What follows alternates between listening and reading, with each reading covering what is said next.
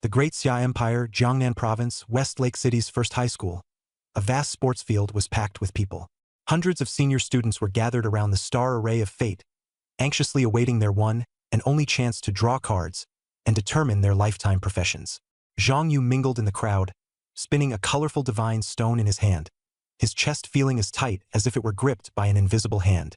After living in this world for years, he was well aware of the rules. Upon turning 18, every individual would receive a divine stone, and on this day, the school would collectively place these stones into the star array, a formation set up by an array master for a card draw. The first draw was guaranteed to assign a profession, their first official class change. However, the outcome depended on luck. A good profession could grant you a meteoric rise, while a bad one would doom you to the bottom rungs of society. The strong gained access to more resources and opportunities, while life skill professions, offering no combat abilities or access to exclusive weapons, formed an unbridgeable chasm between them and those on the battlefield. At the back of the line, despite his rigorous training in stamina and combat, Zhang Yu knew that all his effort couldn't compete with a stroke of luck in this draw. There were previous examples. Some students at the bottom of the rankings had drawn wizard cards and soared to prominence, while others, top of their class, had drawn mundane professions like auto repair and never saw their potential realized. Zhang Yu, with his history of bad luck, dreaded the prospect of drawing a trash profession and being left behind by the dazzling opportunities in this world. A girl in front turned and playfully tapped his head, teasing him with a smile. Nervous. It was Li Qinger, Zhang Yu's sole friend at school, and a second-generation wealthy girl under the influence of the prominent Wang family in West Lake City. Zhang Yu smiled back. A little, as long as it's not a life skill profession. Li Qinger laughed. If I draw a healer, I'll take good care of you, dummy. Zhang Yu countered with a grin. And if I draw chef, can I be your personal cook? She immediately agreed, even promising to pay him a high salary. Before their banter could continue, an angry voice interjected. Wang Hu approached them with a sneer. As the youngest son of the Wang family and an admirer of Li Qinger, Wang Hu couldn't tolerate seeing her get close to Zhang Yu. The sight made him burn with envy. As Li Qinger frowned and retorted, Wang Hu arrogantly declared, "He's just a commoner. Even if he draws a combat profession, he has no resources to make it useful. Stay away from him, lest it diminishes your status." Zhang Yu held back Li Qinger with a soft whisper. "The draw is starting." Li Qinger huffed coldly, subtly warning Wang Hu that he'd pay after graduation. Wang Hu feigned a smile, but his stare at Zhang Yu was venomous, as if etching his face into memory. On stage, Principal Ning Zhao called out names through a loudspeaker, summoning students one by one to the array. The luck of those ahead wasn't great. Professions like barber, auto repair, and chef, all life skill classes. Some muttered mantras of fate and guidance, only to end up with chef cards, leaving them sullen and silent. Waves of tension rippled through the crowd, as everyone dreamed of drawing the card that would change their lives. Finally, Ning Zhao called Wang Hu's name. Wang Hu threw a challenging glance at Zhang Yu before striding confidently onto the platform and tossing his divine stone into the star array. Cards spun within the array, glowing as they shuffled. Suddenly, a golden card emerged, depicting a mage wielding a staff. The crowd erupted in commotion. Wang Hu smirked triumphantly while Zhang Yu's heart sank. Seeing such a powerful profession fall into Wang Hu's hands meant even more resources and an even greater imbalance tipping in his favor. The air on the field grew sharp with tension, like a knife slicing through the heavy atmosphere, as envy and resentment played across the faces of the students. The golden card dissolved into a streak of light, merging into Wang Hu's body. In the very next moment, a second divine stone materialized in his hand. The entire field exploded in shock. It was a golden card, and the very first golden card of the day, granting Wang Hu the high-damage fire mage class. Bursting with pride, Wang Hu laughed as he threw the second divine stone into the array. Once a profession was determined, the array would only produce items related to that class. This time, Wang Hu pulled a simple white staff, but he didn't care. Wealthy people like him only valued the profession itself. Item draws were of little consequence to them. As Wang Hu passed by Zhang Yu, he mockingly ran a finger across his neck in a taunting gesture. Li Qinger, irritated, comforted Zhang Yu. "Don't worry, he only got lucky." Zhang Yu gave a bitter smile. "I'm not exactly known for my luck." Li Qinger appetzte jetzt confidently. "Relax. If he dares trouble you, I'll have your back." When Ning Zhao called out Li Qinger's name, she flashed Zhang Yu a wink before skipping toward the array. The formation burst into golden light, and golden willow branches grew around the area as a shimmering card floated upward. A goddess of elves graced the card's design. Li Qinger had drawn the elf saintess profession. The crowd erupted again. Another golden card. This was a rare support class no one had seen in the school for a decade, and it was exceedingly rare even in Westlake City. Speculation immediately began about whether this would make the news by tomorrow. The array flickered with multicolored light, dropping a second divine stone. Li Qinger drew from the array again, and once more, golden light shone forth. This time, a radiant gold staff emerged, its light exuding a comforting warmth over the crowd. The array master smiled and congratulated her, explaining that while it wasn't an exclusive weapon, obtaining a golden item early on was already highly fortuitous. Li Qinger grinned from ear to ear, clutching the staff as if it were the happiest moment of her life. Just then, Wang Hu swaggered over to Zhang Yu, narrowing his eyes maliciously. The laughter echoed. Zhang Yu, Qinger is already a rare support role. She's bound to be snatched up by the major guilds. Your life-bound profession is a whole different level from hers. Zhang Yu replied calmly, I haven't drawn yet. Wang Hu sneered, emphasizing the high probability of drawing a life-type profession, indirectly mocking Zhang Yu's chances of getting a combat class. Zhang Yu ignored him, stepping forward to place his godstone into the Destiny Star array. The cards began to spin rapidly. Suddenly, a blinding red light erupted, accompanied by a thunderous sword hum and sharp sword energy sweeping across the surroundings. Ning Zhao was dumbfounded. Red? It's actually red. Red light signified a hidden class, something with less than a 1 in 10,000 chance of being drawn. As the red light faded, a figure of a swordsman, standing tall while wielding a sword in the air, appeared on the card. The emergence of a hidden class silenced the entire crowd to the point where one could hear their own heartbeat. Sword Array Master, unique. As these 4 words emerged, the scene erupted in chaos. Even first and second-year students charged out of their classrooms, forming a circle to witness the astonishing sight. A unique hidden profession? Someone shouted. Everyone understood what this meant. Zhang Yu was the only person in the entire world with this role. Whether strong or not, the rarity alone was enough to leave everyone flabbergasted. Before Zhang Yu, the magic formation condensed another godstone. The array master trembled with excitement as he spoke. Never in my life did I imagine I could witness someone drawing the unique hidden profession from my array. Quick, while your luck holds, go for the second draw. Zhang Yu didn't hesitate and tossed the stone into the array again. Another burst of red light. Dark clouds loomed over the sky, and dazzling sword lights danced wildly. When the card came out, it was the same swordsman standing in the air, but this time he had no weapon in hand. The array master cried out suddenly, Constellation! It's a constellation! Principal Ning Zhao was so overwhelmed he fainted on the spot. The teachers panicked. The principals passed out. Call the school doctor now. Students, on the other hand, were in an uncontrollable uproar. The array master explained the card drawing rules. If the same profession was drawn again, it wouldn't be wasted but would turn into a constellation, adding bonus attributes or special skills to the cardholder. Each profession could have up to 6 constellations, but most people wouldn't even achieve one in their lifetime. To see someone like Zhang Yu consecutively hitting hidden class draws was absurd beyond all reason. Quick, draw again. If you get the exclusive weapon, you'll be a national treasure. The array master's eyes were bloodshot as his voice trembled. Zhang Yu, although slightly dazed, instinctively tossed another gifted godstone into the magic array. Boom!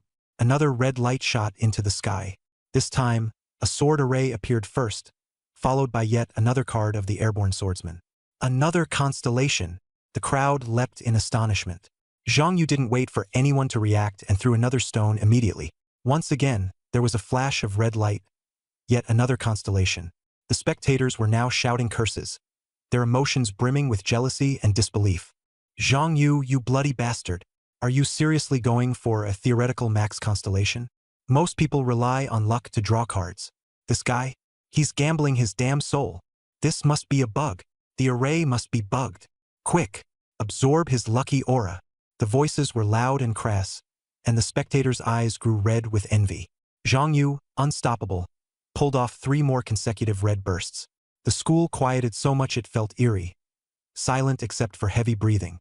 In a single drawing session, not only had he acquired the only hidden profession, but he had also maxed out the constellations for that class. There wasn't a single precedent in thousands of years of history that could compare to this terrifying luck. Someone muttered in a daze. He's like heaven's chosen child. The array master was already convulsing on the ground, frothing at the mouth. The principal still hadn't regained consciousness. Zhang Yu himself felt something odd, like he was gambling away his very life essence. But his hands didn't stop moving. He had one final gifted godstone left.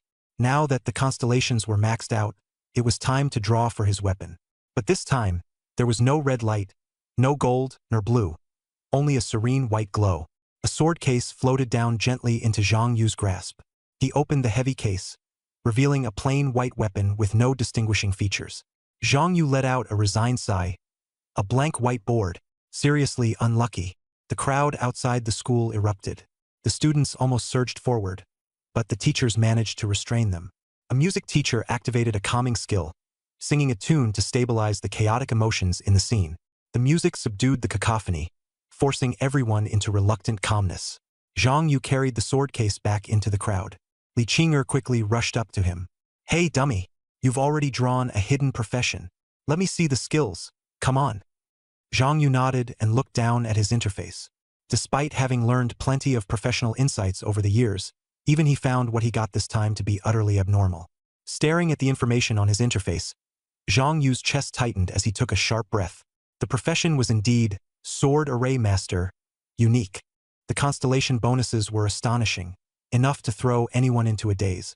Calmly analyzing it, Zhang Yu came to terms with how rare this was. Most people would never see a maxed-out class in their lifetime. This kind of miraculous fortune was almost unbelievable. The profession panel showed unusually high mental capacity compared to other stats, indicative of a magic-leaning class. However, the presence of strength attributes suggested it could combine ranged sword manipulation with close combat dueling. Even stranger was the inherent talent of critical rate and critical damage boosts, something Zhang Yu had never heard of in all his studies. The skill descriptions confirmed the class revolved entirely around the sword array, making it the core of all future strategies. Zhang Yu didn't rush to activate an array. Instead, he tested out the sword-wielding skill first. Opening the iron sword case, a steel longsword flew out, and the training field immediately exploded in uproar. The pot boiled over. Someone exclaimed, "Sword immortal," while others, envious, cursed out loud. Zhang Yu noticed the attributes of the flying sword. An ordinary iron longsword, attack power 10, very average. But the sword case changed from 1 out of 10 to 0 out of 10, which meant it could hold 10 flying swords and allow him to control up to 10 at once. The key was that his second life seat allowed him to create sword formations and control flying swords without expending mental energy. Normally, a beginner could control at most one flying sword, and the mental energy consumption was enormous. But this one special privilege multiplied his initial combat power several times over. Thinking this, he cursed internally, "Freakish." Lin Qing'er, standing nearby, urged him, "Stop spacing out. If you can control it, show us." With just a thought, the flying sword began circling Zhang Yu at high speed. The speed was incredible, and the reaction time felt as seamless as moving his own hand, with almost no lag. Testing its range, he found that the boundary was about 100 meters, roughly the same as the radius for his sword formation. After retrieving the sword into the case and strapping it to his back, the 10 points of strength made it almost imperceptible to carry. He recalled the vision he saw during the card draw. In a desolate expanse, millions of abyssal army soldiers were annihilated by a rain of descending swords. In that moment, he suddenly understood, when he became stronger, he could become a force capable of standing alone against an entire nation.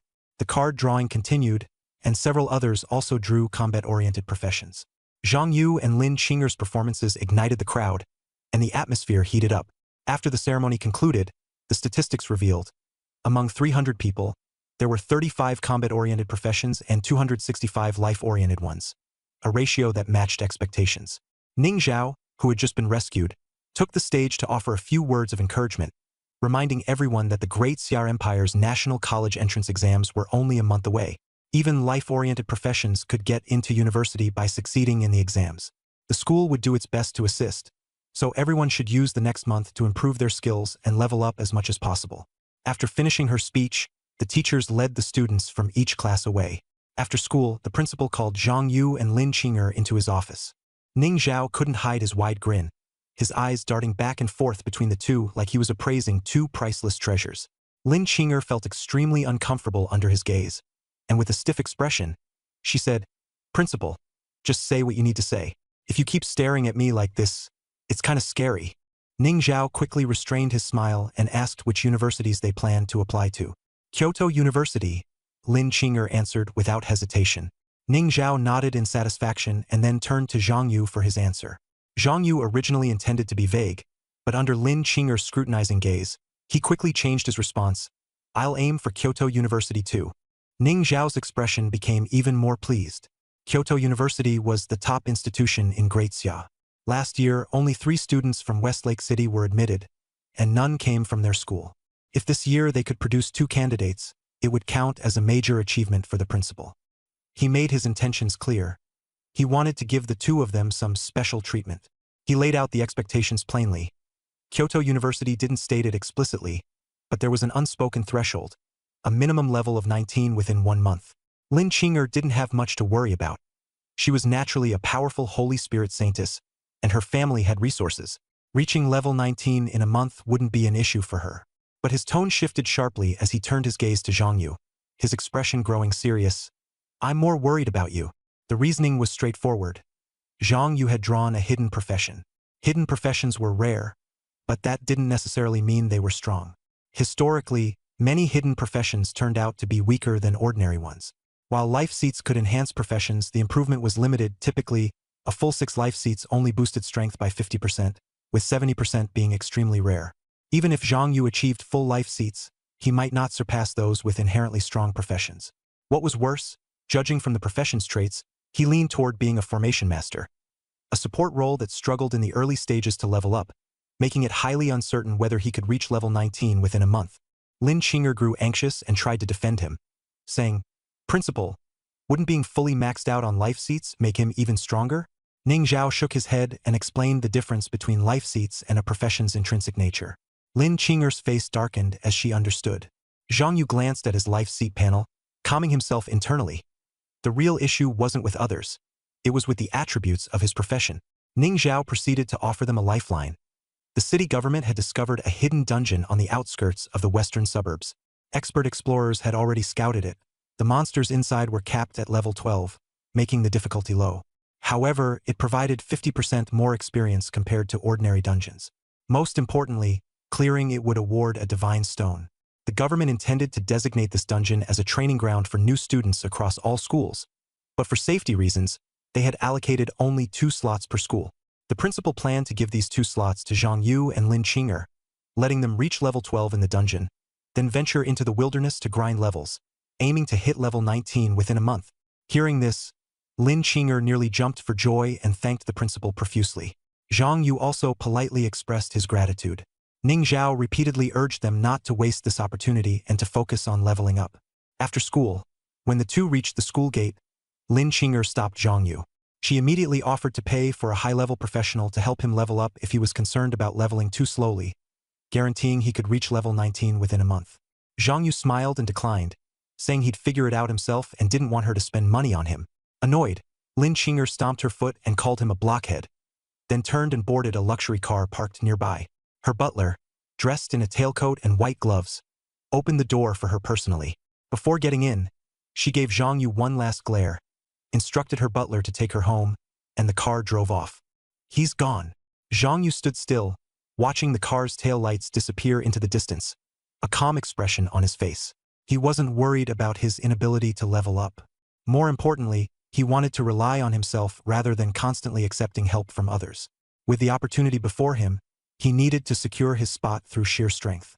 Zhang Yu clearly understood the importance of accumulating practical combat experience. Jing University was the top university in Daxia, with millions competing for admission every year, yet less than 300 were accepted. High level alone wasn't enough. Without comprehensive skills, there was simply no chance. After parting ways with Li Qinger, he didn't return to his grandmother's house but instead headed straight to a weapons shop in Westlake City. Gritting his teeth, he used up all the pocket money he had saved for 3 years, buying 9 common iron swords to completely fill his sword case. Additionally, he purchased a damage-testing wooden dummy and found an open piece of land to practice. Just as he raised his hand to summon his flying swords, a mechanical voice suddenly echoed in his mind. Detected that the host has chosen the profession of sword formation master. Achievement system is now activated. Ding. Detected that the host has achieved the divine level achievement, max luck in 1 draw. rewarding awakening of the unique divine level talent. Congratulations to the host for awakening the unique divine level talent. Absolute luck, level 1. Ding. Detected that the host has achieved the divine level achievement, Sword Immortal, rewarding awakening of the unique divine level talent. Congratulations to the host for awakening the unique divine level talent. I am the Sword Immortal, level 1. He was stunned, quickly checking the attributes of his talents. Absolute luck, level 1 max luck when drawing cards, limited to 10 times per month. I am the Sword Immortal, level 1 all damage is increased tenfold. After reading these abilities, Zhang Yu couldn't help but curse on the spot. Tenfold damage was reliable and purely violent. He could crush opponents with overpowering force. Even someone 10 levels higher might not withstand a single sword strike. However, the truly ridiculous ability was absolute luck. What was the most valuable thing in this world? Drawing cards. Money, skills, equipment, many top-tier items relied on luck in draws. Having 10 max luck draws per month meant that as soon as he acquired a divine stone, he could easily summon a special legendary weapon. Within a few months, he could max out his equipment, obtaining items that others might never acquire in a lifetime. It was unthinkable. Once he regained his senses, the first thing Zhang Yu wanted to test was his damage output. He placed the wooden dummy in the center, set up a sword formation, and unleashed a flying sword. A single sword struck the wooden dummy, minus 546. Seeing the number displayed, Zhang Yu inhaled sharply. Based on data he knew, an early-level fire mage's fireball at level 1 only caused around 20 damage, while his single attack far exceeded that range. With just a few mental energy points consumed, his normal attack was equivalent to a level 10 fire mage's fireball damage. What's more critical was that the damage-testing wooden dummy had almost no defense. In actual combat, a mage's damage would be reduced due to resistance, but his sword damage was true damage, completely ignoring any defense. Go! His expression darkened as he simultaneously controlled 10 flying swords to strike. The numbers displayed above the wooden dummy exceeded 5,000, causing Zhang Yu's eyebrow to twitch. The textbooks were clear. The health of bosses around level 10 was typically between 10 to 20,000. With his damage output, he could take them down in just a few hits. What made it even scarier was this: he was level 1, and these were just common iron swords. He couldn't hold back another curse. Insane. This is absolutely insane. After stowing away the wooden dummy, Zhang Yu carried his sword case and returned home. In the living room, his aunt Zhang Yuya was doing yoga. Seeing him enter, she smiled and greeted him. She was 4 years older than Zhang Yu, had just graduated from college, and was currently unemployed, staying at home. She was attractive, with a slightly round face, a beauty mole beneath her left eye, and a great figure that had drawn significant attention back during her university days. Zhang Yu's parents, the previous host's parents before he transmigrated to this world, had disappeared during a dungeon raid. Ever since then, he had lived with his grandmother. Now, this household only consisted of his grandmother, his aunt, and himself. Dinner time, kids! His grandmother entered the living room with a pot of chicken soup, placing it on the long table and calling cheerfully. His aunt reached out to grab a drumstick, but the grandmother smacked her hand lightly with a pair of chopsticks. Go wash your hands first. Pouting, the aunt obediently went away. Zhang Yu, who had just sat down, also earned a sharp glare from his grandmother. You too! Embarrassed, he chuckled and followed his aunt to wash up before returning to the table. Halfway through dinner, his grandmother suddenly asked, Yuanzi, isn't today your card-drawing day? What profession did you get? Zhang Yu replied, Grandma, it's a combat profession. Her face immediately darkened. Zhang Yu wasn't surprised. Ever since his parents' disappearance, his grandmother had despised combat professions. Sensing the tension, his aunt hurriedly put down the drumstick and tried to appease her. Mom, getting a combat profession is a good thing. With a good university and a decent income later, isn't stability guaranteed? Zhang Yu nodded to support her. That's right, Grandma.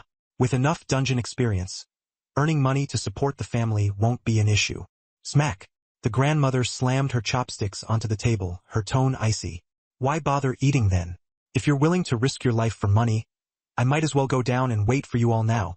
She stood abruptly and stormed into her room, slamming the door shut with a loud bang. The sudden tension left the living room. The room was so quiet it felt suffocating. It was Zhang Yu's first time seeing his grandmother so furious. Unable to help himself, he whispered to his aunt, Auntie, can't combat professions do life-related things? Lowering her voice, his aunt waved a hand dismissively. Don't think that way. Let me tell you, your grandma was an elite in the military when she was young. When your sister got a combat profession, she was so thrilled she held a banquet for 3 days straight. But when I drew the singer profession, her face was long for 3 whole days. Her eyes sparkled with a trace of amusement, yet her tone held a faint note of helplessness. Zhang Yu froze for a moment. His aunt leaned closer, her curiosity intensifying. So, what did you draw? Warrior or mage? Carrying that metal case, you look like a support type. Hidden profession, sword array master. Zhang Yu replied. Hidden profession? His aunt's eyes lit up, and she exclaimed with envy, You're so lucky. Is it strong? Very strong, he confirmed. Then that's great. His aunt instantly grew excited and began peppering him with questions about his profession's details. The heavy atmosphere from earlier dissipated under her continual exclamations of, amazing. That night, the two of them stayed up chatting, her words of praise filling the late hours. The next day, Zhang Yu casually picked up a badge, and its attributes immediately appeared before his eyes. Imperial First Class Merit Badge, Accessory Strength plus 100, Agility plus 100, Spirit plus 100, Constitution plus 100, Damage Reduction 10%. Usable at level 1. Note: awarded to heroes who have made tremendous contributions to the Empire and its people. Staring at the name, Zhang Yu was utterly stunned. First-class merit? That was an honor reserved for war god-level figures. There was a saying in the Great Xiar Empire. First-class merits are earned with blood, second-class with injury, third-class with sweat, and first-class is written in legends with blood and glory. His mind went blank. Grandma is a war god? Holding the badge, Zhang Yu walked into the living room. His aunt, wearing pink slippers, was munching on a pancake while drinking porridge. When she saw him, she teased, Oh, look who's up early today, lucky dog. Ever since discovering that Zhang Yu had drawn a top-tier profession, she had swapped out Yuanzi for lucky dog when referring to him. From the kitchen, Grandma poked her head out, glanced at him and came out with freshly cooked pancakes and porridge. Receiving the breakfast she handed him, Zhang Yu's voice trembled slightly. Grandma, is this badge yours? His grandmother's expression was calm and unfazed. That's all in the past and not worth mentioning. Eat your breakfast and focus on improving your level. Don't embarrass our family. Her words were sparse but carried an indisputable authority. Zhang Yu, feeling emotional, pressed on. Grandma, does this mean you approve of me becoming an adventurer? Grandma responded matter-of-factly. With your profession and talent, stopping you would be the greatest betrayal to the country and its people. Her statement was delivered with the finality of a verdict. It didn't leave room for doubt. Hearing this, Zhang Yu's aunt grinned and chimed in light-heartedly, instantly relaxing the mood. However, under the table, that first-class merit badge exposed their family's illustrious history. Patting her chest, his aunt laughed. I told you so. Our moms all bark and no bite. You go and adventure, and leave taking care of the old lady to me. Me! Grandma shot her a cold glare, instantly silencing her. She turned to Zhang Yu. Go on. The bus from your school that's picking you up is waiting outside. Eat up quickly and leave. Her tone shifted to a stern warning. If you fail to get into Kyoto University with this profession, I'll break your legs. Zhang Yu immediately stood at attention and saluted. Yes, Commander. Swinging his sword case onto his back, he stepped out the door. Before boarding the school bus, he opened his panel to check his stats. The panel displayed, Name Zhang Yu, Profession, Sword Array Master, Unique, Level, 1-0%, Strength, 110, Agility, 105, Spirit, 130, Constitution, 105. Class Specials, Critical Hit Rate 10%, Critical Hit Damage 100%. Talents, Absolute Luck Level 1, I Am a Sword Immortal Level 1. Equipment, Iron Sword Case, 10/10, Imperial First Class Merit Badge. Skills, Sword Array Level 1, Sword Control Level 1. Constellation Seat, 6 constellations. After equipping the Imperial First Class Merit Badge, his stats increased by an additional 100 in all attributes. Such a boost at this stage was equal to what most ordinary classes would achieve at level 16, an explosive advantage. While its utility might diminish in later stages, for now it was staggeringly powerful. Carefully putting the badge away, Zhang Yu boarded the school bus bound for the hidden dungeon in the western suburbs. Westlake City had 8 high schools, and each school was allotted a few spots for leveling opportunities. By the time they reached the dungeon entrance, Over 40 people were already lined up. Among them was Li Qing'er, her expression cold as ice. When their eyes met, she turned her head away, crossing her arms in a show of disinterest. Zhang Yu didn't take it to heart. Walking over, he pulled out an oil-wrapped pancake from his pocket and held it out to her. Qing'er, good morning. Snorting coldly, Li Qing'er refused to take it. I don't want to talk to you, she huffed, ignoring the offering. Zhang Yu laughed lightly. Fine, suit yourself. I haven't really had enough to eat anyway. That seemed to provoke her. With a swift motion, she snatched the pancake from him and muttered under her breath. The dungeon's opening. The teacher suggested forming 5-person parties for both safety and efficiency. I've already assembled ours. 2 fire mages, 1 warrior, plus me. The healer spoke. Once you're here, we can start the dungeon run. Judging by the experience yield of this instance, grinding for a week will take you to level 12. Zhang Yu shook his head. Why are you gathering so many people? The experience will be split among everyone. Li Qing'er rolled her eyes. What? Do you plan to solo the dungeon? Zhang Yu nodded. I can bring only you along if you'd like. Li Qing'er gasped. Are you serious about soloing it? Are you insane? At this moment, Principal Ning Zhao walked over, frowning slightly. Zhang Yu, don't overestimate yourself. While the newbie dungeon isn't difficult, entering alone is still too risky. Li Qing'er echoed with urgency. If you have both healing and DPS, it'll be much safer. What will you do if something goes wrong? Zhang Yu shrugged casually, his tone light. Relax. I'm not dumb enough to risk my life. If it gets dangerous, I'll just back out. Ning Zhao nodded in approval. Good answer. Those who get into Kyoto University are often top-tier talents. If you really believe soloing will be faster, I'll let you try it. Li Qing'er scowled, dissat his feet. Principal, are you just going to indulge this fool? Ning Zhao explained. Zhang Yu has maxed out his constellation system and possesses a hidden class. This dungeon doesn't pose much of a threat to him. If it doesn't work out, he can still form a team later. Though unconvinced and still frustrated, Li Qing'er relented and stopped protesting. Zhang Yu turned to her once more. Qing'er, if you're willing, I can make an exception and take you along with me. Li Qing'er huffed. Who cares? I'll find my own group. Without another word, she turned away, clutching her packed pancakes, and joined a pre-assembled party, heading into the dungeon together with them. Watching her retreating figure, Ning Zhao chuckled softly. Ah, to be young. Then, shifting his attention back to Zhang Yu, he spoke seriously. Zhang Yu, remember to proceed with caution. Don't act recklessly. Placing a firm hand on Zhang Yu's shoulder, Ning Zhao lowered his voice. I can tell that girl has feelings for you, but there's more to her background than you imagine. If you want to be with her, you'll need to put in a lot more effort. Zhang Yu gave a faint nod and replied, Thanks, Principal. Without further ado, he turned around and stepped into the hidden dungeon alone. Outside the dungeon, several principals from rival schools noticed Zhang Yu entering the instance by himself and hurried over, eager for gossip. Old Ning, is that kid Zhang Yu? Is he really going to solo the dungeon? First High School really hit the jackpot this time. A rare support role and a maxed-out hidden class. This year, you might just secure 2 students bound for Kyoto University. Why don't we ever draw that kind of luck for our school? The wave of compliments made Ning Zhao grin from ear to ear as they praised his students.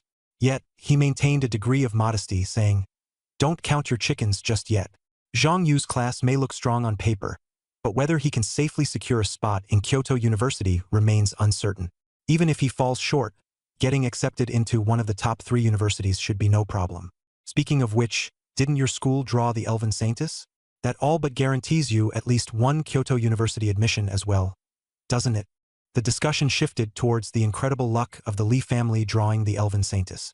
The conversation spiraled further, touching on news of a level 70 boss appearing in the Abyss, which had taken out several Vanguard teams. Between banter, competitiveness, and envy, the group exchanged lively remarks.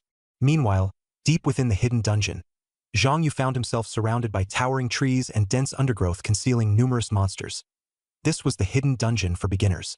For Zhang Yu, it was his first time in a setting of this nature, and his eyes glimmered faintly with intrigue. Suddenly, a frenzied rabbit leapt out from the thicket. Zhang Yu wasted no time. He unleashed his sword array. With the opening of his sword case, a single iron sword shot forth, piercing the rabbit cleanly. Successfully killed frenzied rabbit. Experience plus 2. A cascade of system notifications flashed before him, momentarily catching Zhang Yu off guard. He quickly realized what was happening. It was the splash damage effect of his fourth constellation trait in action. Sword Embryo, constellation for when a target is struck within the sword array. All other enemies within the array suffer 10% splash damage.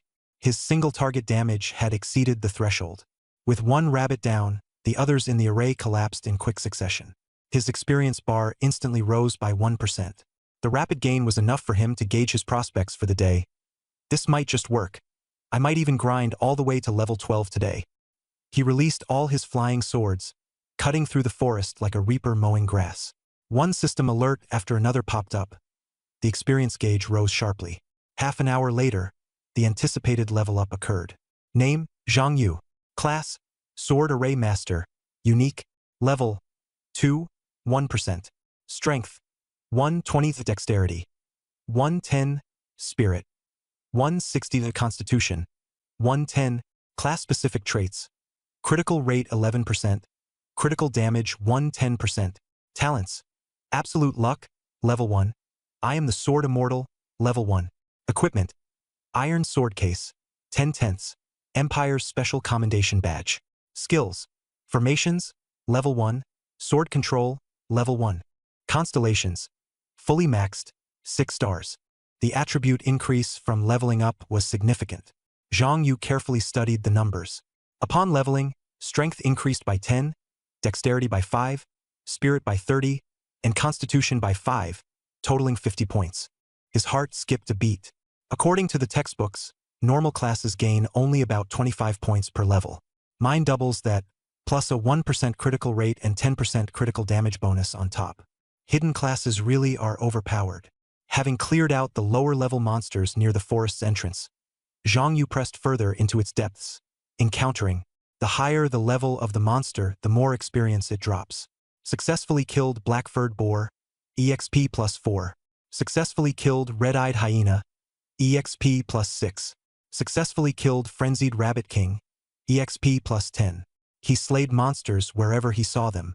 Entire groups were cleared as if they were nothing but overgrown weeds. The respawn rate of monsters in the dungeon couldn't keep up with his pace. In less than an hour, a pillar of light erupted from his body, illuminating the shadows in the forest. He had leveled up again. Strength plus 10, agility plus 5, constitution plus 5, spirit plus 30, critical rate plus 1%, critical damage plus 10%. Skill proficiency increased. Sword formation, level 2. Deploy a sword formation. Continuously drains spirit. Within a 20-meter radius, critical damage increases by 110%. Sword command, level 2. Control flying swords for aerial attacks. Power depends on the quality of the sword, spirit, and skill level. Zhang Yu paused for a moment, his eyes locking onto a level 5 Frenzied Rabbit King nearby. A flying sword tore through the air, piercing directly through the Rabbit King. 1579 damage. A series of kill notifications popped up so fast that he couldn't even catch how the monsters had died. More successfully killed messages flooded his screen. Staring at the damage number, Zhang Yu's pupils contracted. A single flying sword dealt 1579 damage. 10 swords would be 15,790. Did this mean he could one-shot a level 10 boss? He was only level 3, wielding basic white-tier weapons, and his skills weren't particularly advanced.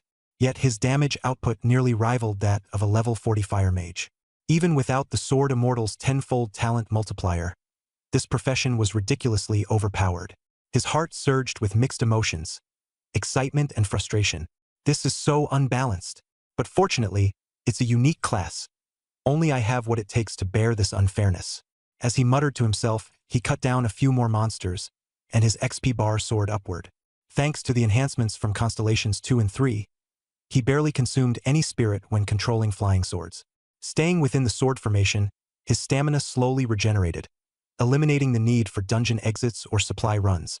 This saved him a substantial amount of time for leveling. At this rate, hitting level 12 and clearing the dungeon by the end of the day wasn't a pipe dream. Outside, many students had already exited the dungeon for supplies. Hidden dungeons offered more experience but were also teeming with more ferocious monsters. For an average group, killing a few dozen frenzied rabbits in 2 hours was considered an achievement. A few school principals had set up tables by the entrance, spectating the students' performances and exchanging comments. One of our students, Sun Li, has reached level 2 in 2 hours. There's a good chance he'll hit level 4 today, one principal said. Wang Bin's progress is just shy of level 2, but he's likely to land a spot in a decent 211 university, another remarked. Principal Ning Zhao's gaze remained fixed on the dungeon entrance.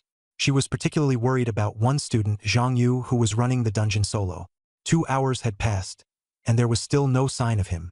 Her anxiety only deepened. Li Qing'er ran over, wiping sweat from her brow. Principal, has Zhang Yu come out yet? Ning Zhao shook her head. Not yet. Let's give him a bit more time. The government hasn't detected any deaths in the dungeon. As they were speaking, a stern command suddenly echoed from outside. Maintain order. A squad of heavily armed government soldiers charged in, sealing off the dungeon entrance. The students who had been resting outside were thrown into chaos, and the principal's faces turned grave.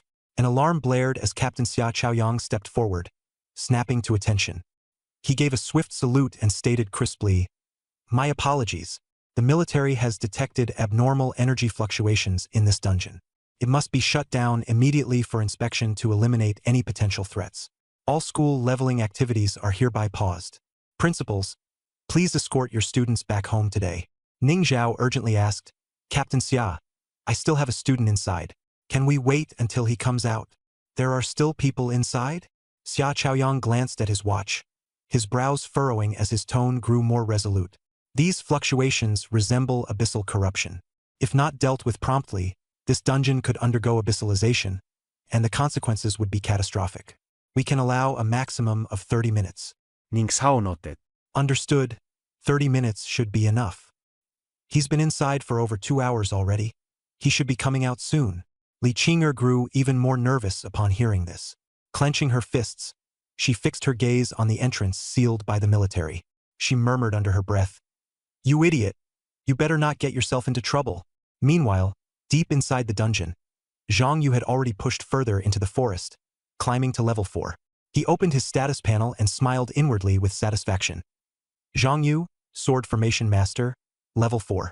His strength, agility, spirit, and constitution were all impressive, and Constellation 6 granted him splash and true damage that bypassed defenses.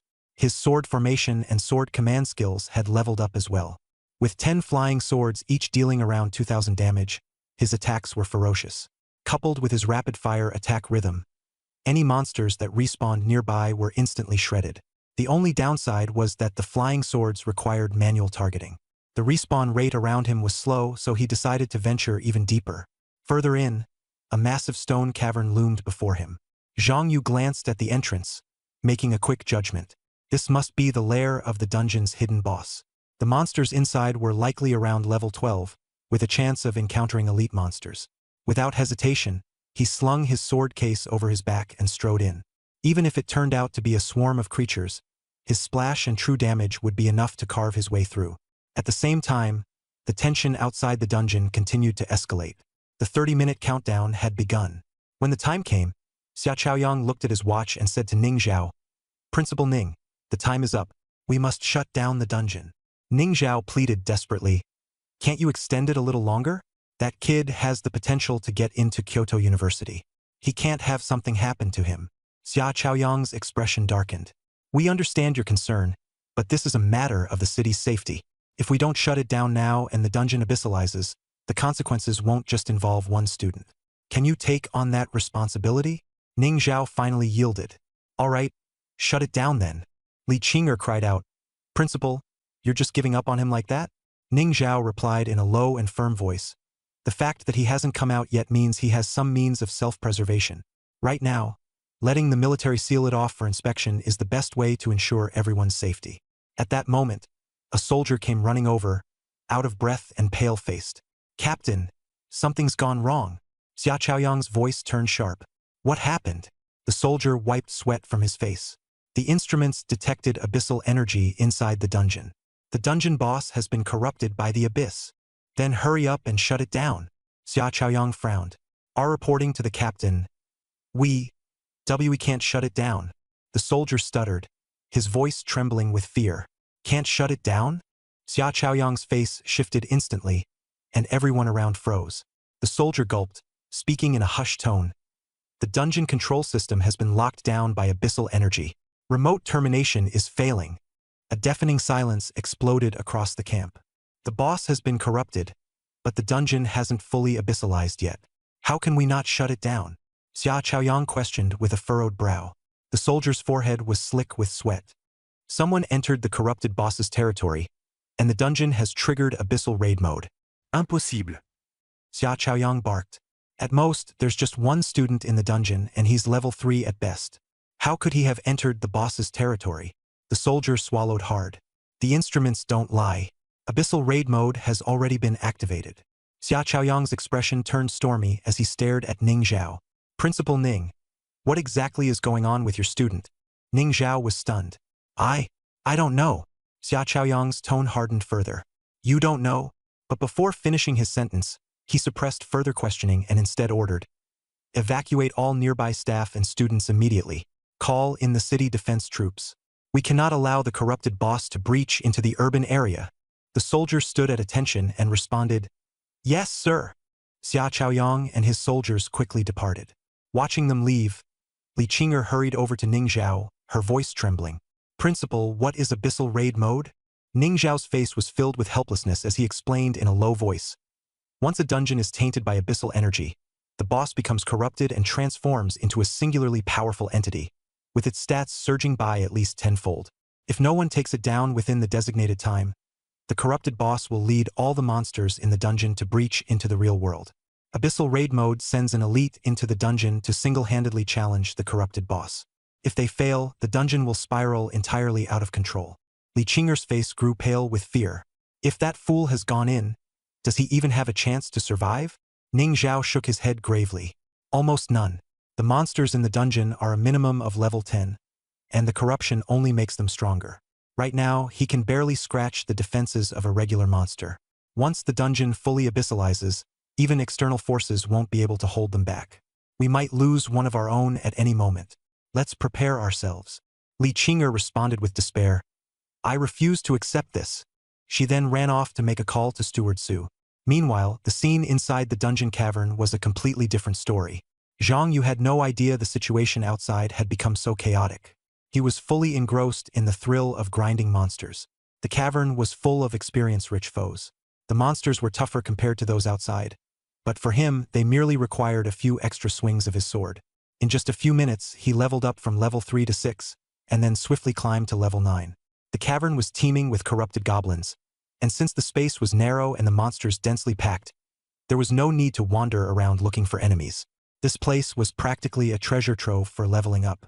Sitting on a smoothed-out rock, Zhang Yu munched on dried meat sent by his grandmother while controlling his flying swords to slice through wave after wave of monsters. He had been in the cavern for 5 hours, completely absorbed in the satisfaction of leveling up and collecting loot, utterly unaware of the fear and high-stakes drama unfolding outside. Still a little low on energy, Zhang Yu's growling stomach prompted him to gnaw on more dried meat. Dried meat is great, but it's too dry. I should have brought some water, he mumbled under his breath. Before the words left his mouth, 10 flying swords simultaneously shot forward, piercing through the corrupted giant shaman who was in the middle of chanting a spell in the distance. A prompt immediately sprang up. Asterisk successfully killed corrupted giant shaman. Experience plus 1,200. Successfully killed corrupted goblin. Experience plus 200. Successfully killed corrupted elite goblin. Experience plus 300. Asterisk. The next moment, a golden glow erupted from within him. Zhang Yu had reached level 10. He casually wiped the grease from his hands onto the dissipating remains of the giant shaman's robe before pulling up his attribute panel to take a look. The panel displayed, Name Zhang Yu, Class Sword Array Master. Unique, Level 10, 2%. Strength 200, Agility 150, Spirit 400, Constitution 150. Critical rate 19%, Critical damage 190%. Talents. Absolute Luck Level 1, I am the Sword Immortal Level 1. Equipment. Iron Sword Sheath, 10 out of 10. Empire Special Medal of Merit. Skills. Sword Array Level 3, deploy a sword array, continuously consuming spirit power. Increases critical damage by 120% within a radius of 30 meters. Sword Control Level 3, wield flying swords for attacks. Power determined by sword quality, spirit power, and skill level. Destiny Constellation, 6-star. Both Sword Array and Sword Control are now at Level 3. My damage output has risen again, he murmured to himself. Raising his hand, a flying sword shot towards a corrupted goblin. Numbers appeared above its head. Minus 3,836. The goblin fell. He wasn't surprised.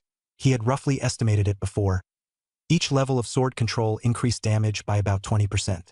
Combined with the enhanced spirit power and critical stats from leveling up, his overall damage boost was around 30%. Now he hesitated no more, lifting his head to look deeper into the cave. From the moment he entered, he could hear low growls coming from further in, accompanied by heavy vibrations on the ground, creating an oppressive atmosphere. This wasn't a game, death here was permanent. A few years ago, going up against such a boss at level 6 or 7 was no different than seeking death. But now, at level 10, with his damage per second DPS nearing 40,000, as long as his execution was steady, he had the courage to take it head-on. Besides, with his 6-star Destiny constellation, his sword array could ignore enemy defenses. Against him, the boss's defenses were just a facade. He advanced deeper into the cave, and before long, a tremendously exaggerated monstrous figure appeared before him. A cyclops, towering at 10 meters tall, its entire body dark purple-black, bulging with muscles, covered in wart-like rock protrusions akin to demonic armor. It stood in the middle of the cave, emanating a malevolent aura that sent shivers down one's spine. Zhang Yu's gaze fell upon its single eye, and an icy chill ran down his back. Corrupted Cyclops King. Is this really just a level 12 boss? Zhang Yu almost doubted he had entered the wrong area. But the Cyclops had already noticed him, its eye brimming with malicious intent, fury surging as it let out a deafening roar. Boom! The shockwave made the walls of the cave tremble, nearly knocking Zhang Yu off balance. He lacked a detection skill and had no choice but to engage head-on. 10 flying swords shot out, piercing straight toward the chest armor of the Cyclops King. The Cyclops King's chest plate shattered, blood splattered, yet it did not fall. Not dead. Zhang Yu froze. This was his first time witnessing a creature survive 10 swords through the chest. The Cyclops grew even more frenzied, grabbing a massive spiked club nearby as it charged. Each step it took sent tremors through the ground. Zhang Yu hurriedly released another volley of 10 flying swords. Still, the Cyclops remained standing. Zhang Yu's brows furrowed as he retreated and recalled his swords. Though the Cyclops King was covered in blood, its movements became even more agile, eyes filled only with a mad thirst for bloodshed. It raised its spiked club, as though intending to tear the shadows of the cave apart. Zhang Yu stood firm, his sword array gradually unfolding, draining his spirit power. He knew that from this moment, only 2 outcomes remained: walk out alive or never leave. His hands clenched slightly, his objective clear: bring down this monstrosity. The speed was anything but slow. Within a few steps, it closed the distance, bringing the spiked club crashing down. Bang! Zhang Yu sidestepped with a leap, narrowly evading the blow, though the ensuing shockwave sent him flying back, slashing his health bar by more than half. Such high attack power! He gritted his teeth, eyes fixed on the Cyclops King. He knew full well, one more hit and it would be over.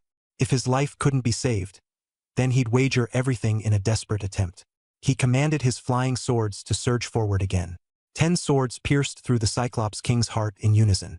The monster let out a blood-curdling scream before collapsing with an earth-shaking thud. Successfully slain, corrupted Cyclops King. Experience plus 10,000. A beam of golden light surged into Zhang Yu's body, instantly leveling him up to level 11. Ding! Host has achieved the milestone, first encounter with the Abyss, rewarding the awakening of an advanced talent. Congratulations to the host for awakening the advanced talent. Abyssal Eye. Abyssal Eye can detect targets up to 50 levels higher than yourself. Before Zhang Yu could even glance at his updated stats, a treasure chest materialized beside the Cyclops King's stone couch. A treasure chest. His eyes lit up as he rushed over to open it. Acquired. Beginner Skill Scroll X1. Acquired. Divine Stone X1. Acquired. Class-specific Skill Scroll X1. Zhang Yu wasted no time tearing open the beginner skill scroll. A light orb enveloped his body. Acquired skill. Poison Resistance. Level 1. Poison Resistance. Level 1 grants 10% resistance to poison effects. Not bad. Next, he used the class-specific skill scroll. Acquired skill. Sword Array Space. Passive. Sword Array Space. Passive allows storage of sword sheath and flying swords within the sword array space, accessible at any time while inside the array. Zhang Yu frowned and tried to test it. In the blink of an eye, the sword sheath on his back and his flying swords disappeared into the sword array space. He felt a tinge of disappointment. Greater competitiveness would be compromised. How could he possibly let such a thing happen? Zhang Yu, on the other hand, was still utterly confused. He scratched his head in puzzlement as he watched the two of them negotiating like it was some critical matter. He had no idea that he had become the coveted prize in their contention. He just felt that the two adults might be blowing things out of proportion. Clearing his throat to break the awkward atmosphere, he said, "You two. How about you take me out of the equation and talk this over? I've got some things to take care of. We'll only tarnish the school's reputation." Xia Chaoyang quickly waved his hand to calm the situation. "Old Ning, don't get so worked up. Joining the military is still contributing to the nation. You should think on a larger scale." Ning Zhao sneered, "Don't spout that nonsense.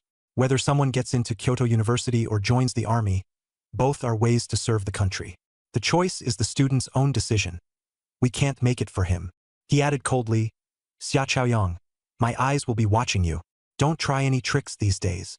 Xia Chaoyang smiled and assured he wouldn't force anyone, but Ning Zhao could see through his expression. He hadn't given up at all. After speaking, Xia Chaoyang threw Zhang Yu an ambiguous smile and left with his men. The atmosphere around Zhang Yu eased immediately. Li Qing'er ran over, handing him a bottle of high-grade healing potion while apologizing softly. "This is mine, here, take it first." Zhang Yu looked at the potion, which cost a hefty 100,000 on the market, and his lips twitched. "I'm fine now. This stuff is so valuable that even level 60 adventurers wouldn't use it recklessly. Can I sell it? I'm short on money lately." Li Qing'er's face instantly turned red. She felt both angry and wronged. "You?" Her clenched fist raised halfway before lowering again. Fearing he might indeed be hurt, she gritted her teeth and said, "Fine. Do whatever you want. I don't care anymore." Then, she turned and headed toward Butler Su. "Kinga, wait."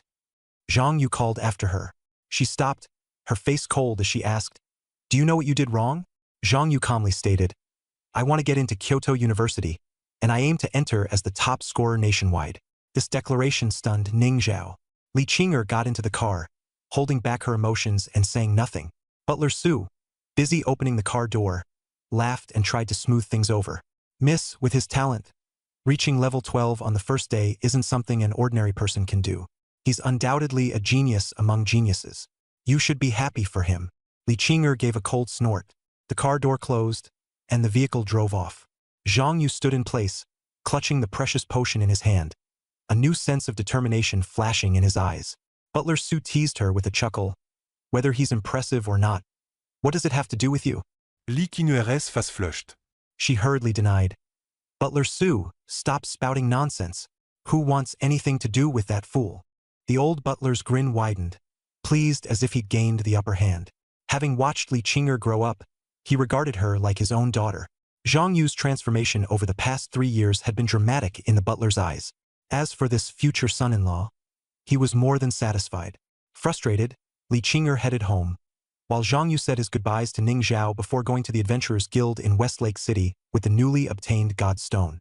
In the Xia Empire, anyone in combat professions would typically register with the guild. Only after registering could they take on missions and earn rewards. However, Zhang Yu wasn't there to take on a mission today. He was there to use the Destiny Star Array for a card draw. The guild had individual rooms for this purpose. Previously, people had to draw cards in the main hall, making anyone who got something valuable a target. Some were even robbed after leaving the premises. To address privacy and safety issues, the guild eventually created private rooms, each equipped with a Destiny Star Array, though using it came at a cost 1,000 credits per use. After registering and explaining his purpose, Zhang Yu was soon led into a small private room. The city guild setup was simple. The room contained only a chair, a storage table, and a screen. Placing his palm on the scanner, he unlocked the room, and the screen lit up. Initially, Zhang Yu had planned to sell a few items to gather funds. The high-grade healing potion from Li Qing'er was placed in the consignment area. He murmured to it, "Rich girl, I'll borrow this from you for now and pay you back later." Then he opted for direct sale. The guild offered 80% of its value immediately, transferring the money instantly. The screen flashed, reflecting a credit deposit of 80,000. Zhang Yu glanced at the number and muttered, "What a rip-off! 2 grand gone in a blink." Still, he knew that liquidating the potion instantly outweighed its worth. Without delay, He spent 1,000 credits to purchase a single use of the Destiny Star array. The storage table illuminated, projecting the small-scale array. Zhang Yu placed the God Stone into it. The stone dissolved into light particles as cards rapidly spun within the array. Red light swirled from the formation as he held his breath, watching intently. The result of the array appeared. A notification popped up. Absolute luck, level 1. Luck max during card draws. Limited to 10 uses per month. Zhang Yu's eyes lit up, realizing just how valuable this talent card was. Soon after, a glowing card depicting a crimson sword emerged from the array and disintegrated into red light. In the next moment, a fully crimson long sword materialized at the array's center.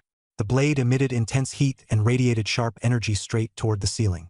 Zhang Yu clenched his fists, feeling both thrilled and tense. This time, he had truly hit the jackpot. The fiery crimson weapon, adorned with dragon patterns on its blade, slowly rose from the array. A formidable aura exploded in all directions, overwhelming the room. Zhang Yu examined the newly revealed stats. Divine Sword, Qi Xiao, exclusive Tier 1. Attack plus 1000, critical rate plus 50%, critical damage plus 200%. Automatically protects the wielder and grants immunity to mind-affecting attacks. No level restrictions for equipping.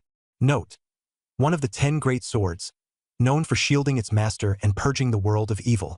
Zhang Yu smirked, his grin tinged with an edge of defiance. The sword, it was pure violence. Forget ordinary equipment. Not even weapons wielded by many god-tier professionals could necessarily compare. Right now, all he held was an iron sword with an attack power of 10. Yet a single slash could deal over 4,000 damage. If he swapped to the Qi Xiao sword, adding a plus 50% critical rate plus 200% critical damage, and the critical-based conversion effect granted by his celestial seat. He roughly calculated in his mind, one casual strike could deal almost 700,000 damage. Level 12. Nearly 700,000 damage in a single hit. This would be considered utterly broken in any system. But this wasn't a game. These were the laws of the real world in play. After his initial excitement, Zhang Yu quickly calmed down. He stored the Qi Xiao sword in his sword array space, keeping it as a hidden trump card. He was determined never to draw it lightly. At level 12, if higher-level professionals were to set their sights on him, having such a treasure would make him an easy target, a glaring beacon of danger. The timeless rule of possessing treasure brings calamity applied no matter the world. Once his emotions had settled, he purchased a map of the outskirts and some rations, stuffing them into his storage space. He sent a quick message to his grandma and aunt, "Not coming home tonight." With that, he turned and left the city. The storage space was a privilege granted after his job class transition and card drawing. Though its capacity was limited, it could hold a decent amount. To expand it, one would have to either upgrade or acquire rare items. For Zhang Yu, it was already sufficient. He had just obtained his first specialized weapon and was filled with motivation. Tonight, he was heading out of the city to level up, determined to channel his excitement into action. Exiting the Adventurers Guild, crossing through the western suburbs, and passing beyond the West City gates, he entered an area marked by the scars of the wilderness. This was his first time getting a close-up view of the wild monsters after transmigrating. The vicious-looking creatures made his skin crawl with just one glance. Many life-class professionals who had never left the city might live their entire lives not knowing what the world outside truly looked like. The monsters near the city outskirts are just low-level ones. If even they look this terrifying, I can only imagine how dangerous high-level monsters must be. He murmured under his breath, though a trace of excitement tugged at the corner of his lips. Pulling out his map, he carefully selected a leveling site and promptly set out. The spot he picked was a goblin-infested area, with monster levels ranging from 15 to 20. Nearby were better locations, some even equipped with resting points established by the government. But those were crowded, teeming with people vying for kills. Zhang Yu deliberately chose this place, infested exclusively with goblins, their numbers vast, densely distributed, and rarely visited by others. Goblins weren't brainless. They could use tools, and more cunning ones even set traps. Many professionals had met their end here, losing their lives alongside their ambitions. The area was dangerous, and the experience reward wasn't unusually high, so players gradually avoided it altogether. It was precisely due to the lack of competition that Zhang Yu could monopolize the experience and keep his abilities under wraps. His current skills alone already looked unconventional. High single-target damage, no mana cost, with splash damage effects. If he killed monsters individually, his power wouldn't stand out too much. But if he fought in groups, he'd become overly conspicuous. He wasn't strong enough yet. Keeping a low profile was always the right choice. Besides, his Celestial Seat level 4 ability granted massive splash damage, allowing him to kill swathes of monsters with a single strike. His leveling speed would skyrocket, so this period of laying low wouldn't last long. Upon arriving at his chosen spot, Zhang Yu set his sights on a goblin roughly 10 meters away. Without hesitation, he activated his new talent, Abyssal Eye. A panel popped up, Goblin Vanguard. Level 15. Strength 220. Agility 30. Spirit 10. Constitution 90. Skill Axe Strike. This level 15 goblin was massive and grotesque, wielding a chipped great axe that looked like it could cleave someone in two. Ordinary detection skills could only reveal the attributes of monsters weaker than the caster, but the Abyssal Eye could reveal the full stats of monsters up to 50 levels higher.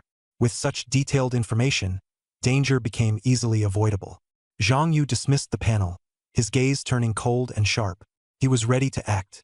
Without his unique talent, Zhang Yu wouldn't even know this goblin's attributes. With a focused mind, he deployed his sword array and commanded his blades.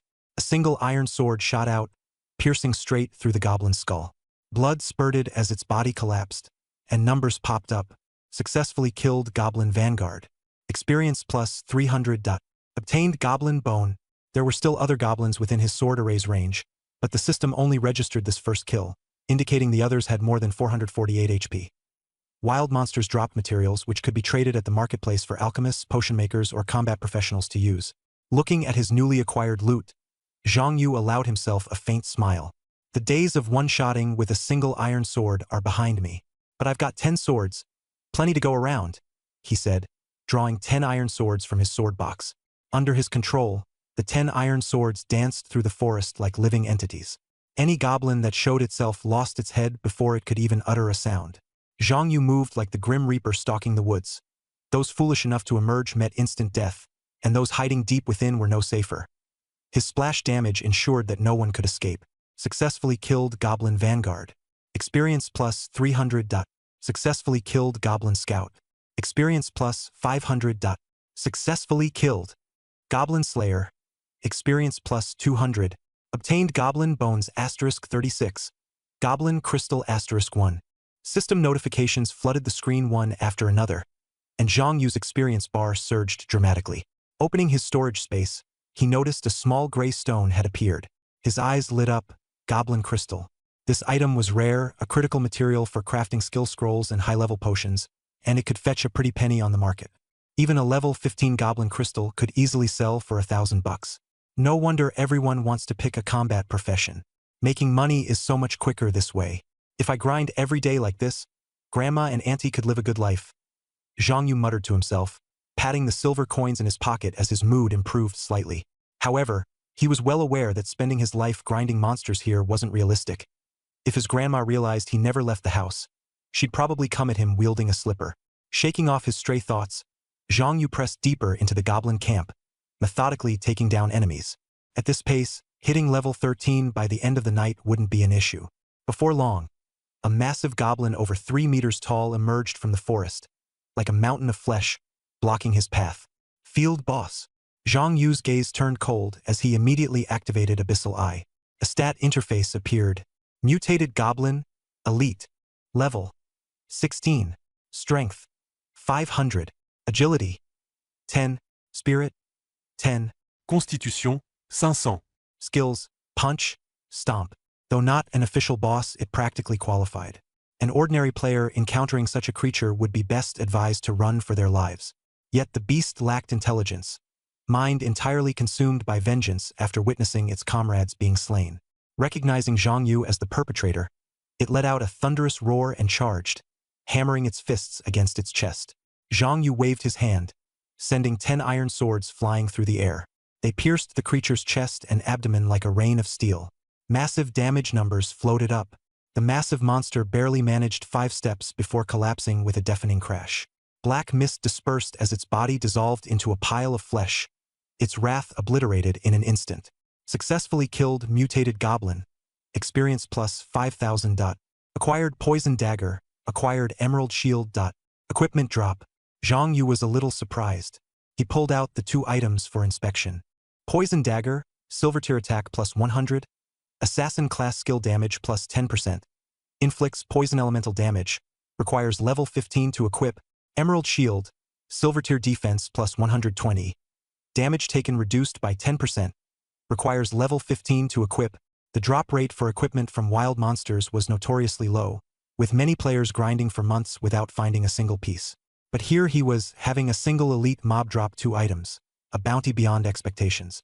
A smirk tugged at Zhang Yu's lips as he organized his spoils, preparing to deepen his foray into the forest and push his experience bar even further. Silver tier, his luck was already pretty good. The narrative elaborated on the world's equipment hierarchy: bronze, silver, gold, platinum, epic, legendary, and artifact. Additionally, certain classes had exclusive weapons obtainable only through summoning, such as Zhang Yu's Divine Sword Akash. These exclusive weapons started with stats just above epic tier but below legendary, and when fully refined could be upgraded to artifact tier.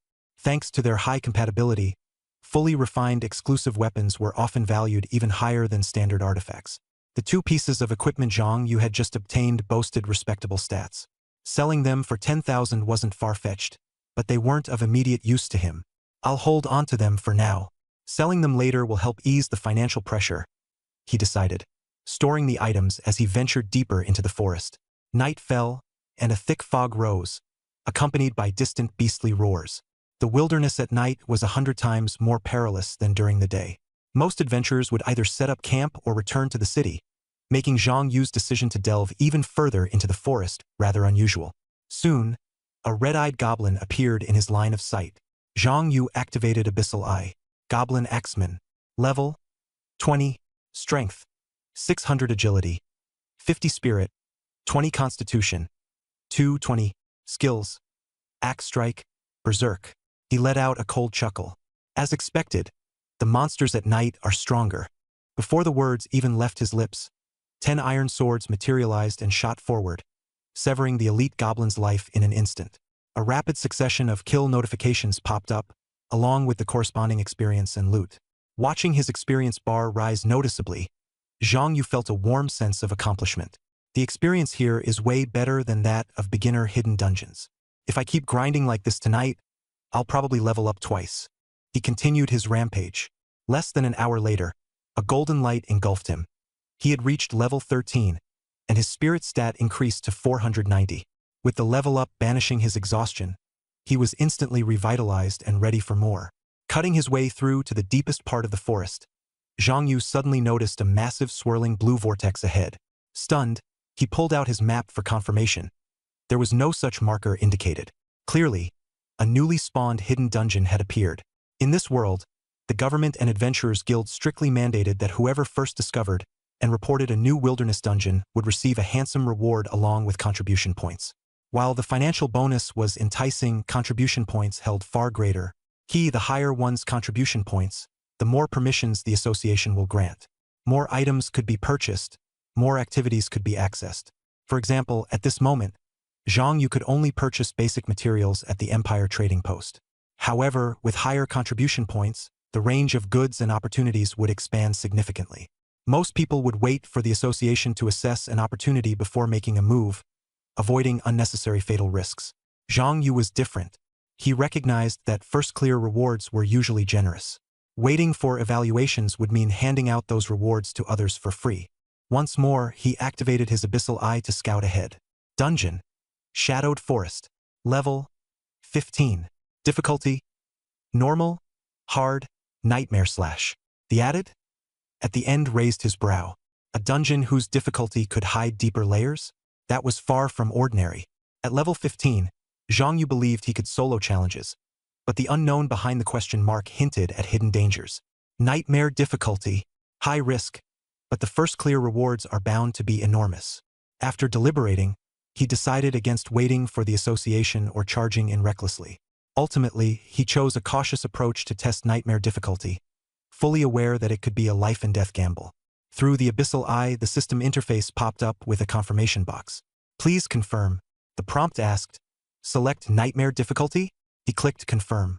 In an instant, Zhang Yu was transported into the dungeon. Before him stretched an unfamiliar and ashen woodland, the shadowed forest. A dense fog hung low, visibility less than 20 meters. The air carried a faint metallic scent of blood, an oppressive atmosphere weighing heavily all around.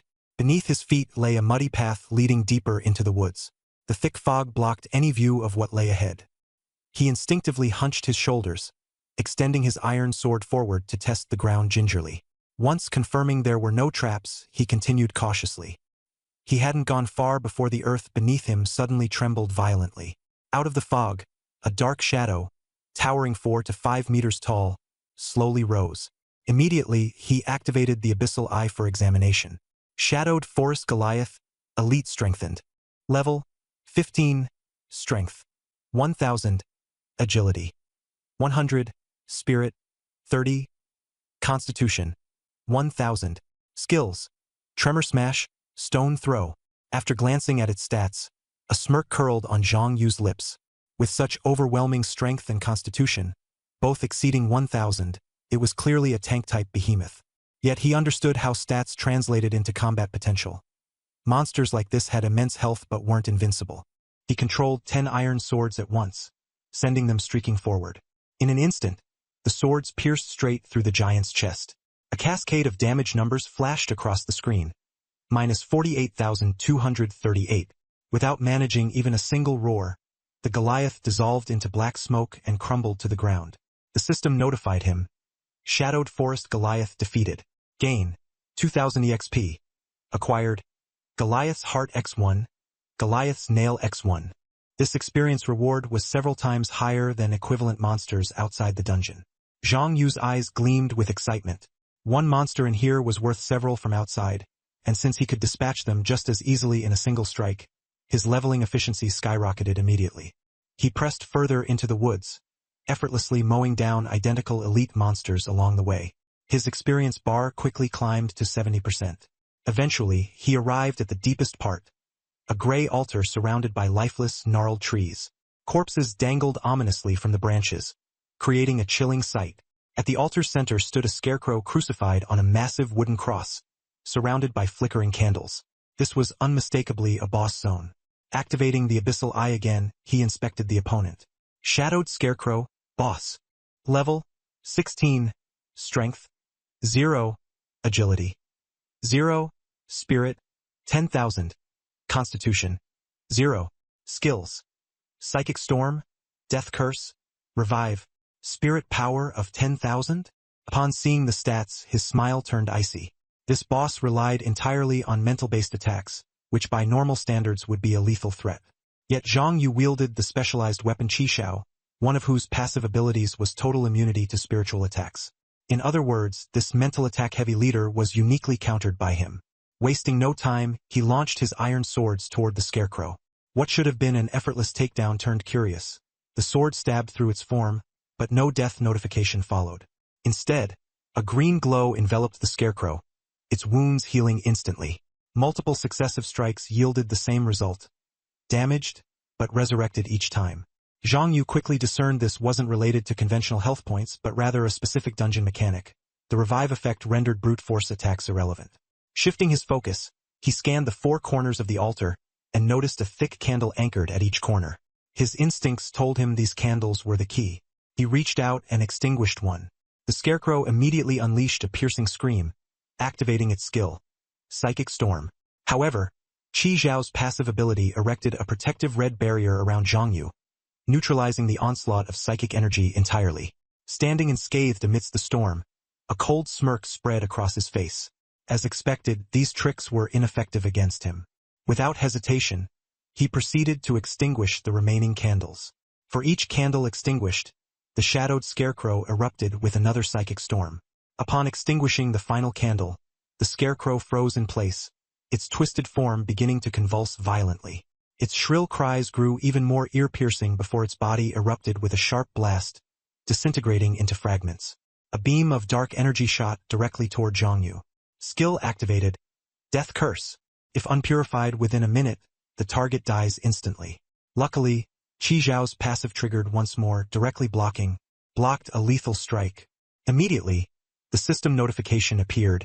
Successfully killed Shadow Scarecrow. EXP plus 20,000. Acquired equipment. Cursed Necklace. After the kill notification emerged, Zhang Yu was still shaken. Without the passive skill that made him immune to mental attacks, it would have been impossible to clear this level. For a safer run, the team must include either a paladin or a priest who can purify. Otherwise, once hit with the death curse, they'd be doomed. He jotted down these points, planning to craft a guide and sell it to the Adventurers Guild, both to earn money and to save lives. Then he checked the description of the newly dropped equipment. Cursed Necklace, Special Accessory Spirit plus 500. Grants the holder the skill Mental Storm. The wearer suffers a mental curse. Strength minus 250. Constitution minus 250. No level requirements for equipping.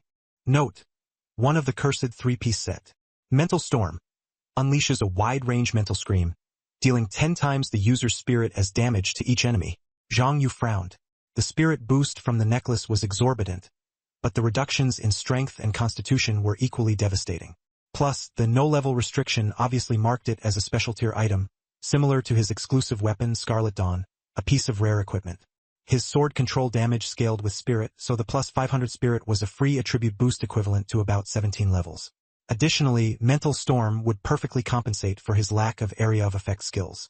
His fourth astral seat provided a 10% splash damage effect, but this was insufficient for clearing tanky elite mobs later on. The pure AoE damage from Mental Storm was almost a godlike skill for sweeping through enemies. The problem was the minus 250 strength and minus 250 constitution. Zhang Yu's current strength was 230, and constitution was 165. Equipping the necklace would drive both attributes negative, possibly resulting in a backfire from the curse. Based on his current state, he wouldn't dare touch such a heavily penalizing piece of equipment until at least level 30. Then, an idea struck him. Could the mental curse on the necklace be considered a form of mental attack? If so, could Scarlet Dawn's immunity to mental attacks also counter the negatives of the necklace? Recalling how Scarlet Dawn had negated the Shadow Scarecrow's Mental Storm and Death Curse, Zhang Yu decided to give it a try. He would take the necklace off immediately if it didn't work. He put the necklace on. A cold sensation spread around his neck, but his vision became sharper instead, with no other adverse effects. Anxious, Zhang Yu quickly opened his attribute panel to confirm. Name: Zhang Yu. Class: Sword Array Master. Unique. Level: 13. 82%. Strength: 230. Agility: 165. Spirit: 990. Constitution, 165. Class Special Attributes: Crit Rate 22%. Crit Damage 20%. Talents: Absolute Luck, LV1. I Am the Sword Immortal, LV1. Abyssal Gaze. Equipment: Iron Sword Casket, 10 out of 10. Divine Sword Scarlet Dawn. Imperial Special Merit Badge, Cursed Necklace. Skills: Sword Array, LV3. Sword Summoning, LV3. Array Space, Poison Resistance, LV1. Mental Storm. Astral Seats. 6 constellations unlocked. His spirit had indeed increased by 500, and neither his strength nor constitution had decreased. Scarlet Dawn's immunity was in effect. Zhang Yu grinned. Exclusive weapon perks were truly exclusive, even canceling out mental curses. This meant he could now equip cursed items with reckless confidence. More importantly, the necklace was one of the cursed 3-piece set. If he could assemble the whole set, he'd not only gain powerful bonuses but also nullify their downsides. His combat power would reach unimaginable levels. As he brimmed with anticipation, suddenly, a treasure chest appeared in the forest glade. Zhang Yu approached and opened it, greeted by a burst of rainbow-colored light. The system notification popped up. Acquired Divine Stone *1. First completion of Nightmare level Shadowed Forest Dungeon. Bonus reward: Cursed Ring. First clear rewards. Zhang Yu's eyes sparkled. While the Divine Stone was expected, the real surprise was the Cursed Ring. He immediately checked the item's details. Cursed Ring, Special Accessory Spirit plus 500. The holder suffers a mental curse. Agility minus 250. Constitution minus 250. No level requirements for equipping. Note: one of the cursed 3-piece set.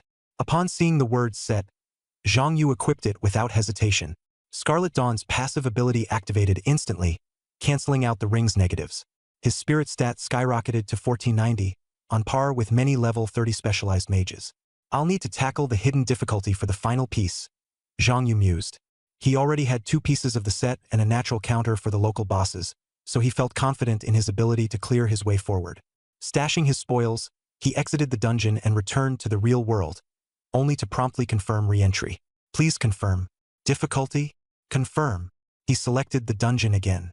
This time, while the environment appeared identical to nightmare difficulty, a sudden shrill scream echoed from deep within the forest. Scarlet Dawn's passive effect triggered shadow scarecrows. A psychic storm struck first. Zhang Yu didn't panic.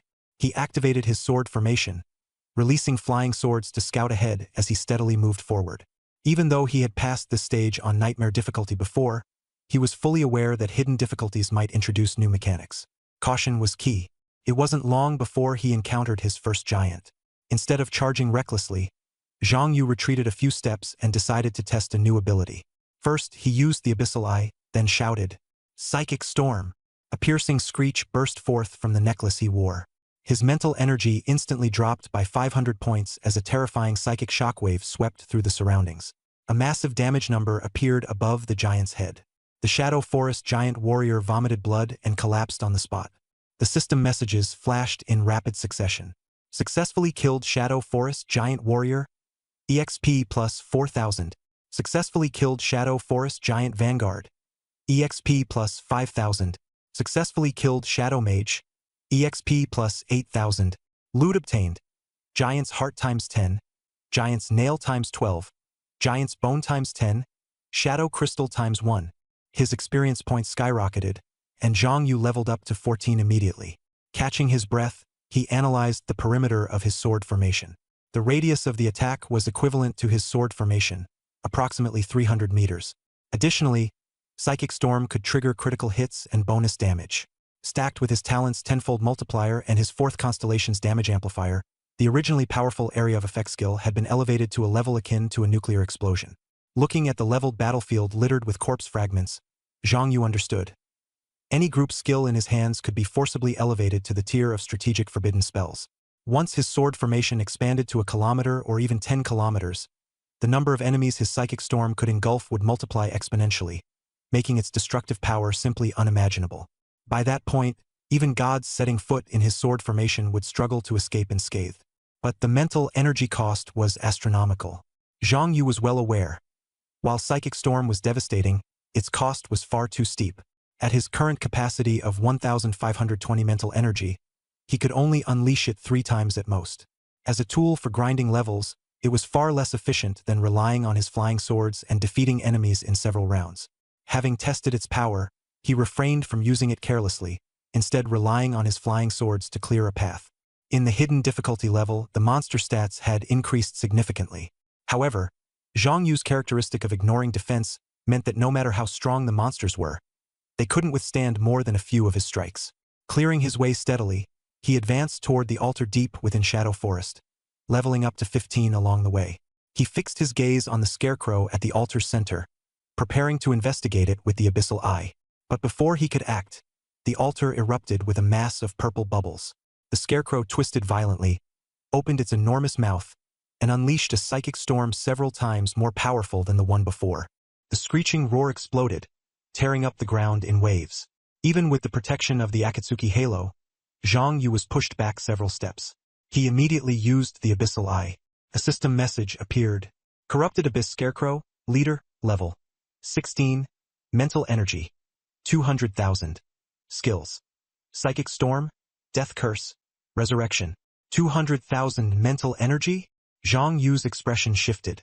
A boss with stats like this appearing in a level 15 dungeon was completely unreasonable.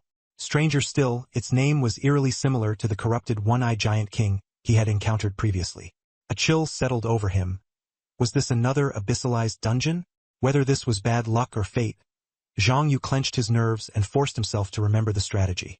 Following what he had learned from the Nightmare Difficulty Guide, he began extinguishing the candles surrounding the altar. There were a total of 8. Each time a candle went out, the scarecrow let out a heartrending wail, the sound so piercing that it made his head feel like it was splitting. When the final candle was extinguished, the scarecrow convulsed madly, reaching a crescendo of shrieking before abruptly exploding with a deafening boom. A pitch-black death ray shot out, but the Akatsuki Halo's passive effect forcibly blocked the death curse. The kill notifications popped up. Successfully killed Corrupted Abyss Scarecrow, EXP plus 40. 000 item obtained. Cursed bracelet. The shrieking ceased, and Zhang Yu exhaled in relief. But before he had a chance to check his loot, the altar spewed out more purple smoke. An even colder, more sinister aura emerged. A shadowy figure rose, transforming into a horned demon mage dressed in a purple robe, gripping a staff and bearing sharp fangs. Zhang Yu tensed, immediately activating the Abyssal Eye, only to receive a warning. Unable to detect target. The Abyssal Eye could analyze enemies up to 50 levels higher than himself. If even this spell couldn't detect the demon mage, it meant the mage was at least level 65 or higher, entirely out of place in a level 15 dungeon. Abyss boss. Zhang Yu's face turned ashen. He suddenly recalled something printed in the newspaper his grandmother used to subscribe to, reports about abyssalized dungeons. Fragments of that article rushed back into his mind, sinking his heart further. A level 70 Vanguard team had once attempted to assault an abyssal dungeon but was utterly annihilated. Worse yet, a level 70 abyssal boss had escaped. To this day, it remained untraceable. No one could believe that he was now facing such impossible odds. His throat dried, and his gaze locked onto the demon mage. Testing the waters, he cautiously asked, "Are you an abyssal boss?" The demon mage sneered coldly. "Indeed, I am Audis, Grand Psychic Sorcerer of the Abyss. By royal decree, I infiltrated the Grand Xia to transform the novice dungeon into an abyss and eliminate burgeoning talents like you. Human boy, you're too conspicuous. That's why I personally came to deal with you." Zhang Yu looked at him, calm-voiced. "You're a mental type user?" Audis raised his head smugly. "Indeed, I was born to cultivate spiritual techniques to torment your souls. Not long ago, I tortured a level 70 elite squad from your empire to death with my mental attacks. Thinking back on their final moments is utterly exhilarating." Zhang Yu nodded slightly, his gaze peculiar. In the next second, the divine sword Qishao silently appeared behind Audis, stabbing directly at his back. A shocking damage value materialized. Audis instantly dissolved into black mist, dispersing into the distance before swiftly reforming not far away. But the smugness on his face was completely replaced with terror. Impossible. "How did you break through my defenses?" he shouted in panic. "What's your health level?" Zhang Yu didn't give him a moment's respite. Qishao once again manifested behind Audis, stabbing ruthlessly. "And no way." Audis was flustered, his face contorting. "You're just a level 15 brat. How can you possibly hurt me? What skill are you using?" he roared. "I'll make you my slave." Before the words finished, his staff surged with energy, and an invisible mental wave roared toward Zhang Yu. But Qishao's passive ability activated. A red barrier emerged, nullifying the mental assault. Audis' grin froze on his face. "Nullified? Why is it nullified?" Impossible.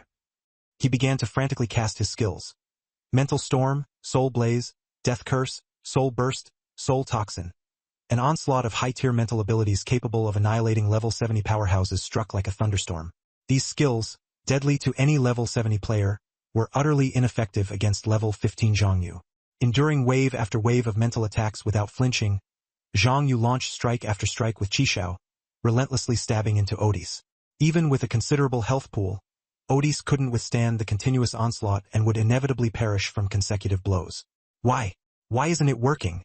Audis was utterly devastated, his eyes bloodshot, his voice hoarse from shouting.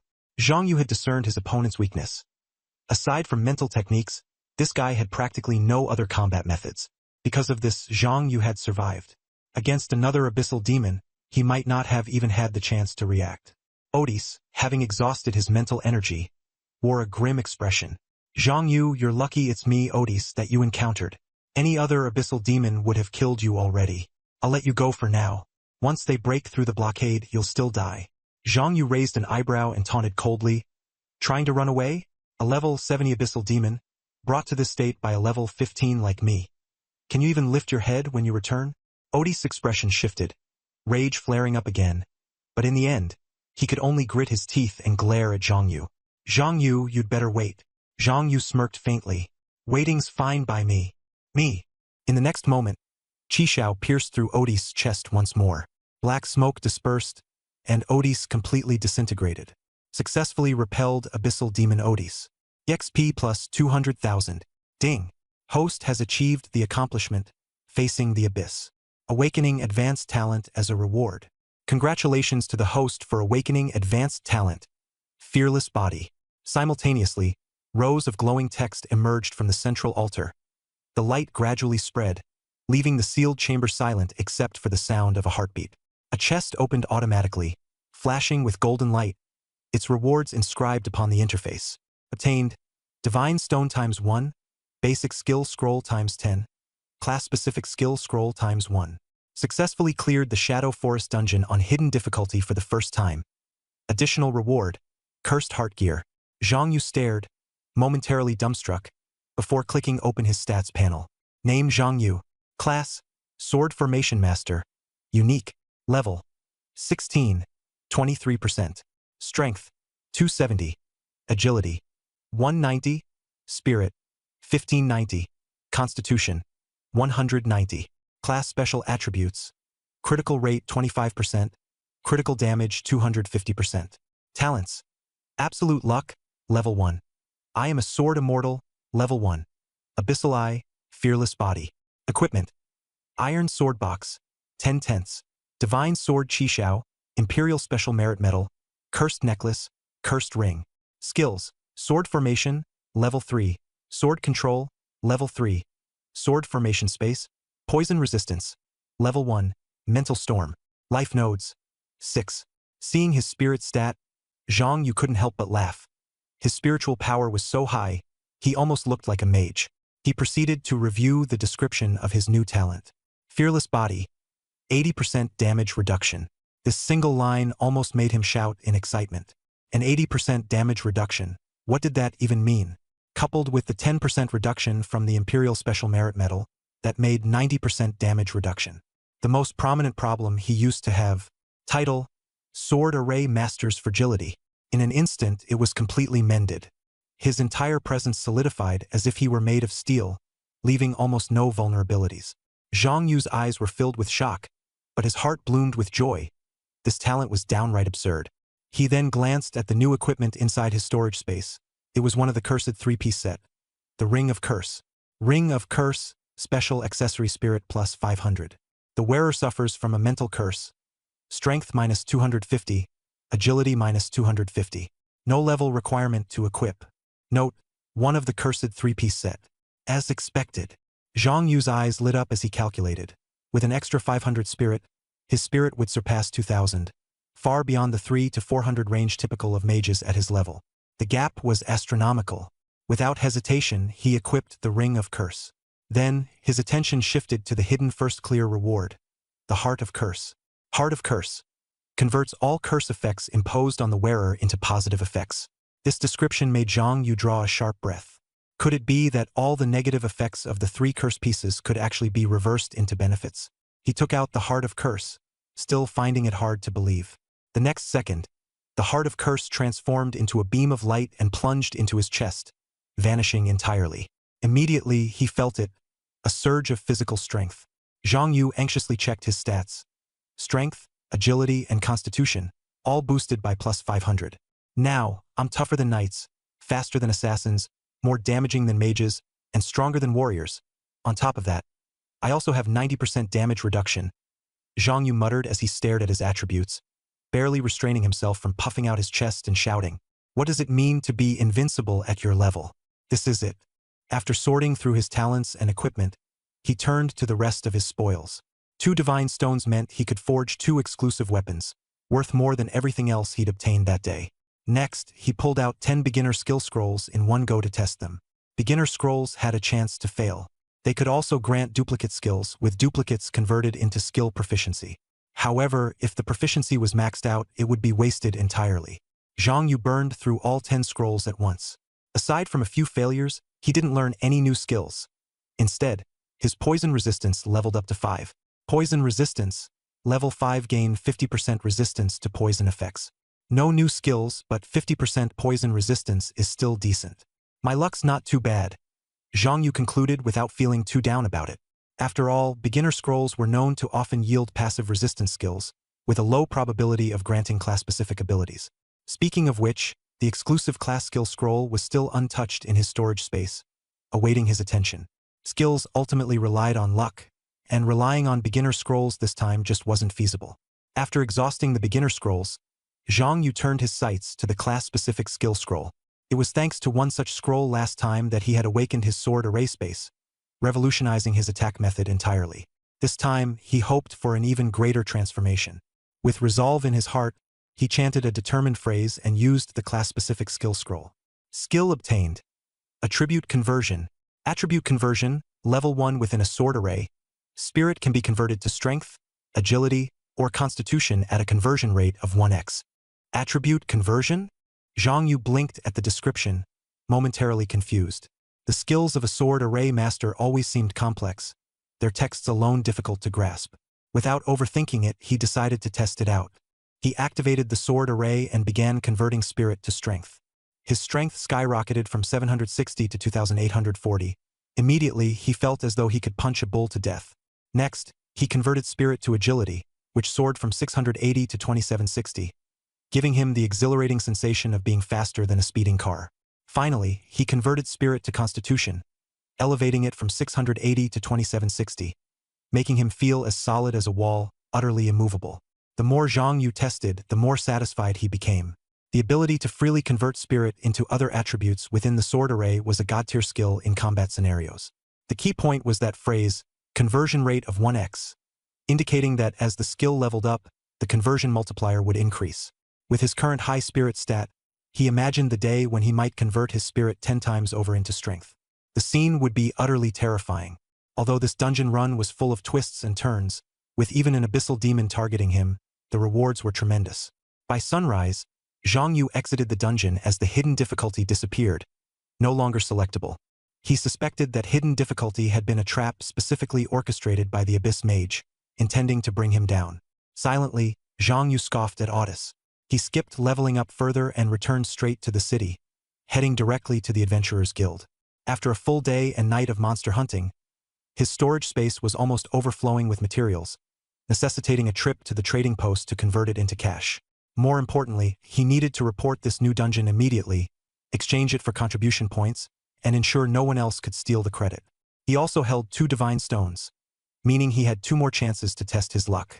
The guild's front desk was manned by a sweet-looking young woman, her smile impeccable. "Hello. How may I assist you?"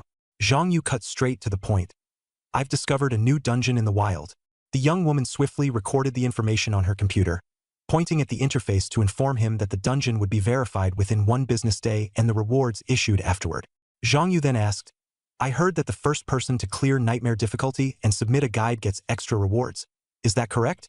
"It is. To truly excel, you have to invest a significant amount of resources into these skills. Each skill is like a cornerstone for your future growth, and once chosen, there's no turning back. In this highly competitive world, where every adventurer strives to stand out, skipping such investments means falling behind the curve entirely." As he browsed through potential purchases in the trading interface, something caught his attention: a blueprint for crafting specialized potion enhancements. "Interesting. This might be worth learning," he mused. While not strictly related to his current combat style, such auxiliary knowledge could occasionally provide critical advantages in unpredictable situations.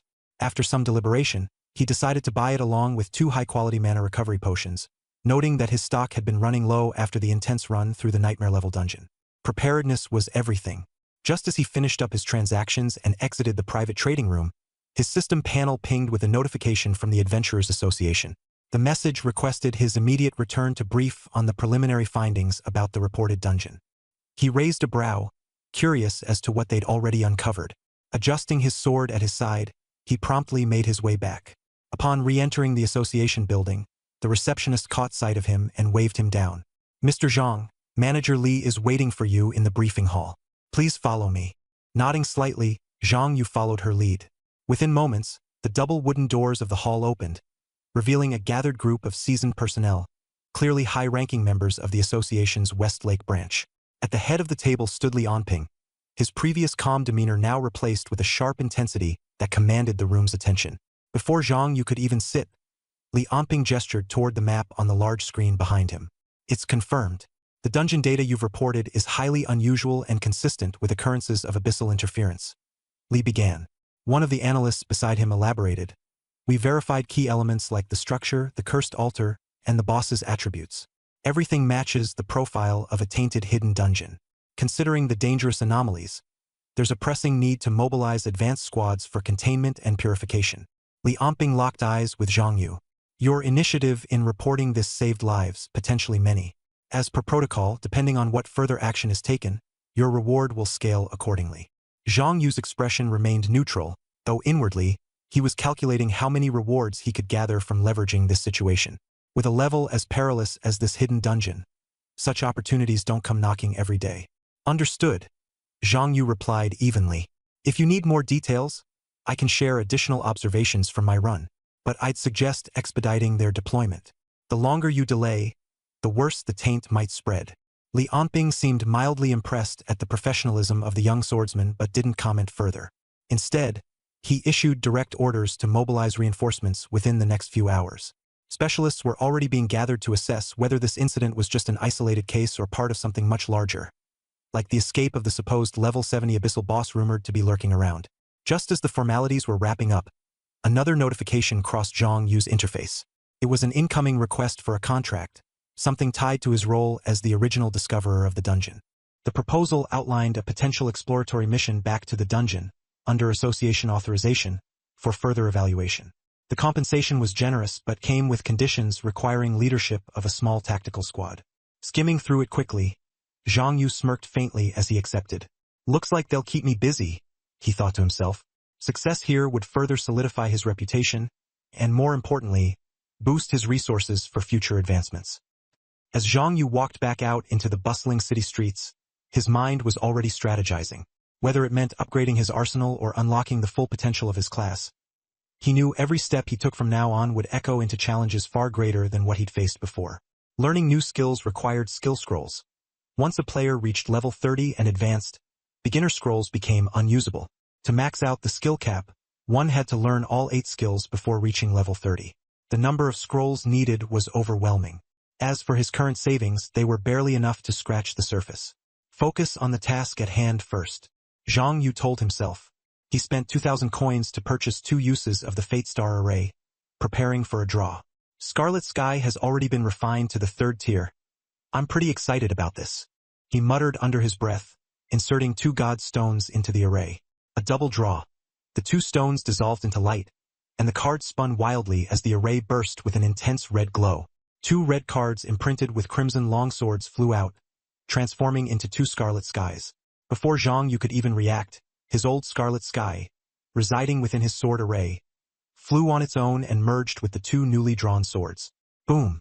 An overwhelming aura exploded from the sword's body, emitting a low rumble like a dragon's growl. The sword's intricate patterns became finer and denser, and its blade faintly glowed. Text started to appear on his interface, though key parts were cut off, leaving only fragments. Divine Sword Scarlet Sky, exclusive Tier 3 attack power plus 3,000, critical rate plus 70%, critical damage plus 400%. Unfortunately, the description was truncated here. Following it were additional notes. After resetting, forcefully drops to 1 point. Can be triggered once per month. Automatically protects the wielder. Holder is immune to psychic attacks. No equipment level restriction. Artifact Quest. Conquer 10 Abyssal Dungeons, 0/10. Notes, one of the 10 legendary swords. Protects its master against evil, purifying the world. Zhang Yu's heart sank as he stared at the words, Artifact Quest. Conquer 10 abyssal dungeons? That wasn't something just anyone could pull off. Most people went their entire lives without encountering 10 of these dungeons, let alone clearing them. But judging by Scarlet Sky's stats alone, it was clear that challenging quests came with equally enticing rewards. He made up his mind. From here on out, he'd dive into abyssal dungeons, aiming to complete the quest and claim the ultimate reward. Just then, a knock on the door interrupted his thoughts. Zhang Yu stored Scarlet Sky away and went to open it. Standing outside was Li Anping, visibly friendlier than before, with a polite smile on his face. Finished the evaluation already? Zhang Yu asked, a bit surprised. Li Anping nodded, still smiling. Confirmed. The dungeon location you mentioned has been found.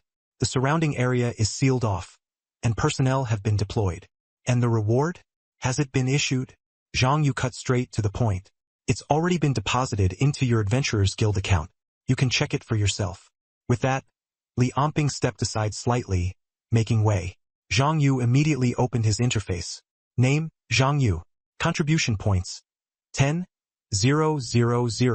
Adventurers Guild rank, Silver rank Adventurer. Membership level, level 2. He froze momentarily upon seeing the numbers. The reward was far greater than he expected. Not only 10,000 contribution points, but also an automatic rank up to silver rank, with his membership level upgraded to level 2. Zhang Yu's mind raced. The payoff from this dungeon was far more substantial than he had anticipated. Ranks were categorized from lowest to highest as bronze, silver, gold, platinum, epic, legendary, and divine. The higher the rank, the harder the quests available. Above platinum rank, members even received monthly stipends from the guild. Furthermore, reaching membership level 2 granted access to purchase the Destiny Compass. The most curious fact? Zhang Yu had never even registered as an adventurer before. Li Amping smiled and explained that he had registered Zhang Yu on his behalf, saying, "You had to be registered to claim the full reward." Zhang Yu didn't object but was puzzled as to why the reward was so generous. Normally, a level 15 dungeon would only net about 1,000 contribution points. Even with the bonus for clearing the dungeon, it shouldn't jump straight to 10,000. Contribution points from the guild were worth significant cash on the black market, each point fetching 100 coins. By that measure, the guild had essentially handed him 1 million in cash. Lowering his voice, Li Amping explained that this matter wasn't meant for public discussion and asked him to head to the manager's office. For, as it turned out, your reward doesn't end there. Once inside, Li Amping pulled a cold cola from the fridge, placed it in front of Zhang Yu, and directly began questioning him. The Shadow Forest dungeon had undergone abyssal transformation, and someone had successfully cleared it. According to the records, only one name appeared as the conqueror Zhang Yu. Initially, Zhang Yu tried to evade, claiming someone else might have done it. However, Li Amping countered with evidence. The dungeon's clearance log only featured him. To make matters worse, traces of the abyssal Grand Mage Otis were found within the dungeon. Otis was a terrifying level 70 abyssal boss once infamous for annihilating an entire vanguard squad from the Great Xia Kingdom. Li Amping couldn't contain himself. He stood up and glared at Zhang Yu. "How did someone like you, a mere level 16, manage to kill it?" Zhang Yu replied calmly, correcting him with a hint of amusement. "Strictly speaking, I was still level 15 at the time." He dismissed his survival as mere luck. Unsurprisingly, Li Amping didn't buy it. Suppressing his irritation, he assured Zhang Yu that as long as he provided intel, the rewards would be considerable. Both the nation and the guild were in desperate need of information about Otis. If Zhang Yu could offer something useful, they would share the load of his burden. Realizing this might benefit him, Zhang Yu decided to reveal part of the truth. He was immune to psychic-based attacks. At that moment, Otis could only use psychic spells, making him ineffective against Zhang Yu. Li Amping's expression shifted. This detail was crucial. Zhang Yu went on to explain further, revealing that Otis was acting under orders from the Abyssal King. The goal of the Great Xia Empire's enemy was to transform all the beginner dungeons into abyssal realms, spreading corruption and weakening the Empire's combat power amidst the chaos. If it returned with new tricks, Zhang Yu alone wouldn't be able to hold it off. Action was necessary to eliminate it before it could change its strategy. They're abyssalizing all the beginner dungeons, specifically to take out the young human talents before they've grown strong. Zhang Yu explained the situation concisely. With those words, Li Amping's expression immediately changed. "Are you certain?" he asked in a hushed voice. "Certain," Zhang Yu nodded. "Otis said so himself. He attacked me because I solo-cleared an abyssalized dungeon. He wanted to kill me before I got stronger." Li Amping's pupils contracted as his expression grew grave. "That explains it. No wonder there's been a spike in the abyssalization of beginner dungeons across the regions recently. It was to cut off Great Xia's talent at its roots." He decisively declared, "This must be reported immediately." He didn't even finish his sentence before dashing out of the office. After some time, Li Amping returned in haste, his face flush with excitement. "Kid, this time, you've made a great contribution. Elder Bai wants to meet you and personally reward you." "Elder Bai?" Zhang Yu was momentarily stunned. "Bai Zhenghua." Li Amping chuckled and patted him on the shoulder. "That's right, President Bai himself. Your luck. Meeting him is a rare opportunity." Li Amping led Zhang Yu to the door of a secluded room. "Elder Bai is inside. Go on in." Zhang Yu turned to look at him. "You're not coming in?" Li Amping shook his head. "This is your reward. I won't interfere. Go ahead and speak openly about anything." Zhang Yu pushed the door open and entered. The room was simple yet brightly lit. In the center stood an elder in a white robe. As soon as Zhang Yu stepped in, he felt an overwhelming aura press down on him. so strong it surpassed even the 70-level abyss boss, Odis, in his memory. On instinct, Zhang Yu immediately summoned his sword, Qi Xiao, and held it in front of him, simultaneously activating Abyssal Eye to probe the Elder. Unable to discern target, he could not see anything. The Elder spoke with a calm tone, good reaction, his gaze revealing a trace of approval. Zhang Yu withdrew his stance and respectfully cupped his fists. Greetings, Elder Bai. Bai Zhenghua smiled and casually asked if the sword was a signature weapon. He followed up by praising Zhang Yu's extraordinary luck, drawing a hidden max star class on his first card pull career advancement, and obtaining a special weapon only 3 days later. Zhang Yu replied modestly that it was just luck, but Bai Zhenghua chuckled. Luck is also a part of strength. I only wish the country produced more people like you. As he spoke, Bai Zhenghua casually reached out, and a bottle of ice-cold cola appeared in midair. Li Amping had mentioned Zhang Yu's love for cola, and this was a token crafted specifically for their meeting. Zhang Yu accepted it and drank it down in one go. A system notification popped up. You have consumed a divine-grade cola. Permanent increase to all 4 attributes. Plus 10. Zhang Yu froze and raised his eyes to look at Bai Zhenghua, who merely smiled. A meeting gift. It's nothing much. Bai Zhenghua then got straight to the point. First, he wanted to reward Zhang Yu, and second, he wished to invite him to join the Abyssal Raid Task Force. With the spread of abyssalized dungeons becoming a critical issue, there weren't enough top-tier adventurers available to address it. The association had thus established this task force. Membership wouldn't force Zhang Yu to take on missions. Instead, he'd gain access to a specialized chat group that provided real-time updates on abyssalization. Members could form temporary teams within the group and choose suitable missions to undertake. Bai Zhenghua made it clear. Abyssal dungeons would always have team leaders, and victories in these challenges would be generously rewarded by the association. Zhang Yu calculated in his mind. It was perfect. He already had a divine artifact quest involving abyssal expeditions. The establishment of this task force felt like a pillow delivered just when he needed to rest. However, Zhang Yu didn't agree immediately. Instead, he sought clarity. The ones qualified to join such a group should be high-level elites. Why choose me? Bai Zhenghua chuckled, but his gaze was as sharp as a blade. You hide it well, but your aura is far too sharp. I can tell. Many 30-level career professionals post-advancement couldn't hold a candle to you. And if it came down to it, even that 40-level Li Amping outside the door might fall to your sword. Am I wrong? These words pricked Zhang Yu like a needle. Bai Zhenghua lowered his voice and continued. With your strength, you're more than suitable for the Abyssal Raid Task Force. Plus, if you agree, I'll give you an additional reward. This time, Zhang Yu didn't hesitate and nodded. All right, I agree. Bai Zhenghua nodded in satisfaction and handed over the reward immediately. A flash of light later, 10 beginner skill scrolls appeared in his hands. Bai Zhenghua said, these are for you. You provided critical intelligence about Odis, so here are 10 beginner skill scrolls along with an additional 100,000 association contribution points. Zhang Yu was momentarily stunned. The reward far exceeded his expectations. The scrolls alone were immensely valuable, and the 100,000 contribution points were a significant bonus on top of that. He couldn't help but ask, Elder Bai, isn't this reward too much? Bai Zhenghua waved it off, speaking in a casual yet firm tone. Not at all. Compared to the losses your information saved us from, this is nothing. Next, he handed Zhang Yu a crystal ball the size of a ping-pong ball.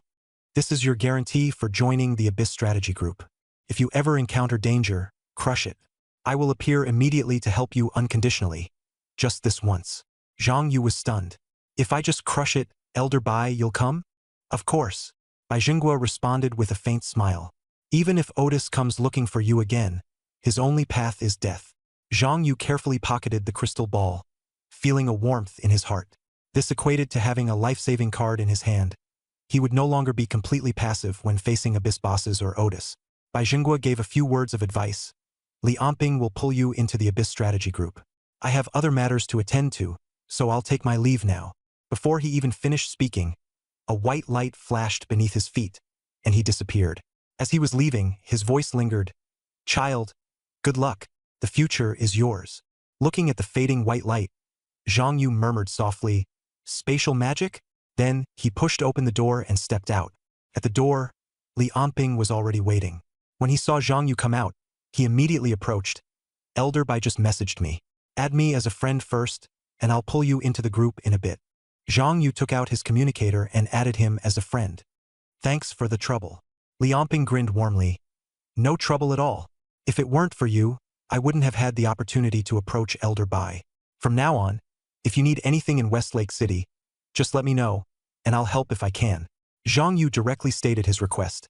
I'd like to exchange association contribution points for a fate compass to draw cards. I don't carry one myself, and constantly running to the trading post is too inconvenient and unsafe. Without hesitation, Li Yonping agreed. Of course. With your current contribution points, you can afford the top-tier model easily. I'll have one brought from the warehouse. However, Zhang Yu shook his head. Just give me the simplest one. I don't need anything fancy. Li Yonping didn't push further. Smiling, he retrieved a modest-looking compass from his storage space. Its center was engraved with a small magic array. Although simple on the surface, its functions were anything but lacking. This is the cheapest fate compass. Its market price is 1 million credits, which is equivalent to 10,000 contribution points.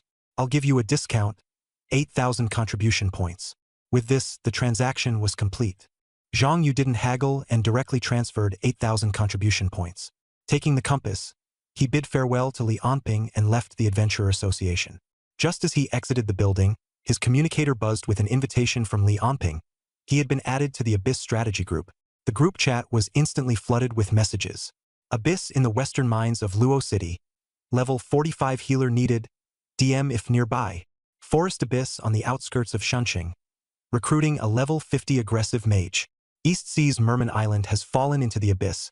Seeking level 60 paladin. Full epic set. Must have blessing and purification skills. The moment Zhang Yu joined the group, he felt like he had entered a marketplace. He had imagined that such a group would be serious and stern. But it turned out to be no different from typical team recruitment chats. If not for the real-time abyss maps and the high-level requirements, he might have doubted whether he had joined the wrong group. Just then, someone with a mature-looking avatar and the ID Rabbit at him. At Genzo, hey there, newbie, say hi. The group operated under aliases, and Zhang Yu had chosen the username Genzo. Being cautious, he switched his status to invisible and opened the map to check the dungeons near Westlake City. However, the only 2 abyss dungeons nearby had already been cleared, and they were ones he had previously tackled. His face darkened. In the short term, he'd avoid the abyss for now. It was better to focus on leveling up and getting accepted into Kyoto University first. Just as he was about to leave the group, Rabbit sent him a private message. Little brother, your IP shows you're in Westlake City. I'm nearby too. Want to meet up in person? I have a surprise for you. Zhang Yu glanced at the message and immediately blocked the person. The Abyss group had too many people with complicated motives. He didn't trust any strangers. Even in future dungeon runs, he would rather go solo than entrust his safety to others. Putting the matter of Rabbit aside, he left West City and headed toward the Eastern City Gate. To the east was the Rakshasa River, with a level 20 wild dungeon along its banks. It was the main place for farming materials in Westlake City and also the most suitable grinding spot for him. If everything went smoothly, he could level up to 19 there. Heading east for several kilometers, he saw hardly any wild monsters along the way. They had all been cleared out by professionals. In front of the dungeon's teleportation portal was a spacious clearing packed with groups of people forming teams. Some waved flags, shouting, "Normal difficulty squad needs one more. Hop on." Others called for healers, some declared difficulties, and others formed nightmare mode guaranteed clear teams. The scene was as noisy as a bustling market. Zhang Yu ignored the commotion and checked the dungeon information directly. This level 20 dungeon had 3 difficulty levels: normal, hard, and nightmare. For normal, all that was needed were DPS, a tank, and a healer. For hard, people were required, a healer and a tank were essential, and the other 2 could be double DPS or 1 DPS and 1 support. Nightmare mode, however, often required 5 people, with a tank and healer being mandatory. At least 2 DPS were needed, as well as a support to provide crowd control and buffs. Otherwise, the team couldn't sustain themselves. Just as he finished reading, someone approached him. "Hey brother, want to team up? Judging by your class, you must be a support. We're short a support for a nightmare level run. The dream team. Roll for gear. Split materials evenly. Coming with us?" Zhang Yu was only level 16, but his sword formation master aura was unmistakable, instantly putting people both at ease and on guard. He stayed silent for a moment, his gaze turning cold. Professions, like human hearts, were hard to predict. Zhang Yu wasn't ready to entrust his life and death to anyone else. Level 16 and you dare to rush into a nightmare dungeon without the skills for it? Someone sneered sarcastically. Without saying a word, Zhang Yu directly declined the invitation to join the team. Instead, he selected Nightmare difficulty, turned, and teleported inside. He went in. The crowd murmured in disbelief. Who would trust that a level 16 could solo a Nightmare dungeon? Most veteran players knew how tricky Rakshasa River was. Nightmare mode ideally called for a 5-person group with support. Those watching outside were betting he wouldn't last an hour. Near the teleportation gate, a woman in assassin's gear sat atop a rock, lightly tossing a dagger in her hand as she watched the entrance intently. Interesting. Maybe he's the one I've been looking for, she mused inwardly. The moment Zhang Yu landed, he found himself trapped in a transparent bubble with only breathable air inside. The indicator was straightforward. There wasn't much air in the bubble, lasting no more than an hour. He had to clear the dungeon within that time or spare enough air to return to the entrance. At the gate of an underwater palace ahead, a row of shrimp and crab warriors stood guard, all elite-level monsters at level 20. Their stats were astonishingly high. Even a level 20 knight might not withstand their brute force. Nightmare difficulty wasn't to be underestimated. It demanded a 5-person team for a reason. Zhang Yu didn't hesitate. He immediately summoned the Abyssal Eye, set up a sword formation, and unleashed the Crimson Firmament to charge forth. The shrimp and crab warriors were swiftly cut down before they could even react. Experience points and loot rewards popped up like a cascading flood on his screen. Then, he raised his hand, releasing a mental storm, wiping out a horde of monsters in the hall. His experience bar surged by 20% instantly, an exhilarating result. However, the palace was a maze, with 3 main paths branching into countless winding corridors. After roaming aimlessly for half an hour, he reached level 17, slaying numerous monsters, yet he still couldn't locate the boss room. Zhang Yu frowned. The limited air didn't afford him the luxury of gambling his life on pure luck. He chose to retreat, doubling back along his path and abandoning the challenge. Moments later, he was teleported out. The people outside were even more stunned. Not only had he survived less than an hour inside, but he had also leveled up to 17. Clearly, he had taken down a fair number of monsters. Some changed their tune to praise him, others claimed he had gotten lost and retreated, but more were beginning to acknowledge his capability. Ignoring the chatter, Zhang Yu turned and walked toward West Lake City. That was when the woman in assassin's gear from earlier stepped into his path. "Were you just soloing the Nightmare dungeon?" she asked. Zhang Yu glanced at her but didn't stop walking, attempting to bypass her. But she trailed him persistently, her smile faint. "I have the secret route map for Rakshasa River. Care to take a trip with me?" Her tone carried a clear hint of scheming. "Info on the hidden boss." Interested, the woman moved closer, her voice probing. Zhang Yu paused, turning to look at her. "A hidden boss?"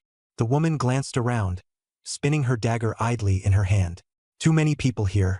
Let's talk somewhere else." Zhang Yu scrutinized her, summoning the Abyssal Eye to confirm details. A system interface flashed before him. Guan Xian, Shadow Assassin, level 22. After confirming her class and level, he finally nodded. Guan Xian smiled, signaling for him to follow. She led him to a secluded spot before stopping. As soon as she spoke up, she vanished in an instant, a stealth skill from her assassin class. The next second, she appeared behind Zhang Yu, raising her dagger, intending to strike him down in a single blow. But before the dagger could fall, an icy steel sword materialized out of nowhere, pressed firmly against her neck. Guan Xian's expression shifted drastically, shock evident in her eyes. He had reacted far too quickly. Zhang Yu turned to face her, his gaze icy. "Without a reasonable explanation, I guarantee your head will hit the ground in the next second." Guan Xian immediately withdrew her dagger, suppressing her emotions as she smiled. "Don't misunderstand. I just wanted to test if you were worth fighting the hidden boss with. If I brought a deadweight partner in there, both of us could die." Zhang Yu replied coldly. "From what it looks like, you're more like the deadweight." Guan Xian froze for a moment, then pouted. "You've got a sharp tongue." She took out a coral key. "I got this from a boss in the Rakshasa River dungeon. Can unlock a hidden door. Behind it lies a level 30 humanoid hidden boss. The entry rules? Only 2 people can go in, and their average level must be below 20. Zhang Yu sneered. 2 people below level 20 versus a level 30 boss? What kind of dungeon rules are those? Guang xin chúc cờ lai ti. It's called a legendary trial, loaded with hidden quests and insanely good rewards. Universities even study this stuff. You'll get it when you're in college. Zhang Yu asked why she seemed so sure he'd be a suitable partner. Guan Xian shrugged. Call it instinct. Teaming up with you feels like it'd work. He shook his head. I'm not one for risky nonsense. Your reasoning isn't convincing. Guan Exine rolled her eyes in disdain and pulled out a scroll, handing it to him. When Zhang Yu looked at the interface, it read, Return Scroll. Usable within a dungeon, forcibly exits the dungeon and transports the user to the nearest main city. This item's trading value, he demanded 100,000 coins, but he didn't expect Guan Exine to hand it over so casually. Guan Exine said, There's a return to city scroll. If things go south, you can escape. At least give it a try, right? Zhang Yu thought it over for a moment and nodded. Fine, I can team up with you, but I just finished a nightmare-level dungeon. I'll need to wait 6 hours before entering another. No problem. I've got an item to remove dungeon cooldown, Guan Exine said, immediately sending him a team invitation. She mentioned he was only level 17 and proposed an even split of the loot. Zhang Yu accepted, and the two headed to the entrance of the Rakshasa Dungeon's teleportation portal. At the entrance, Guan Exine took out a charm. A flash of light later, a notification popped up. The team leader is about to challenge the Nightmare difficulty Rakshasa River Dungeon. Confirm? Zhang Yu hit confirm, and the two were transported into the dungeon. Once inside, Guan Exine whispered urgently, Let's take the long way around. We can avoid most of the monsters and head straight for the boss room. We'll go straight through, Zhang Yu replied coldly. This way, I can grind some levels too. With that, he headed toward the shrimp and crab soldiers guarding the entrance. You're insane. Challenging them head-on is a death sentence. Guan Exine shrieked in alarm. Zhang Yu ignored her words. With a casual wave of his hand, 10 iron swords materialized in midair. With a dazzling spin of their edges, the monsters blocking the door were obliterated in an instant. He advanced calmly into the grand hall, the iron swords floating around him, prepared for an even larger confrontation. Suddenly, Zhang Yu unleashed a psychic storm. A violent whirlwind swept outward, engulfing everything in its path. Boom! A barrage of kill notifications scrolled rapidly across their vision. Guan Exine stood rooted to the spot, wide-eyed in shock. When she rushed into the hall to look closer, there wasn't a single monster left. Nothing but empty space remained. Where are the monsters? She asked, her voice tinged with disbelief. What did you do? Grinding? Zhang Yu replied flatly, as if it were the most mundane thing in the world. Guan Exine's face flushed with frustration. She wanted to scold him but couldn't find the words. Following closely behind him as he moved forward, her thoughts whirled with the image of earlier. Every elite monster she'd ever encountered was now being effortlessly one-shot by Zhang Yu. The damage output he displayed wasn't remotely something a level 17 player should be capable of. Monsters with health bars too stubborn for her strongest single-target skill were being shredded by Zhang Yu's basic attacks. Attacks that even came with an area of effect clearing effect. The more she thought about it, the more perturbed she became. Her status as a rare-class player felt utterly meaningless when compared to Zhang Yu. In less than 10 minutes, they reached the door to the boss room. Guan Exine stopped, lowering her voice and offering a warning. I get it. Your attack power's high, but this is the final boss of a level 20 nightmare dungeon. It's got massive health and deals devastating damage. Don't be reckless. I know its weak points. Let me draw its attention, and you flank it from behind. No need, Zhang Yu interrupted, pushing the door open without waiting for her to finish. Inside crouched a massive serpent over 10 meters long, the Rakshasa King Cobra. Zhang Yu's eyes narrowed as he activated Abyssal Vision to examine its stats. Rakshasa King Cobra, Boss. Level, 20. Constitution, 6,000. Strength, agility, and mental stats were listed in striking detail, along with abilities such as Whip Attack, Bite, Poisonous Swirl, and Venom Spray. 6,000 Constitution, Zhang Yu muttered under his breath. Guan Exine rushed up beside him, panting with anxiety. I told you not to charge in. Its attacks are overpowering, and your defense can't withstand even one hit. Before she could finish, Zhang Yu raised his hand and commanded, Qi Xiao.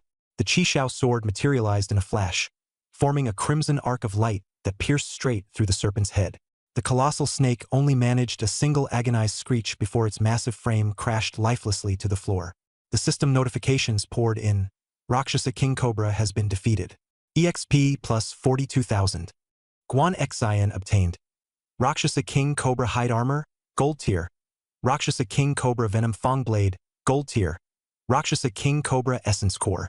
Guan Exine froze in place, her mouth twitching. Did you just one-shot it? Her wide eyes scanned the now empty room. She could hardly believe what had just unfolded. Zhang Yu turned to her, his expression calm. Dungeon loot goes into the team leader's inventory by default. As agreed, we split everything 50-50. Sure.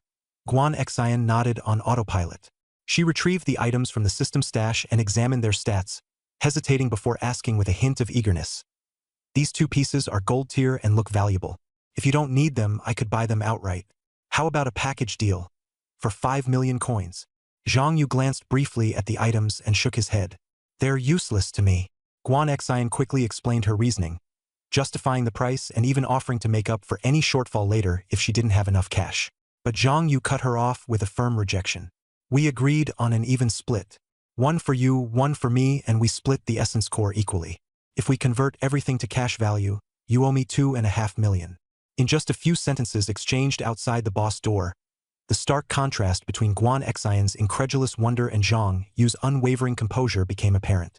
A tension lingered in the air as the disparity in power and their differing attitudes toward resource allocation clashed silently. All right, fine. Guan Xian couldn't help but laugh. You're such a strange one, not even tempted by free money. Zhang Yu's face remained impassive. It's a matter of principle. Besides, I didn't expect you to contribute much the moment we agreed on an even split. You blockhead. Can't you at least say something nice for once? Guang Xin replied. Rolling his eyes, he followed up with another jab. 250 just sounds off. Once we're out of this dungeon, I'll transfer you 3 million. All right? Zhang Yu agreed. With the agreement settled, Guan Xian pulled out the coral key, walked up to the portal, and brushed aside the seaweed clinging to the wall. The coral gate was revealed. She inserted the key, and with a click, the gate began to slowly open. Strangely, the world outside remained the underwater expanse of the riverbed, but no water seeped through the threshold. It was as if an invisible force kept the liquid at bay. Beyond the door, a chilling stillness dominated, as though it led to another world. The moment the coral gate opened, a notification popped up for Zhang Yu. Ahead lies the domain of the Rakshasa King.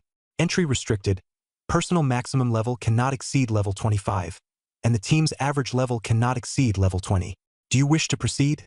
Guan Xian turned back to him and asked. The hidden boss is in there. Are you ready? Let's go. Zhang Yu gave a nod of confirmation. The 2 were teleported into a vast, barren arena. In the center sat a humanoid monster clad in crimson armor and wearing a menacing Oni mask. By its side lay a sheathed sword, resting quietly. Even without rising, it emanated an aura of domineering arrogance, heavy and suffocating. A true king, the Rakshasa King. Zhang Yu immediately activated his abyssal eye to survey the enemy. Rakshasa King, hidden boss. Level 30. Strength 10,000. Agility 10,000. Spirit 10,000. Constitution 10,000. Skills: Blade Flash, King Suppression, Undying Resolve. Seeing those attributes in 5-digit numbers made Zhang Yu's heart sink. Guan Xian's expression tensed as well. Zhang Yu turned to her and asked, Have you fought it before? Any intel? Guang Xin nodded. I fought it once and made it only past the first phase. During the first phase, it doesn't use its weapon. It unsheathes its sword in the second phase, and its aggression and attack speed skyrocket. Each phase is locked at a specific health threshold too, so it's not exactly the type of boss you can overpower with pure damage. A mechanics-heavy boss. Zhang Yu noted with indifference. He had encountered similar foes before and understood that brute force alone would not prevail. I'll take a crack at it first. You stay on the sidelines and observe, he instructed, walking into the arena. The Rakshasa King, which had been sitting with its eyes closed, slowly opened them. It stood up, revealing its towering frame over 3 meters tall. Just its presence alone weighed down the air. Zhang Yu activated his sword formation skill, summoning Qi Xiao, and launched a flank attack. With a single thrust, his blade pierced through the Rakshasa King's chest, forcing it to its knees. However, in the next instant, flames erupted from its body. Its skin turned crimson as it rose to its feet once more, this time drawing its sword. The second phase had commenced. Guan Xian froze in astonishment. It's in the second phase already? It had taken her nearly an hour of grinding just to force the boss into the second phase during her last attempt. Yet Zhang Yu had managed it with a single stab. The stark contrast made her face flush. While the momentum was in his favor, Zhang Yu went in for another strike. but a sudden flash of sword light nearly blinded him. In an instant, Qi Xiao was deflected, sent flying away by a single swing of the Rakshasa King's weapon. Zhang Yu's pupils constricted. This was the first time an opponent had outright repelled his attacks. Watch out! It's about to unleash a skill. Guang Xin sao tek an siêu ly. Before her warning fully left her lips, the Rakshasa King transformed into a streak of red light, hurtling toward Zhang Yu. The skill, Blade Flash, came slicing down. By instinct, Qi Xiao leapt to Zhang Yu's defense, forming a red barrier that absorbed the full brunt of the attack, deflecting it back. With a deafening clang, the clash of swords reverberated through the arena. The king staggered backward, easily dispelling the rebound's force, while Zhang Yu suffered a noticeable decrease in stamina. His breathing labored. Though Qi Xiao possessed a protective ability that prevented stagger, it couldn't entirely nullify the damage. Zhang Yu's innate talent and equipment reduced the impact by 90%. But with a constitution stat of only 7, his maximum stamina and recovery were severely limited. After enduring several of the boss's powerful strikes, his movements grew progressively sluggish, and his breath came in shallow, rapid bursts. Guan Exine watched, her chest tightening with unease, her complexion worsening by the second. The situation turned precarious in a heartbeat. Zhang Yu knew continuing to trade blows head-on would only spell death. The Rakshasa King's strategy didn't rely purely on its colossal stats but on a combination of phase mechanics and locked health thresholds. Zhang Yu retracted Qi Xiao, stepped back a few paces, and steadied his breathing. He shifted to observing the boss's rhythm and skill cooldowns, carefully searching for an opening. Guan Exine stood a good distance away, watching the confrontation with bated breath. She dared not utter another word to break his concentration. The air between the two combatants grew so tense it felt as if it might snap. The Rakshasa King remained still, as though waiting for Zhang Yu to make the first mistake. The true battle had begun, not simply one of raw power but a test of sharp decision-making and ruthless precision. From her vantage point, Guan Exine's scalp tingled. The Rakshasa King's attack stat was an astronomical 10,000. Even if only 10% of its damage connected, it wasn't something anyone could withstand casually. Yet Zhang Yu had taken that ferocious blow head-on without retreating a single step, standing as if nothing had happened. Guan Exine grew more unnerved the longer she watched. What kind of monster is this guy? The damage output, the insane defense, it all seemed absurdly overpowered, as though he had some hidden passive invulnerability. In her case, at level 22, even with technical skills to mitigate damage to a fraction, just a single scrape from the king would have drained her health bar entirely, forcing her back with a scroll just to survive. And yet, was Zhang Yu really only level 17? Zhang Yu suddenly turned his head slightly, calling over to her. Guan Exine, do you know why the boss managed to deflect my attack just now? Pulled from her daze, Guan Exine quickly responded. You don't know about perfect parries? That's an advanced defensive technique against physical attacks. If you manage to intercept an attack perfectly at the moment of the enemy's strike, you can completely mitigate the damage and even cause stagger. Think of it like parrying in video games. The downside: the window of opportunity is extremely brief. Fail once and you'll take the full brunt of the damage. During the first phase, I managed to bring it down slowly with perfect blocks. But in the second phase, its attacks were lightning fast. One hit and you're dead. I didn't even dare try again. Before his words had fully landed, the Demon King of Rakshasa executed its skill, Flash of the Sword, appearing instantly before Zhang Yu and striking downward with its blade. Crimson Sky. Zhang Yu hurriedly moved his sword, Crimson Sky, in front of him, aiming for a perfect block. But the opponent's speed was overwhelming, leaving him no time to react. His block failed. Clang, the sword struck his body directly, causing him severe pain. Instantly, Zhang Yu summoned more iron swords to force the Rakshasa King back, then commanded 10 flying swords to launch an aggressive assault. Each blade was effortlessly parried. The attack couldn't even break through its defenses. Watching the situation unfold, Guan Exine urged him to retreat. However, Zhang Yu didn't respond. Instead, he asked her for healing potions.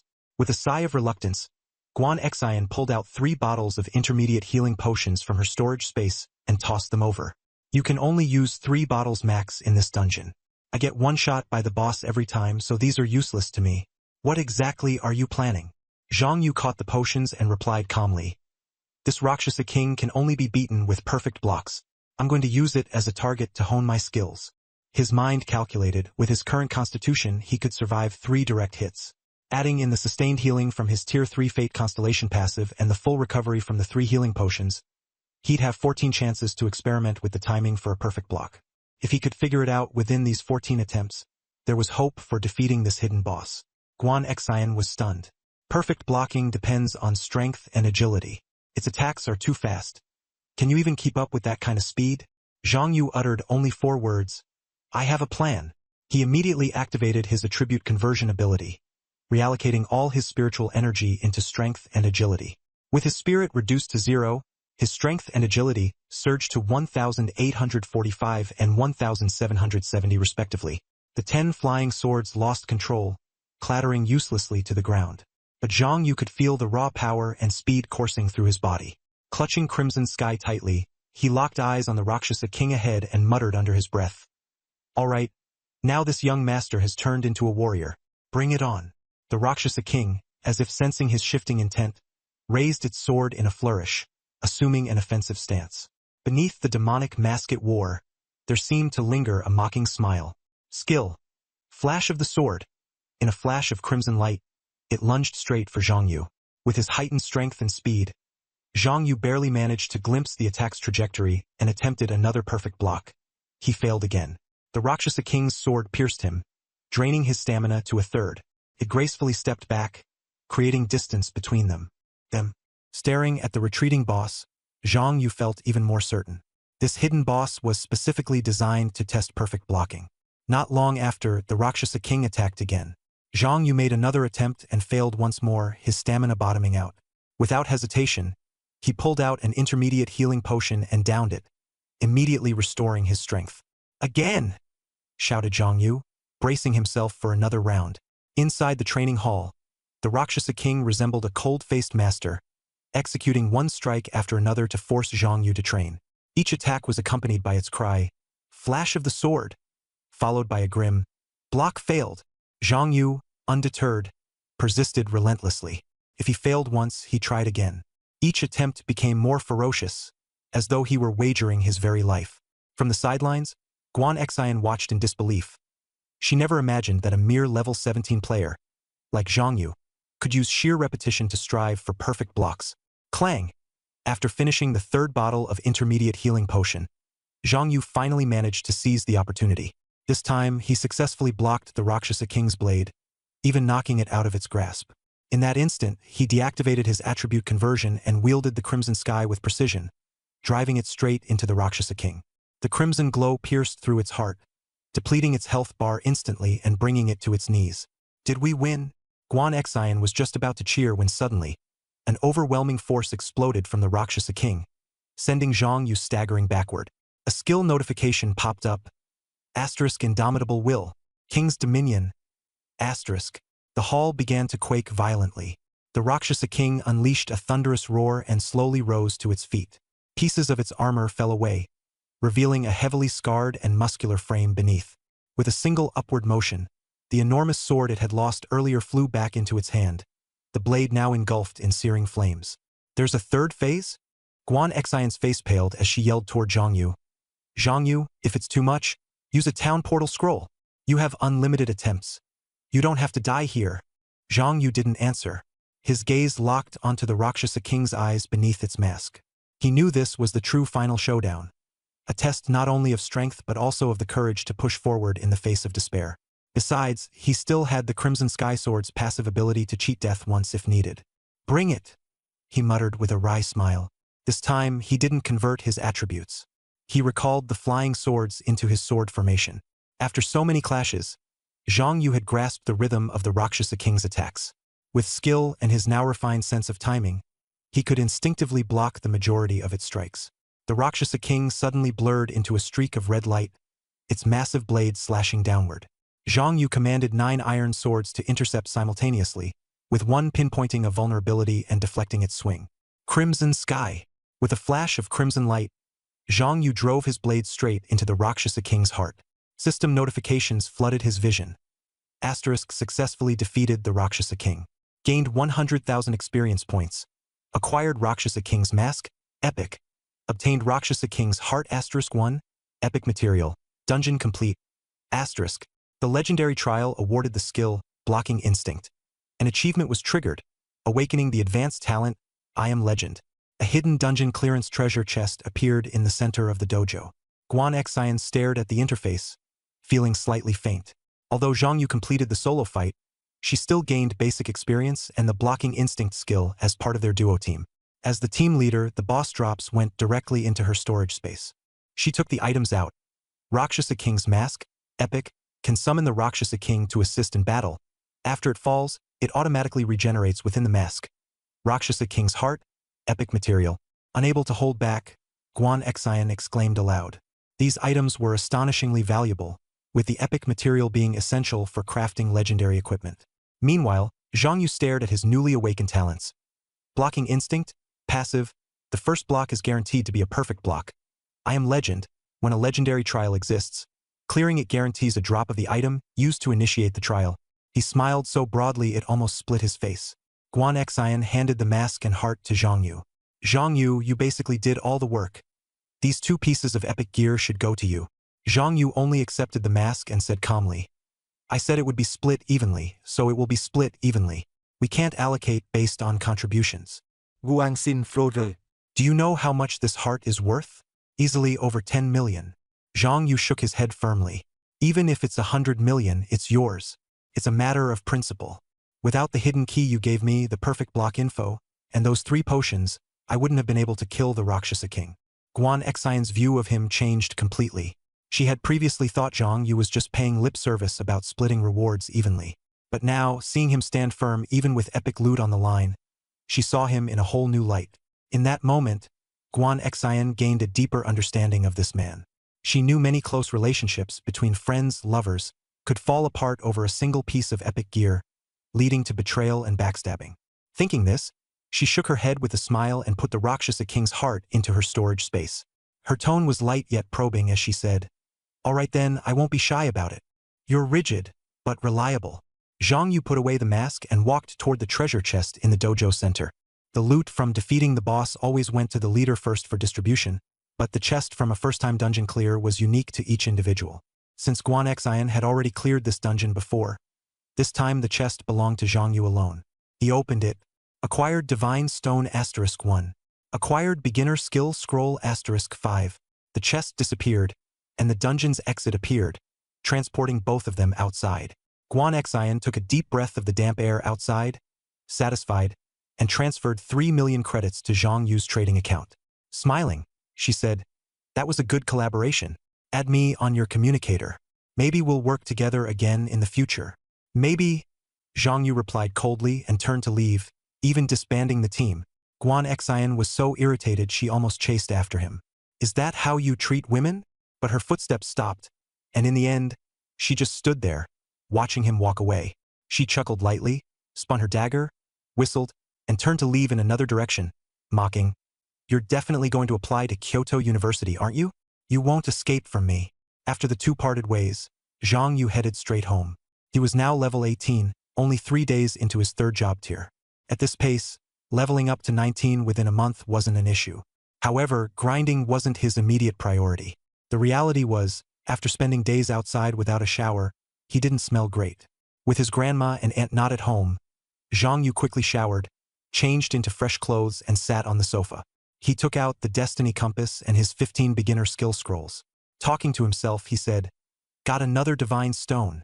Maybe I can gather enough for a max-tier exclusive weapon before the college entrance exams. He didn't start drawing cards immediately. Instead, he used all 15 of the skill scrolls at once. The results quickly appeared. Duplicate skill acquired. Skill proficiency increased. Toxin resistance. Level 10 gain 100% resistance to toxins. Zhang Yu stared at it for a moment, his mouth twitching. How terrified of poison am I? The 15 scrolls maxed out his toxin resistance, which even he found absurd. But he laughed it off and consoled himself. Repeated awakenings aren't the worst outcome. Next, he picked up the Destiny Compass and placed the Divine Stone inside. This was his first time using his own compass, and he couldn't help but feel a bit excited. Mumbling to himself, he thought about trying to draw the 4th-tier refined Crimson Sky Sword. The cards began to spin, and the magic array lit up before producing a red card. Zhang Yu shouted, Come forth, my Crimson Sky! But what fell from the card wasn't Crimson Sky. It was a cobalt blue long sword, surrounded by rising mist like crashing waves. Divine Sword Zhanlu. Divine Sword Zhanlu, exclusive, first tier attack power plus 1000, damage plus 100%, automatically protects the bearer. Bearer is immune to water elemental attacks. No equipment level limit. Note: one of the 10 great swords, it protects its bearer and cleanses evil, purifying the world. Zhang Yu froze. Aren't exclusive weapons supposed to be limited to one per person? Yet this sword was also marked as one of the 10 great swords. A terrifying thought struck him. If, to be able to possess multiple specialized weapons, perhaps even 10 all fully refined, wouldn't that be equivalent to wielding 10 divine artifacts at once? This possibility exploded in Zhang Yu's mind like a detonation, filling him with both exhilaration and trepidation. His chest tightened, and his breathing quickened. Divine artifacts. Those were objects that could shake the heavens and earth. Even for professionals who had ascended to god-tier levels, possessing a divine artifact was as rare as a phoenix feather.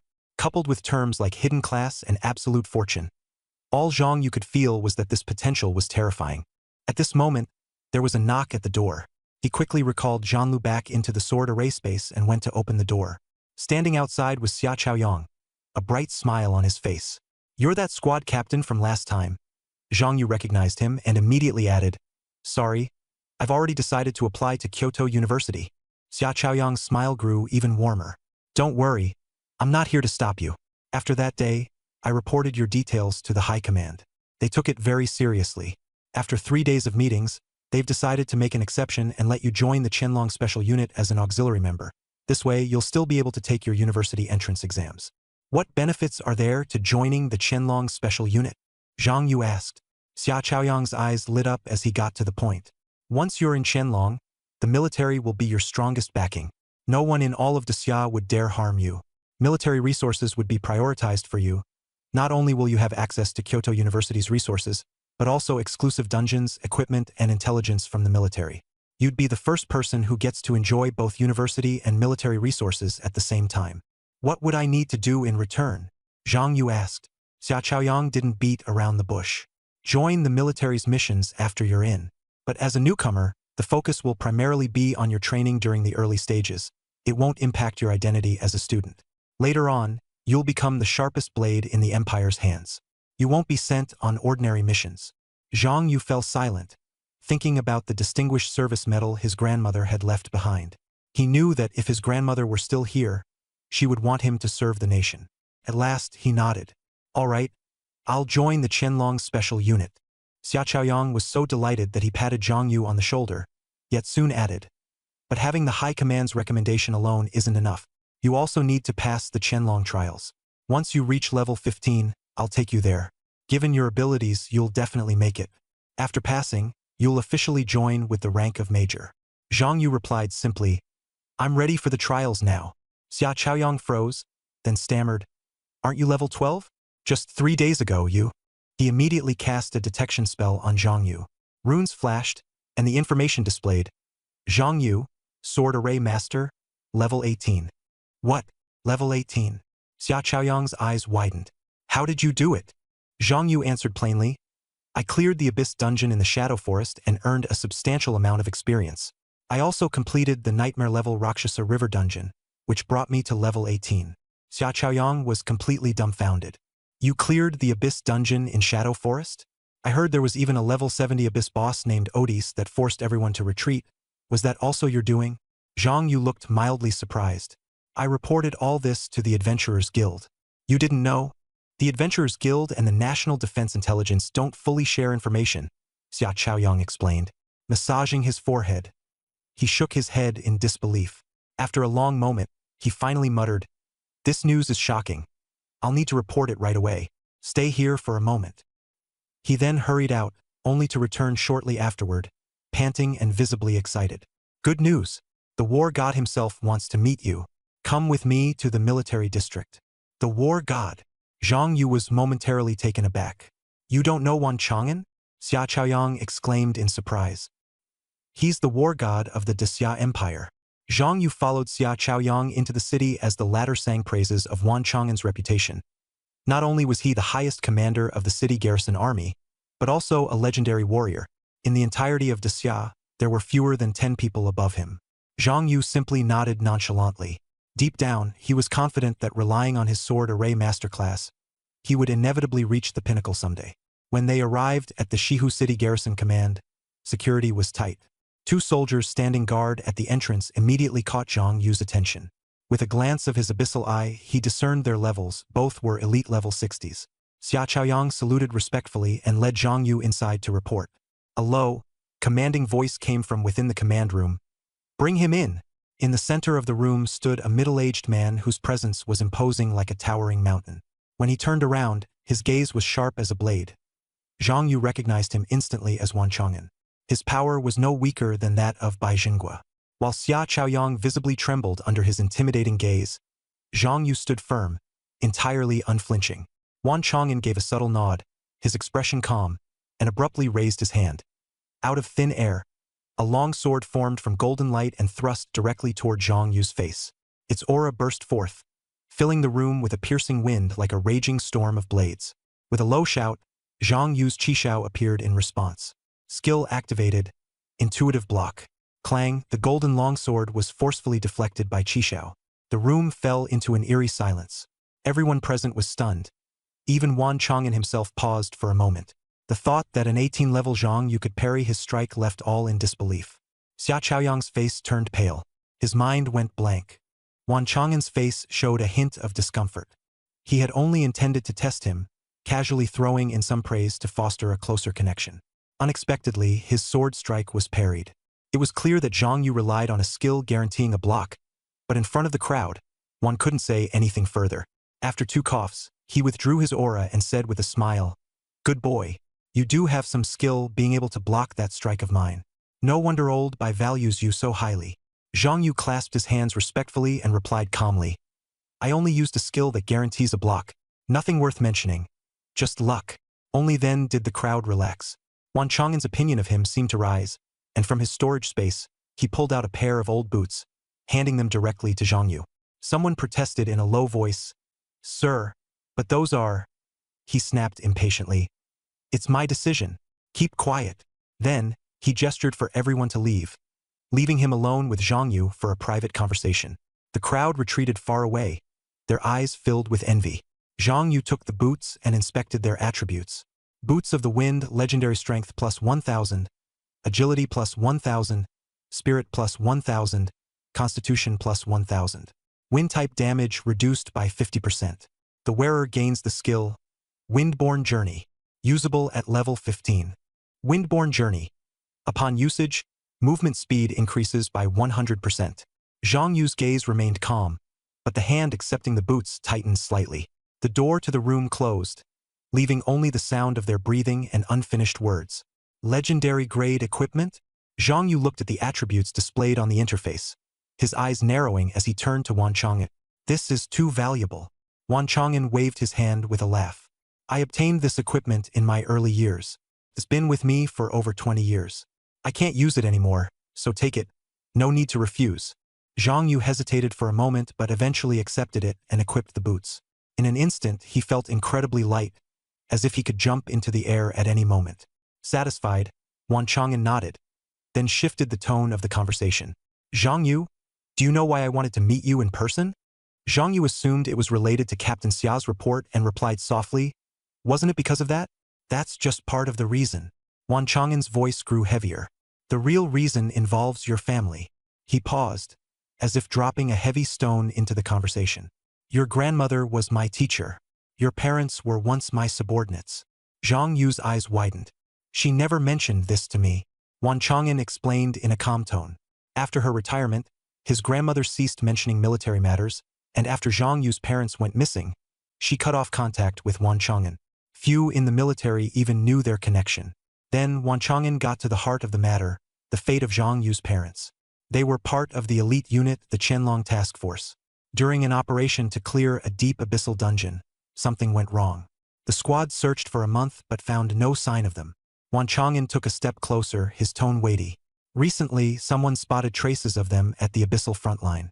The problem is, they might have become bosses within the abyss." "What?"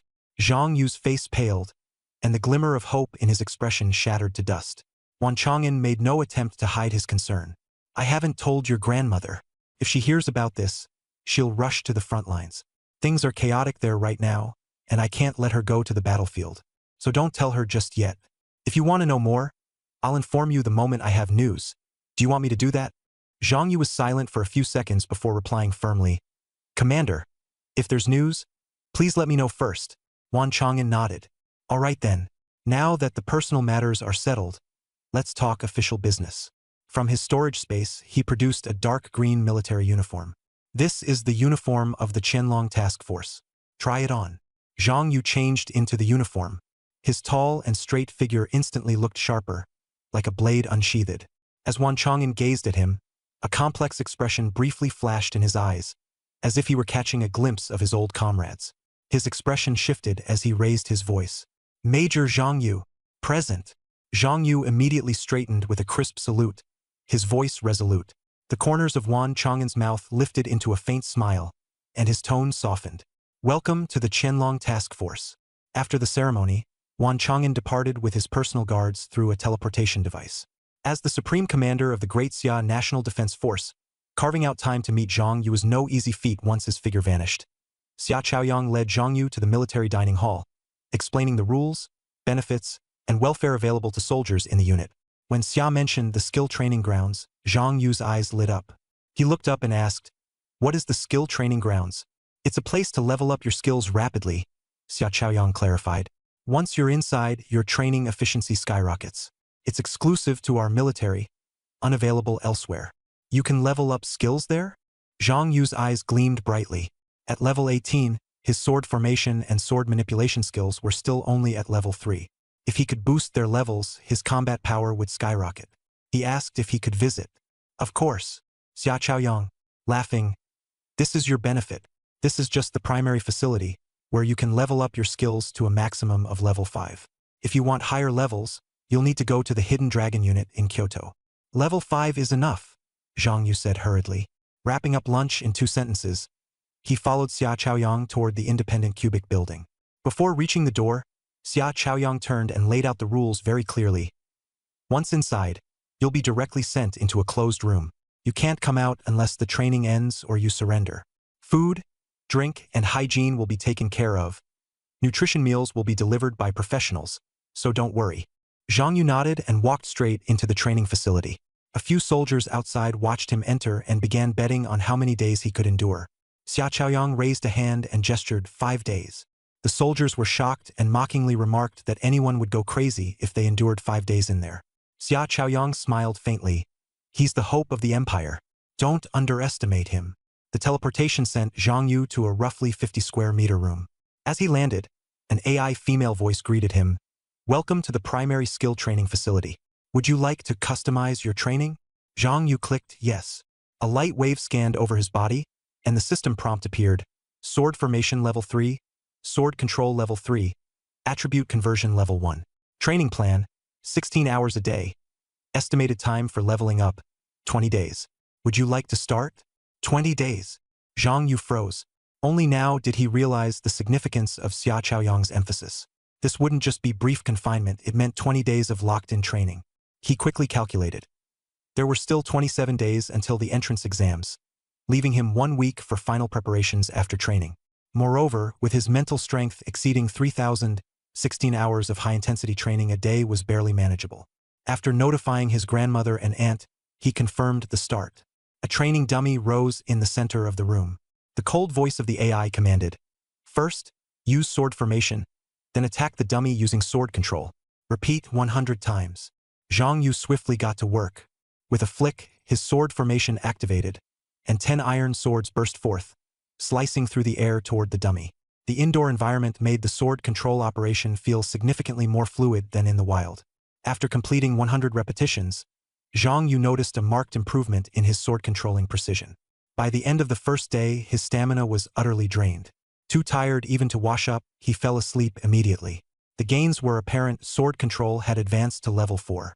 The next morning, while he was still dreaming, a robotic arm on the ceiling dumped an icy bucket of water over him, jolting him awake. The AI's voice was even colder than the water. Second day of training begins. Use sword control to attack the training dummy 1,000 times.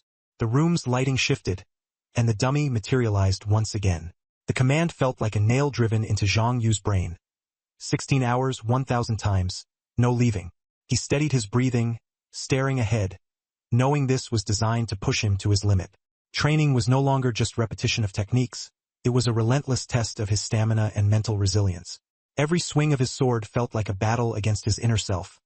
Stopping would mean surrender, persisting would mean growing stronger. Gritting his teeth, he began. Every sword light he unleashed carried an even greater force of determination.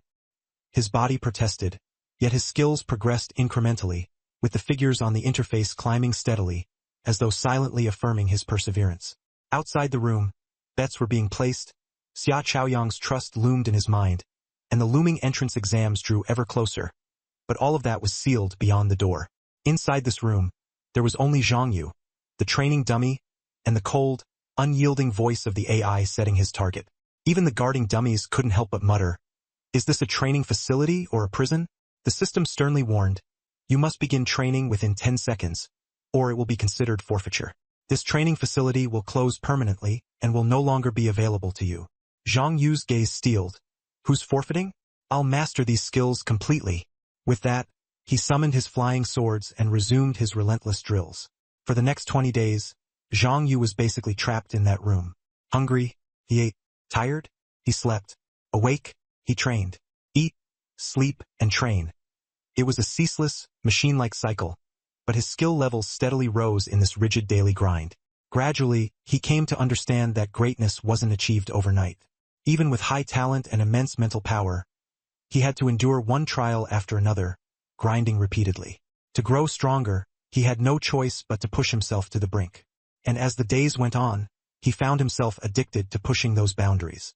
20 days later, Zhang Yu rushed across the room as a blur, stopping abruptly in the center to press the button. The AI immediately announced, "Congratulations on completing this training package. This skill training facility can no longer further enhance your skill levels. To continue progressing, please proceed to an advanced training facility." Only then did he breathe a long sigh of relief and pull up his skill interface. Sword formation, level 5 deploys a sword array that continuously consumes mental energy. Increases critical damage by 140% within a 50-meter radius. Sword control, level 5 controls flying swords for aerial attacks. Power scales with the quality of the sword, mental energy, and skill level. Attribute conversion, level 5 within the sword formation, converts mental power into strength, agility, and constitution, with a conversion ratio of 5x. In truth, it had only taken 3 days to max out sword formation and sword control. The remaining 17 days were spent grinding attribute conversion. To level up this skill, he had to push his physical body to its limits. Those 20 days were essentially an Ironman triathlon on steroids in a training facility. When he first entered, he hadn't even had defined abs. When he stepped out, his six-pack abs were clearly visible, a testament to the intensity of his training. As he exited the training hall, a circle of soldiers had already gathered outside, their gazes filled with admiration. Xia Chaoyang stood among them, quickly giving him a thumbs up as soon as he emerged. "Kid, you're amazing. You actually lasted 20 full days in the training hall." Zhang Yu was puzzled. What's the big deal about staying 20 days? Isn't that just the system's preset plan? Xia Chaoyang looked at him like he was some kind of monster. "Do you even know? Before you, the record for staying in the training hall was only 7 days. You've really done something incredible." It was only then that Zhang Yu realized his dedication had been truly intense, but he didn't dwell on it. What's done is done. He changed back into his regular clothes, bid farewell to Xia Chaoyang, and headed straight for the Rakshasa River dungeon in the eastern part of the city. With only a week left until the college entrance examination, he had to reach level 19 before the exam. Otherwise, he wouldn't even qualify to apply to Kyoto University. When he reached the dungeon entrance, he saw Li Qinger already waiting for him. He walked up to her, but the moment she saw him, she lunged forward and punched him hard in the chest, full of complaints. "Where have you been these days? I couldn't get in touch with you at all. I even went to your house and you weren't there. I finally heard you'd been seen at the Rakshasa River dungeon." Zhang Yu, unwilling to mention that he had joined the Qianlong Special Unit, simply deflected with, "I was practicing my skills." Li Qinger rolled her eyes and then asked about his level and whether he was confident about getting into Kyoto University. Zhang Yu casually used his abyssal eye to check her status. Li Qinger, 11 Scientist, Level 16. Seeing her level, Zhang Yu felt relieved. Li Qinger frowned, her voice laced with discontent. You've got the nerve to ask me? There's only 7 days left until the exam, and you're only level 16. Zhang Yu wouldn't back down. I leveled up on my own, and it's already pretty high. Why don't you tell me what level you are? Li Qing'er rolled her eyes again and cast a detection spell on him. Level 18. The result hit Li Qing'er like a bucket of cold water. She froze, her mouth agape. I worked so hard to get to level 16, and you're already level 18? Zhang Yu responded casually. Just solo a few nightmare mode dungeons. It's not that hard. Li Qing'er's expression darkened, and after a long moment, she clenched her teeth and muttered, Fine, your leveling skills put mine to shame. But before the words had fully settled, she shifted her tone, adopting a sales pitch-like enthusiasm. I didn't come here to check your level. I'm here to take you to a secret dungeon. Zhang Yu was taken aback. A secret dungeon? Li Qing'er briefly explained. It wasn't a naturally formed outdoor dungeon, but an artificial one created at great expense. The monsters were also artificial. 7 days later, the college entrance exam would take place in a massive secret dungeon, and she wanted to familiarize Zhang Yu with the environment in advance. More importantly, the military had recently introduced a new policy. Students this year could apply to both universities and the military's special forces simultaneously, gaining access to military resources for cultivation. These military resources were something even Kyoto University might not have, a chance to change one's destiny. This secret dungeon is actually part of the military's assessment. The best performers might even get a chance to join the legendary Qianlong Special Unit. All the major families are scrambling to secure spots. I went through a lot of effort to get you in. There was urgency in Li Qing'er's eyes. Zhang Yu's lips twitched. So, this is a trial for the Qianlong Special Unit? Li Qing'er patted him on the shoulder, lowering her voice. Don't overthink it and don't put too much pressure on yourself. I believe in you. Zhang Yu waved his hand dismissively. The opportunity is tempting, sure. But what should we be focusing on right now? Let's hit level 19 first. Otherwise, you can forget about Kyoto University. Li Qing'er didn't seem bothered and laughed as she gave him a playful punch to the chest. You big fool. When did you become so cautious? The dungeon has plenty of monsters and loads of experience points. Grinding in the dungeon is way safer than messing around outside. Just treat it as leveling up. Before she could finish her sentence, she had already pulled him into a car driven by Steward Su. Steward Su glanced at them through the rearview mirror and said with a smile, Young miss, we're ready to depart. The car headed for the Cloud Sea Manor at the top of Cloud Sea Mountain. When they arrived, the parking lot was packed with luxury cars. It seemed nearly all of the prominent families in Westlake City with children taking this year's college entrance exam were in attendance. Zhang Yu scanned the scene, puzzled. Isn't this military initiative open to everyone nationwide? Why are there only cars from Westlake City here? Li Qing'er offered a concise explanation. Each city has its own entrance. Once inside, it's all part of the same dungeon. But there are many independent spaces, stacked like a millfight. The assessment content is the same. You just need to clear your own layer. After parking, the two went through identity verification and smoothly entered the manor. At the center of the courtyard, a blue vortex swirled quietly, identical to the entrance to any outdoor dungeon. A crowd had already gathered around it, parents whispering nervously to each other, students clenching their fists. The atmosphere so tense it felt like pins and needles. Zhang Yu wandered around the courtyard and used his abyssal eye to scan the crowd. He noticed that most of the students were high level, at least level 16, with several even at level 19, clearly a gathering of top-tier talents. He recognized Wang Hu. Wang Hu also spotted him. At first, Wang Hu was startled, but then his face twisted into a provocative smile as he made a throat-slitting gesture. Instantly, a murderous glint flashed in Zhang Yu's eyes. He had been holding back all this time, refraining from taking action, but now, being provoked so blatantly, who wouldn't be enraged? Yet, there were too many onlookers, and who knew if Wang Hu had someone backing him up? Reacting impulsively here would only be foolish. Zhang Yu suppressed his fury, maintaining a calm expression, but inwardly, he resolved to handle this quietly another day. At that moment, Li Qing'er tugged at his sleeve. Zhang Yu, the secret realm is opening. A white light glowed from the teleportation portal at the center of the courtyard, and a solemn voice announced the dungeon rules.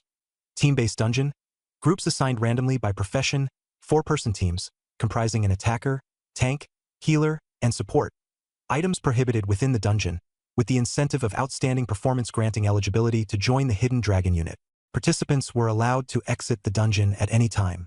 Suddenly, the sphere of light expanded, enveloping everyone. In the next instant, Zhang Yu found himself transported to the front of an underground palace. His companions included Li Qing'er, a tall woman clad in knightly armor, and Wang Hu, who held a staff. Dummy. Looks like we're on the same team. Li Qing'er chuckled, her eyes curving into crescents. Zhang Yu glanced at the team configuration. He had been assigned the role of support. People often misjudged his profession as a sword array master, assuming he was a support-type class. The tall woman stepped forward and introduced herself. Miao Shulan, level 17, Sacred Shield Knight. Zhang Yu and Li Qing'er followed suit, sharing their levels. Before their voices had even faded, Wang Hu sneered. What rotten luck. I'm a level 19 fire mage, stuck with trash like you? This run is doomed from the start. His tone overflowed with mockery as he locked eyes with Zhang Yu. Why don't you just quit now? I'll take Qing'er through the dungeon myself. Otherwise, let's all just screw this up together. Li Qing'er bristled with anger and snapped back at Wang Hu. Your level was carried by others. You're the one dragging the team down. Miao Shulan immediately stepped in to diffuse the tension, saying, Stop arguing. Teamwork is the most important thing. Let's set aside our grudges for now. She turned to Wang Hu, softening her tone. Mage, we're counting on your damage output this time. Help guide us through, won't you?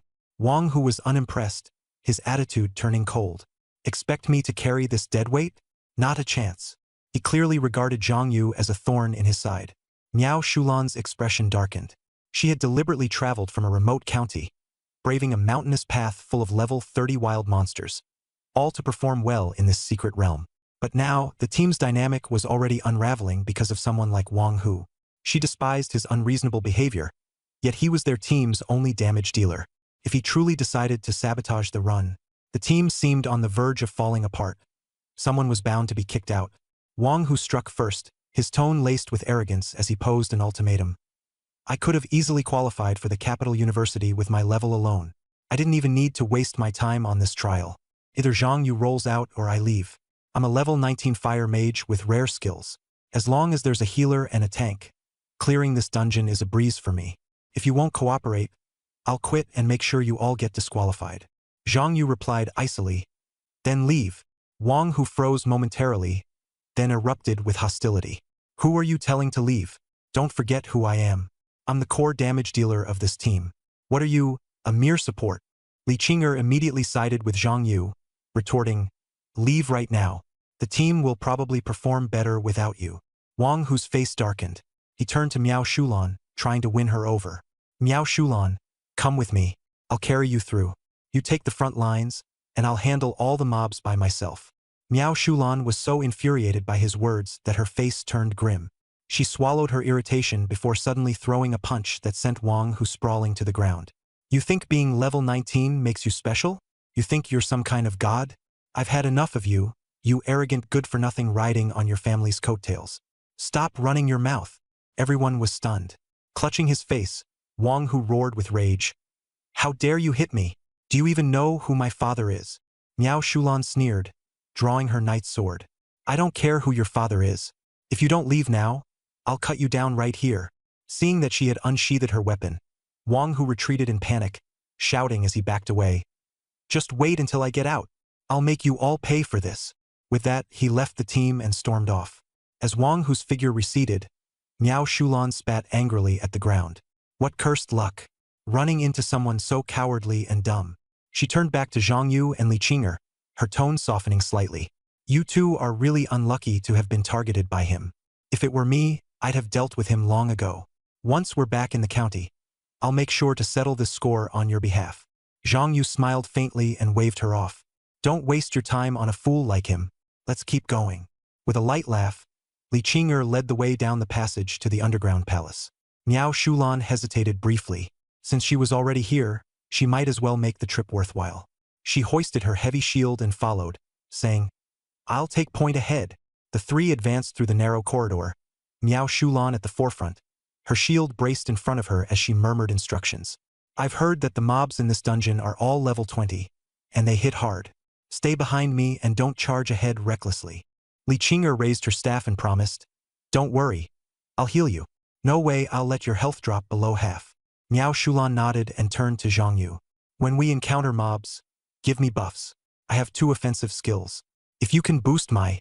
The monster can be slowly worn down if we play defensively, Zhang Yu said calmly.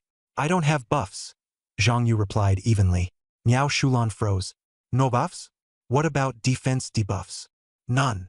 Any control abilities? Also no. Miao Shulan's expression stiffened, leaving her momentarily speechless. Staring at Zhang Yu in astonishment, she asked, Then what support skills do you have? I already told you, Zhang Yu replied lightly. I'm a damage dealer. Miao Shulan immediately shook her head in disbelief. That can't be. The rules of the secret dungeon state that each team can only have one damage dealer. That firehound earlier was already forced out. Zhang Yu shrugged and said that perhaps the examiner misjudged his hidden class. Hearing this, Miao Shulan's eyes lit up, and she perked up, saying, Even without support, we can make it work. It'll just be tougher, but at least we can still fight. Lin Qinger also chimed in with a smile, saying, I'm semi-support. I can handle it. Just as her words fell, a massive, headless armor over 2 meters tall emerged from the shadows, wielding a great sword that slammed down fiercely. Block it! Miao Shulan's eyes turned cold as she threw out a taunt to draw its aggro. The great sword struck her shield with a loud clang. She stood firm like a pillar, completely unharmed. Lin Qinger frantically prepared to heal, but Miao Shulan stopped her. Don't rush to heal. I can tank it. Save your energy for now. Zhang Yu's gaze sharpened as he activated Abyssal Eye. A status screen revealed the monster's details. Headless Knight Elite, level 20. Strength, 1800. Agility, 1200. Spirit, 800. Constitution, 1000. Skills Charge, Cleave. The level 16 Miao Shulan had directly withstood an 1800 strength attack without taking any damage. Her defense was astounding. Zhang Yu's mind shifted gears as an iron sword flew out from his sword array space, piercing through the headless armor. A massive damage number flashed across the screen. The headless knight collapsed instantly, dying on the spot. System update. Successfully defeated Headless Knight. EXP. Plus 2000. You have acquired Armor Shard *1. Miao Shulan was in the middle of casting buffs when she noticed the kill notification and froze. Lin Qinger stared wide-eyed at Zhang Yu in disbelief. You're incredible. Zhang Yu gave a slight smile. Just basic moves. Let's keep moving. His current spirit level was 3160 with his sword array and sword manipulation skills both at level 5. It was no longer an even playing field. If he equipped a 3rd-tier Scarlet Dawn alongside a 1st-tier Waterstone Edge, his damage output could even exceed 20 million. But this was an exam, meaning trial scores were tied to performance within the dungeon. He couldn't just cut loose and sweep through everything. If he were to go all out, his damage would clear the entire palace of monsters in no time. Lin Qinger and Miao Shulan wouldn't have a chance to contribute, and their scores would drop as a result. Miao Shulan quickly steadied her emotions. Great! Your DPS is strong, and Qinger's healing is stable. The three of us can definitely do this. Lin Qinger nodded along with a smile. Zhang Yu also agreed. Let's pick up the pace and make up for lost time. The team advanced rapidly. Miao Shulan led from the front with unwavering strength. Lin Qinger carefully managed health levels in the middle, while Zhang Yu brought up the rear, swiftly clearing monsters and finishing them off. Elite knights, gargoyles, and elemental mages. Everything they encountered was crushed in their path.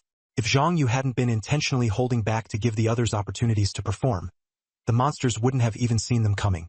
Lin Qinger seid in Relief. This was vastly different from the stress of teaming up with random players in the past. Now, she could casually throw out a few heals to stabilize Miao Shulan's health. Even Miao Shulan felt a sense of unprecedented safety. They progressed quickly, eventually reaching the depths of the underground palace where they stood before the boss room. During their journey, Lin Qinger had leveled up to 17, Miao Shulan reached 18, and Zhang Yu was less than 10% shy of hitting level 19. This feels amazing, Miao Shulan exclaimed with excitement. Being in a team with a pro makes all the difference. Lin Qinger joked, half in jest.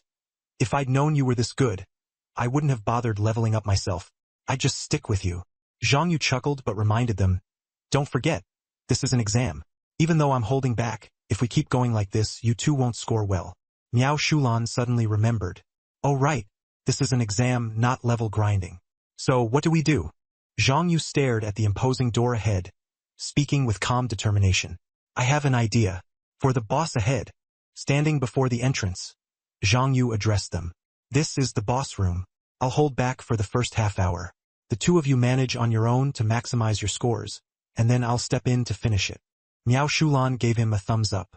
Brilliant idea. You really think things through. Lin Qinger grew eager as well. All right then, you can sit back and watch.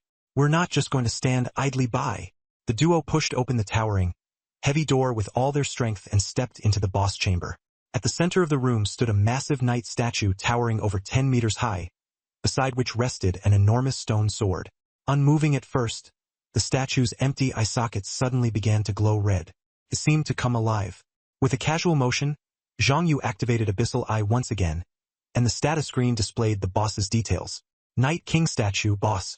Level 21. Strength, 5,000. Agility, 3,000. Much. Spirit, 1,000. Constitution, 6,000. Skills. Stomp, Earthquake, Self-Healing. The wave of attribute numbers weighed heavily, like ballast pressing on the chest. The statue charged forward abruptly. Miao Shulan didn't hesitate. She raised her shield to meet it head-on while shouting commands. I'll tank it. Qinger, boost my stats. Got it. Li Qinger quickly chanted, and golden light descended upon Miao Shulan, instantly raising her constitution by 50%. Miao Shulan taunted fiercely, standing firm against the Night King's charge. The stone sword slammed into her shield, shattering the ground beneath their feet. Yet, Miao Shulan stood like a rock, utterly unshaken. Li Qinger instantly followed up with continuous healing, restoring her health in moments. Nice job, Kinga. Miao Shulan shouted, then unleashed a holy charge. Golden light burst forth from her entire body as she surged forward like a rampaging bull. She collided with the Colossus, knocking it to the ground. The massive statue fell heavily, causing the entire room to tremble. Zhang Yu watched the scene unfold clearly from the sidelines. A Holy Shield Knight paired with an Elven Saintess was already an exceptionally rare combination. Moreover, Miao Shulan's shield was no ordinary piece of equipment. With the two of them working together, even a level 30 boss would struggle to make a dent. Thinking this, he relaxed completely, standing off to the side like a spectator, idly fiddling around. Meanwhile, in a control room monitoring the secret realm, a specific screen displayed the ongoing scene where several middle-aged men, wearing Dive Dragon Squad instructor uniforms, were closely watching. All of them were above level 70, the examiners for this trial. Check this out. There's an interesting team on the West Lake side. One of them magnified the footage of the trio battling the boss, and the rest all leaned in. Just 3 people? Someone asked. The back end shows that the mage left the party earlier. These 3 have been fighting their way to the boss door, another pointed out. Interesting. They made it this far with no DPS in their party. What are their professions? An Elven Saintess, a Holy Shield Knight, and a Sword Formation Master. Seems like a new profession? It rings a bell somehow. Isn't the Dive Dragon Squad's god of 10,000 battles known to have recruited a student from Westlake recently?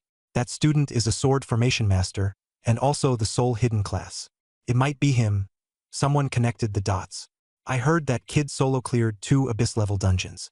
This could be a test of whether it's true. The instructors grew increasingly intrigued as they watched.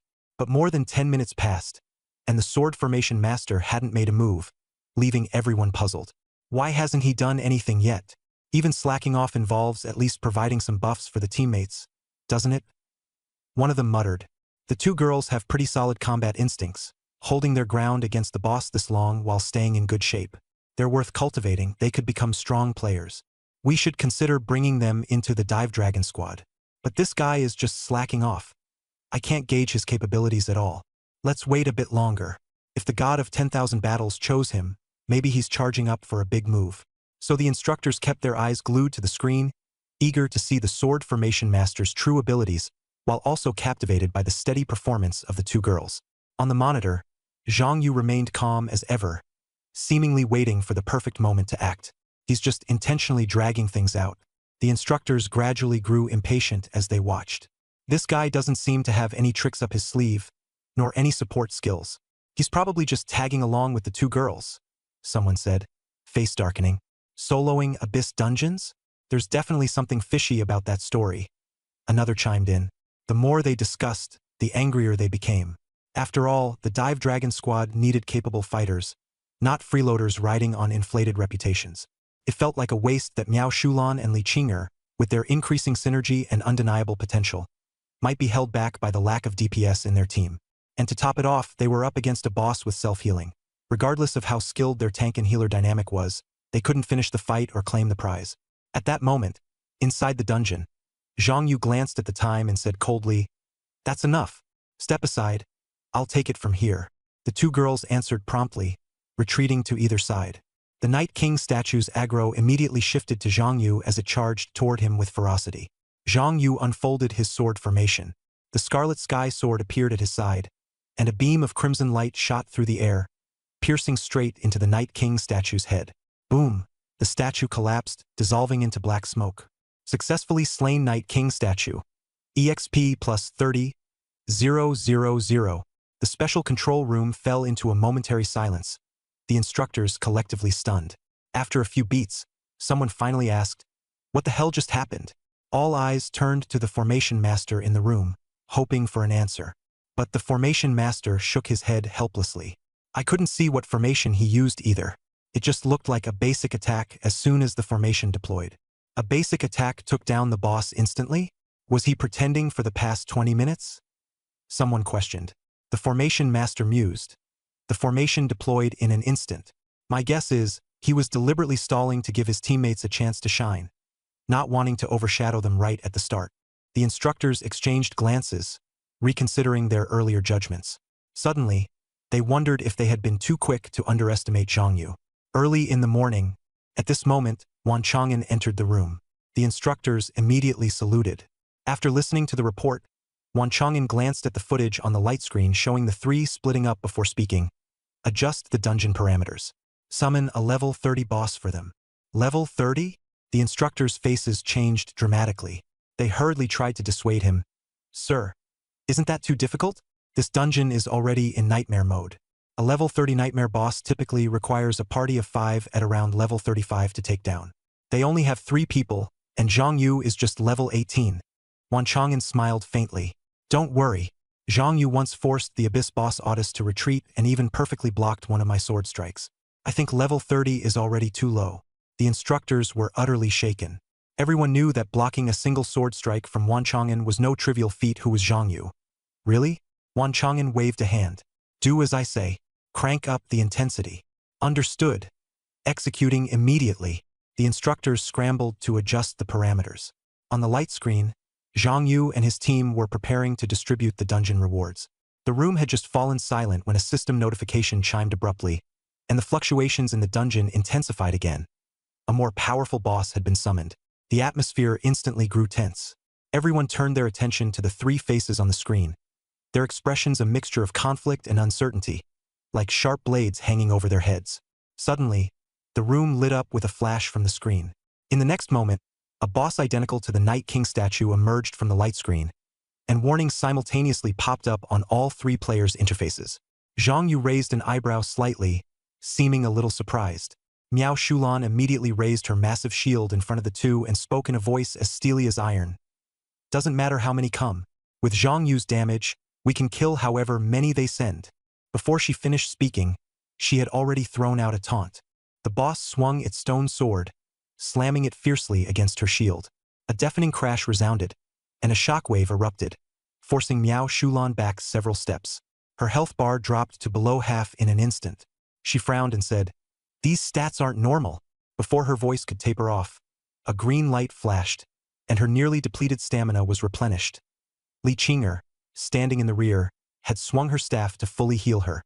Miao Shulan gave her a thumbs up and said, "Qinger, keep it steady." But suddenly, the boss turned its focus to Li Qinger and, hatred shifting, raised its stone sword and charged at her. Li Qinger's face turned pale, and she had no time to dodge. Miao Shulan let out an angry roar, holy charge pushing her forward as she slammed into the boss with her shield, forcefully deflecting its attack and drawing its hatred back onto herself. The sword came down on her shield again, and this time she clenched her teeth and held firm, shouting, "Qinger, don't be scared. Keep healing me." Li Qinger quickly resumed healing and stacking buffs for defense and resilience. Standing in the back, Zhang Yu watched the two struggling against the overwhelming force of the boss, his expression darkening. He opened his interface to inspect. Night King statue, boss, level 30, strength, 10,000, agility, 5,000, spirit, 2,000, vitality, 12,000. Skills. Stomp, Earthquake, Regeneration. Zhang Yu frowned intensely. There was a high possibility of abyssal infiltration. He shouted sternly, "You too! Get out of the way!" The Qishao sword in his hand gleamed, piercing through the Night King's chest in a flash. A burst of red light tore through its body, and the interface displayed. Successfully defeated Night King statue. Experience points plus 70,000. A golden light enveloped him as Zhang Yu leveled up to 19 on the spot. The instructors watching from outside were left dumbfounded. A level 30 nightmare boss had been taken down with a single strike by Zhang Yu. Some muttered quietly, speculating that the sword was a specialized weapon, while others wondered if he had awakened some sort of innate talent. All of them turned to Wan Chang'an, eager to test Zhang Yu's limits further by escalating the difficulty. Wan Chang'an shook his head. No need. If the boss gets any stronger, those two women will be in danger. He immediately declared, "Trial's over. All three receive an S-grade evaluation. Zhang Yu is promoted to Lieutenant Colonel."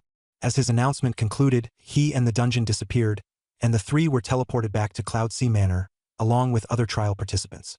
Zhang Yu glanced at his returning team, finally letting out a sigh of relief. Facing 2 consecutive abyssal dungeons had left him a bit shaken. Outside, Wang Hu, who had been standing guard, approached with a mocking grin as soon as they appeared. "Bet you had a tough time without me carrying the damage. That's what you get for siding with Zhang Yu." Miao Shulan raised her fist, her eyes sharp as blades. "You looking to get hit again?" Wang Hu immediately stepped back 2 paces, hurriedly running his mouth to save face. I have bodyguards watching outside. Go ahead, try touching a hair on me." Li Qing'er couldn't be bothered to respond, linking arms with Miao Shulan protectively and guiding her away. Wang Hu, seeing this, swallowed his grievances and followed behind, throwing out a few snarky remarks as their group left the trial grounds. Having been snubbed by Li Qing'er and Miao Shulan, Wang Hu vented his frustration at Zhang Yu, gritting his teeth and cursing, "Zhang Yu, you ruined everything for me. Without you, I'd have cleared this dungeon with them ages ago. I won't let this go. Just you wait." Zhang Yu shrugged, nonchalantly picking at his ear before smiling at the 2 women and saying, "Did it just get noisy? Sounds like a stray dog nearby. Dog, let's move to another place. Don't waste time dealing with it." The 2 women immediately burst out laughing. "All right, no need to stoop to a dog's level." The 3 of them turned and left.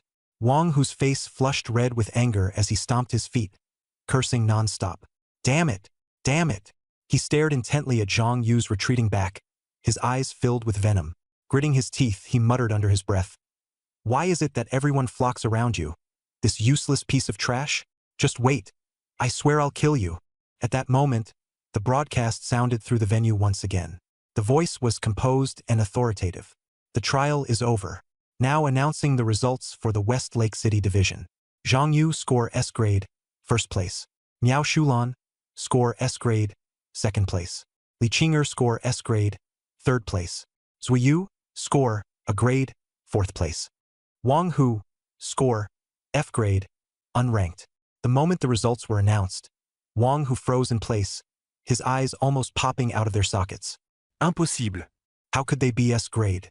There must be a mistake, he shouted, demanding an investigation. The onlookers stared at him as though watching a joke.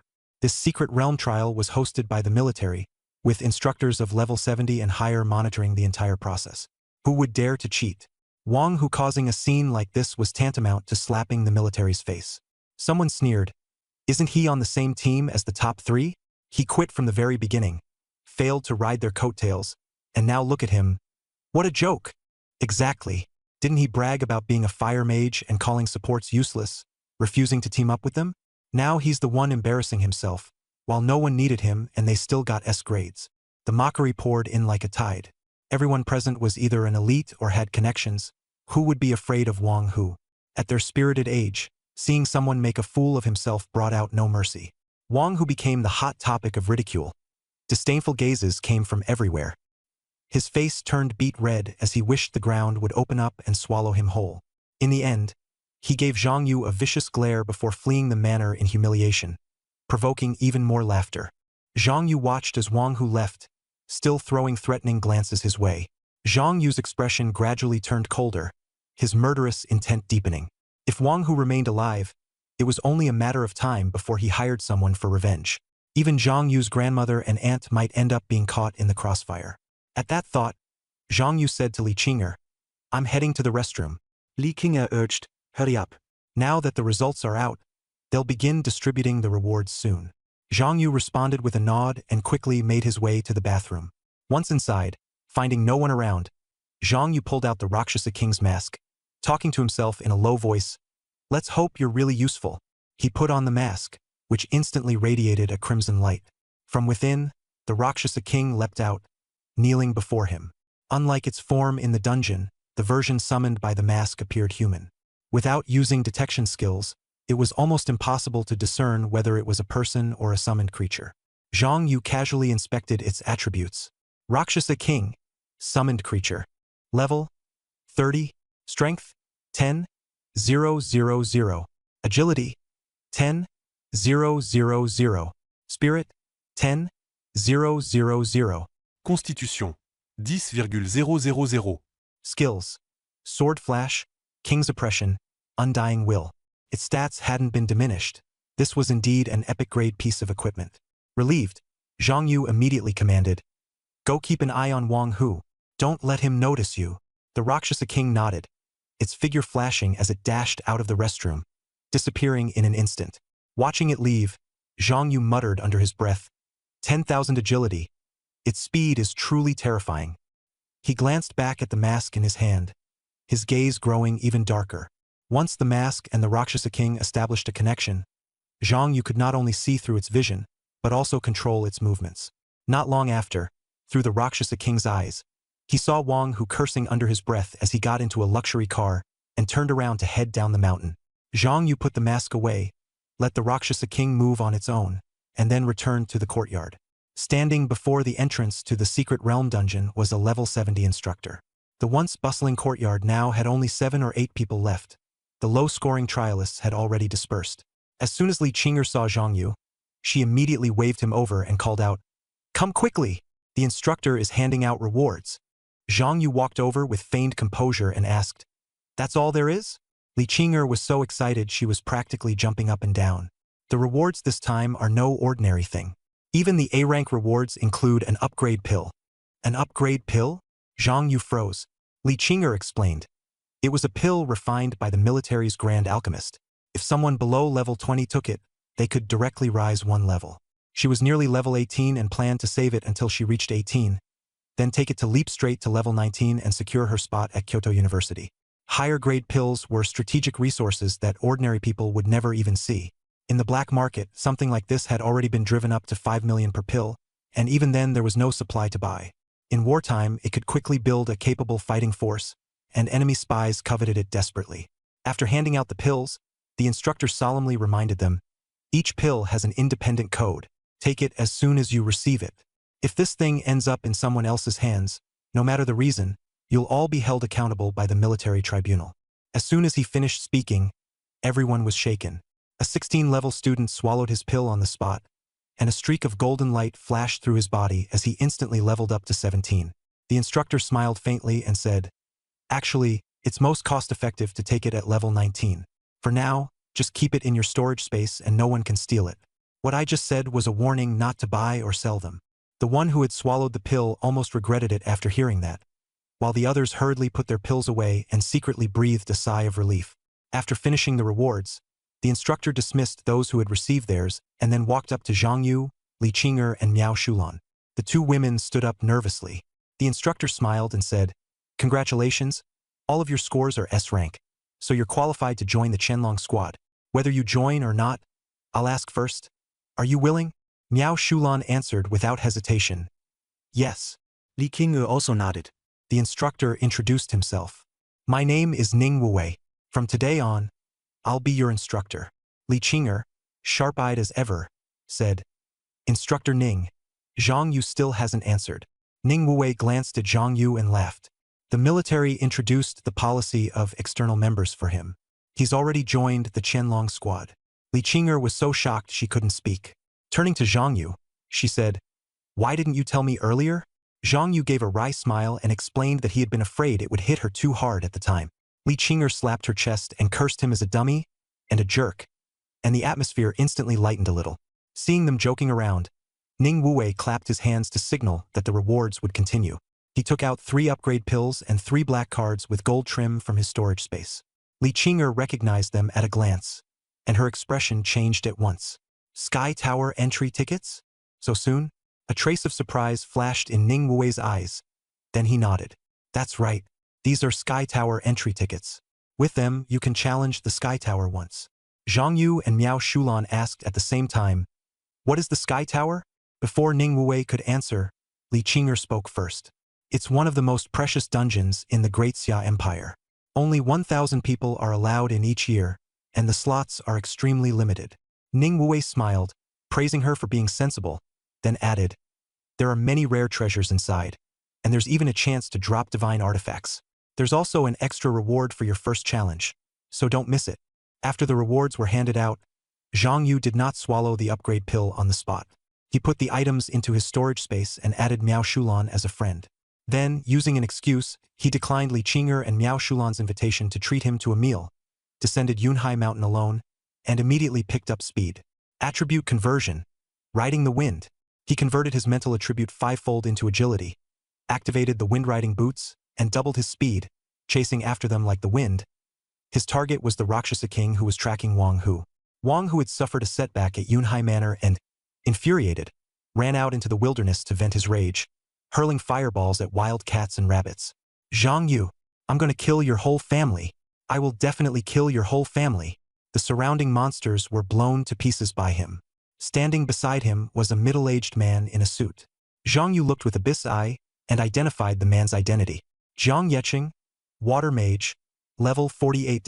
Zhang Yu's expression darkened. Wang Hu actually had a level 48 Water Mage bodyguard with him. This was going to be troublesome. But with Zanlu in hand, it might not be unsolvable. Zhang Yeqing lowered his voice to persuade him, "Young master, it's not worth losing your temper over a commoner." Wang Hu gritted his teeth, his eyes red as blood. "He's just a commoner. What right does he have to get an S rank? Why did Li Qing'er take a fancy to him? Those should have been mine. He stole everything from me." The more he spoke, the crazier he became, until he was almost howling, "Uncle Jiang, I want to kill his whole family. I want them dead with no witnesses left." Zhang Yeqing frowned and tried to stop him. "Young master, after Zhang Yu got the S rank, he's very likely joined the Qianlong squad. If we get caught by the military, we'll be in trouble. Wouldn't it be fine to kill him secretly?" Wang Hu sneered. "Find a high-level assassin or use sulfuric acid to dissolve the bones. No one can trace it back to us." And his address too, "Wipe out his grandma and aunt first. Only after wiping out his whole family will I feel satisfied." Zhang Yeqing felt a chill run down his spine, but Wang Hu's killing intent had already approached madness. After a few seconds of silence, he nodded. "Understood. Leave Zhang Yu's family to me." In the shadows, Zhang Yu heard the entire conversation clearly, and his killing intent solidified like ice. With a single command, the Rakshasa King shot out like a streak of shadow, its target straight for Wang Hu. Skill. One flash of the sword. Immediately, a blade flash streaked past. "Young master, be careful." Zhang Yeqing's expression changed sharply. He flipped open his magic tome, and a layer of water shield suddenly rose around them, with Wang Hu protected within it. The Rakshasa King's sword slashed down fiercely, crashing directly into the water shield. The blade sank into the water, and the sword almost brushed past Wang Hu's head. Wang Hu was so terrified that he sat down on the ground, his face deathly pale. Sensing the summoned creature's aura, Zhang Yeqing's expression turned grave. "No, it's a summoned creature being used for a sneak attack. Who is making a move? Your summoned creature has initiated an attack, and Zhang Yeqing and Wang Hu have become enemies." Seeing the prompt, Zhang Yu immediately converted his mental attribute into agility again and began luring monsters around to create chaos. But Zhang Yeqing's gaze had already locked onto him. Zhang Yu had never expected to rely on a summoned creature to finish the job in one strike while Zhang Yeqing was protecting Wang Hu. He saw it clearly. Zhang Yeqing's water shield could not only block attacks but also impose a disarm effect, meaning close-quarters weapon combat would be restricted. So he changed tactics, widened the distance, and lured wild monsters into the battlefield to create space for the coming fight against the water mage. A sword is too hard. The one blocking it is often the first to be ruined. Zhang Yu knew that, which was why he could only go for a one-strike kill and give the other side not even the slightest chance to react. He kept pulling monsters, while Jiang Yeqing flipped through his magic tome in front of him, and his incantations fell rapidly. Water Dragon Bullet. A water dragon burst out, blasting Luo Cha King away. Right after that, Jiang Yeqing instantly cast Water Prison spell, and a large amount of water element condensed into a prison around Luo Cha King, trapping it. Another sulfuric acid arrow pierced its chest, contaminating the entire water prison, corroding Luo Cha King, and sending its stamina plummeting. Jiang Yeqing shouted coldly, "Summoner, why don't you get out here?" His voice shook the surrounding area. Looking at the suppressed summoned creature, he smugly muttered to himself, "A level 48 water mage really does suppress summoned creatures with ease." At that moment, Zhang Yu walked out from the shadows, raised a hand to remove the Luo Cha King mask, and put it away. When Jiang Yeqing saw that it was him, a hint of surprise flashed across his face. Seeing Zhang Yu, Wang Hu's fear immediately turned into venomous resentment, and he gritted his teeth and shouted, "Good, Zhang Yu, I was just about to look for you, and you came to me on your own. Uncle Jiang, kill him." With Wang Hu's order, Jiang Yeqing immediately opened fire, sending several sulfuric acid bullets shooting toward Zhang Yu. In front of Zhang Yu, Zhan Lu appeared out of nowhere, and a blue barrier instantly expanded, blocking all the attacks. Jiang Yeqing froze. A signature weapon? He had heard that Zhang Yu had drawn a full constellation in a single pull at school, so he had already heard of it, but he had actually gotten a signature weapon in such a short time too. That luck was absurd. Could it be that he had some talent that increased his draw rate? As the thought flashed through his mind, his killing intent grew even stronger. Someone like that could absolutely not be left alive, or the Wang family would be finished. He cast Water Prison spell again, trying to trap Zhang Yu. But as soon as the water element approached Zhan Lu, it was absorbed, and it couldn't even touch him. Jiang Yeqing then threw out several water element skills, all of which were swallowed by Zhan Lu without any effect. His face turned ashen. Zhang Yu's signature weapon was a perfect counter to his class, and his attacks couldn't hurt him at all. Zhang Yu smiled faintly and activated the sword formation. The sword formation space opened in front of Wang Hu, and an iron sword shot out, aiming straight at Wang Hu's head. The water shield around Wang Hu forcibly wrapped around the iron sword, not only blocking it but also stripping away the effect of the normal attack. Zhang Yu's expression darkened. This water shield didn't just block attacks, it could also disarm. He secretly felt relieved that he hadn't used Qi Shao for a sneak attack just now, or else the signature weapon might have been seized by Jiang Yeqing. Jiang Yeqing was also stunned by Zhang Yu's way of attacking. A student at level 19 could actually do this much?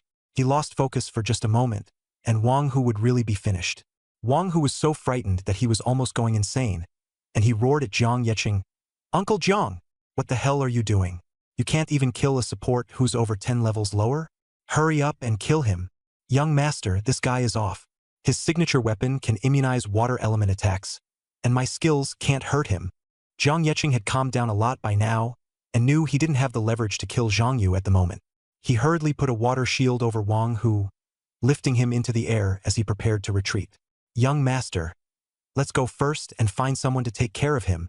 The corner of Zhang Yu's mouth lifted as he said mockingly, "You want to leave now? Isn't that a little too late?"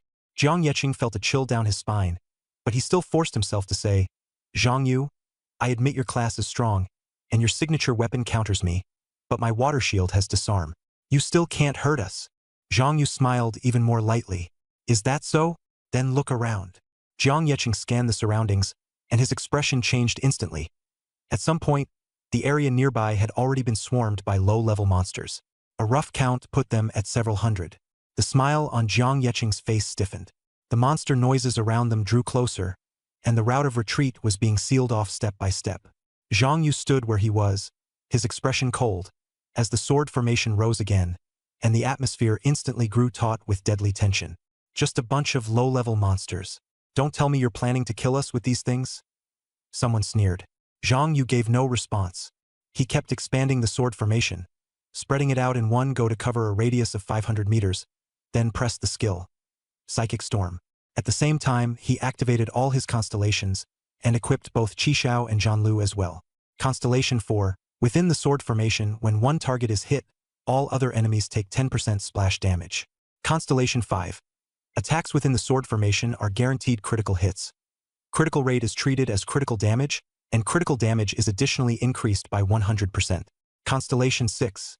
Ignore the enemy's defense within the sword formation. Qi Shao. Attack plus 3000. crit rate plus 70%, crit damage plus 400%. Zhanglu, attack plus 1000, damage plus 100%. After that setup, Zhang Yu had completely gone for the kill. When Jiang Yeqing saw the necklace flash with eerie light, his expression changed and he hurriedly raised a water shield. But it was already too late. The mental storm exploded violently, sweeping outward in all directions.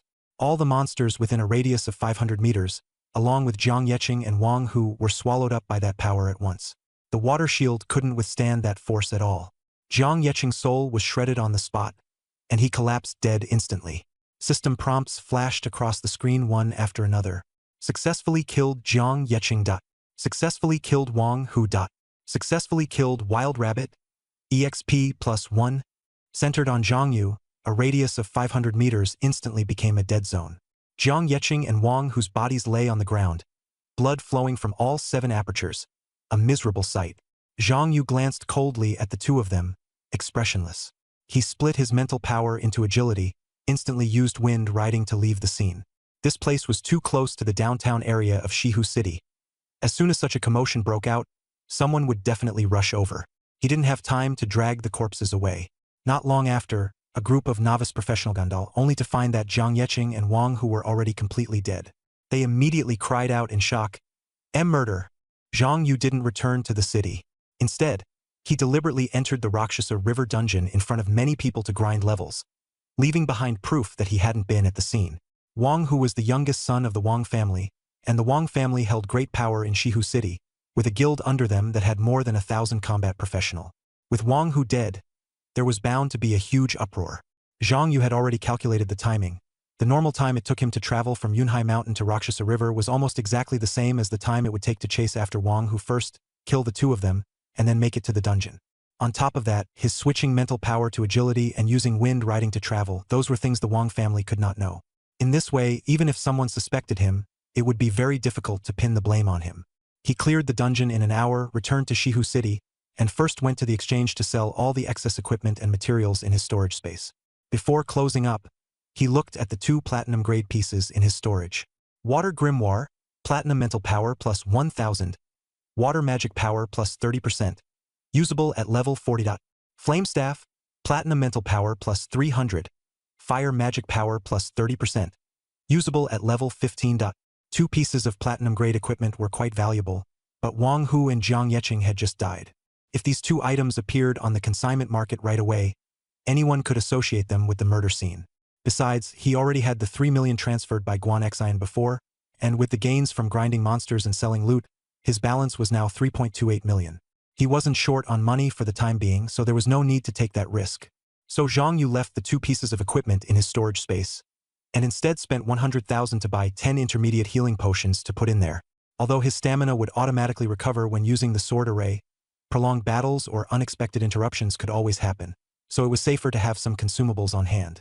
Zhang Yu didn't dare to skimp on healing potions. When it came to instant recovery that was more important than life itself, he would rather stock up on a few more bottles than take a risk. As for skill scrolls, he couldn't bear to spend 100,000 on one, and even 3 million would only buy 30 scrolls. Even if he poured that much in, there was no guarantee he would awaken a new skill. He would rather honestly grind dungeons and make money steadily by looting equipment. Over the past 2 days, he had spent a long time at the exchange, selling off all the materials in his storage space. He also went to the shop to pick out some gifts for his grandmother and his aunt, and only then did he slowly head home. He hadn't seen them for more than 20 days, and he really did miss them. They got home just in time for dinner. Grandma was cooking in the kitchen, and Aunt was practicing her voice in the living room. The moment Aunt saw him, she shouted, "Oh, a rare visitor. Yuanzi, you're finally back. I'm the little rascal. So what are you?" Zhang Yu shot back, taking the gifts he'd bought out of his storage space and piling them up in the living room. "Big rascal, these are for you." As soon as the gifts were laid out, Aunt lunged over to open them, moving like a hungry wolf. Grandma came out of the kitchen, saw the floor covered in gifts and frowned. "You just started making money and you're already spending it recklessly. Right now you should be using that money to buy gear, not these things." Zhang Yu explained with a smile, "Grandma, I made several million these past few days. All these gifts together only cost a few tens of thousands. It's nothing." At the words, "several million," Aunt's eyes lit up. "Several million? Combat classes are that profitable?" Why didn't I draw a combat class? I only make a few tens of thousands from a concert. The more she spoke, the more excited she got, and then she simply threw a tantrum. Mom, I want a combat class too. I don't want to be a singer anymore. Grandma rolled her eyes at her. Enough. Clean up the living room, then eat. Under Grandma's watchful eye, Zhang Yu and Aunt cleaned the living room spotlessly. The three of them sat down to eat, a rare family reunion. At the table, Zhang Yu picked out the parts of his adventures he could talk about and told them in a broad, light way, steering clear of anything about killing people. Aunt listened in repeated amazement, and Grandma's face also showed a trace of relief. Yuanzi, don't let your guard down. Be careful, Grandma reminded him. Got it, Grandma, Zhang Yu replied, though his mind was already on something else. Just then, a rapid knocking sounded at the door.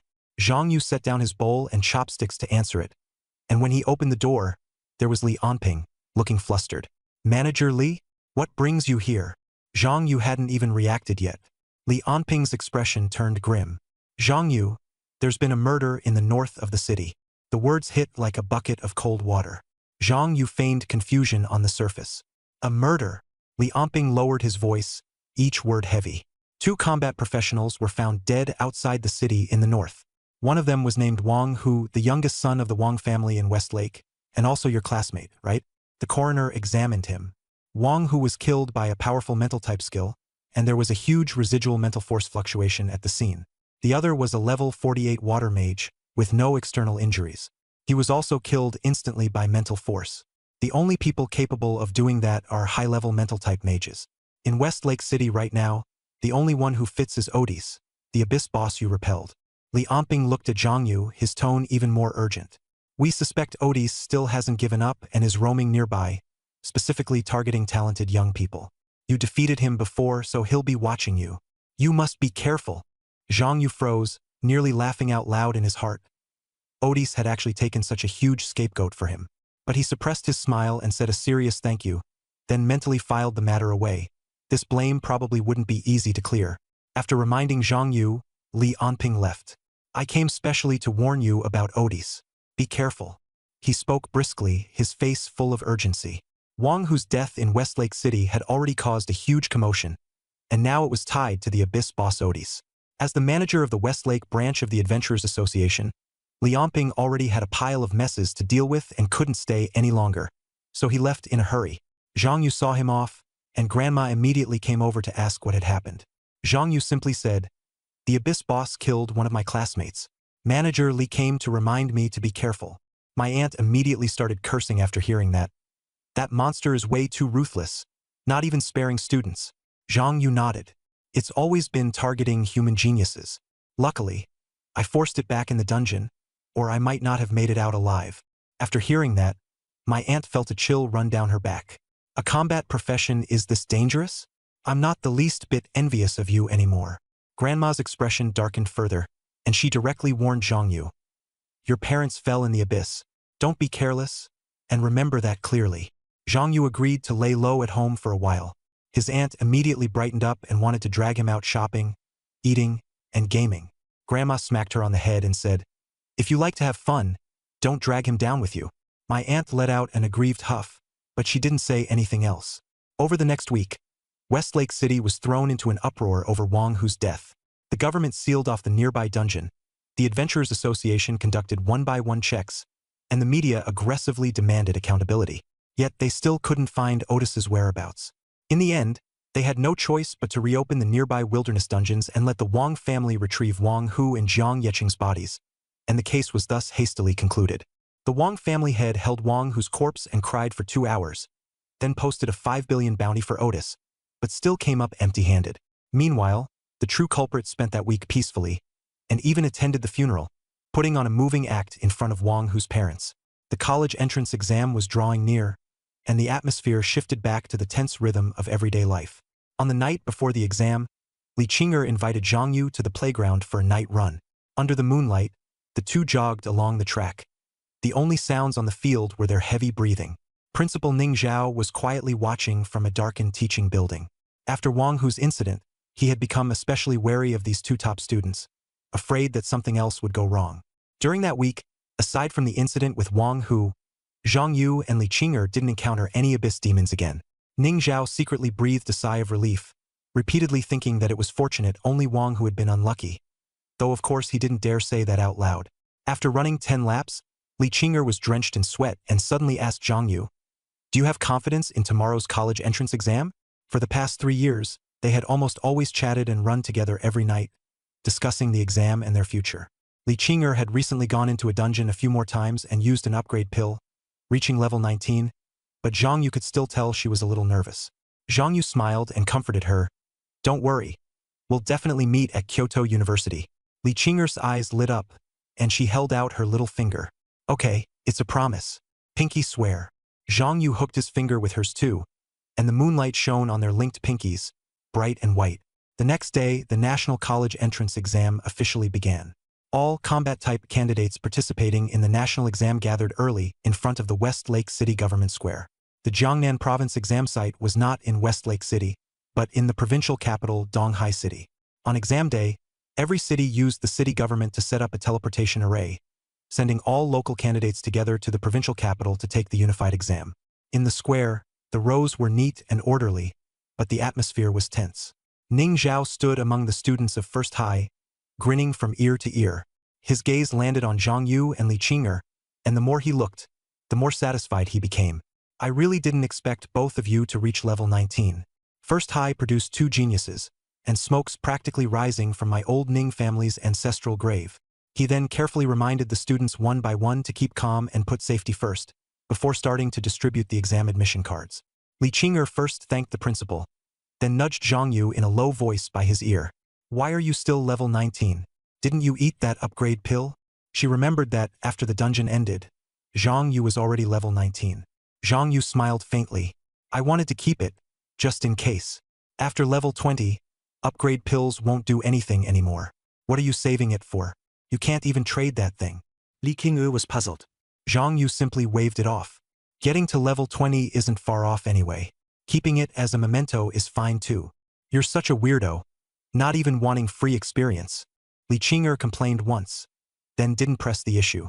The 34 students from First High were led into the teleportation array. After Ning Zhao gave his final reminder of safety first, he nodded to the government formation mage. Energy was poured in, the formation lit up, and the First High students were instantly teleported away. The examination venue in Donghai City was absurdly huge. Tens of thousands of examinees from dozens of cities across Jiangnan Province gathered in one place, yet it didn't feel crowded at all. In fact, it felt spacious. High above the center of the venue hung a tower of light, and beneath it was a massive blue vortex, looking just like the entrance to a large-scale secret realm dungeon. Half an hour later, the other teams had also arrived one after another. A dignified voice came from the Tower of Light. "Silence! The exam rules will now be announced." The venue instantly fell quiet. The rules were simple and clear.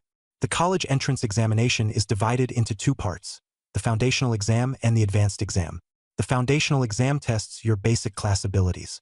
Only those who achieve at least D rank are qualified to participate in the advanced exam. The advanced exam is conducted in a dungeon. Examinees' performance in the dungeon will count toward their score, and the higher the difficulty, the more points they will earn. Personal equipment may be worn, but the use of any items is prohibited, potions, buffs, etc. Anyone found cheating will have their results annulled and will be prosecuted under criminal law. These key points had long been emphasized by the teachers, but everyone on site was still holding their breath. This exam determined their future, and no one dared to take it lightly. As soon as the final sentence fell, the vortex beneath the Tower of Light burst forth with a blinding white glow, and all examinees holding admission tickets were simultaneously teleported into the secret realm dungeon.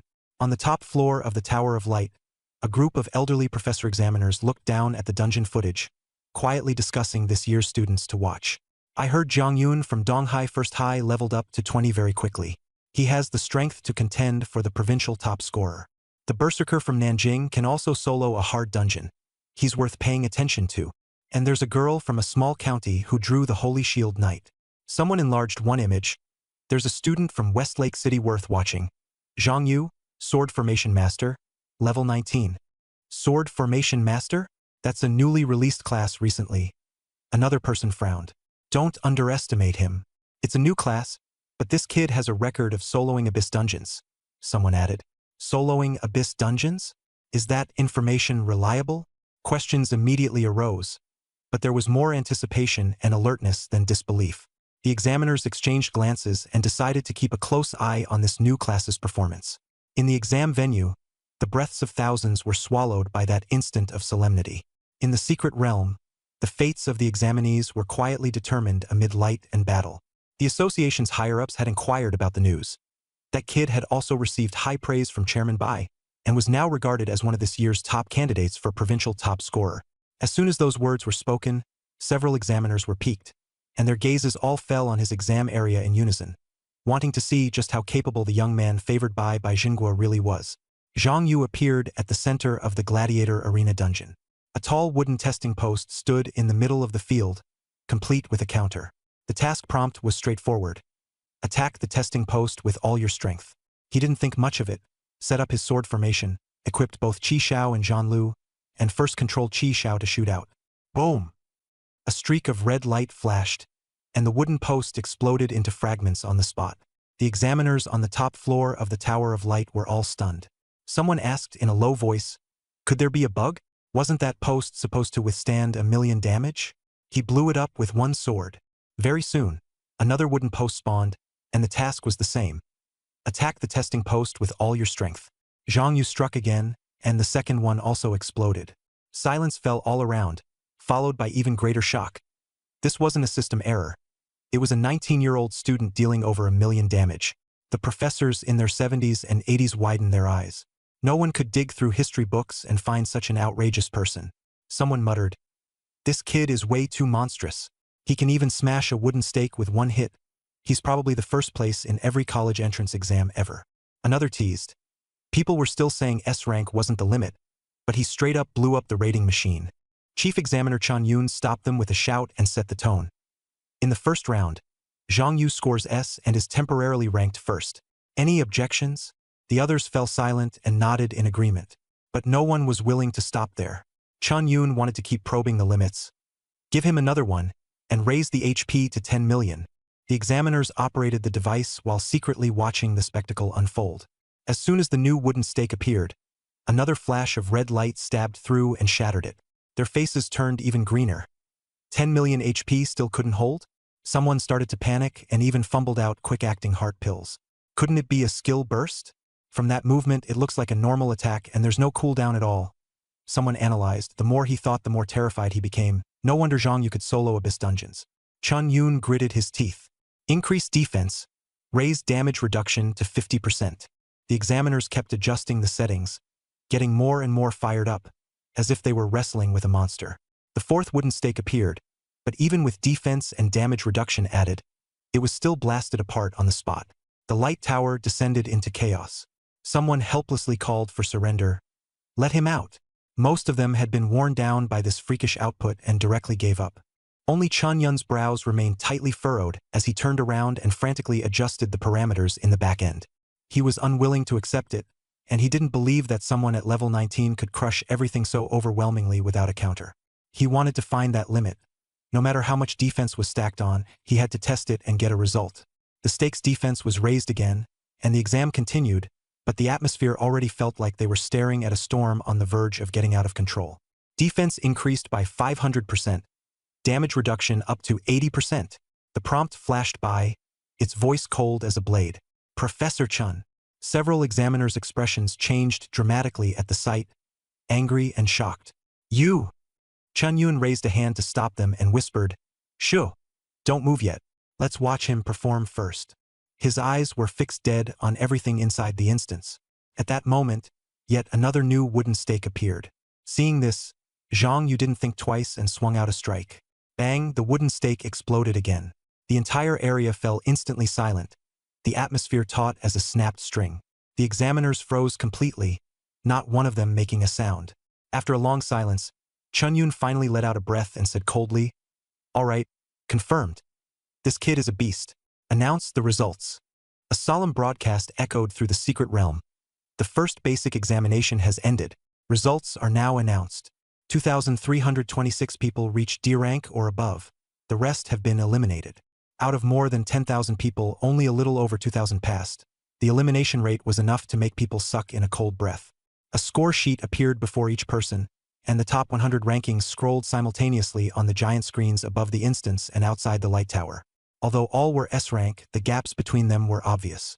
Number 1, Zhang Yu, rating S. Number 2, Zhang Yun, rating S. Number 3, Miao Shulan, rating S. Number 10, Li Qing'er, rating S. Zhang Yu took first place, Miao Shulan third, and Li Qing'er 10th. The three of them all made it into the province's top 10. Beneath the light tower, Ning Zhao, the principal of Westlake No. 1 High School, saw the rankings and was so excited he nearly jumped up, loudly showing off to the other principals nearby. Did you see that? Both first and 10th are from our school. We got 2 in the top 10. As soon as he finished speaking, a sneer cut in. A middle-aged man with a Mediterranean hairstyle walked over and mocked. Ha! This is only the basic exam. In the end, S-rank scores don't differ that much. What really matters is the points from the advanced exam. Ning Zhao turned around and glared. Feng Gaoyuan, are you jealous of me? The man was Feng Gaoyuan, the principal of Donghai No. 1 High School, the head of the top high school in Jiangnan Province. Feng sneered, full of confidence. My school's Zhang Yun is definitely the provincial top scorer. Dareto bet? Ning Zhao refused to back down. Bet then. I'll bet Zhang Yu is the provincial top scorer. If I win, you resign as principal of Donghai No. 1 High School and come teach at our school. How about it? Feng Gaoyuan was angered into a dark expression. Stop trying to provoke me. Fine, if Zhang Yun is the provincial top scorer, you come teach at our school. Do you dare? The two openly taunted each other. Ning Zhao magnified the bet and deliberately made sure the teachers nearby heard it. Everyone listen up. We're making a bet. Whoever loses will go teach at the other school. Anyone who breaks the bet is a mangy old dog. Feng Gaoyuan, his competitive spirit ignited by the provocation, snorted coldly. Ning Zhao, once summer vacation is over, you'll be carrying your luggage and coming to my school to be a teacher. Dream on. Ning Zhao replied with a cold laugh. The two principals traded barbs back and forth, the tension thick in the air, and the onlookers only grew more excited as they watched. At the same time, the second advanced exam in the Secret Realm dungeon had already begun, the solo dungeon trial. It wasn't pure solo play. The system would assign 4 NPC teammates based on the examinee's level and attributes, each taking on the roles of damage dealer, tank, healer, and support. The examinee could choose the difficulty and also decide how many NPCs to bring along in battle.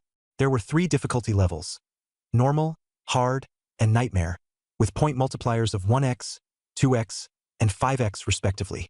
For each NPC teammate not brought along, the point multiplier doubled.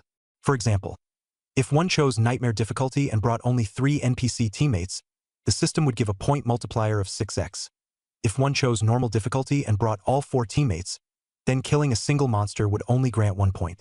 On nightmare difficulty, bringing fewer teammates yielded higher points, but progress became extremely difficult. This test wasn't just a trial of strength, but also of brains and courage. Impulsive people would choose high difficulty and fewer teammates.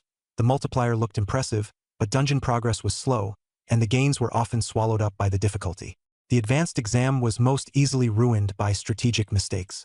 Their final scores were not necessarily higher than those who chose normal difficulty and brought the full team. The advanced exam also had a special rule. If an examinee chose nightmare difficulty and didn't bring a single teammate, the point multiplier would double again, reaching the maximum of 10x. In past college entrance exams, almost no one dared do this, not because it was bold, but because it was suicide. There had even been people before who drew a legendary class and confidently attempted to solo a nightmare dungeon, only to never come out alive. Inside the light tower, the examiners were keeping their eyes on the key candidates and chattering away. Zhang Yun from Donghai No. 1 High School has entered the dungeon nightmare difficulty, only bringing 1 healer, 8x multiplier. He's clearly aiming for the provincial top scorer. Miao Shulan from Tsaihe County No. 2 High School in West Lake City also chose nightmare, bringing only 1 damage dealer.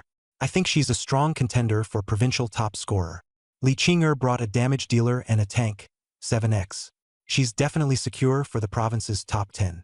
This year's provincial top scorer will most likely be one of the 3, Zhang Yun, Miao Shulan, and Zhang Yu. How will Zhang Yu choose? In the chatter, some predicted he would choose nightmare and bring a tank. Others worried that his single-target physical damage was too slow, that clearing mobs would take too long, and that he'd lose out in the race for the national top scorer. Just as they were sizing him up, Zhang Yu made his choice on the dungeon interface. Without the slightest hesitation, he picked nightmare, and brought not a single teammate. The examiners were all stunned. Has he gone crazy? Should Professor Chun step in and at least make him take someone with him? Someone nervously suggested it. The output Zhang Yu had displayed in the basic test was enough to make him an Imperial-level combatant. But no one wanted to bear that risk. Chen Yun frowned thoughtfully for a few seconds. Don't interfere with his choice. If he really runs into danger, then just kick him out directly and have him take the adult college entrance exam next year. His tone remained calm and unhurried. With his talent, he can still catch up even a year later. Letting him understand to do what he can, and that life comes first, will be good for him. The others could only nod. Keep a close watch on him, and don't let a genius die young. Zhang Yu had no idea he had become the center of attention. The dungeon was much the same as the military's secret realms. In a corridor of the underground city, a half-orc stood there, holding a long sword and wearing armor. The eye of the abyss popped up with information. Orc warrior, elite, level, 15 strength, 1000 agility, 300 spirit, 100 constitution, 2000 skill. Battle cry. Zhang Yu immediately understood what Ning Zhao had said. The threshold for admission to Kyoto University was level 19, and for a level 15 nightmare dungeon, only students close to level 19 would come to test their blades. He glanced at the monster, but in his heart he felt that this difficulty was too low for him, no challenge at all. Seeing the disdain on his face, the examiner started talking again. His class is ranged DPS. Without a front line to protect him, one hit could be dangerous. Zhang Yu couldn't be bothered to respond, and said flatly, "Boring. Let's finish this quickly." As soon as the words fell, he instantly deployed his sword formation, spreading it across a 500-meter radius. The Qishao sword then rose, shooting straight toward the half-orc's head ahead. Immediately after, all the monsters in the dungeon, including the level 15 boss, died on the spot. System notifications popped up one after another. Successfully cleared the dungeon. Time taken, 36 seconds. Calculating points. Kill points plus 5,000. Clearance points plus 5,000. Time points plus 5,000. Dungeon clear time record broken. Points plus 10,000. Total points, 25,000. Provisional ranking, 1. Zhang Yu looked at his college entrance exam points panel and yawned. This dungeon was too small and too weak, boring. But the examiners in the light tower seemed as if they had been struck by lightning. At first there was deathly silence, and then it exploded into a frenzy. What just happened? Where are the monsters? The boss? The dungeon? What skill did he use? How did he wipe out the entire dungeon in one go? Some suspected cheating. Did he bring some kind of large-scale destruction item? Why didn't the system alarm? Cleared in 36 seconds? Who would believe that? In all previous years, the fastest was still over an hour. Others gritted their teeth. Leaving aside the time he was just standing there, how long did he actually spend making a move? Everyone wanted to rush into the dungeon immediately, drag Zhang Yu out, check his attributes, check his skills, and get to the bottom of it. The score on the giant screen outside the light tower also refreshed at just the right moment. Name: Zhang Yu. Points: 25,000. Rank: 1. The teachers from various schools outside were all stunned. They had been guessing what this year's dungeon would be, but now they were all fixed on that light screen. What's going on? Someone already cleared it this fast. No way. It's only been a few minutes? Everyone grew more and more bewildered as they watched. Someone laid out the rules clearly. The advanced dungeon has a fixed 450 monsters plus 1 boss. Killing 1 monster gives 1 point, the boss gives 50 points, so the theoretical maximum kill score is 5,000. The dungeon's base clear score is 500, and clearing within half an hour adds a time bonus, up to another 500. Then multiply by the point coefficient, and the theoretical maximum is 10,000. In other words, only by clearing all the monsters and the boss in the Nightmare Dungeon solo within half an hour can you get 15,000 points. The extra 10,000 points can only come from breaking the clear time record. An examinee solo cleared the level 15 Nightmare Dungeon, killed every monster and boss, and even broke the record? How is that possible? The teacher's suspicion instantly turned into an interrogation. Did he cheat? This is the Great Xia Empire's college entrance exam. Even the imperial higher-ups are watching. Who would dare cheat in there? The topic all centered on Zhang Yu. When Ning Zhao saw the score, he happily slapped Feng Gaoyuan on the shoulder and laughed. "Old Feng, see that? That's a student from my school. Quit your job and come teach at my school." But Feng Gaoyuan fell silent, saying nothing as he stared fixedly at the light curtain. Zhang Yu's score was simply too outrageous. No matter how he thought about it, He couldn't make sense of it. Zhang Yun's chances were being heavily suppressed before his eyes. But Feng Gaoyuan was unwilling to give up, and through clenched teeth said, "Don't get too pleased with yourself. There's still a chance to turn things around in the additional trial." Looking at the constantly refreshing leaderboard, Zhang Yu saw that Zhang Yun and Miao Shulan's scores were right on his heels. Li Qing'er, on the other hand, surged all the way up and pushed into 5th place. The rankings were still updating, and the crowd outside grew more and more excited. At the same time, another dungeon had just refreshed and was empty, waiting for the next examinee to enter. Zhang Yun was wearing a black mage robe. He looked delicate, almost feminine, but at this moment as he stared at Zhang Yu on the leaderboard, his expression had completely changed. No way. How did he do it? He cleared every monster in the Nightmare Dungeon by himself and even broke the clear record? What kind of monster is this guy? Zhang Yun wished he could drag Zhang Yu out right now and demand an explanation. He had originally thought that with his own results, 1st place in the advanced exam was in the bag. In an hour and a half, he had slain 288 elite monsters and casually killed the boss to clear the dungeon. By normal reasoning, that score should have crushed everyone else. But no one had expected a pervert with 25,000 points to appear. Miao Shulan and Li Qing'er were also staring dumbfoundedly at Zhang Yu's panel. Thinking back to Zhang Yu's performance in the military secret realm, the two of them almost simultaneously thought, so it really was him. Soon, a dignified voice announced that the exam was over. A total of 2,326 examinees had taken part this time, and 321 of them had scores above 500. Those with over 500 points were qualified to choose the additional trial, but that was not mandatory. It was very dangerous and could even threaten their lives, so choose carefully. As soon as the prompt appeared, most people gave up. The additional trial was originally something only the top students aiming for the nation's top 3 universities would dare touch. Ordinary examinees only needed to pass 500 points to basically get into a good university. There was no need to take risks. Trying to force their way through with raw strength would only leave them injured and without enough points. Of course, there were also those confident enough to continue. In the end, only 98 people from Jiangnan province chose the additional trial. After making their choice, those who continued were teleported to the light tower above the exam grounds.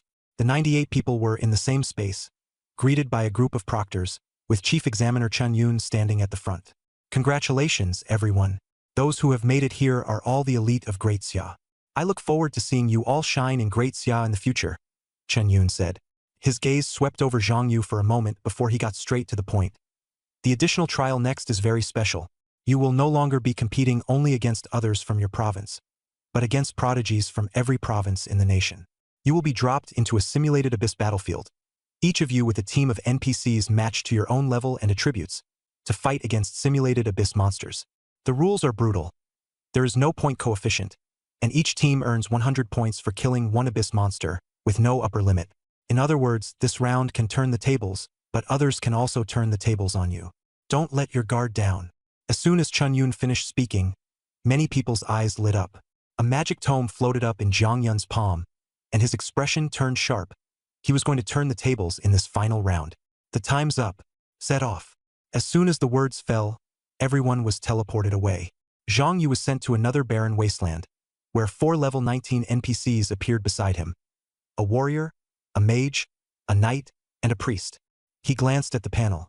The combined attributes of the 4 were roughly on par with his, just distributed differently. The warrior favored strength and agility, the mage favored spirit, the knight favored constitution, and the priest favored spirit and constitution. The stats looked decent, but they were all wearing level 19 white grade gear, and their skills were very basic. I guess this is to account for non-DPS classes by giving everyone a team. Useless to me. After reading the panel, Zhang Yu immediately gave the order. The 4 NPCs were to stand by where they were and not move. Inside the light tower, Chen Yun and the other examiners watched everything below, unsurprised. They had long heard of Zhang Yu's reputation. Even if those 4 NPCs were strong, they would only be a burden to him. Zhang Yu walked forward alone, like a lone wolf. Chen Yun gave a low evaluation, already with anticipation in his eyes. On the abyss battlefield, how spectacular would this kid be when he exploded in power? Not long after, a squad of abyss monsters patrolling the wasteland ran into him. Before they could even react, they were slaughtered on the spot by the 10 iron swords Zhang Yu threw out. In the next second, Zhang Yu's points surged by 50,000. The examiner's expressions stiffened. This kid doesn't just have high single target damage, he has splash damage too, and the range is ridiculous. The monsters we send in are being wiped out in no time. That sword formation masterclass is too outrageous. Could it be even stronger than a legendary class, maybe even like a god-tier class? Someone whispered. It's a strategic weapon on the battlefield. One person can wipe out an army. The discussion was filled with shock and fear. In previous years, the national top scorer would be impressive if they could get more than 40,000 points on the Abyss battlefield. Zhang Yu broke the record right at the start, and this instance would last a full 6 hours. Zhang Yu pushed the 10 iron swords to the edge of the sword formation and advanced at full speed. As long as Abyss monsters stepped into the formation, they were instantly shredded. His points shot up like crazy, quickly breaking through 100,000. The examiners watched, dumbfounded, feeling that Zhang Yu and the other candidates were simply on completely different levels. The others were still desperately organizing teams, covering one another, and even fighting bitterly against the first Abyss squad they encountered. Jiang Yun, second in Jiangnan province, had just wiped out one squad and only gained 500 points. At this rate, in previous years he would have been on track to become the provincial top scorer. But this year he happened to be in the same cohort as Zhang Yu, and his brilliance was completely overshadowed.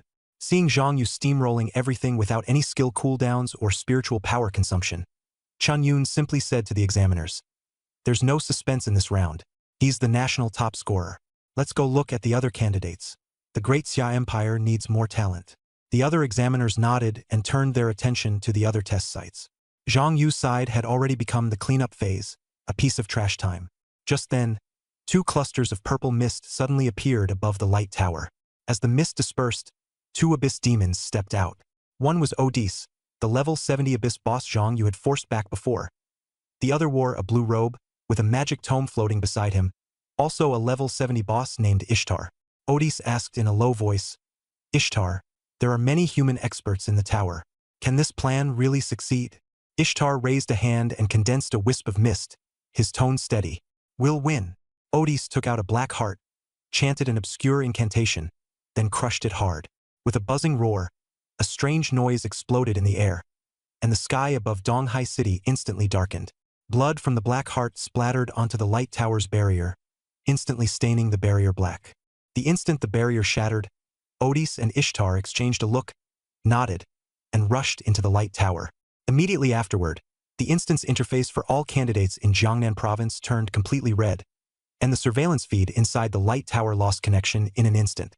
"The protective barrier of the trial light tower has been broken," someone exclaimed. Y senza avisar Laura. "It must be Odis, the one rampaging everywhere," an examiner shouted. The emergency plan was activated. Suspend the exam, immediately transfer the candidates to the safe zone, and request support from above. But the system then gave even worse news. One secret realm had completely descended into abyssalization, entered abyss raid mode, and could not be forcibly halted. Chen Yun's expression changed drastically as he hurriedly asked, "Which candidate is in that instance?" "Checking right now. It's Zhang Yu." "As expected, it's him." "Odis is coming for Zhang Yu." A vicious look flashed in Chen Yun's eyes.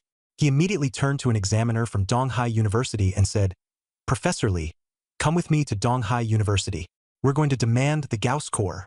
Chen Yun issued the order coldly, intending to forcibly shut down the Abyss instance. Professor Li froze for a moment, visibly hesitant. The Gauss core is the school's treasured artifact, and there aren't many of them in the country either. The principal won't take it out to save a candidate. Chen Yun's gaze grew even darker. "If they won't hand it over, then we'll take it. I'll take responsibility if anything happens." You've all seen Zhang Yu's performance during the college entrance exam. His value is far greater than the Gauss core. We absolutely cannot let him be cut down by an abyssal demon before he even has the chance to grow. That would be a huge loss for humanity. Professor Li gritted his teeth. "You're right. So be it if I lose this teaching position. Let's go." The other examiners were no longer willing to sit by either. "Professor Chun, don't underestimate us. Just the 2 of you won't be able to get the Gauss core back." "We're coming too." "Good." Chen Yun ordered. "Examiners below level 70 go to the light tower to reassure the students. Everyone level 70 and above, come with me to Donghai University. The faster, the better. Bring the Gauss core back." At the same time, inside the secret realm, the temperature plummeted, and a familiar fishy, damp stench rose in the air. Zhang Yu sensed it. The instance was turning into abyssalization. Purple mist churned as Ishtar stepped out from within it, a snake-like smile on his face, sending a chill spreading instantly. System prompt. Abyss Eye. Target cannot be detected. Another Abyss boss above level 70. Zhang Yu's face darkened. He quietly took out the crystal ball White Xinghua had given him, preparing to call for help. Last time he had forced Odis back because that guy only knew psychic spells. But this one was a water element archmage. If he knew any other element too, Zhang Yu would likely be done for on the spot.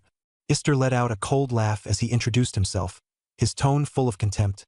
I'm a level 70 water element archmage from the Abyss. Today, I'll make you drown in my water element. Yet Zhang Yu only smiled faintly, as if hearing a joke. You should have said so earlier. Ister froze, unable to understand why Zhang Yu wasn't afraid at all. Zhang Yu then asked, you only cultivate water magic, right? Just like Odis, you only focus on one element. Of course. I was born close to water, so I only cultivate water magic. My dream is to drown this world in a flood. Ister answered proudly. Zhang Yu sneered. Who said I can only cultivate one system just because I want to? Before the words had even faded, Qi Shao silently appeared behind Ishtar and thrust straight in with a blade. Ishtar turned into smoke and dodged, quickly reappearing in the distance as he coldly said, I've already figured you out. You may have a method that ignores defense, but with your current speed, you can't reach me. Zhang Yu did not force a clash. Instead, he stopped, and his composure only made him seem more at ease. He had already understood that these abyssal powerhouses either had thick health or life-saving tricks. Fighting head-on was not worth it. The most important thing was to buy time. This was human territory, and a lone deep abyss demon could not hold out for long in the college entrance exam secret realm. Once human powerhouses arrived, the problem would be solved. Seeing through Zhang Yu's delaying tactic, Ishtar sneered, Don't even think about waiting for humans to save you. I won't give you the chance. As soon as he finished speaking, he attacked directly. Sea Dragon Roar. The magical tome flipped wildly beside him as massive amounts of water element condensed into a giant dragon, crashing toward Zhang Yu. The next moment, Zhanlu had already raised a blue barrier in front of Zhang Yu, forcibly blocking the water dragon. Ishtar was greatly shocked. My attack is ineffective? Aren't you only immune to mental attacks? Why is my water magic useless too? Zhang Yu said indifferently with a mocking tone. Try again. Maybe you just don't have enough strength. Those words completely enraged Ishtar. Lowly human. In the abyss, no one dares talk to me like that. He roared, unleashing high-level water spells one after another. Heavenly Flood, Massive Tide, Siren Screech, Poison Sea. Within just a few seconds, the entire instance was flooded with seawater, the water raging violently and crashing in all directions. Zhang Yu stood in the chaotic torrent. Zhang Yu's expression remained calm. Not even a scratch on him. Ishtar, why haven't you killed Zhang Yu yet? If human powerhouses arrive, none of us will be able to escape. Outside the instance, Otis shouted anxiously. Stop fooling around. His voice carried no patience at all. Go fuck yourself. Ishtar cursed back on the spot. Damn Otis. Zhang Yu is clearly immune to water-type attacks. And you still sent me in to die? You're trying to get me killed. Otis froze, then tore open a spatial rift and charged inside. The entire instance before him was flooded with seawater, and Zhang Yu was actually swimming freely in it like nothing was wrong. Seeing this, Zhang Yu sneered. Otis, this is the helper you found? Not much to him. Otis's face went deathly pale, and he was furious beyond measure. He waved his hand and unleashed soul flames. The terrifying soul fire instantly ignited the seawater, and the instance seemed to explode into chaos. The flames surged toward Zhang Yu, but they had no effect on him at all. Zhang Yu smiled faintly. You two work pretty well together. This hot spring you made is just the right temperature. Otis was so enraged he coughed up blood, his eyes bloodshot. Zhang Yu, if I don't kill you today, I swear I won't be a demon. He poured a massive amount of spiritual power into the instance, causing the seawater to recede as the ground split open and wave after wave of corrupted orcs emerged. Those orcs were tall and ferocious, as if growing straight out of the ground. Zhang Yu activated the Abyss Eye and locked onto one orc. A panel popped up. Corrupted Orc Warrior. Elite. Level 20. Strength. 10,000 Agility. 10,000 Spirit. 10,000 Constitution. 10,000 Skills. Abyssal War Cry. Damage Sharing. These stats were actually close to those of the hidden boss, Rakshasa King. Even more terrifying was the fact that there were dense swarms all around him. Several thousand in total. Odd sneered. So what if you're immune to mental and water-type attacks? In this abyss, as long as my mental power remains, I can summon as many monsters as I want. Zhang Yu, you're dead today. The orcs roared in unison and charged forward with their axes raised. Zhang Yu instantly summoned 10 flying swords to defend himself. At that moment, 10 water ropes appeared out of thin air, tightly binding the swords. You are disarmed and cannot use weapons. The panel flashed a prompt, and Zhang Yu's brows sank. Ista coldly added, being immune to water-type attacks doesn't mean you're not vulnerable to control effects. Sure, it's a bit unfair for the two of us, both level 70 demons, to bully a level 19 like you, but today you have to die. More than a dozen corrupted orc warriors had already reached him, their giant axes coming down. Zhang Yu had nowhere to retreat. Risking exposure, he forcefully unleashed his skill, Mental Storm. Boom!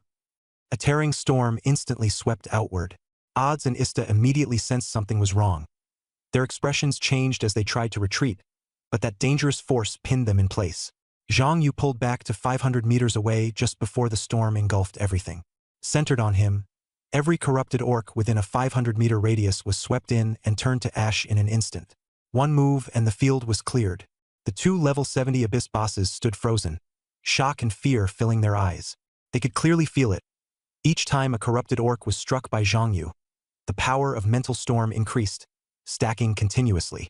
The corpses of thousands of orcs caused that power to surge wildly, the growth rate already absurd beyond reason. If this power were to fully erupt, let alone Zhang Yu, a human youth, even the two of them might not be able to withstand it. This kid can't be allowed to keep growing, or the abyss is going to be in serious trouble. The two of them simultaneously decided to kill him. A flood of prompts began flashing on the panel, but each one said, successfully killed corrupted orc warrior. Due to demon suppression, no experience gained. Successfully killed corrupted orc warrior. Due to demon suppression, no experience gained. Looking at the screen full of prompts, Zhang Yu's chest tightened. He hadn't gained a single point of experience. Worst of all his kill rewards were being suppressed by the demons, leaving him completely unable to reap any benefits. What he feared had still happened, and Zhang Yu's expression darkened. If abyss monsters didn't give experience, it meant he couldn't rely on leveling up to recover HP. One Mental Storm cost 500 spirit power, and he only had enough spirit power left to cast it 6 more times. He had long suspected that odds would make a move during the college entrance exam, so he had never used his leveling pills. A leveling pill could instantly restore him to full condition, but even if he took one now, he could only cast Mental Storm 6 more times at most. In other words, he could fight 12 times at most. If he exhausted his mental power before human reinforcements arrived, his only hope would be White Xinggua's crystal ball. 500 meters away, Odysseus once again consumed a huge amount of mental power to summon another batch of abyss monsters. This time, he'd gotten smarter. Instead of sending the monsters swarming in all at once, he dispatched dozens of them to probe and encircle. That way, Zhang Yu wouldn't be able to force him into large-scale consumption so easily. Seeing this, Zhang Yu simply stopped wasting mental power on killing those probing monsters. He activated attribute conversion, turning his mental power into 5 times agility, then used wind control to double his speed. Relying on that speed, he darted back and forth among the dozens of monsters, his figure like a swimming dragon, and the monsters couldn't even touch the hem of his clothes. Ista couldn't stand it anymore and shouted at Odysseus, "How much longer are you going to keep saving your mental power? Stop dawdling and just surround him with sheer numbers. You're a level 70 spirit grand mage. Are you really afraid of a level 19 kid?" Odysseus was aided by the scolding and shouted back, but he also knew he couldn't drag this out any longer. Very quickly, thousands upon thousands of abyss monsters surged in, sealing off all of Zhang Yu's dodging space. Zhang Yu had no choice but to cancel attribute conversion and raise his hand to unleash Mental Storm again. Its sweep cleared out every monster in the sword formation. Odysseus roared as he continued summoning monsters, encircling and killing, forcing Zhang Yu to use his skills. Meanwhile, Ista kept using his special ability to siphon away the experience Zhang Yu gained from killing monsters, preventing him from recovering mental power through leveling up. After 6 waves, Zhang Yu's head was splitting with pain, and after repeatedly unleashing Mental Storm, his mental power had been drained to the brink. Odysseus himself was almost at his limit too. He wasn't a summoner, and creating monsters on his own was also pushing his mental power consumption to the extreme. Watching all this, Ista was both shocked and relieved. What kind of monster is this kid?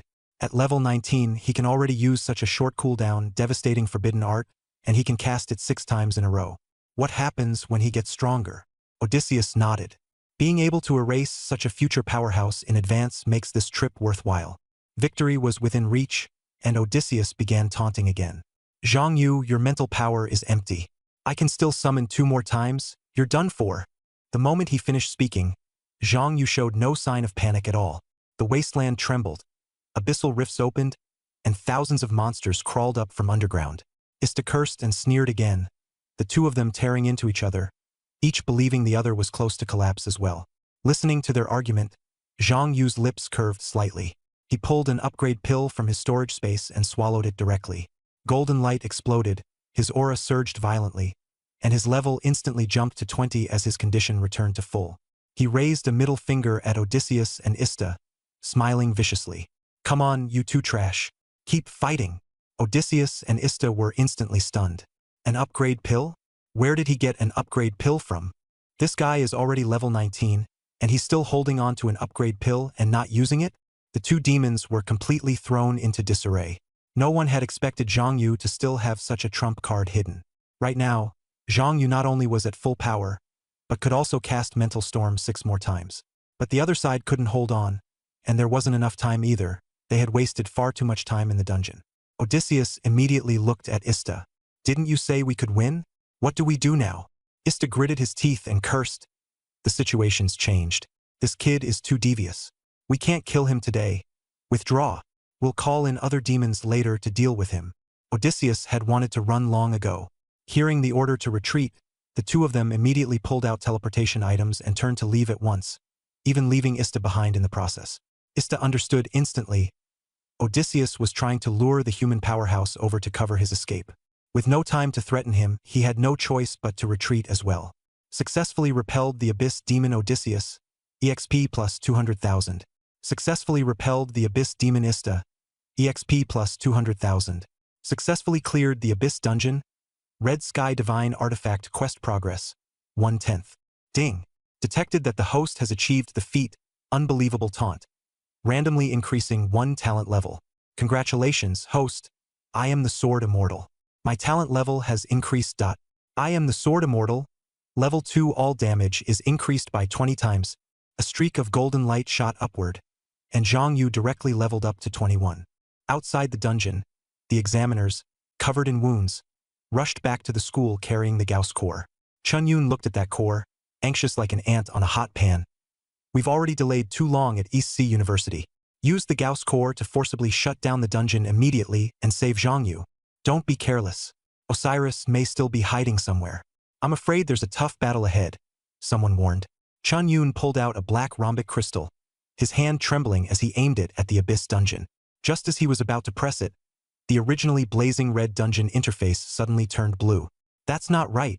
Has the dungeon been cleared? Someone asked in disbelief. Osiris is a level 70 Abyss boss. Even if we went ourselves, we might not be able to take him down. Zhang Yu won on his own. Everyone was stunned. It wasn't until a flash of light appeared at the teleportation portal and Zhang Yu slowly walked out that they finally confirmed this wasn't an illusion. When Zhang Yu saw Chun Yun holding a stone pointed at him, he froze. Teacher? What are you doing? Chun Yun's eyes reddened, and his voice trembled. You're okay? I'm mostly fine, just used up too much mental power, Zhang Yu said, shaking his head. Then he asked, Teacher, 2 Abyss bosses just broke into my dungeon and delayed my college entrance exam. Does the score still count? Do I need to retake it? That question left Chun Yun dumbfounded. He hadn't expected Zhang Yu's first concern to be his college entrance exam score. Soon he grasped the key point. You said 2 Abyss bosses broke into your dungeon? Zhang Yu didn't hide anything. Yes, one is called Osiris, a spirit-type archmage. The other is called Ister, a water-type grand sorcerer. He explained everything he knew, hoping the Great Xia Empire would act quickly to eliminate these 2 hidden dangers. Osiris and Ister were like 2 knives hanging over their heads. They couldn't keep betting on luck and a special weapon forever. After hearing this, the examiners were first stunned, then dumbfounded. A 19-year-old boy had actually held off 2 level 70 Abyss bosses head-on and forced them back? Only at this moment did they understand why Bai Jingguo valued Zhang Yu so highly. This kid was simply a monster. Just as everyone was discussing it, the space nearby twisted, and Bai Jingguo appeared as well, his expression dark. I received news of the Abyss invasion and rushed back immediately. What's the situation now? Chun Yun and the examiners immediately bowed. Elder Bai, it's already been resolved. Bai Jingguo froze. Resolved? Seeing Zhang Yu's innocent-looking expression, Bai Jingguo smiled first. I see. You forced Osiris back again. Chen Yun quickly added. Not just Osiris, there was also Ister. Another abyss demon came in with him. Bai Jingguo's expression darkened. If only Osiris had broken in, it could still be handled as a defensive failure. But now another boss had also slipped in without a sound, which meant the problem wasn't just the defenses. There was a mole inside the empire. He already had several guesses in mind, but he didn't expose them on the spot.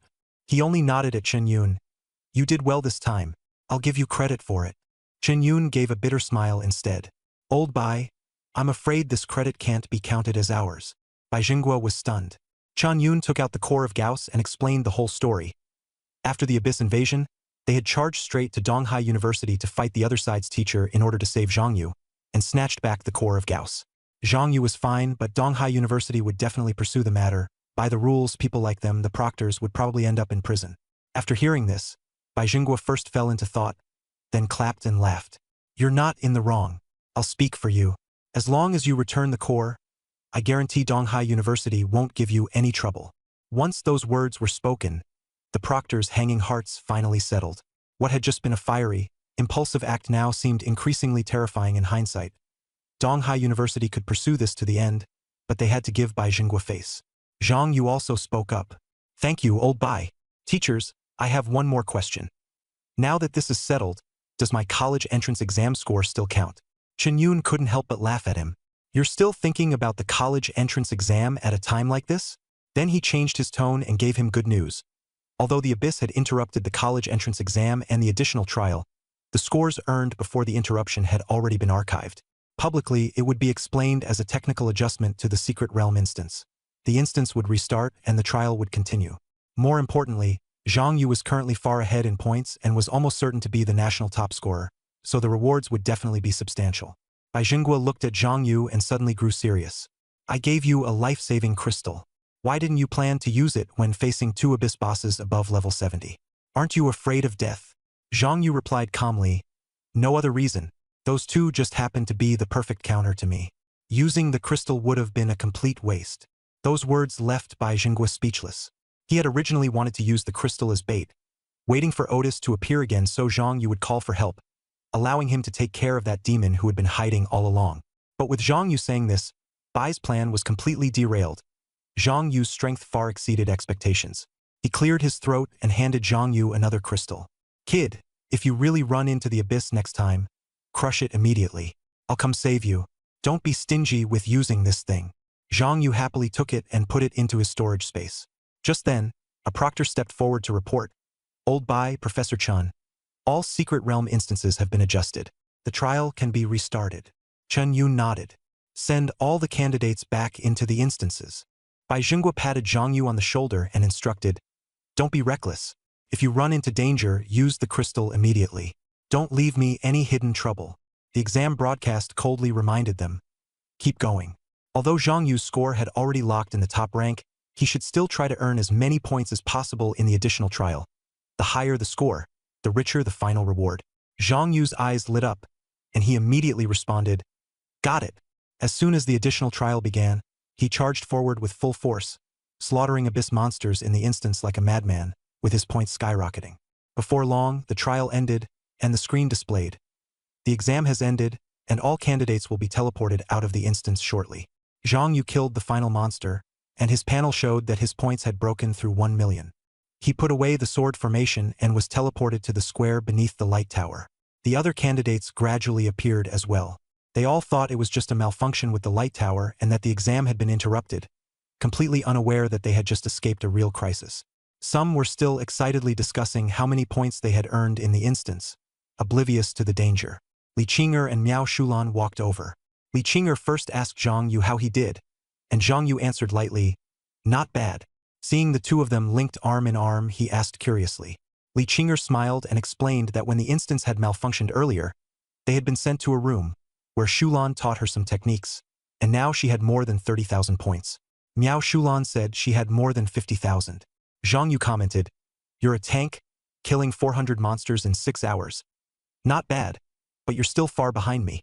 A dignified voice rang out from within the light tower. The college entrance exam has ended. The final scores are now being announced. The big screen refreshed. Rank 1, Zhang Yu, points, 1,100,000. Rank 2, Jiang Yun, points, 80,000. Rank 3, Miao Shulan, points, 53,000. Rank 4, Li Qing'er, point. 32,000. The whole venue exploded into an uproar. Li Qing'er and Miao Shulan were so shocked they couldn't speak. How could Zhang Yu have 1.1 million points? At 100 points per monster, that would mean he killed over 10,000 abyss monsters. Could there even be that many monsters in the instance? Not far away, Jiang Yun stared at the rankings, his expression darkening instantly as his whole body trembled. How is this possible? What exactly did he do? More people began to suspect a system error or that someone had cheated. Since the higher-ups of Great Xia were all watching this exam, no one dared easily conclude it was cheating. Instead, they became even more curious about how strong Zhang Yu actually was. Amid the murmurings, suspicion and amazement intertwined. This is way too outrageous, isn't it? If we could figure this out, wouldn't we all become geniuses? Could the system malfunction have been caused by him? Very possible. Ning Zhao grabbed the phone, so excited he was practically about to jump up, and ran to find Feng Gaoyuan to boast. Top scorer! Teacher Feng, you saw it, right? My student is the top scorer. Based on these results, he's even the national top scorer. Don't forget our bet. Go back, pack your things, and come report to my Westlake No. 1 high school during summer vacation. Feng Gaoyuan's face was full of disbelief, but his words also carried a helpless acceptance of defeat. You were lucky and picked up a treasure of a student. I'll keep my word and go teach at your school. Ning Zhao said proudly with a smile. Don't look so sour. With a genius like Zhang Yu coming out of Westlake No. 1 high school, the school is definitely going to become famous in the future. By then, you may not even be able to get in if you want to. Feng Gaoyuan fixated on one question. Ning Zhao, right now I only want to know, how did Zhang Yu rack up 1.1 million points? I can't say too much about the rest. Ning Zhao lowered his voice, deliberately teasing him. All I know is that on his first day in the newbie instance, he solo cleared the Abyss instance. Feng Gaoyuan froze, his whole body stiff on the spot. After hearing that, Li Qing'er instead became happy, smiling at Zhang Yu. Dummy. That's way too ridiculous. That's so like you. Zhang Yu said casually, just luck. I'm still far from enough. He knew full well that compared to the demons in the Abyss, he really was far from enough. Li Qing'er rolled her eyes helplessly. That's pretty demoralizing. But she wasn't angry, and added with a smile, no matter what, at least we can still be classmates. After the college entrance examination ended, all the examinees were sent back to their schools. Only Zhang Yu was taken by Chen Yun to the central trial tower in the capital. That tower was twice the size of the light tower in Donghai City, its appearance far more majestic, and within it surged an unsettling power. Every year, Great Xia brought the national top score here and drew rewards based on their college entrance examination points. Zhang Yu's points were, without a doubt, the highest in the nation. Chen Yun stood beside him and sighed. Don't be nervous. You're just here to draw your reward. I can't even imagine what you'll get with 1.1 million points. Is the top scholar's reward random? Zhang Yu asked. You could say that. Chen Yun nodded. This central trial tower is the light tower itself, and also one of the nation's sacred artifacts. It holds quite a few treasures. The national top scholar can take one item each year, and the higher the points, the more valuable the prize. The worst is still epic grade. Zhang Yu's eyes lit up. Chen Yun led him to a golden vortex with a radius of about 1.5 meters. Stick your hand in. Whatever you grab is yours. Zhang Yu did as told. The moment his hand entered the golden vortex, it instantly turned red, lightning crackling wildly as energy surged out in all directions. Zhang Yu felt something unusual in his hand. Acting on reflex, he grabbed it and tried to pull it out. The tower began to shake violently, and the energy ran rampant. Chen Yun's expression changed drastically as he shouted, Zhang Yu, don't pull whatever's in the vortex out. But before he could finish, it was already too late. Zhang Yu yanked out a short blade, jet black and covered in cracks. The blade immediately erupted with terrifying curse power, blasting Chen Yun away. The next second, the short blade stabbed back into Zhang Yu's chest, and the curse swallowed him like a tide. Chen Yun's eyes were full of despair. Impossible. It's actually the Curse King's blade, something even a divine artifact can't suppress. A system prompt popped up. Curse King's blade. Damage the holder will suffer a curse, with physical and mental strength continuously decreasing until death. Force equipped, cannot be discarded, cannot be destroyed. Divine Artifact Quest. Use the Curse King's Blade to harvest the souls of the weak. 0/1000000. Note: the weapon of the Curse King, containing his boundless resentment. Only those who can withstand the wrath of the Curse King are qualified to sit on his throne. Amid the heavy curse, Zhang Yu looked down at the short blade lodged in his chest and couldn't help complaining. Why is this thing all negative effects? Where are the stats? The skills? And it even has a quest. He instinctively felt this had to be something above legendary grade. Strangely enough, Zhang Yu had the heart of curses inside him. The Curse King's blade's negative effects instead turned into positives for him. When the short blade entered his chest, it didn't make him suffer at all, but instead continuously absorbed energy to restore his physical and mental strength. He didn't even feel hurt. He smiled. It looks damaged. I guess I'll have to complete the Divine Artifact quest first before it returns to normal. If you don't have the Heart of Curses, whoever gets this is doomed. With that, he pulled the short blade out of his chest. The wound healed rapidly at once. Another prompt appeared. Successfully pulled out the Curse King's blade, temporarily earning the Curse King's recognition. The short blade trembled, and the curse power seemed to be swallowed back by something. The disturbance inside the central trial tower immediately calmed down, and even the wind seemed to be suppressed.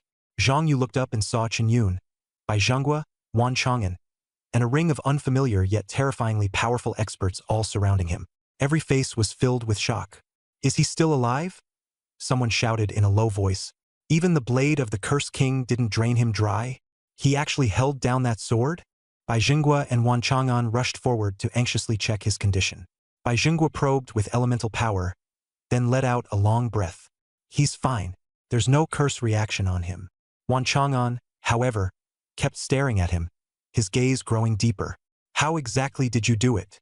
You took that sword and nothing happened to you at all. Zhang Yu was a little confused and said bluntly, Maybe it's because I have the Heart of Curse. The two elders exclaimed in unison. What is the Heart of Curse? Zhang Yu froze. Even they didn't know? He realized the thing in his hand was no ordinary item, but he didn't say any more. Seeing this, Bai Zhenghua hurriedly reassured him. Don't be afraid.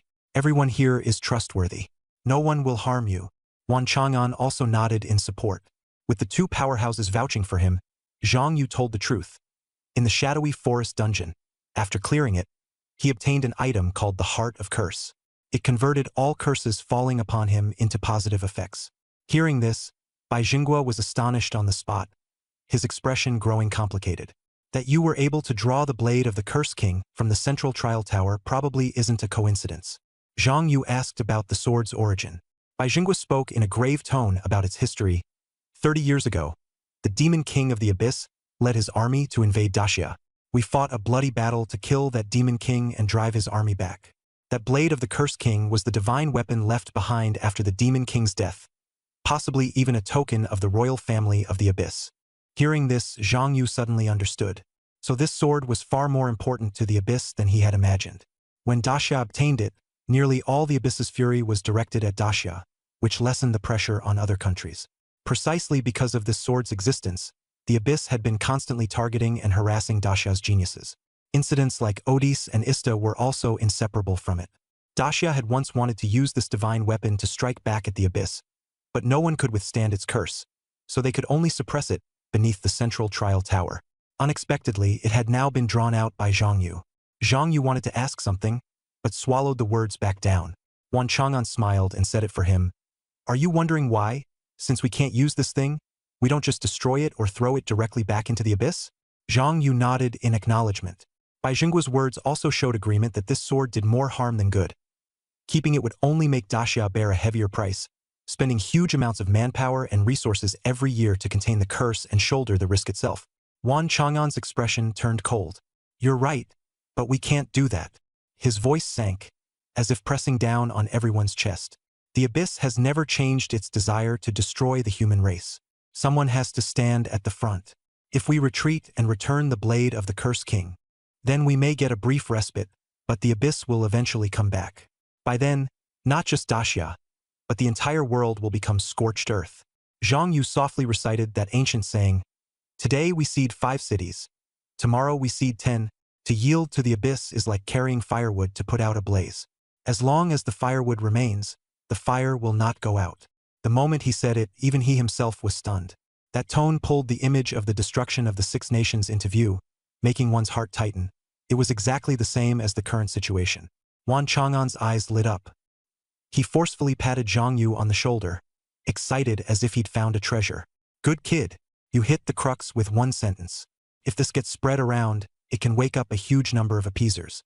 You really are talented. Bai Jingguo also nodded, his face showing relief. Indeed, to be so perceptive at such a young age. Daxia is fortunate to have someone like you. Feeling a little embarrassed by the praise, Zhang Yu quickly explained, I didn't come up with it myself. I saw it in an ancient book. Don't be modest. Wan Chang'an waved his hand. I've read through every book in the Imperial Library, and I've never seen this line before. Which book did you find it in? He patted Zhang Yu on the shoulder again, unable to hide his excitement. Next Imperial Assembly. I'm going to use your words to shut up those spineless cowards and wake them up. Zhang Yu said nothing more, but instead asked worriedly, Commander, Elder Bai, isn't it too dangerous to leave this thing with me? Shouldn't we just return it? Wan Chang'an immediately shook his head. The Central Trial Tower chose you, which means it recognizes you. Keep it with you for now. If you can activate it, you'll also become one of Daxia's top combat forces. Bai Zhangguo also agreed, but his tone turned stern. That's right, but this thing absolutely cannot be shown to outsiders. Even Daxia is mixed with the Deep Abyss's lackeys. If you get targeted, you'll be in big trouble. Zhang Yu nodded repeatedly. Wan Chang'an turned to scan the strongmen present. His expression suddenly icy.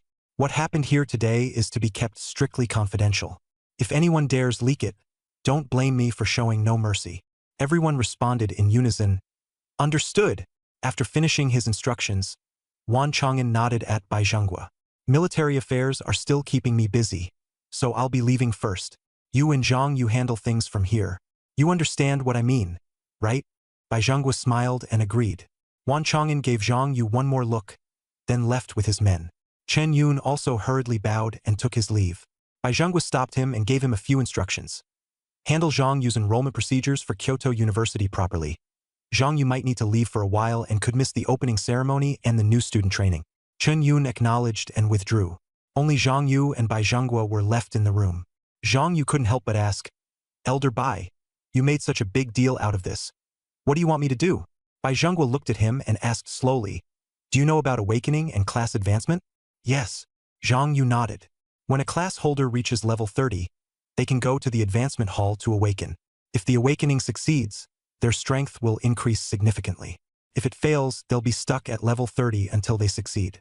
Some classes are weak early on but become very strong after class advancement. Others are the opposite.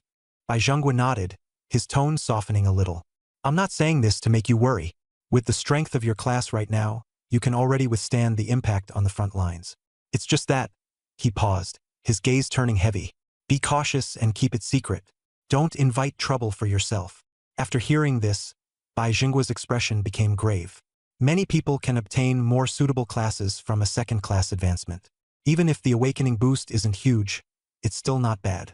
But there's a kind called Special Awakening which relies on awakening stones so rare they're practically absurd. Even the lowest grade bronze awakening stones can sell for tens of billions at auction, and truly high-level ones are simply unavailable no matter the price. Zhang Yu became even more confused. Then what exactly are you trying to say, Elder Bai? Bai Zhangguo looked straight at him. Have you heard of Special Awakening? Zhang Yu nodded, saying the school had mentioned both awakening halls and the method of using awakening stones. Using an awakening stone can grant additional traits, Bai Zhangguo continued. But I'm telling you about something even more valuable. There's a dungeon that hides a god-tier first-class awakening stone, and no one has taken it yet. A god-tier awakening stone? Zhang Yu froze, feeling as though a pie had fallen from the sky. Half believing it, he asked, How could something like that still be there and not taken? Bai Zhangguo smiled faintly. It's not that no one went. It's that no one could get it. Including me, Wan Chang'an, and the strong men from the top families in the country. We all tried, and none of us could take it. Zhang Yu's expression darkened. Since even those people couldn't do it, he had even less hope. But Bai Zhangguo shook his head. No, I'm afraid only you can take it. Zhang Yu asked why. Bai Zhangguo gave a brief and direct explanation. That dungeon was formed after the Cursed King fell. The restrictions were harsh. Only those below level 30 could enter. Difficulty couldn't be chosen. Only one person could go in at a time. And the moment you entered, you'd be afflicted by a curse that couldn't be purified.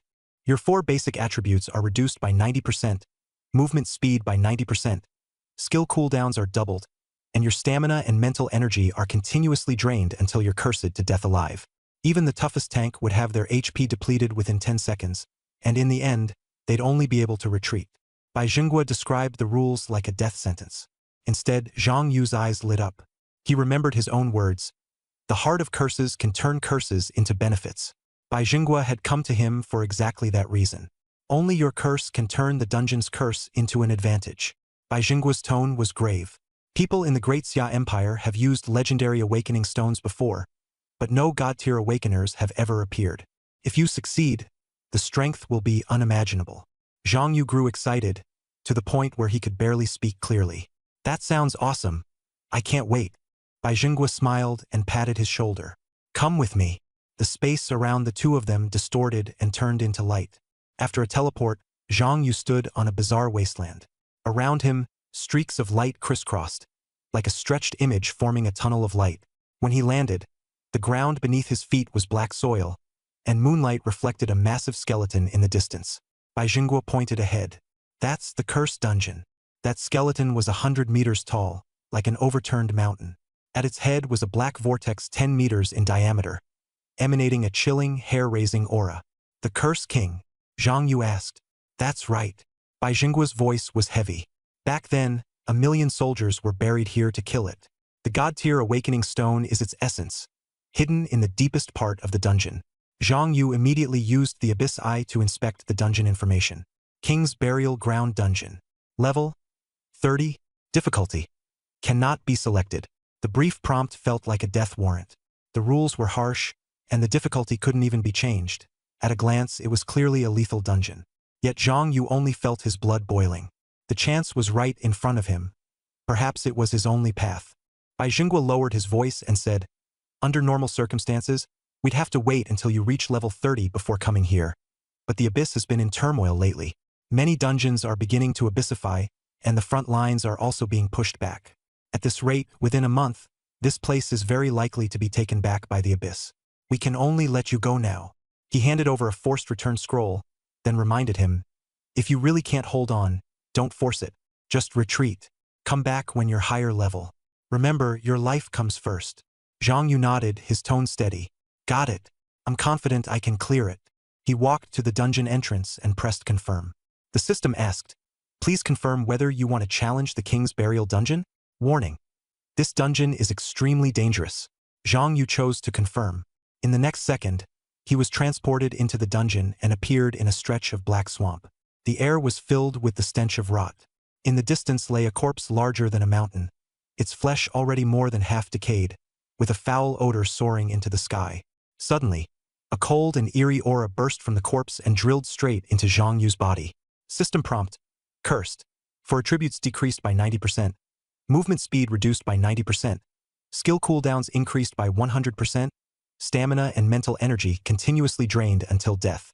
As soon as the prompt appeared, Zhang Yu felt as if something inside his body had violently shoved him. He looked down at his panel. Name Zhang Yu. Class, Sword Formation Master. Level, 21, 5%. Strength, 3,277. Agility, 3,287. Spirit, 6,175. Constitution, 3277. In an instant, his 4 attributes skyrocketed by 90%, with values surging dramatically, even surpassing many level 30 awakeners. He stood there like a humanoid boss. After his attributes rose, the originally eerie swamp looked much more agreeable to him. He didn't think much of it and kept walking forward. Soon, 3 giant frogs jumped into view. They were taller than a person, with hard coral-like shells on their backs, horns on their heads, and fangs protruding from their mouths, looking extremely ferocious. As soon as they saw Zhang Yu, they leaped into the air and crashed toward him like 3 cannonballs. Zhang Yu immediately used the Abyss Eye to inspect them. Cursed Demon Frog Elite, Level 30. Strength, 15,000. Agility, 10,000. Spirit, 10,000. Constitution, 10 000. Skill Meteor Strike. Reading these stats, Zhang Yu drew a sharp breath. Even the basic monsters here had stats higher than many level 30 hidden bosses. Even more terrifying, this was a solo instance, and anyone who entered would still have to endure a 90% stat reduction and continuous resource drain. Even a full-level party would only be walking to their deaths. He sneered. No wonder nobody has gotten a divine awakening stone. This place wasn't made for people at all. As soon as the words left his mouth, he swung his sword. 3 frogs scattered at the strike and turned into experience that fell to the ground. The system kept flooding the screen. Successfully killed cursed demon frog, EXP plus 50,000. Successfully killed cursed demon snake, EXP plus 50,000. Successfully killed cursed demon. A string of prompts. Obtained demon frog skin *10, demon snake scales *3, demon crab roe *3. Cursed King's Blade Artifact Quest 22/100000. Along with the string of prompts, a flash of golden light flared over Zhang Yu's body, and his level instantly rose to 22. He stared in shock at the experience numbers. One monster gave 50,000 EXP, and clearing the surrounding monsters was enough to level him up directly. Soon he figured it out. He was only in his early 20s while this was a level 30 hidden difficulty area, so the EXP rewards were naturally brutal. After clearing the area, he moved forward again. Suddenly, the ground beneath his feet gave way, and the solid earth instantly collapsed into a swamp, sinking his entire lower leg. Zhang Yu instinctively cried out in a low voice, "Rakshasa! King!" Zhang Yu gave the order without hesitation, recalling the Rakshasa king and yanking himself out of the mud pool. Once he was back on firm ground, cold sweat poured down his forehead. He cursed under his breath. He had nearly forgotten this was swamp terrain. If he had been even a step slower, there wouldn't have been time to use a Siddha return scroll. This time he didn't take any more risks. Instead, he had the Rakshasa king scout ahead. Whenever it stepped into a trap, Zhang Yu would immediately put it back into the mask, then summon it out again to continue scouting. In this way, the two of them advanced cautiously inward. After about 500 meters, the Rakshasa king ahead suddenly froze, its body twisting as its HP bar dropped rapidly. It had clearly been ambushed by something. Zhang Yu reacted quickly, pulling it back into the mask, and then saw a distorted crawling trail in the mud, as if something invisible was rushing toward him. Qi Xiao suddenly blocked in front of him, shaking violently as a dull impact rang out. Zhang Yu immediately lost 1/10 of his stamina. Zhang Lu also took a blow from the other side, helping him resist the stun. Zhang Yu's heart tightened. There was more than one invisible monster lying in wait. Fortunately, he had the sword array, the Cursed King's Blade, and the dungeon's triple healing mechanism. As long as he wasn't instantly killed, he could quickly top himself back up. But if he were besieged by a group, Qi Zhao's death prevention passive might be forced out, and that would be no small matter. The death prevention passive had a full 1-month cooldown, and he had to clear the dungeon within 1 month. His progress was still less than 1/10. If he used up his trump card here, things would be dangerous later. He didn't hesitate and directly unleashed a large-scale mental storm.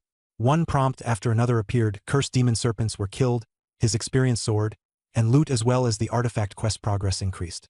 Zhang Yu panted as he looked at the panel, feeling both relieved and alert. This dungeon's difficulty was outrageous, but the greater the risk, the greater the reward. He couldn't back down. Outside, Bai Jingguo used the dungeon detection talisman to watch Zhang Yu's condition. Seeing him occasionally lose health only to recover rapidly, he finally breathed a little easier. Before he could say more, the ground in the distance began to shake, and the night sky turned blood red. Bai Jingguo's expression changed. The abyss was attacking. He judged that the abyss had sensed the Cursed King's core and might come to seize it, so he decided to head to the front lines personally to provide support. If the defense line was breached, not only would the Xia army suffer heavy losses, but the dungeon would also fall into the hands of the abyss, making Zhang Yu even more endangered. He set up a temporary teleportation formation outside, left behind the words, "The rest is up to you," and rushed to the front lines. Zhang Yu, however, had no idea the outside world had already changed. He still had the Rakshasa King scout ahead, periodically unleashing a mental storm to confirm the area was safe, relying on the dungeon's curse to stabilize his mind and stamina as he continued deeper in. Skill cooldown had been reduced by half, and Zhang Yu could almost cast Mental Storm continuously without much effort.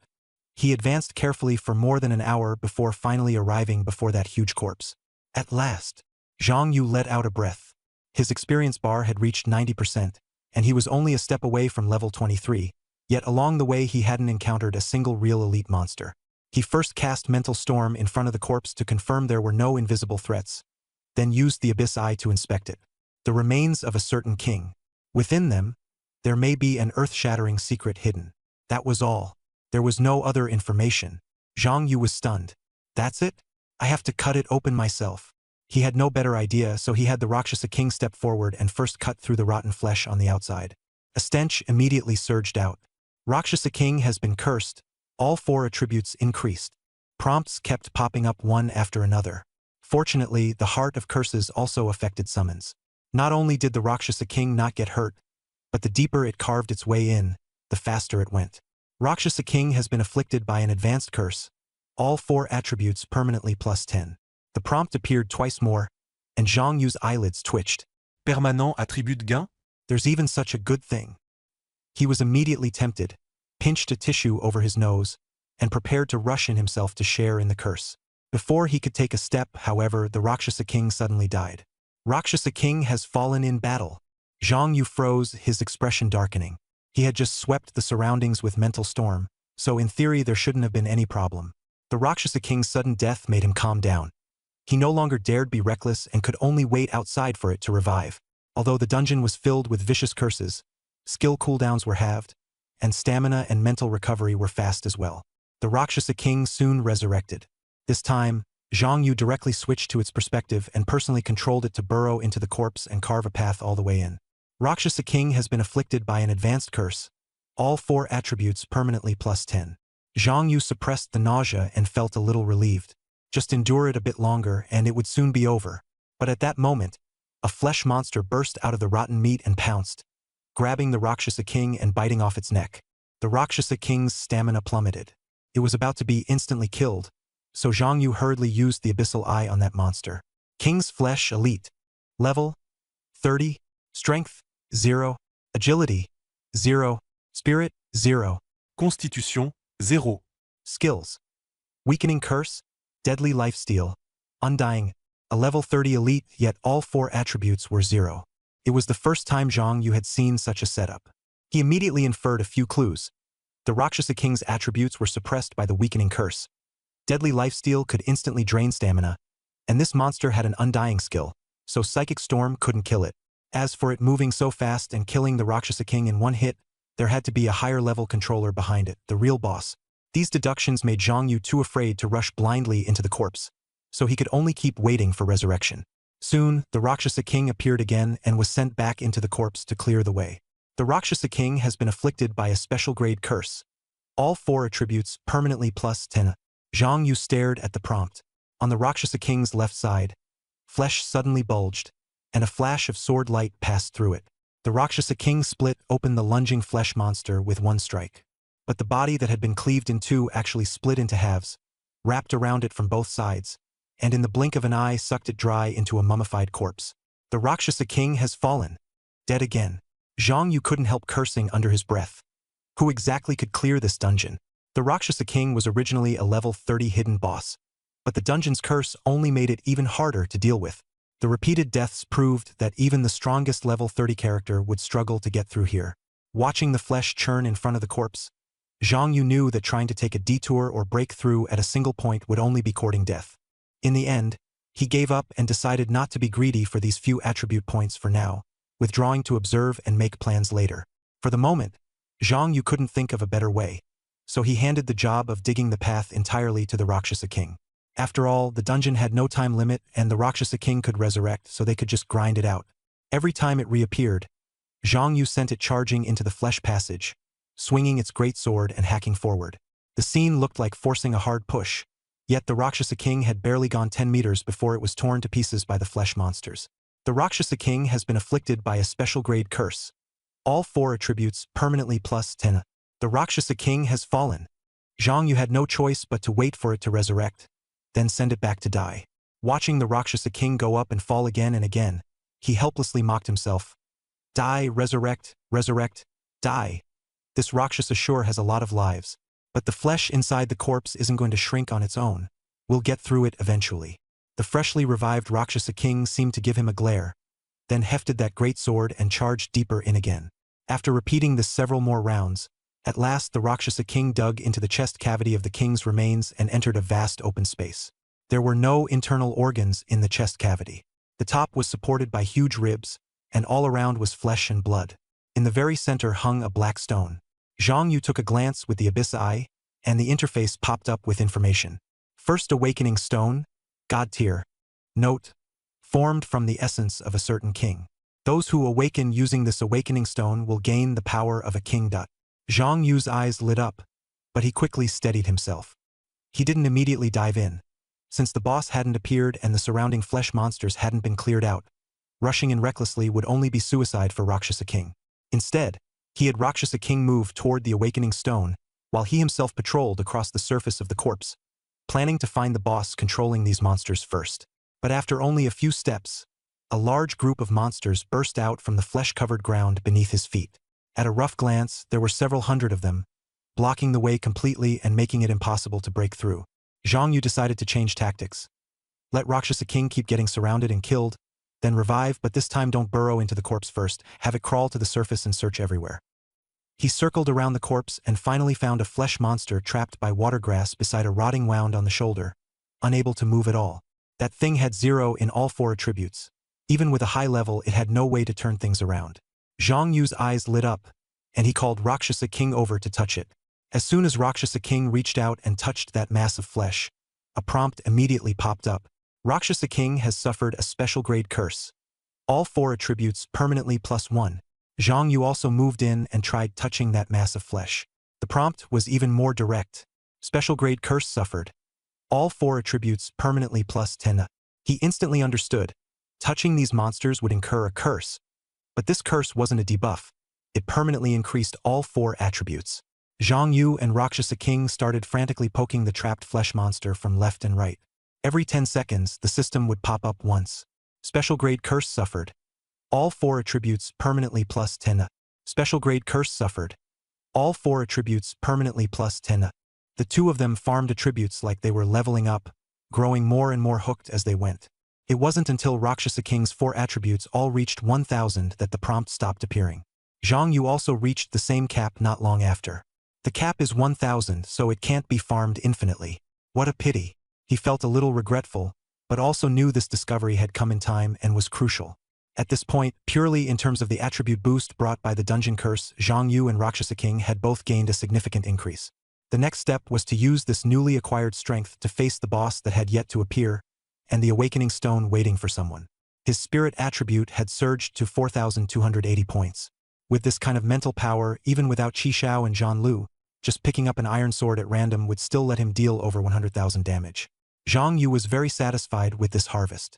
He had only been happy for a few seconds when he frowned again. He still hadn't found the boss controlling these flesh monsters. Without the boss, these monsters couldn't be completely eliminated. And without eliminating the monsters, he couldn't obtain the God tier awakening stone. The treasure was right before his eyes, yet he couldn't get it, and the more he thought about it, the more frustrated he became. He stared at those immobile flesh monsters, and a thought flashed through his mind. Wasn't this pile of corpses the remains of the Cursed King? The abyss I had only said that the corpse bigger than a mountain belonged to a certain king, and the burial ground of kings had indeed been born because of the Cursed King. He also happened to have the Cursed King's blade in hand. Perhaps this was the only solution. He took out the Cursed King's blade and stabbed at a rigid flesh monster. SSS. That cracked blade pierced the monster with ease. Black smoke rose, and the monster vanished. Successfully killed the flesh of the king. EXP +0. Artifact quest for the Cursed King's blade. 72/100000. Seeing the prompt, Zhang Yu almost laughed out loud. He didn't care at all that the experience was 0. Now that he had found a way to kill, there was no need to fight alone. He and the King of Rakshasa charged into the blood-flesh passage hacked open by the King of Rakshasa. One in front and one behind, luring monsters, finishing them off and collecting the corpses. Their cooperation was seamless as they fought their way deep into the Cursed King's chest. Artifact quest for the Cursed King's blade. 1982/100000. The monsters inside the chest were finally wiped out. Zhang Yu let out a breath and had the King of Rakshasa go take the awakening stone first, just in case there were still traps. Successfully cleared the king's burial ground dungeon. Obtained first awakening stone, divine grade.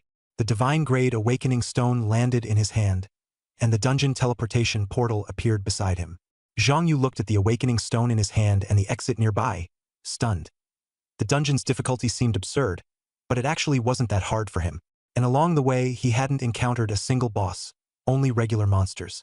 If not for the heart of the curse and the Curse King's blade, even a sufficiently powerful profession user could probably clear it. The rewards and penalties were clearly mismatched. There had to be a conspiracy behind this. Just as he was thinking that, a talent trigger notification popped up. Talent, I Am Legend triggered. Discovered a mythic trial hidden within the dungeon. Forcibly dropped an item to unlock the mythic trial. A black heart suddenly appeared beside the awakening stone, about the size of a normal human heart. Zhang Yu's expression changed, and he immediately used the Eye of the Abyss to inspect it. Heart of the Curse King, Divine Grade. Note: the fallen king will eventually return. These 4 words made his head sink. The Curse King might not be completely dead and was plotting to be resurrected. The key was this Curse King's blade and this Divine Grade Awakening Stone. Whoever used the stone for awakening would very likely not be empowering themselves, but instead be possessed by the Curse King. What a vicious scheme.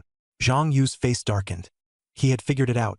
Turning the dungeon into a solo instance and using the Divine Grade Awakening Stone as bait meant that anyone capable of clearing it would definitely be a human genius, and the Great Xia Empire would cultivate such people into powerhouses. Then, when the Curse King used Awakening to resurrect, he would instead use the Empire's power to become even stronger. Thinking of that, cold sweat broke out on his back. If not for his special talent, which could force a trigger at a critical moment and reveal this heart, he very likely would have already fallen into the trap and been used as a resurrection sacrifice. The situation was clear now, but the danger was still right in front of him. Zhang Yu's heart sank. The Curse King's plan might really succeed. As long as he walked out of the dungeon today, everything that came after would be completely ruined. He had once thought the Odysseus, Ishtar, and others in the abyss were annoying, but only now did he realize that the truly terrifying one was the Curse King. The moment that name appeared, the abyss's danger level shot straight up. He took a deep breath and reached out to touch that black heart. A panel popped up with an option and a red warning. Awaken the soul of the Cursed King and begin the mythic trial? Warning: this trial is extremely dangerous. Zhang Yu gave a bitter smile. There was no retreat left. Backing down would only turn him into the other side's puppet. Since the only chance was the mythic trial, he would gamble on it. Begin the trial. He pressed confirm. The black heart instantly spewed out thick mist, turning into a vortex that swallowed him whole. When he opened his eyes again, he was standing on a small platform floating in the fog. The Rakshasa King was gone, his storage space was sealed, and the return scroll was useless. Dense mist surrounded him on all sides. There was no path, and no way back.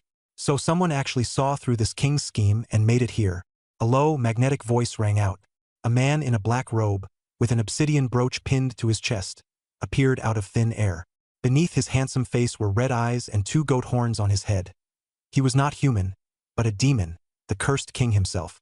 His aura pressed down instantly, making the surroundings feel heavy. Zhang Yu immediately activated Abyss Eye, but the panel displayed, unable to detect target. The Cursed King swept him with a mocking glance. A mere level 22 human dares come looking for this king? You do have nerve. Sword Formation Master? Never heard of that class. Your base attributes? Not bad. You have potential. Unfortunately, you'll die here today. He extended his long fingers and pointed into the air. A system prompt popped up. Curse Heart disabled. All curses converted into negative effects. The Cursed King sneered and said that these curses were originally his power. Once he took them back, the curses on Zhang Yu would turn into lethal negative effects. 10 seconds and you'll die. 10, 9, 8. He counted down slowly as if watching prey. But halfway through he frowned, and the smile on his face vanished. He stared at Zhang Yu in confusion. Why are curses not working on you? Zhang Yu's heart tightened, but he didn't show any sign of backing down. In fact, he knew the reason. His unique weapon, Qishao, had a passive that granted immunity to mental attacks. Curses counted as mental-type attacks, and Qishao had blocked most of the effect. As long as the Cursed King couldn't get past that passive, he still had a chance. The Cursed King quickly understood. So your unique weapon can withstand this king's curses. A unique weapon of divine grade, not a low rank. A cold smile curled at his lips. But thinking this king only has curses would be far too naive. No sooner had he spoken than a terrifying pressure crashed down. Zhang Yu's breathing caught. His entire body was forced into a precarious struggle just to stand. his hands trembling as he nearly lost his grip on his sword. Instinct told him this was not an opponent he could withstand head-on. The cursed king looked at him, his tone carrying cruel admiration. "Human boy, you can still stand without kneeling. You're stronger than most. If it were anyone else, they would already be on their knees begging for mercy." After saying that, his intent was obvious. Unless a miracle happened, Zhang Yu would not last another moment. The cursed king stared at Zhang Yu, his voice low. "As long as you are willing to submit, this king will bestow upon you the name of a deep abyss demon and grant you a territory. What do you say?" Zhang Yu had been crushed into alarm and panic, but after hearing those words, he actually smiled at the cursed king. The cursed king frowned. "What are you laughing at?" For the first time, he felt that this trembling, laughing opponent was a little off. Zhang Yu raised his head and met its gaze. "Since this is a mythic trial, I'm the trial challenger and you're the examiner, then we have to follow the rules. At the start, you sealed away the curse heart on me and tried to kill me with curses. Later, when you found curses didn't work on me, you didn't change tactics. Instead, you used pressure to force me to surrender. That means in this instance, you must rely on curses to kill me and can't casually break the rules." The cursed king fell silent, his expression changing. Zhang Yu's smile widened. "I'm betting on that. Trials have a path to pass. They can't possibly be set up as a certain death trap. And my Qi Xiao is exactly the key to breaking this deadlock." As soon as the words fell, the sword formation space opened. Qi Xiao floated in front of him, and a burst of red energy exploded, scattering the curse mist all around. The cursed king suddenly burst into laughter. "Interesting. Truly interesting. For you to have made it this far, it really wasn't all luck. This trial is, after all, a curse trial. As long as you can endure the curse, you might clear it. But if you want to truly clear it, you still have to defeat this king. Right now, this king's power is not even 1,000th of what it was at his peak, and you're just a little level 22 brat. Even if you can break through my defenses, you still might not win. As long as this king slowly wears down the durability of your equipment, I can still kill you." Zhang Yu laughed out loud, his tone full of mockery. "Too bad, cursed king. Maybe we're just naturally incompatible. Perfectly fine by me. My attacks ignore defense, and they hurt a lot." Qi Xiao vanished. The next second, 10 sword formations simultaneously bloomed. Qi Xiao, Zhan Lu, and 8 iron swords rushed at the cursed king from 10 directions. Qi Xiao and Zhan Lu struck first, and the numbers instantly surged. The two special weapons stacked together, directly pushing Zhang Yu's attack to 4,000, plus 1,152% crit damage and a 21x damage bonus. The first wave forcefully dealt 60 million damage. -639842111. That terrifying number popped up, and the cursed king was stunned. Immediately after, the remaining 8 iron swords, empowered by Qi Xiao and Zhan Lu, hit one after another. -1279680. Another string of million-level damage.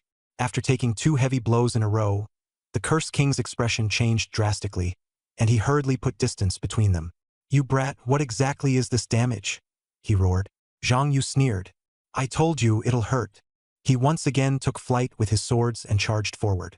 The 8 iron swords were responsible for disruption, while Qi Xiao and Zhan Lu launched the frontal assault.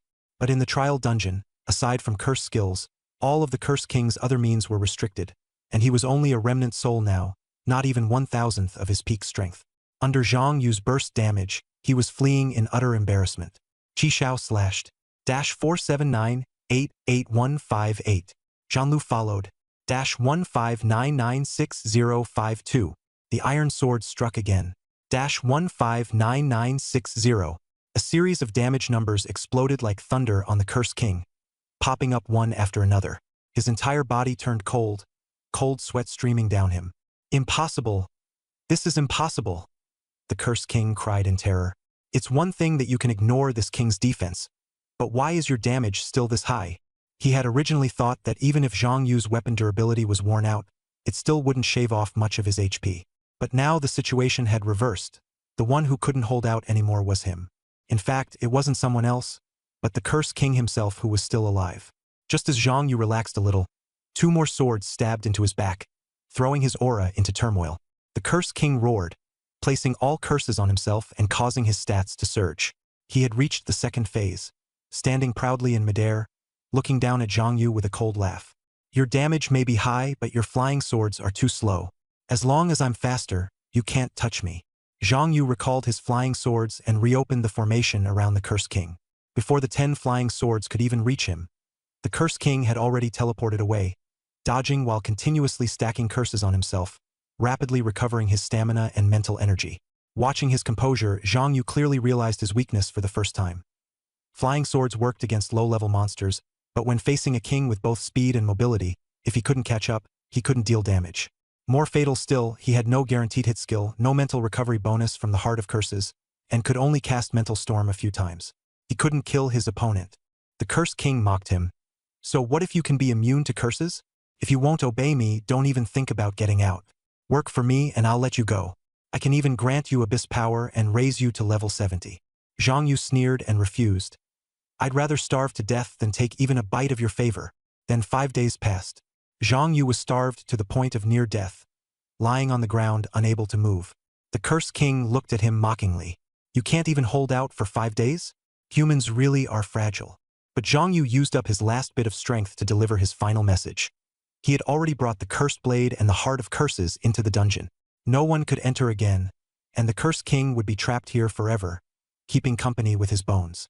Those words were like a knife, stabbing straight into the Cursed King's heart. He fell silent. Originally, he had still been able to gather curses into his fist at close range, exploiting a loophole for melee damage, but Zhang Yu's actions had sealed off that path. They were both trapped, one surviving by relying on resurrection curses, the other declaring victory through despair. The scene was quiet except for the echoes of hunger and curses. His fist could instinctively have killed Zhang Yu, but the Cursed King didn't make a move. He also thought of the consequences Zhang Yu had mentioned. The Heart of Curses, the Cursed King's Blade, and the God-tier Awakening Stone had all been brought by Zhang Yu into the trial dungeon. If Zhang Yu died, those items would be trapped in the dungeon forever, and not even the one who cleared it would be able to obtain the God-tier Awakening Stone. As for the Cursed King himself, he would be trapped here too, unable to get out. Seeing his silence, Zhang Yu smiled weakly but tauntingly. You say humans are fragile, and I admit it. But how about we compare and see who's harder, who's less afraid of death? You're the Abyss King. Do you really dare die with me? The Cursed King hadn't expected to be forced into such a position by a human youth. Fury surged in his heart, but he didn't show it on his face. He coldly shot back. Your kind of humans are best at pretending. All talk and a soft heart. Still afraid of death. I'll see whether you're really not afraid to die. Zhang Yu said nothing more. He just smiled and closed his eyes, deliberately conserving his strength. He was actually afraid of death. He just thought of death as a long sleep, a sleep from which one never wakes.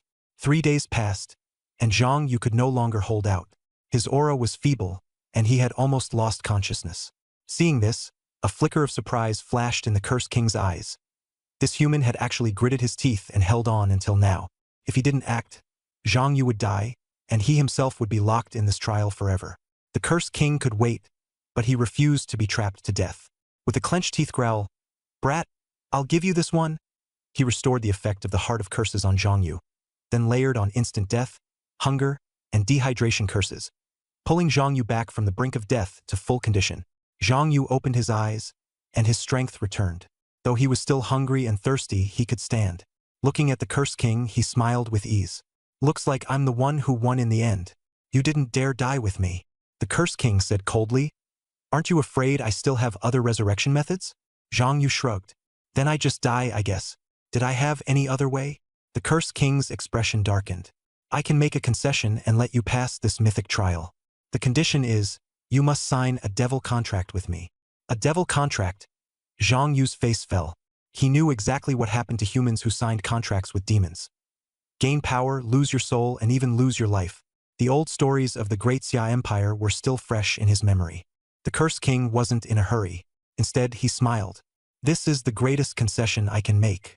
You humans may have misunderstood what a contract is. In fact, it's a fair agreement.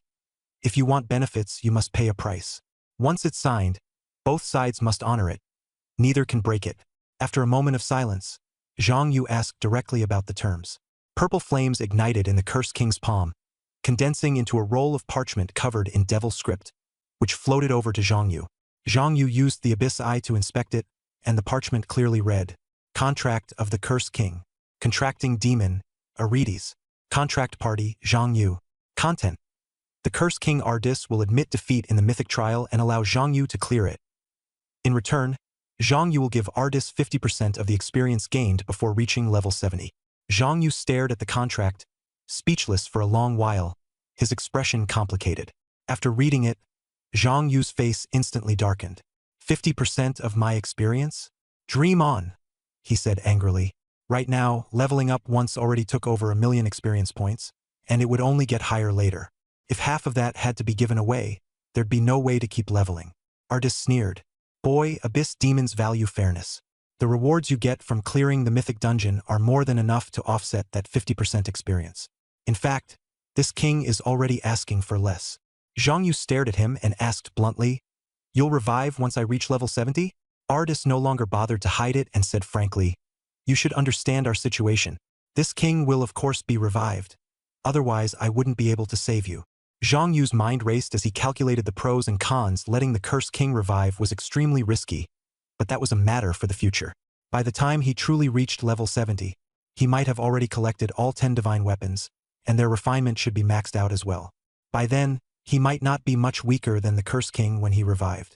Thinking of this, he looked at Ardis and said calmly, If that's all the contract says, I can sign it. Ardis snorted. Don't lump this king together with those trash who play underhanded tricks. This king doesn't set traps in contracts. Zhang Yu didn't refute him aloud, but he didn't believe him at all in his heart. Still, he had no other choice now. A system prompt popped up. Do you wish to sign a devil contract with the Cursed King Ardis? Note: Ardis is a former demon king. Signing the contract may lead to unknown consequences. Zhang Yu clicked confirm. The parchment scroll suddenly burst into flames in midair and turned to ash. The contract has taken effect. Ardis was engulfed in flames. In the blaze, he looked at Zhang Yu with a smile, his tone filled with provocation and anticipation. Zhang Yu, I'll be waiting for the day you reach level 70. When I return at full strength, I wonder if you'll still be able to stop me. Zhang Yu replied coldly, Ardis, I will stop you. Heh. Then let's wait and see. As soon as the words fell, Ardis was burned to ash by the flames. System prompts flashed across the screen one after another, crashing down like a torrential rain. Successfully killed the remnant soul of the Cursed King, EXP plus 10 million, minus 50%. Obtained First Awakening Stone, Divine Grade, Heart of the Cursed King, Divine Grade. Heart of the Cursed King, Divine Grade. Any curse effects you receive will be converted into positive effects. All attacks carry the curse attribute and can randomly inflict unpurifiable curses on targets, except the holder. No equipment level restriction. Does not occupy an equipment slot. Completed the mythic trial. Obtained title. Cursed King. Unique. Cursed King title. All attributes plus 10,000. Can command psychic abyss monsters. Ding. Detected that the host has achieved the feat, Scheming with a King, rewarding a Divine Grade Talent Awakening. Congratulations, host, on awakening Divine Grade Talent. Abyss Sovereign. Abyss Sovereign. Every abyss monster killed permanently increases all 4 attributes by 1 point. Cleared the King's Burial Ground Dungeon. Obtained Godstone *2. Class-specific skill scroll *1. Beginner skill scroll *1000. These prompts were as dazzling as lightning, nearly blinding Zhang Yu's eyes. He immediately opened the attribute panel to check the changes. Name Zhang Yu. Title Cursed King. Class Sword Formation Master. Unique. Level 24. 22%. Strength 12,860. Agility 12,740. Spirit 14,340. Vitality 12,740. Class Special Attributes. Critical hit rate 33%. Critical hit damage 330%. Talents. Absolute Luck, Level 1. I am the Sword Immortal, Level 2. Abyss Eye, Fearless Body, I am Legend, Abyss Sovereign. Equipment. Iron Sword Case, 10/10. Divine Sword Qishao, Divine Sword Zhanlu, Empire Special Merit Medal, Curse Necklace, Curse Ring, Curse Circle, Heart of the Cursed King, Blade of the Cursed King. Skills. Sword Formation, Level 5. Sword Control, Level 5. Sword Formation Space. Attribute Conversion, Level 5. Poison Resistance, Level 10. Mental Storm, Wind Control, Block Intuition. Fate Seats, 6 lives. Zhang Yu's current 4 attributes were absurd, like those of a mini-boss, and his combat power had soared several times over. Staring at these numbers, he felt both delighted and wary. The benefits were astonishing, but that contract and the words, "See you at level 70, were like a blade hanging over his head. This kind of thing was extremely rare, and only a handful of people could get it. Its effect was comparable to a swappable talent, and its utility was immense. Not to mention the newly awakened Abyss Sovereign, a god-tier talent. Just thinking about how, in the future, he would sweep through the Abyss battlefield and how far his attributes would soar made Zhang Yu feel hot all over. The strong would only grow stronger. He was only level 24, yet he had already unknowingly widened the gap between himself and ordinary professional. After looking over the most important spoils, Zhang Yu eagerly took out the exclusive skill scroll. Before level 30, a professional could learn at most 3 exclusive skills. The sword formation space and attribute conversion he already had been a huge help in real combat, and he was most looking forward to this final one. Once the scroll was used, the result popped up. Obtain skill. Sword Intent Acceleration, level 1. Effect. Flying sword speed increased by 100%. If I'd known, I should have come to this skill sooner, Zhang Yu muttered under his breath. If he had gotten this move earlier, he wouldn't have been tormented by the Curse King for so long. But curse as he might, this skill had indeed solved one of his major problems. It was good news. Then he took out the beginner skill scrolls. Before level 30, aside from the 3 exclusive skills, he could also learn 5 universal skills. This dungeon had given him 1,000 scrolls, enough to fill the universal slots again. He started farming on the spot. Scroll after scroll was torn open, white light flashing, and the results came out one after another. Culinary Mastery, LV. 10 greatly improves the quality of cooked food. Poison Arts Mastery, LV. 10 poison attribute damage plus 100%. Medical Arts Mastery, LV. 10 potion healing effects plus 100%. Hidden Weapon Mastery, LV. 10 projectile damage plus 100%. After several hundred scrolls, these were the only 4 universal skills he obtained. Universal skills depended heavily on luck, and he often pulled junk. But when he saw the line about Hidden Weapon Mastery, his eyes lit up. Did his flying swords count as projectiles? He immediately took a training wooden dummy out of his storage space. The flying sword left its sheath and stabbed straight at the dummy. 389,439. Nearly 390,000 damage. Normally, without Qishao and Zhanlu, and under his talent's 20x bonus, a steel sword should only deal a little over 370,000 damage. The extra amount now matched Hidden Weapon Mastery's 100% bonus exactly. The conclusion was clear. Flying swords could benefit from this skill. This is useful. Zhang Yu smiled with a hint of viciousness. At last, he had drawn a universal skill that could be used immediately. After sorting out his new gear, talents, and skills, he rubbed his hands together and prepared for the real main event, drawing from the Wheel of Fate. 2 divine stones, 2 exclusive weapons, all together. He also put away the previous batch of spoils, then tossed the 2 divine stones into the wheel for a double draw. The stones turned into specks of light inside the wheel, cards spun, and the magic circle lit up with an eye-searing red glow. 2 red cards bearing a deep blue treasured sword flew out, finally transforming into 2 divine swords, Zhanlu. The Zhanlu in the sword formation space was drawn out, and the 2 newly obtained swords collided with the old one, instantly fusing into a single entity. Its aura surged wildly, and Zhang Yu felt as if he had been swallowed by a tidal wave, a chill running down his spine. A system prompt appeared. Divine Sword Zhanlu, exclusive Tier 3 attack plus 3,000, damage plus 300%, automatic guardian protection. The wielder is immune to water attribute attacks. Damage dealt by the wielder will be converted into a temporary shield lasting 1 minute. No equipment level requirement. Artifact quest. Find the Zhanlu Stone, 0/1. Note. One of the 10 great swords, guarding its master and sweeping away demons, cleansing the world. Zhang Yu drew in a sharp breath. Converting damage into a temporary shield was already a god-tier skill for other damage dealers. On him, it was a perfect match made in heaven. The scene before him was simple. Flying swords faster, output higher, damage instantly turning into shields, offense and defense both doubled. Almost completely rewriting the Abyss battlefield he had imagined. Zhang Yu felt like he had activated a cheat.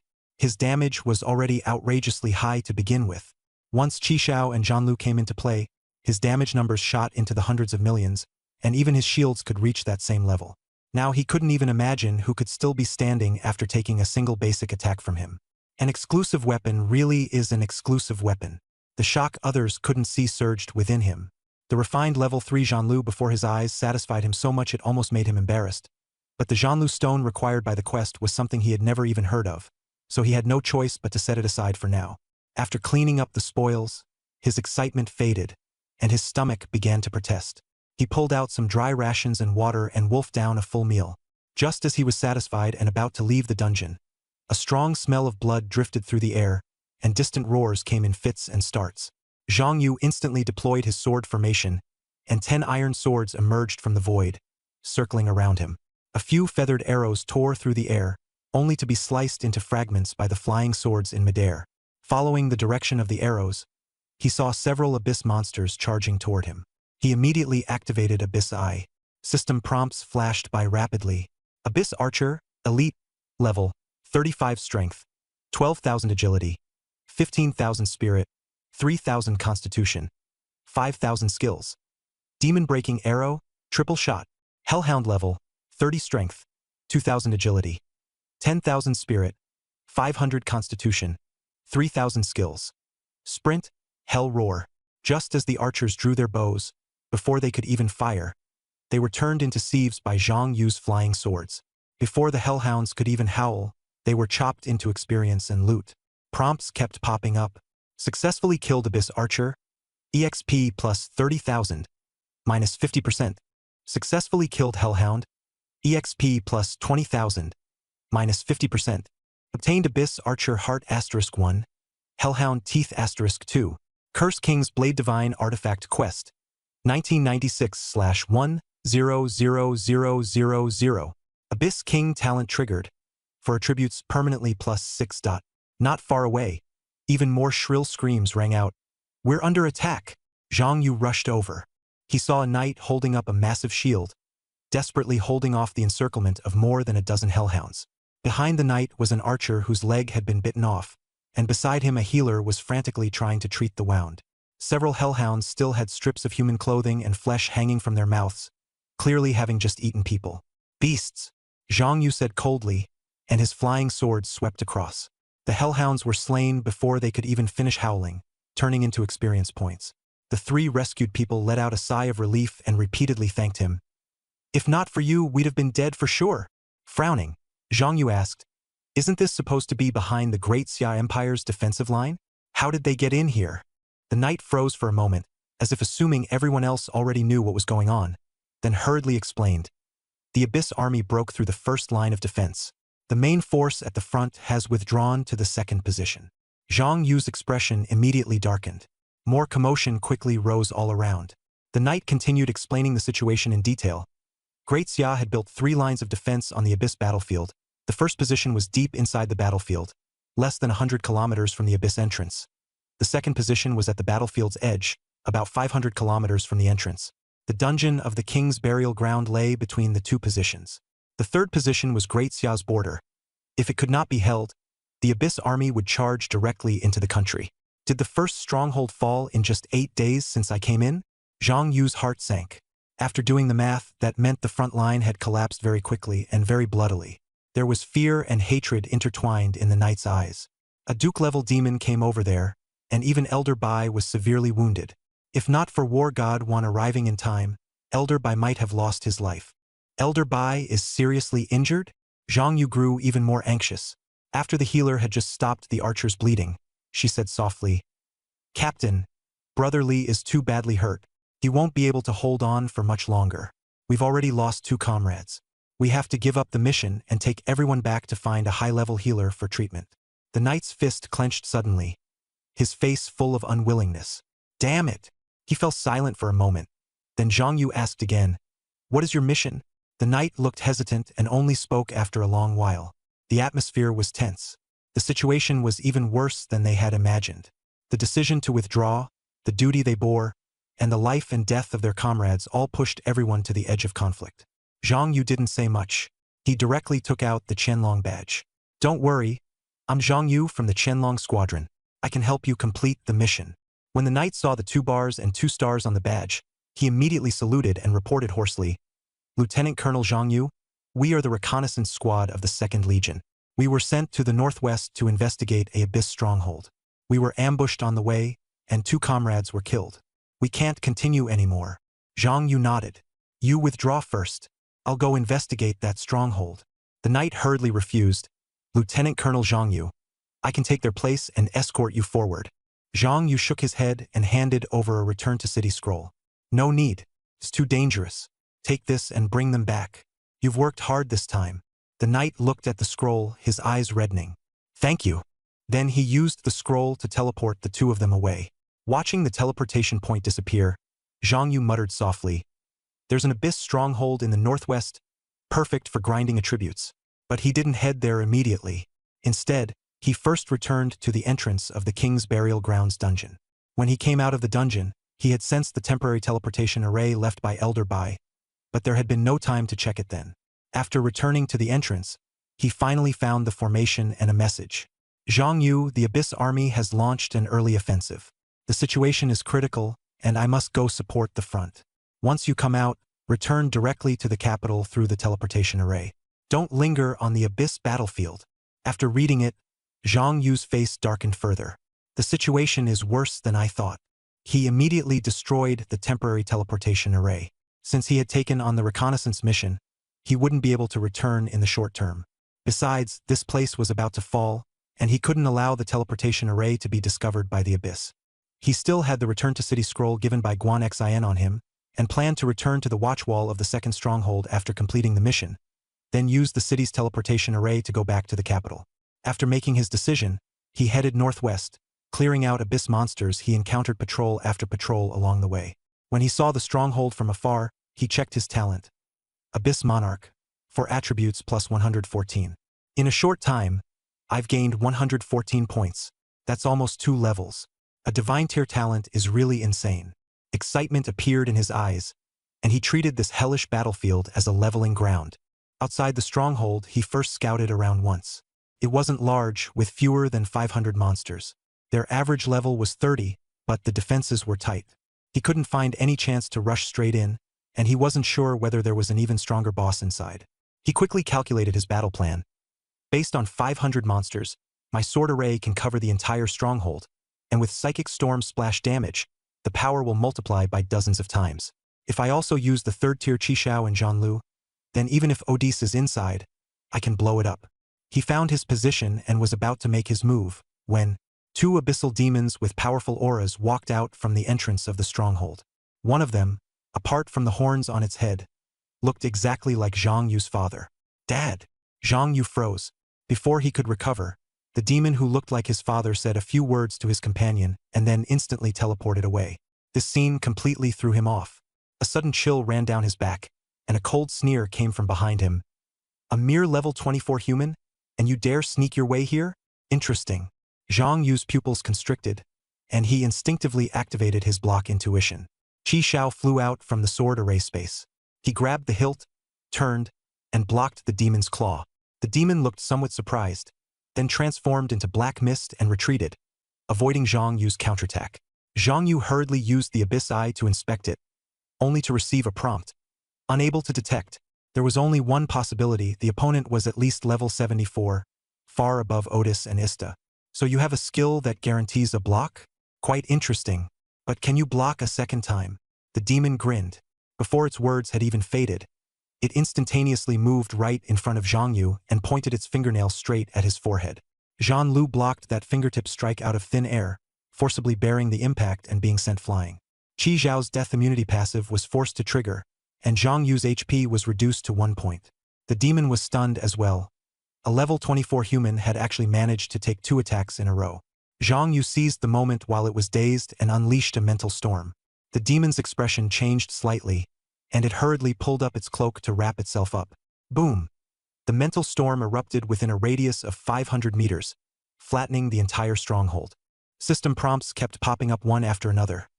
Successfully killed Abyss Archer, Abyss Warrior, gained experience. Curse King's Blade quest progress updated. Abyss King's attributes increased.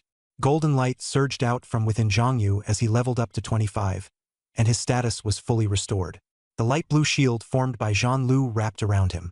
Zhang Yu pulled out a forced return to city scroll from the ruins. Bai Lao was too badly injured to be saved.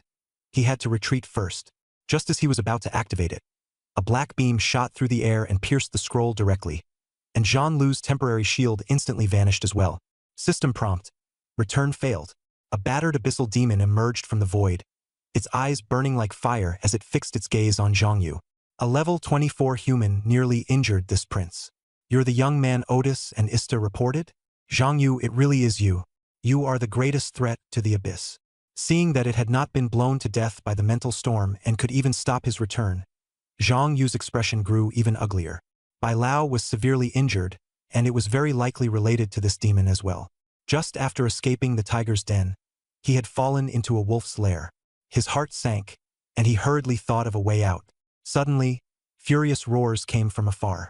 Ning Wuwei charged over at astonishing speed, holding a purple gold spear and unleashing a forbidden technique. Godslayer Spear. The spear tip burst with terrifying power, going straight for the demon, shaking heaven and earth. The strike looked capable of killing Otis instantly, but the demon merely tilted its head to glance at it, a look of contempt appearing in its red eyes. An ant trying to shake a tree. It only extended one index finger and blocked the attack. Zhang Yu immediately realized that this guy could easily suppress Ning Wuwei's ultimate technique. He didn't hesitate at all, and immediately rushed forward, drawing Qi Xiao, prepared to fight to the death. Qi Xiao, Zhan Lu, and the 8 iron swords were all summoned at once, pointing straight at the demon's back. Sword intent surged abruptly, and 10 sword lights shot through the air toward DSAS. DSAS frowned slightly and pressed its index finger against the spear tip. Ding! A crisp sound rang out, and ripples spread across space. Skill. Nullification. The forbidden technique Ning Wuwei had just activated instantly failed. What? Ning Wuwei's expression changed, but the 10 flying swords had already all struck DSAS. Damage numbers with a massive increase crazily popped up. 4960-17986. DSA's face changed, and fear-filled numbers flickered past one after another. It didn't even have time to counterattack, transforming into black mist and retreating to create distance from Zhang Yu. Ning Wuwei immediately rushed to Zhang Yu's front, blocking him with a panting breath as he threw a return-to-city scroll at him. I'll hold him off. He's very strong. Teleport away immediately. Zhang Yu caught the scroll, still shaken. Instructor, if you had come even a little later, I might have been done for. You little brat. You actually provoked a being like Dioses. Ning Wuwei stared at the demon in the distance, his hands trembling. He is one of the 7 dukes of the abyss, and Bai Lao was badly wounded by him. Run now. Don't linger any longer. Dioses' gaze slammed onto Zhang Yu, his killing intent surging. You're only level 25 and already dealing this much damage? I can't leave you alive. A suffocating pressure exploded outward, shaking the entire ground. Ning Wuwei gritted his teeth and forced himself to stand firm. Zhang Yu, I'll do everything I can to buy you a chance. You must get out alive. Zhang Yu, startled by the scolding, apologized. Instructor, I'm sorry. I was too arrogant. Just as the conflict reached its breaking point, Dioses' expression suddenly changed drastically. His aura plunged all at once. Ning Wuwei and Zhang Yu both saw it. 11 curses had stacked upon Dioses, and a divine curse was rapidly weakening. And no way, this is the Curse King's curse. Dioses cried out in terror, glaring furiously at Zhang Yu. What did you do to this duke? Why do you have the Curse King's power? Zhang Yu was stunned too. Then he remembered the divine equipment he had obtained after clearing the mythic trial. Heart of the Curse King, divine. Curses received are converted into positive effects. Attacks carry curse attributes. Randomly inflicts an unpurifiable curse on the target. Back then he had thought it was useless, but he never expected it to be so terrifying now. Once the curse took hold, Dioses' aura kept dropping, even becoming weaker than some of the stronger foes. Ning Wuwei stared in dumbfounded shock, almost ready to finish off Dioses himself. The demon clenched his teeth, hatred surging to the max. Zhang Yu, I've remembered you. Next time. His voice was full of fear and unwillingness. When the abyss comes back, I'll tear you to pieces for sure. Before Dioses could finish, he was crushed by a curse and unable to move, forced to teleport away instantly. Ning Wuwei stood frozen in place, staring in the direction where Dioses had vanished, unable to come to his senses for a long while. Dioses? Just retreated like that? At that moment, Wan Chang'an arrived at the battlefield. Seeing the two of them, he hurriedly asked, Zhang Yu, Wuwei, are you alright? I sensed his aura just now. Where is he? Ning Wuwei recounted every detail of what had just happened. After hearing it all, Wan Chong'an froze. Dioses was driven back by you too? His tone was filled with disbelief. After all, Dioses was one of the 7 dukes of the abyss. No one would dare claim they could beat him. Zhang Yu explained everything from start to finish, bringing out the heart of the Cursed King, and how he had participated in the mythic trial inside the burial grounds of the king, eventually signing a contract with the Cursed King Aridus.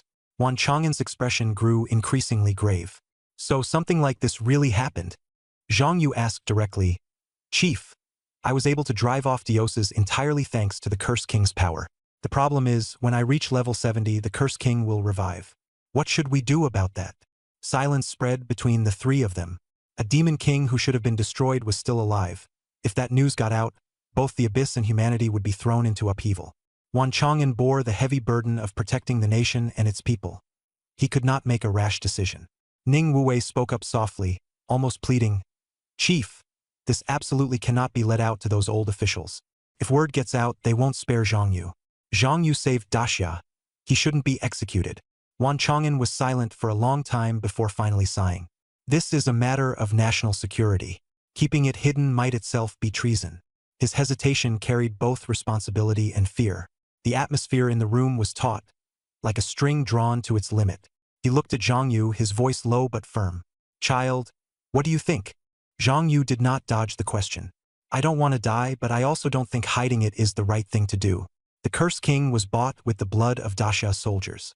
If one day I can't hold him back, Daxia can't be caught unprepared and slaughtered again. Wan Chong'an looked at Zhang Yu in silence for a long time, then finally nodded. I understand. You didn't disappoint me, and I won't disappoint you. When they returned to the watchtower wall, news came from the front that the abyss had retreated. The city erupted in an uproar. People cheered, celebrating having defended the wall once again. Zhang Yu did not join the revelry, and instead walked into the teleportation array with Wan Chong'an, leaving in a blinding flash of light. Ning Wuwei stood in the empty teleportation chamber, let out a long sigh, and turned to leave. No one in the city knew why Deses had suddenly withdrawn. They only knew that Great Xia had once again held the line. Standing atop the city wall, Ning Wuwei looked out at the barren wasteland beyond, then at the jubilant scene inside the city. Finally, his gaze fell in the direction leading to Great Xia's heartland. Zhang Yu, you must be all right. A few days later, on the top floor of the central trial tower in the capital, Zhang Yu sat quietly in front of a door, waiting for the judgment that belonged to him. In the room beyond the door, 5 elders with terrifying auras sat in all directions. Wan Chong'an, wearing a military uniform, stood before the elders. The atmosphere was as cold as a blade. Someone demanded that Zhang Yu's matter be explained clearly from beginning to end. The elder seated in the center slowly spoke. Zhang Yu had signed a contract with the Cursed King, and this was far too serious.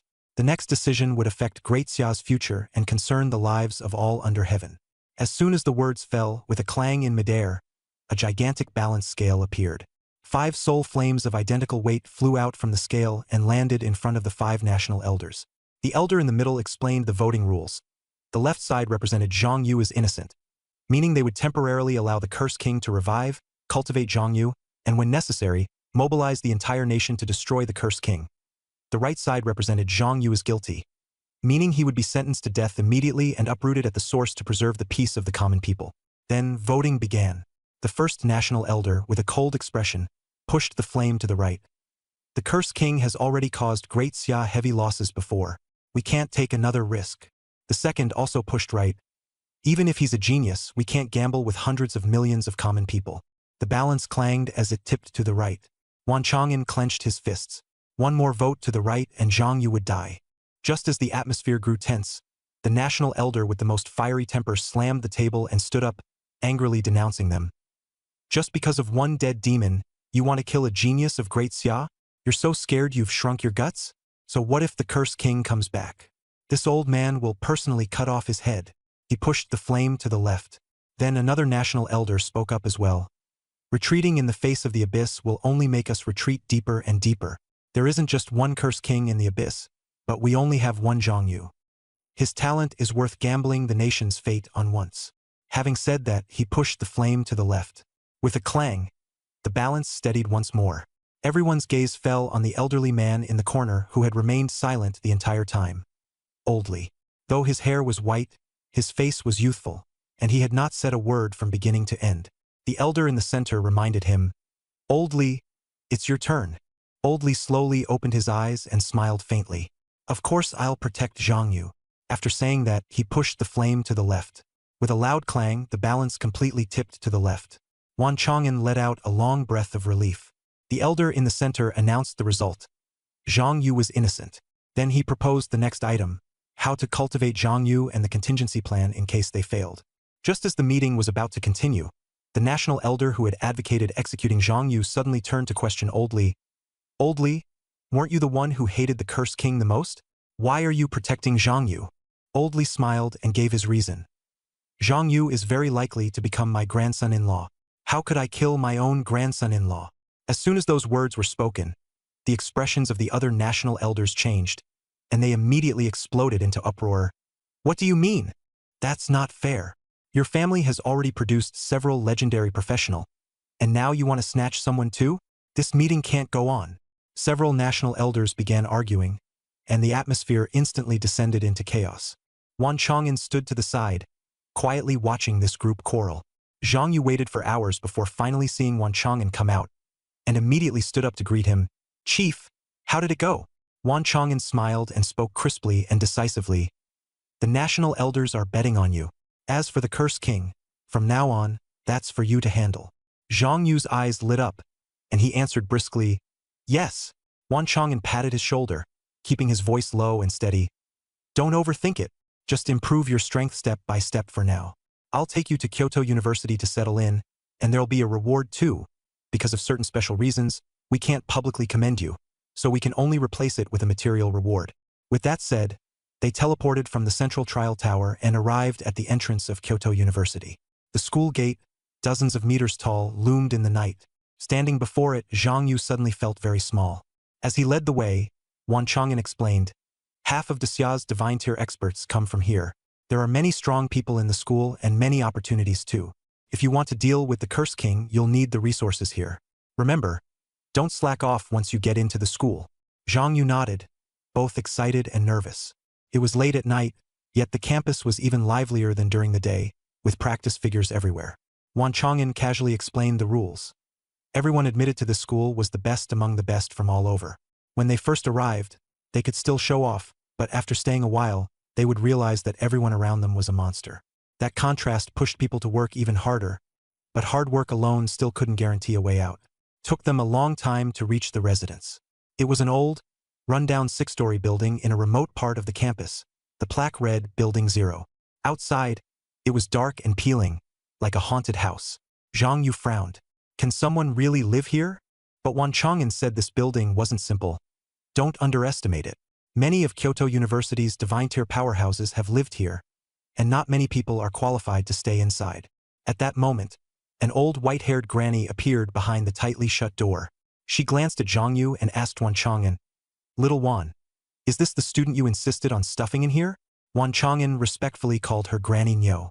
Zhang Yu secretly used the Abyss Eye to probe her, but he couldn't see through her at all.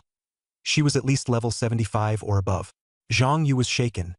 Even the dormitory granny was this high level.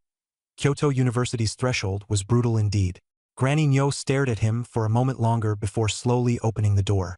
"This time, I'll give you face and make an exception to let him live in Building 0. If he performs poorly, I'll still kick him out. Remember, don't treat this place as a safe haven." Her words were short, but each one landed like a hammer blow, and no one dared to talk back.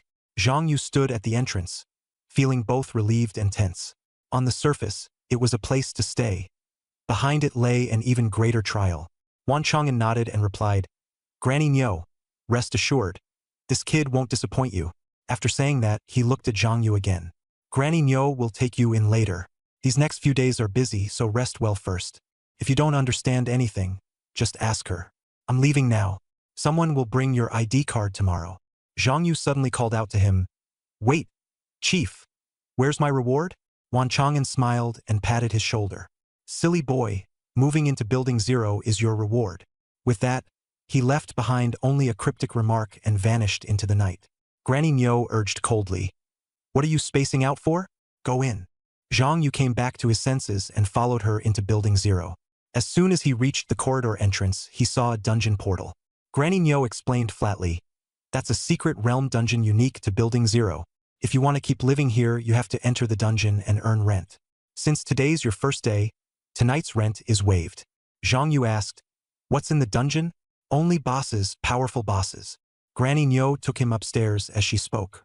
"Only room 203 and 208 on the second floor are occupied. The rest are empty.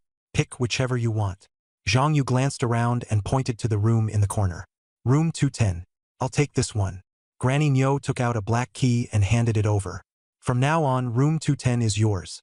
As long as you can still pay the rent, no one can enter without your permission, not even the national elder." She stared at him. "Any more questions?" Zhang Yu shook his head. No. Granny Nyo nodded. "Good. I like kids who don't babble. Rest well tonight." With that, she turned and left. Zhang Yu inserted the key into the lock. The interior of Building 0, which looked like a derelict building from the outside, was actually clean and tidy. The bed smelled of sunlight, there was a private bathroom, and hot water around the clock. It was much better than he had imagined. Just as he sat down on the bed, a prompt suddenly popped up on the room panel. "Entered a special domain, EXP plus 10 per second, minus 50%. Zhang Yu froze. Even idling could increase experience? After calculating it, he got excited. 10 points per second, 36,000 points per hour, and 288,000 points after a full 8 hours of sleep. He was level 25 now, and leveling up to 26 required 5 million experience. By this rate, even if part of it were split off to the Curse King, he would only need to sleep in this room for about 34 days to reach level 26. For ordinary people, that speed was astonishing. No wonder half of the Divine Tier powerhouses at Kyoto University came from Building 0. Just lying down could still earn experience. As long as you lived there long enough, even an average player could soar. After those days of exhausting battles with the Curse King and the Demon Duke, drowsiness quickly overtook him, and Zhang Yu fell asleep the moment he hit the bed. Early the next morning, someone knocked on the door. Zhang Yu rubbed his eyes and opened it, only to see Granny Nyo standing outside with a stack of school uniforms and an ID card in her hand. "This is your school uniform and ID card. Keep them safe." She handed the items to him and reminded him, "Remember, the Kyoto University ID card is equivalent to your future identification. All records will be stored in it, so never lose it." She added, "The school doesn't use cash. Everything is paid with points. This card already has 100 points from the school." Zhang Yu immediately asked, "How do I earn points?" Old Lady Nyo said, "You can earn points by attending classes, clearing campus instances, and taking on campus quests. Of course, if you've got the ability, you can also grab other people's points. The school encourages competition, but it does have a bottom line. Accounts with fewer than 100 points are protected, and others can't steal from them." "I'm not leaving." Old Lady Nyo's words were still echoing in the hallway when Zhang Yu memorized the rules and thanked her respectfully. "I understand. Thank you, Old Lady Nyo." Old Lady Nyo gave him a few reminders about things that should have been explained at the freshman training session. Points were just the currency used for in-school transactions, and they couldn't be used to pay the rent for dormitory number 0. If he wanted to live in this building, he'd have to go downstairs into the Mystic Realm and farm star stones. A second-floor dorm cost 1 star stone per day, and many facilities in the building also required star stones. She also reminded Zhang Yu that since he hadn't attended the training, she was telling him a bit more. After she finished, she turned and disappeared around the corner. Watching her leave, Zhang Yu let out a wry smile. Points, star stones. His first task after starting college was already making money. When he reached the first floor, he saw a blonde youth, standing beside the instant's entrance, wearing red armor, his aura as cold as a blade. He only glanced at Zhang Yu before teleporting straight into the Mystic Realm, not even bothering to greet him. Zhang Yu stared at that back and muttered softly, "Another resident of this building? Looks like he's not weak." He walked up to the entrance and activated Abyss Eye.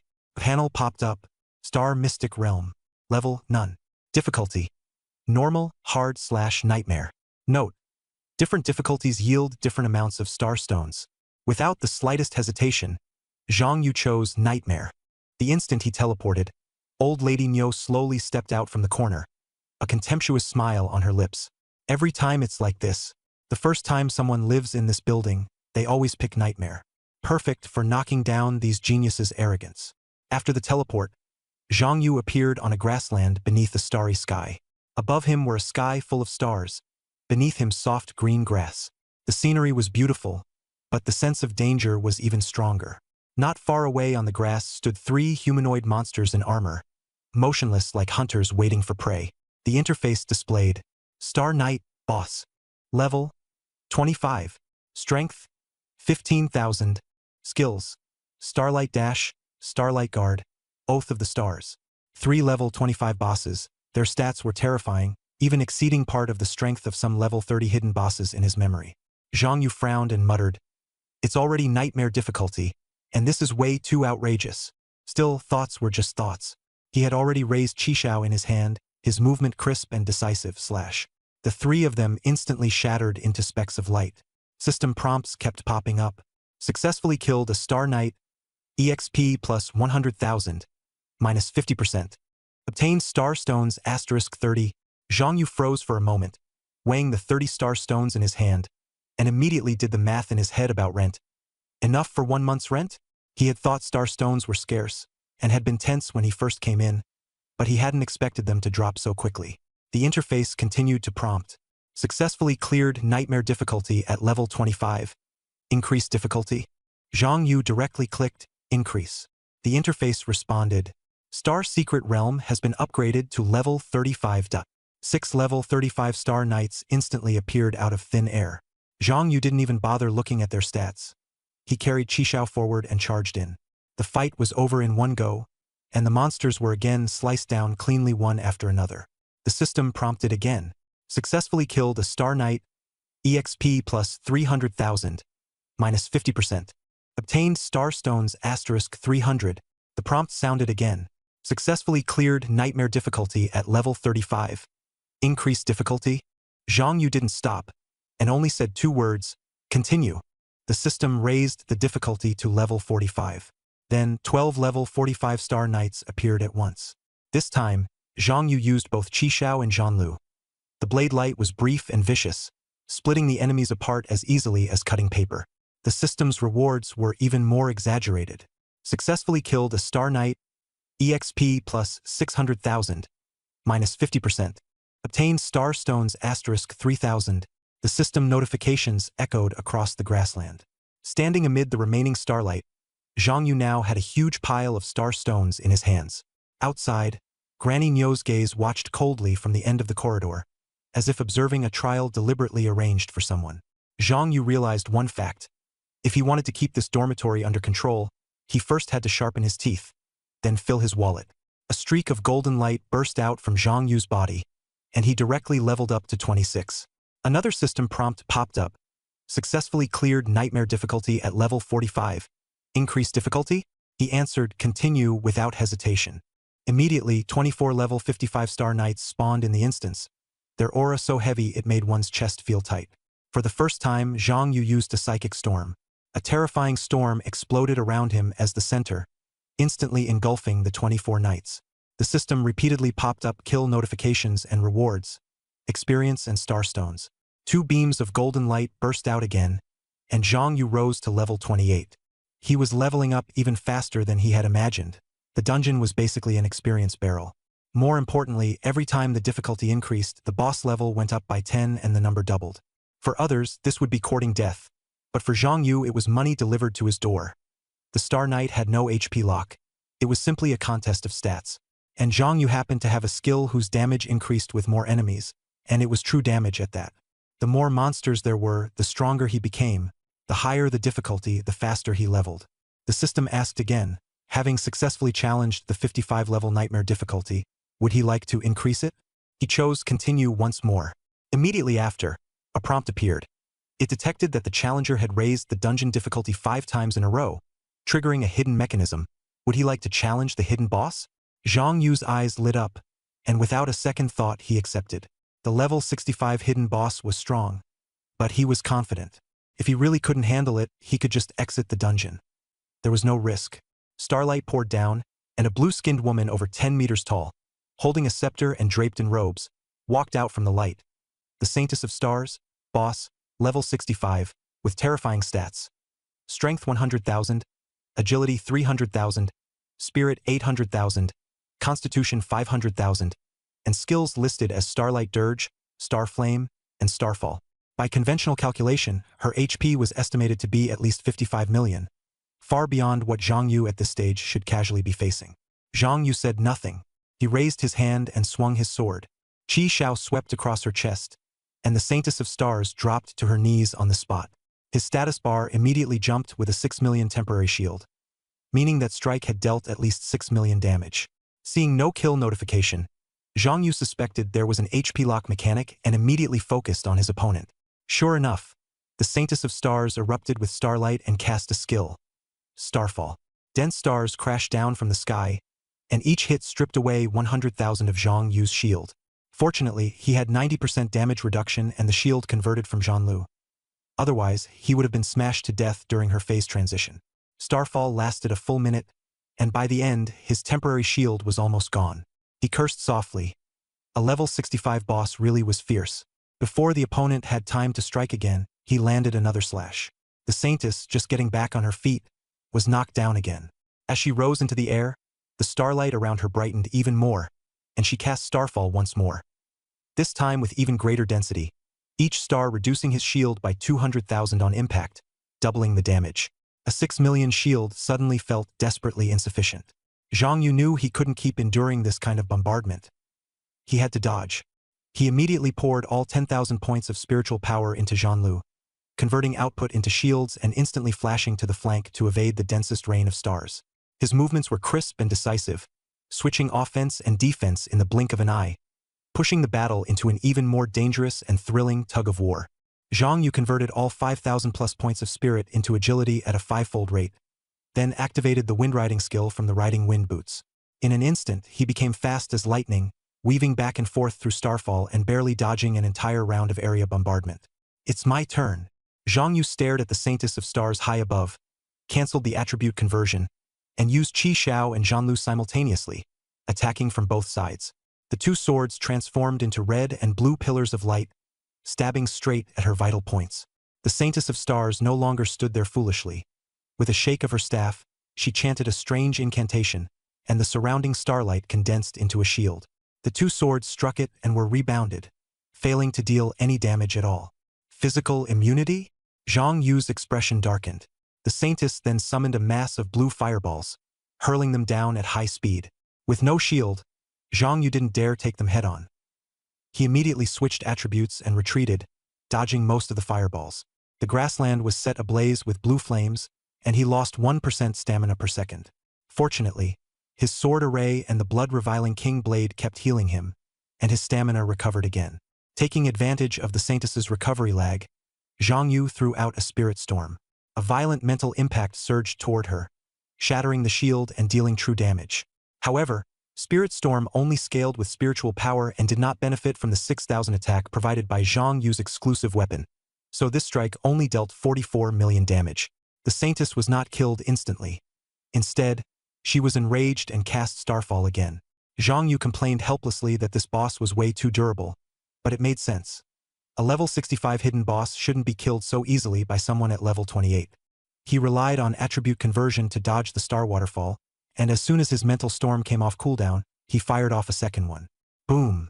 The Star Saint was blasted straight away, let out a miserable cry, and scattered into starlight.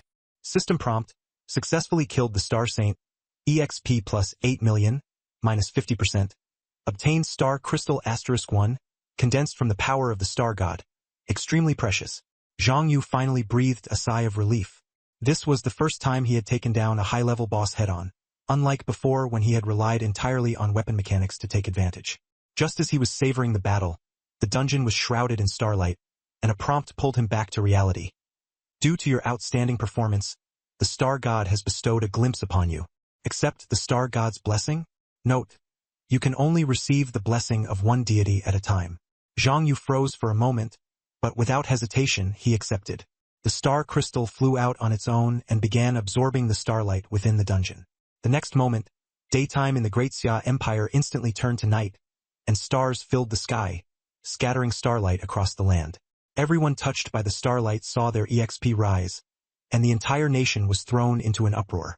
Granny Nyo, guarding the entrance to the secret realm at dormitory number 0, widened her eyes. The Star God has descended? Who obtained the blessing, Wang Haoren or Zhang Yu? There are only those two in the secret realm right now, so it can only be one of them. Her hands trembled with excitement. But after the star crystal drained the starlight, it poured the power back into Zhang Yu. The system displayed. Obtained Star God's blessing. All attributes increased. Then another warning popped up. The Star God's power has been contaminated by the demon god. Blessing failed. Zhang Yu was stunned, immediately thinking of the devil contract he had signed with Ardis. This had to be the Curse King's doing. Cold sweat broke out on his back. He knew that old bastard had left a backup plan. If this blessing hadn't forced it out, then when he leveled up and faced stronger opponents later, the consequences, his heart sank. If the Curse King made a move, Zhang Yu really might be secretly killed. Even worse, the demon god behind the Curse King could contaminate even a deity's blessing. Zhang Yu frowned.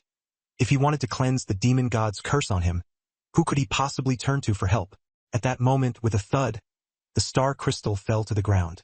The heavenly anomaly dispersed, and the starry sky returned to daylight. Zhang Yu picked up the crystal and found a black, smoky crack on its surface. He murmured to himself, "Looks like the demon god's rank is higher than the star god's. If I want to beat the Curse King, I'll have to find a god with a higher rank than the demon god before I reach level 70, and then obtain that god's blessing. Sounds incredibly difficult." Just as he was about to put away the crystal and leave the dungeon, another beam of starlight fell from the sky. The starlight condensed into a robe, swallowing the crystal's remaining power. Star God's robe, divine grade, can store divine power. Deity favor gain plus 50%. No equipment level restriction. Star God's power. Unleash the Star God's wrath. Dealing a devastating strike. One use. Can be recharged with star crystal. Zhang Yu was stunned, not expecting such a reversal. Although the Curse King had interfered and ruined his chance to obtain the blessing, he had instead gained a divine grade robe. Once equipped, the robe invisibly enveloped his entire body. Though he couldn't see it, he could feel a powerful force flowing through him, ready to be unleashed at any moment. With this power, even if I run into Deus, I'll have a fighting chance. Thinking that, Zhang Yu exited the dungeon. Just after he left the secret realm, Granny Nyo hurried over and asked with delight, "Zhang Yu, did you receive the Star God's blessing?" Zhang Yu shook his head. Granny Nyo muttered softly, "Then it must have been Wang Haoren." Before she could finish, another beam of light lit up inside the dungeon, and a blonde Salnan in red armor walked out. Granny Nyo didn't even wait to ask. She grabbed him hard, so anxious it looked like she wanted to drag him away. "Kid, come with me." When Zhang Yu went upstairs, he even muttered, "What a strange old lady," and then contacted Chen Yun. "Teacher Chen, I've arrived at Kyoto University." Chen Yun replied that they should meet at the Academic Affairs office. Zhang Yu hadn't attended the freshman training camp and didn't know which college he had been assigned to, so he could only go ask. The door to the Academic Affairs office was open, and Chen Yun was handling paperwork. Zhang Yu knocked and greeted him. Chen Yun smiled and said the enrollment procedures had already been completed. Once Zhang Yu chose a college, he would be formally enrolled. Zhang Yu asked directly what colleges the school had. Chen Yun put down the documents and explained, under normal circumstances, freshman training camps assign students to more than a dozen colleges based on their traits. There are also a few with especially outstanding performances who get recommended into hidden colleges. You didn't attend the training camp, but your college entrance exam performance was very impressive, so I can directly recommend you to a hidden college. Zhang Yu immediately asked, "Teacher, which is the strongest hidden college?" Chen Yun looked at him and smiled. "As expected, it's you. I can recommend 3 hidden colleges for you. First, Shenlong College. The dean is the vice principal and it has the most resources. Most of its faculty are level 75 and above, and experts gather there in abundance, but here it's winner takes all. If you can compete, you get resources. If you can't, you get nothing. Second, Mingjing College. Its dean is a god-tier healer. Its resources can't compare to Shenlong College, but it's small 1. Class of students never exceeds 20, and every student can receive the dean's personal training. After finishing, Chen Yun introduced the 3rd college. Jianqing College is the most special. Right now, there's only 1 student there. There. Only 1. Zhang Yu's eyes lit up and he asked why. Chen Yun explained with a wry smile. The dean is named Yi Qingsong. He's the strongest person at Kyoto University, but he has a strange temperament. He doesn't recruit based on talent. He only looks at whether it feels right. He also loves alcohol, isn't very restrained, and skips many classes himself. That only student there now has been at the school for a year and has barely seen the dean a few times. He's basically been training on his own. That only made Zhang Yu more interested. Jianxin College sounds interesting. I don't really recommend you going there. Chen Yun shook his head. There's only Yi Qingsong as a teacher, and he doesn't care much about students. Besides, he can see the problem on your body. Sigh, but knowing your personality, I knew you'd choose Jianxin. Fine, go try it first. If you really don't get along with Dean Yi, come back to me, and I'll give you a recommendation letter for Shenlong or Mingjing. Chen Yun pointed the way. Jianxin is in the bamboo grove northwest of the school. Just go straight there. If you can meet Yi Qingsong, it means he's interested in you. Whether you can get in still depends on you. After thanking him, Zhang Yu headed northwest. Not long after, he entered the bamboo grove. The wind rustled through the bamboo leaves, and the surroundings were silent. Just as he was observing his surroundings, a drunken chanting voice came from deep within the grove. Wine in hand, song on my lips, hic, how much of life remains? Zhang Yu looked up and responded, May I ask if you are teacher Yi Qingsong? I, Zhang Yu, would like to join Jianxin College. A voice laced with a whine hiccup came from the woods. Humans who have signed contracts with demons. I don't like them. Leave. Those words struck him like a blow to the head. Zhang Yu's heart tightened. His contract with the Cursed King wasn't even known to war god Wan Chang'an. Yet this Yi Qingsong saw through it at a glance. He immediately judged that the other man was extraordinary, and that only made him want to stay even more. Since you can see so clearly, why not take another look? Zhang Yu probed. Even looking dozens more times won't help. That demon aura of yours is too strong. Standing next to you kills my mood for drinking. Get lost. Ye's voice was cold. Zhang Yu's brows sank, and he stopped being polite. He activated his sword formation, and 10 flying swords shot out, cleaving horizontally toward the bamboo. In an instant, the bamboo grove was thrown into utter chaos. From deeper inside, Yi Qingsong angrily shouted, The bamboo didn't do anything to you. Don't damage the environment. Before the words had even faded, a chilling sword chi slashed out from the grove. One of Zhang Yu's flying swords met it head-on and forcefully bounced that sword chi back. Perfect block. Ye Wingsong snorted koldi. So it's a move that guarantees perfect blocks? Too reliant on skills, not a good thing. Then he sent out 3 more sword chi strikes in succession. Zhang Yu didn't dare be careless. He immediately converted his mental power into strength and agility, grabbed an iron sword, and guided his flying swords with his eyesight, forcibly deflecting the 3 sword energies. Yi Qingsong let out a drunken belch.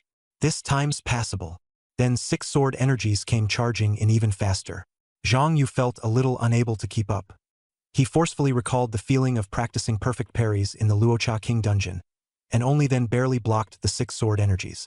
Yi Qingsong said faintly, Now it's getting interesting. Turn off attribute conversion and try using your sword control skills. As soon as he finished speaking, another sword energy shot straight over. Zhang Yu immediately cancelled the attribute conversion and controlled 10 flying swords to Yingsong. The sword energy attacked in waves, sending 8 flying swords flying one after another.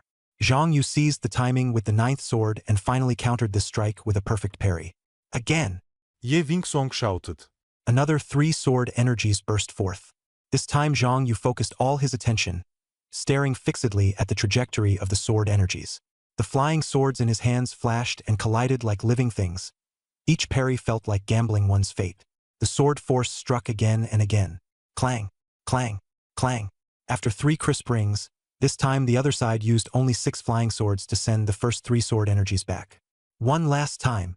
Deep in the bamboo grove, those 6 sword energies suddenly shot out several times faster than before. Zhang Yu's expression changed, and he hurriedly mobilized the flying swords to meet them. But this time he only blocked 3 of them. The other 3 struck him directly, yet dispersed like wind, leaving no wound behind. The bamboo grove instantly fell utterly silent. Senior, Zhang Yu called out, but no one answered. He calmed down, feeling a little disappointed but quickly relieved as well. If he couldn't block them, it was simply because his cultivation wasn't enough. He couldn't blame anyone else. He'd just go back and train more. Just as he was about to turn and leave, a burst of snoring came from deeper inside. Zhang Yu froze. Following the sound, he saw a middle-aged man in rough cloth clothes, with a face full of stubble, lying on a giant rock and sleeping soundly. Beside the rock were a wine gourd and a snapped bamboo stalk. Fell asleep. Zhang Yu sighed helplessly and could only set the wine gourd upright before preparing to leave. Who would have thought that the man would suddenly mumble in his sleep, Kid, within 3 days, get me a Heart of the Ice Emperor, then call Wang Haoren and go to the western outskirts of Kyoto together for class. Zhang Yu stopped in his tracks and looked back at him. Senior, what is the heart of the Ice Emperor? And who is Wang Haoran? The man rolled over, his snores growing even louder, clearly dead asleep. Zhang Yu had no way to wake him, so he could only go ask Chen Yun at the Academic Affairs office first. After hearing him out, Chen Yun almost didn't believe it. Yi Qingsong actually asked you to get a heart of the Ice Emperor within 3 days? Just how much did he drink? Zhang Yu asked whether the task was difficult. Chan Yun sighed and explained. The heart of the Ice Emperor was a material dropped by the boss in the Polar Icefield dungeon, and the Polar Icefield was the school's level 25, 50-player large-scale raid dungeon. You're only level 21, right? You can't even enter. As he spoke, he casually used appraisal on Zhang Yu. The result showed, Zhang Yu, Sword Array Master, level 28. Ha! After rubbing his eyes to confirm, Chen Yun froze. What have you been doing these past 10+ days to reach level 28? Zhang Yu replied indifferently, nothing much, just killed some bosses. Chen Yun glanced at him and didn't ask further. Changing the subject, he said, since your level is enough, I won't stop you. The Polar Icefield is in the dungeon hall in the middle of the school. It costs 500 points each time you enter. Do you have enough? Zhang Yu awkwardly said that he only had the 100 points given by the school, even joking that he might have to go rob some points. Chen Yun directly handed him 1,000 points. Don't go do anything that'll make people hate you. This is my personal sponsorship. Go on. With the points in hand, Zhang Yu hurried to the instance hall. As soon as he stepped inside, he was met with a chorus of shouts. Some people were advertising to carry runs, some were calling for party members, and some were even shouting through loudspeakers. The hall was as noisy as a market. In the center was a teleportation array covered by a light curtain. Entering it would take you to the school's instant storage hall. Zhang Yu walked in and was instantly teleported to a spacious hall, where entrances to various instances floated all around. Above them, a light curtain displayed instance information and the top 10 clear teams. At each entrance stood an identity verification platform. Swiping a card and deducting points was all it took to enter. Zhang Yu glanced around and found that public instances ranging from low level to high level were all available here. The place was packed with people and fiercely competitive. From level 20 to level 60, there were at least 3 instances at each stage. Even students from ordinary academies could level all the way up past 60 entirely within the school, without ever needing to leave the city and take risks. Zhang Yu walked to the entrance of the Polar Icefield instance and checked the panel information. Polar Icefield instance. Level 25. Party size 50. Note: the highest challenger level must not exceed 30. Each challenge requires a payment of 500 points. Below the panel, clear records were also posted. Xuanlong Academy, Team Leader, Zhao Bin, Team Size, 50, Clear Time, 4 hours 28 minutes 56 seconds. Zhang Yu's heart sank. Shenlong Academy had abundant resources and was strong to begin with, yet even this team took 4.5 hours. It seemed this instance was indeed not easy to clear. At that moment, a senior girl wearing glasses walked over and asked in a gentle voice, Junior, do you want to challenge the Polar Icefield? Zhang Yu turned his head to look at her. What is it? We're forming a team. We already have 36 people. Do you want to join? Once we're full, we'll go in. Zhang Yu shook his head. Sorry, I'm in a hurry. After saying that, he swiped his card at the identity verification platform and was teleported in directly. The senior girl froze, the corner of her mouth twitching. Nearby, a man named Wang Fei, clad in heavy knight armor, walked over and asked, Where did that student from just now go? Sun Qing pointed at the entrance. He went in. Wang Fei was even more shocked. He went in alone? Did he read the instructions? Sun Qing shrugged. He could see very clearly. He didn't even blink when he refused me. Wang Fei sneered. Rash kids like that will only hold us back if they come in. Keep looking for people. We've prepared enough, we can definitely clear it. The scene cut to the ice plains. Zhang Yu was already standing in the wind and snow. The cold wind was like a blade, the snow like curtains, and visibility was so low it was easy to get lost. This is a large-scale raid, he assessed inwardly. He didn't run around blindly. Instead, he deployed a sword formation on the spot, illuminating a radius of 500 meters, and followed the map to find a path. Then he summoned the Rakshasa King to walk ahead as a scout, while he followed behind. He hadn't gone far before a prompt popped up. The Rakshasa King has been attacked. A snowfield elf assassin wrapped in a bearskin coat burst out of the wind and snow, driving a knife into the Rakshasa King's back and instantly dropping its health by 1/3. Zhang Yu immediately activated the Abyss Eye and saw the monster's detailed attributes. Snowfield Elf Assassin, Enhanced Elite, Level 25, Strength 15,000, Agility 20,000, Spirit 10,000, Constitution 5,000. Skills: Backstab, Stealth. Zhang Yu froze for a moment. A minor monster stats were this high? It was even stronger than his level 30 Rakshasa King. So this really was designed for a 50-man team. With a casual wave, he used flying swords to kill the assassin.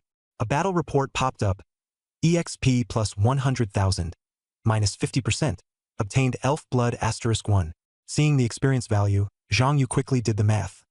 At this rate, after farming today, he might even reach level 30. After getting a handle on the monster's strength and EXP, he sped up and repeatedly unleashed Mental Storm. The Curse King's blade restored mana quickly, so he hardly had to worry about mana at all. Each time he cast a skill, the monsters within a radius of 500 meters were wiped out, and his experience kept rising rapidly. After advancing smoothly for about half an hour, a huge iceberg blocked the way. At the foot of the iceberg was a cave entrance, and at the entrance stood a tall, slender elf, holding a blade in both hands, cold as if he were the blade of ice itself. Snowfield Elf Swordsman, Enhanced Boss, Level 25, Strength 30,000, Agility 30,000, Spirit 15,000, Stamina 30,000. Skills: Ice Blade Chi, Blizzard Dash, Dual Blade Slash. This was the first boss. Its stats were absurdly high, almost comparable to the level 35 Star Knight in the Star Secret realm. Just after Zhang Yu finished reading the stats, the swordsman exploded into action, charging at the Rakshasa King wrapped in a blizzard, his blade light carrying freezing force as it hacked down fiercely. The Rakshasa King was forced toward the front line, and the situation instantly turned tense. Zhang Yu's hand trembled as he prepared to counterattack. Someone tried to take that slash head-on with a move called Sword Flash. But because of the huge stat gap, he was cut down to a sliver of health. "Come back," Zhang Yu said coldly, putting on his mask and recalling the Rakshasa King. The Snowfield Elf Swordsman's aggro immediately shifted to him. Blizzard Dash. The opponent rushed over, but Zhang Yu did not kill him outright. Instead, he deliberately used his flying swords to block, wanting to use him as training. After being taught a harsh lesson by Yi Qingsong's Sword Chi, he understood. This world wasn't just about numbers. Skill mattered too. He had been crushing his way through all along, and the monsters he encountered were either too weak or too strong. Very few were truly useful for practice.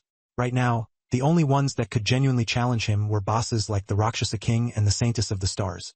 The Snowfield Elf Swordsman in front of him was clearly a technique-type boss. Its stats were higher than his, but not enough to one-shot him, making it perfect for honing his control. Clang. Zhang Yu first relied on his passive blocking instinct to deflect a strike, causing a brief stagger and creating distance. The opponent then drew his blade and charged again. This time Zhang Yu took 2 slashes, losing less than 5% health, and quickly returned to full under the combined recovery of the sword formation and the Curse King's blade. As expected, this little bit of damage isn't a threat to me. He loosened up and used his flying swords to force the enemy back before countering. He kept training like this for half an hour, and finally matched the opponent's rhythm, perfectly blocking the dual blade slash with pure will. "Thanks for the sparring," Zhang Yu said flatly. Red Sky shot out and, with one strike, killed the Snowfield Elf Swordsman. System prompt: successfully killed the Snowfield Elf Swordsman, EXP plus 300,000, minus 50%. Obtained Elf Longsword, Platinum Attack plus 300, Sword Skill Power plus 30%. Skill Cooldown minus 25%. Usable at level 25. A beam of golden light burst from his body, and his level directly rose to 29.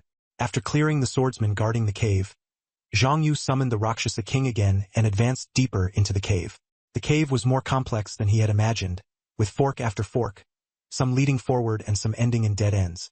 Worse still, the cave was hiding a large number of elf assassins who could turn invisible, constantly launching ambushes and striking when people least expected it.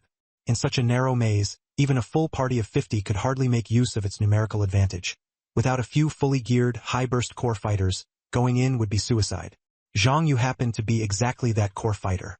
Those assassins could not hurt him at all. What truly hindered his advance was the maze itself. He spent nearly an hour twisting through the cave, fighting and killing his way along, and finally arrived at a large cavern resembling a palace. In the center stood a huge block of ice, and inside it seemed to be a frozen female elf. Just as he stepped inside, the cavern shook violently. Cracks spread across the surface of the ice, Then it exploded with a boom.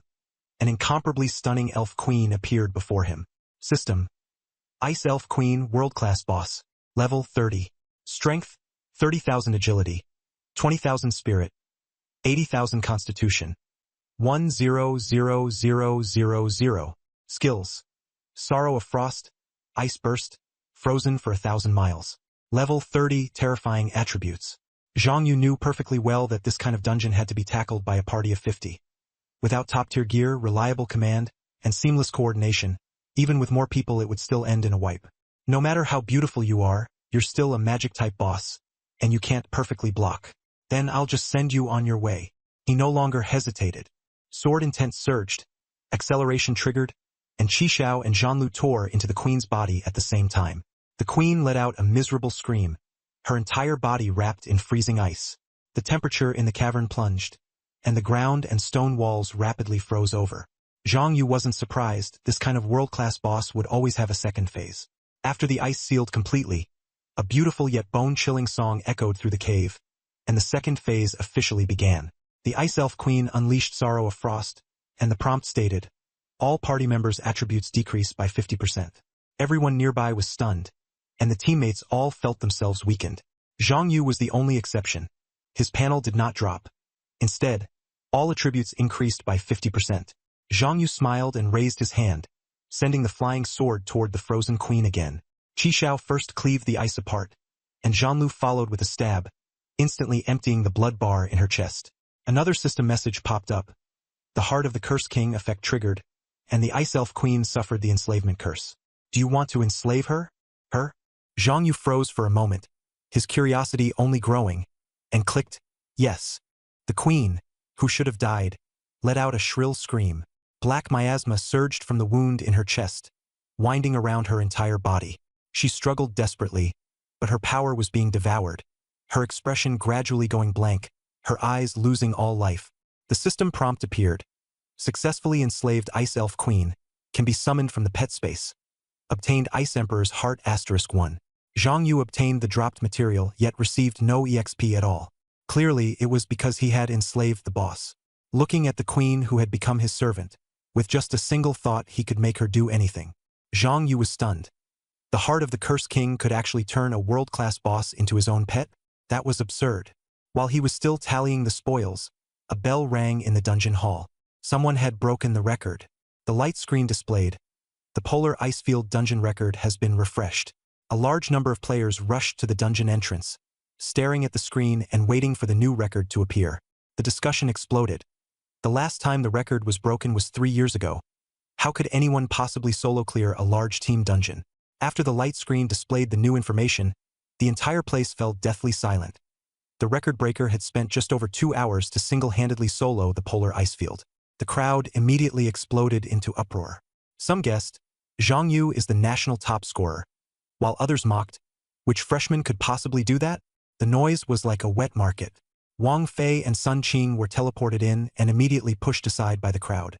Wang Fei asked in confusion what had happened, and Sun Qing whispered that someone had broken the Polar Icefield record. Wang Fei remembered hearing that someone had wanted to solo clear it before, and laughed, saying that was impossible, then pushed forward to join the excitement. At that moment, Zhang Yu walked out of the dungeon. He was instantly surrounded like crazy, with a flood of people asking to add him as a friend, begging for a carry and shouting prices. Squeezed so tightly he could hardly breathe, Zhang Yu curled the corner of his mouth indifferently, swiped his identity card on the recognition terminal, and teleported back into the dungeon. The crowd gasped. He went back in again? He still wants to solo clear it? One person taking the experience of 50 people. The leveling efficiency was obvious to everyone, and the commotion only grew louder. The shouting outside only intensified. Wang Fei and Sun Qing stood outside the crowd, unable to react for a long time. He really solo cleared it? Wang Fei asked in a low voice. The detection scan already checked. Sun Qing exhaled and replied softly. It's a job I've never seen before, called Sword Array Master. It looks like a support class. Wang Fei's eyes lit up. A hidden class? But the strength doesn't seem like an ordinary hidden class. It's more like a legendary one. Someone like that has to be cultivated. Don't recruit anyone yet. Let's just wait outside. Then are we still forming a party? Sun Qing froze for a moment. Wang Fei waved it off. If Zhang Yu joins, the number of people won't matter. The crowd was still arguing, but Zhang Yu had already returned to the polar icefield dungeon. Last time he obtained the Ice Emperor's heart. This time he came back to keep leveling. This place gave high experience and could carry him all the way to level 30 before he advanced classes. He also had two other goals: to see whether the boss was still there after he enslaved the Ice Spirit Queen, and to test whether the school-issued reward could grant academic credits again. After he broke the record last time, the school awarded him 10,000 points plus 10 academic credits. Academic credits were extremely hard to earn at Kyoto University. Graduating required 300 credits. Even if you attended classes for 4 years, you could only get around 100 at most. The rest had to be earned by clearing dungeons, completing quests, and taking commissions. Zhang Yu wanted to test whether repeatedly breaking the dungeon record would award credits again. If it did, he could collect enough credits to graduate within a month and wouldn't need to attend classes every day. With his previous experience, Zhang Yu rushed through much faster this time. In less than an hour, he once again reached the Ice Spirit Queen's territory. The giant block of ice in the center of the cave was still there, but the queen was no longer inside it. No boss. Zhang Yu's mouth twitched. He hadn't expected that the dungeon boss would really be taken away by him. Dungeon resources in this world were worth terrifying amounts of money, and nations fighting wars over dungeons was almost the norm. Large dungeons were like oil fields, and Zhang Yu's move was equivalent to ruining one. If the school found out, it would definitely cause an uproar. But the Ice Spirit Queen had already been enslaved by him, so there was no way he could spit her back out. Zhang Yu shrugged, took a step forward, and directly stepped into the boss's territory. The cave suddenly shook violently, and the surface of the giant ice block in the center rapidly cracked before exploding with a boom. At the same time, a prompt popped up on the communicator. Successfully cleared the polar icefield dungeon. Congratulations on breaking the dungeon record. Reward: 10,000 points. Zhang Yu had cleared it again, but this time it was only 10,000 points, with no academic credits. At the same time, the Kyoto University Dungeon Management Center was in total chaos. A young teacher rushed in, his face full of panic. "Teacher Zhu!" The dungeon exploded. Zhu Yongfu leisurely drank his tea, unfazed. It's normal for a dungeon to have a little problem. Just fix it. Which dungeon was it? The Polar Icefield Dungeon. Zhu Yongfu smiled faintly. Isn't that the 50-player team dungeon? It's an old dungeon. Little glitches happen all the time. What exactly happened? The boss got kidnapped by someone. As soon as those words fell, the teacup crashed to the floor. Zhu Yongfu shot to his feet and rushed to the control console, his voice even changing pitch.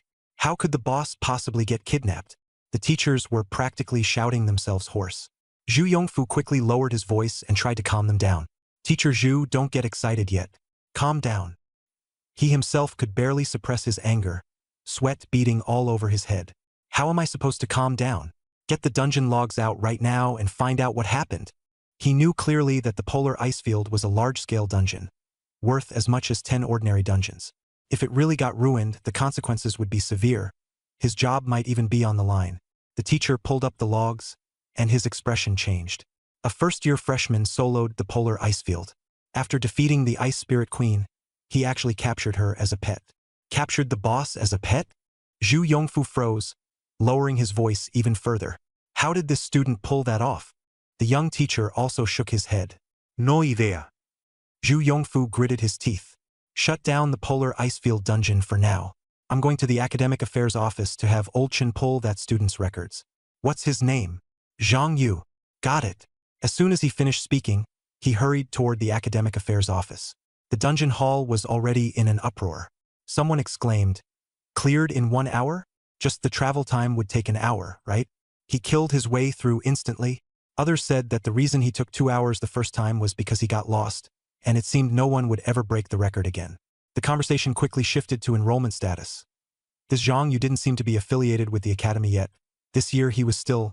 The dungeon entrance lit up, and Zhang Yu stepped out. The crowd swarmed over immediately, with voices of flattery and pleas for a carry all flooding in at once. "Boss, do you take little brothers? I'll even warm your bed if you carry me to level up." Zhang Yu's expression was calm, but knowing the matter was serious and not wanting to waste time, he softly said, "Sorry," then switched to wind element mode and used his wind riding skill to shoot out of the crowd like a gust of wind, vanishing in an instant. The crowd gasped in awe. That speed was absurd. He must have several tens of thousands of agility, right? Even his back view looked cool. Someone confidently declared, The name Zhang Yu will definitely spread across the entire school by tomorrow. After leaving the dungeon hall, he headed straight for the academic affairs office. There was no way he could keep the matter of kidnapping the boss hidden. He had to report it first. He couldn't wait until something major happened and even his student status was gone.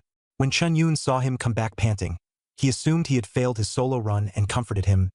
Back so soon? Don't be discouraged. That's a large 50-player dungeon.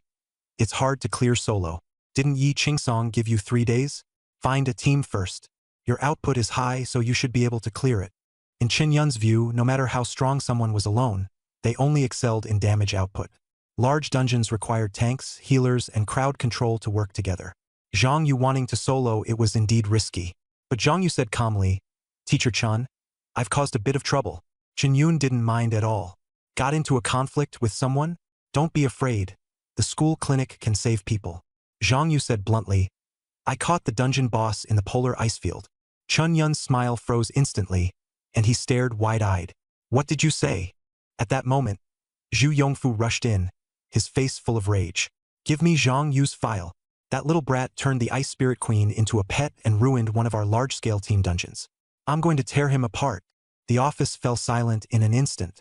Chen Yun hurriedly stepped in front. "Lao Zhu, calm down first. There may be some misunderstanding. Zhang Yu probably didn't do it on purpose." "Not on purpose?" Zhu Yongfu looked like he was about to explode. "Cut the crap and give me the records. If the principal finds out, I'll lose this job." He turned to Zhang Yu and ordered, "You go out first. Come back in after I finish talking with Chen Yun." Zhang Yu felt a little awkward and forced himself to speak up. "Teacher." I'm Zhang Yu. Zhu Yongfu froze, then immediately cast a detection spell. The result appeared. Zhang Yu, Sword Formation Master, level 29. "It was you." Zhu Yongfu erupted on the spot. "Level 29? Just what did you do in the polar ice field?" Zhang Yu said honestly, "I was just grinding mobs normally, and then somehow the Ice Spirit Queen became my pet." As for his contract with the Cursed King, it had already been classified as a top national secret. He couldn't say it, couldn't mention it, and everyone had to pretend they hadn't seen anything. All he could do now was play dumb. "I really don't understand how this happened." Zhu Yongfu's mouth twitched as he stared at Zhang Yu. "Can the Ice Spirit Queen be sent back?" Zhang Yu shook his head, his voice calm. "I'm afraid not." "Can't be returned?" Zhu Yongfu was so angry the veins on his forehead throbbed. "Do you know what it means to the school for a large team dungeon to be scrapped?" Chen Yun quickly tried to smooth things over. "Lao Zhu, don't be anxious. If we're short a boss, can't we just catch a substitute out in the wild and shove it in? The polar ice field setting can still be modified." Zhu Yongfu sneered. "You make it sound easy. A wild boss on the same level as the Ice Spirit Queen. How easy do you think that is to find?" Chen Yun still refused to give up. "Then where are we supposed to catch one?" "An S-rank world boss, level 30. Once it appears, it gets besieged by the major guilds. Who could possibly bring it back alive? Capturing one alive is virtually impossible." Zhu Yongfu's face darkened further, his brows tightly knit, but Chen Yun changed his tone. "But there's always a way. Zhang Yu didn't intentionally ruin the dungeon. He was just running a normal dungeon and something went wrong. Who could have foreseen that?" Zhu Yongfu snorted coldly. "Old Chen, you're playing favorites. Just what is it about this kid that you've taken a liking to?" Chen Yun said bluntly. "No need to beat around the bush. I'll say just one thing. Zhang Yu is level 29 now. At level 28, he could solo the polar ice field, and at level 28, he could also solo a level 50 large-scale dungeon. A genius like that is worth far more than a team dungeon. Our dungeons are meant for students to hone their skills. Zhang Yu being able to subdue the Ice Spirit Queen is a testament to his strength. We shouldn't be cutting off a student's path to rise." Zhu Yongfu fell silent for a moment, then his tone eased. "But if the final boss in the dungeon is gone, how am I supposed to explain that to the principal?" Chen Yun patted the table to reassure him. "The principal values talent. Tell him the truth and he won't punish you. He may even appreciate you. Think about it another way. First replace it with an ordinary boss and readjust the monster strength. As long as the dungeon balance is fixed, it can still be opened." Zhu Yongfu let out a long sigh. "Looks like that's the only option." Zhang Yu listened, feeling stifled, but still took the initiative to ask, "Teacher, if I can help catch wild bosses, should I? If I really run into a level 30 world boss, I can lend a hand." Chen Yun waved it off. "Don't go looking for trouble. Your top priority right now is leveling up. If you run into a world boss, kill it naturally, but don't take risks or give up those world boss rewards just for the school's dungeon. Zhang Yu nodded. Okay, I'll remember that. Just as he was about to leave, Zhu Yongfu suddenly called him back. Wait a second. Do you have any real combat experience? Zhang Yu was stunned for a moment. I guess. I fought a few people, all the kind I one-shot, but I guess that still counts as real combat. Zhu Yongfu's eyes lit up. Perfect. The National Campus Competitive League is about to start soon.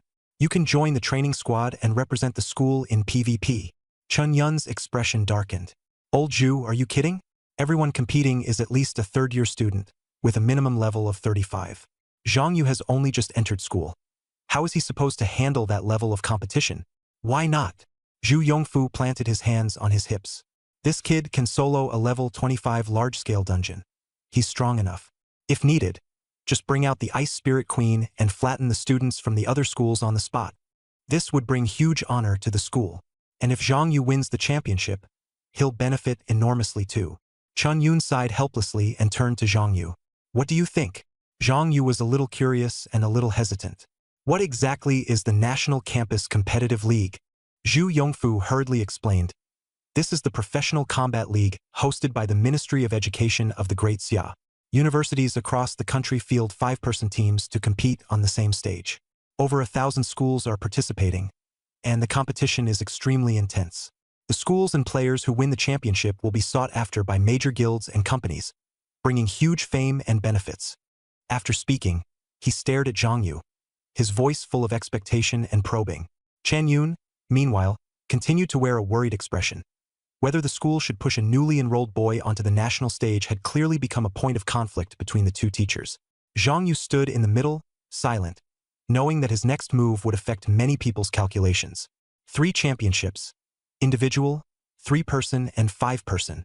Zhu Yongfu threw out the 3 tasks in one sentence. The rewards are all very generous. I'm not asking for much. Just win one of the 3. Zhang Yu asked again. Isn't Kyoto University full of geniuses? Why are you looking for me? Zhu Yongfu's expression darkened a little. I heard recently that several terrifying figures have emerged from various universities. Our training squads 5 are strong, but if we want to sweep all the championships, it'll be difficult this year. Kyoto University usually wins several awards every year. If we don't get even one this year, it'll be embarrassing. Everyone else understood the reason in their hearts. On the surface, Kyoto University was the strongest, but top universities often ran affiliated high schools and scooped up a batch of kids early, those who didn't need the college entrance exam and could directly enter the university. These people had trained since childhood, and by the time they turned 18, their combat power often overwhelmingly surpassed ordinary people. In the campus league, even Kyoto couldn't guarantee victory. Zhang Yu nodded. Okay, I'll participate. Chun Yun immediately reminded him. Just participate if you can. Don't force yourself. Don't treat yourself like a wager. Zhu Yongfu wasn't having it. Old Chen, quit dragging it out. Everyone's seen Zhang Yu's strength. If he goes up, it'll definitely be a win. This is a chance to bring honor to the school. Chun Yun sneered in response. You just want to grab the glory. If your team doesn't get results, who's going to explain it to you? Zhu Yongfu smiled awkwardly twice. Don't say that for sure. If I really lead the team to a championship, then even the principal won't be able to use it against me. He then turned back to Zhang Yu and pointed at him. The league starts in a month. First get to level 30 and complete your advancement and class change. Before and after first advancement, the difference in a profession is huge. With your foundation, going from level 29 to 30 in a month and smoothly advancing shouldn't be a problem, right? No problem, teacher. By the time it was dark, Zhang Yu had left the academic affairs office. He first spent 2 points at the cafeteria, sent a message to Li Qinger to report that he was safe, and then dragged his exhausted body back to the dormitory. Today he had cleared several dungeons and fought with the strongest people from Kyoto University. Body and mind were both drained. He just wanted to lie down and sleep.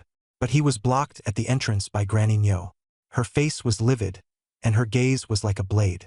Zhang Yu, why did you lie to me this morning? Zhang Yu froze, instinctively taking out the star stone from his storage space. I came to pay rent. Forget the rent for now. Granny Nyo didn't look at the stone, only stared at him. I'm asking you, did the star god grant you a blessing? You still said no. Zhang Yu frowned. I really didn't. Don't play dumb. Granny Nyo interrupted. There were only 2 people in that secret realm. The other one was confirmed not to have received a blessing. So the one who did could only be you. The atmosphere froze. Zhang Yu gave a wry smile and finally opened up a little about the truth. The star god did give me a blessing, but in the end it failed. Failed? Granny Nyo widened her eyes. A divine blessing can fail? There's only one possibility. You have some other divine power on you. Could it be that you've already received some other blessing before? Zhang Yu shook his head, his voice low. The power on me isn't a blessing. I'm not really able to explain the specifics. Granny Nyo fell silent, looking both shocked and disappointed. What a pity. I was counting on you to open the treasure vault. The treasure vault? Zhang Yu's eyes lit up, and he raised a hand to unfold an equipment illusion. The star god robe appeared in clear view. The moment Granny Nyo saw it, her expression changed immediately. Everyone else froze too, their eyes suddenly widening. The star god robe? Her voice changed, filled with disbelief. Granny Nyo took a few breaths before steadying herself. Of course, it's the token of the star god. Since he gave this robe to you, it means he has already acknowledged you and is even willing to share some of his power with you. This matter is far too significant. It could even affect the future course of the Great Xia Empire. Zhang Yu felt his heart sink and couldn't help asking, that important? Granny Nyo looked straight at him, her tone turning cold. Zhang Yu, I really misjudged you. You caused such a huge commotion as soon as you entered Dormitory 0. I can already imagine how chaotic things will be in the future. After saying that, she turned and left, ordering, follow me.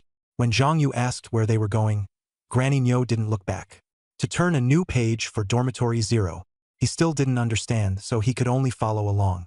As they went upstairs, all the entrances except the second floor were sealed by thick fog, making it impossible to see inside from the stairway. Granny Nyo said as they walked, floors 2 through 5 of Dormitory 0 are residential areas. Each floor has special bonuses, and the higher the floor, the stronger the bonus. The 6th floor is a public area that all residents can go to, with some floor-exclusive dungeons and special facilities. As long as you have starstones, you can level up quickly on the 6th floor. If you run on the 6th floor, your attributes can permanently increase. Zhang Yu asked how to get to higher floors. Granny Nyo answered bluntly, once your level is high enough and you pass the dormitory trial, you can go up. If you want to live on the 3rd floor, your level has to be at least 40. The 2 of them had already reached the 6th floor. It was a large platform with training equipment and several starlight-filled dungeon entrances. Zhang Yu immediately spotted the blonde boy he had seen that morning at the entrance of the Star Mystic Realm dungeon. He was currently running on a treadmill engraved with array patterns. Granny Nyo casually introduced him. His name is Wang Haoren, resident number 208. Don't let appearances fool you. He's lived here for a full year. He's your senior. A spark lit up in Zhang Yu's eyes. Yi Qingsong had told him to bring the Ice Emperor's heart to the western suburbs of the capital and also to look for Wang Haoren. He hadn't expected the person to be right here, saving him the trouble of searching everywhere. Seeing that he wanted to step forward, Granny Nyo stopped him. That guy ignores everyone whenever he's focused on training. If you want to get to know him, wait until he's done. Come with me first. She brought him to a dungeon and pointed at the entrance. Try to see if you can get in. Zhang Yu frowned. I've already cleared several dungeons today. Can I come back tomorrow? Granny Nyo shook her head. Don't worry. This dungeon has no monsters. If you can get in, you'll gain unexpected benefits. Zhang Yu used the Abyss Eye to look at the dungeon panel. Name? God's Treasure Vault. Level? Only those chosen by a god are qualified to enter. As soon as he heard that, he immediately became interested and asked how to do it. Granny Nyo replied simply, put your hand in. Zhang Yu didn't hesitate and reached his hand into the vortex. In the next second, a strange force suddenly swept over him, instantly enveloping his entire body. The instance erupted in blinding light, illuminating the entire 6th floor. Wang Haoren, who was training, was forced to stop by the glare and turned his head toward that dazzling door. When the light faded, Zhang Yu was already gone. Granny Nyo said excitedly, her voice trembling, he's in!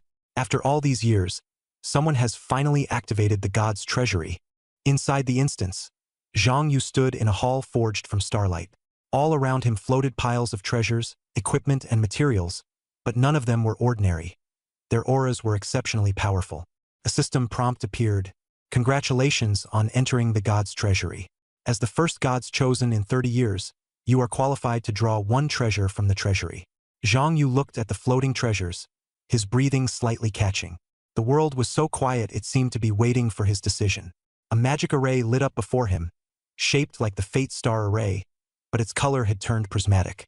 Soon, a god stone emanating an unusual aura condensed from the light and fell before Zhang Yu. Draw cards.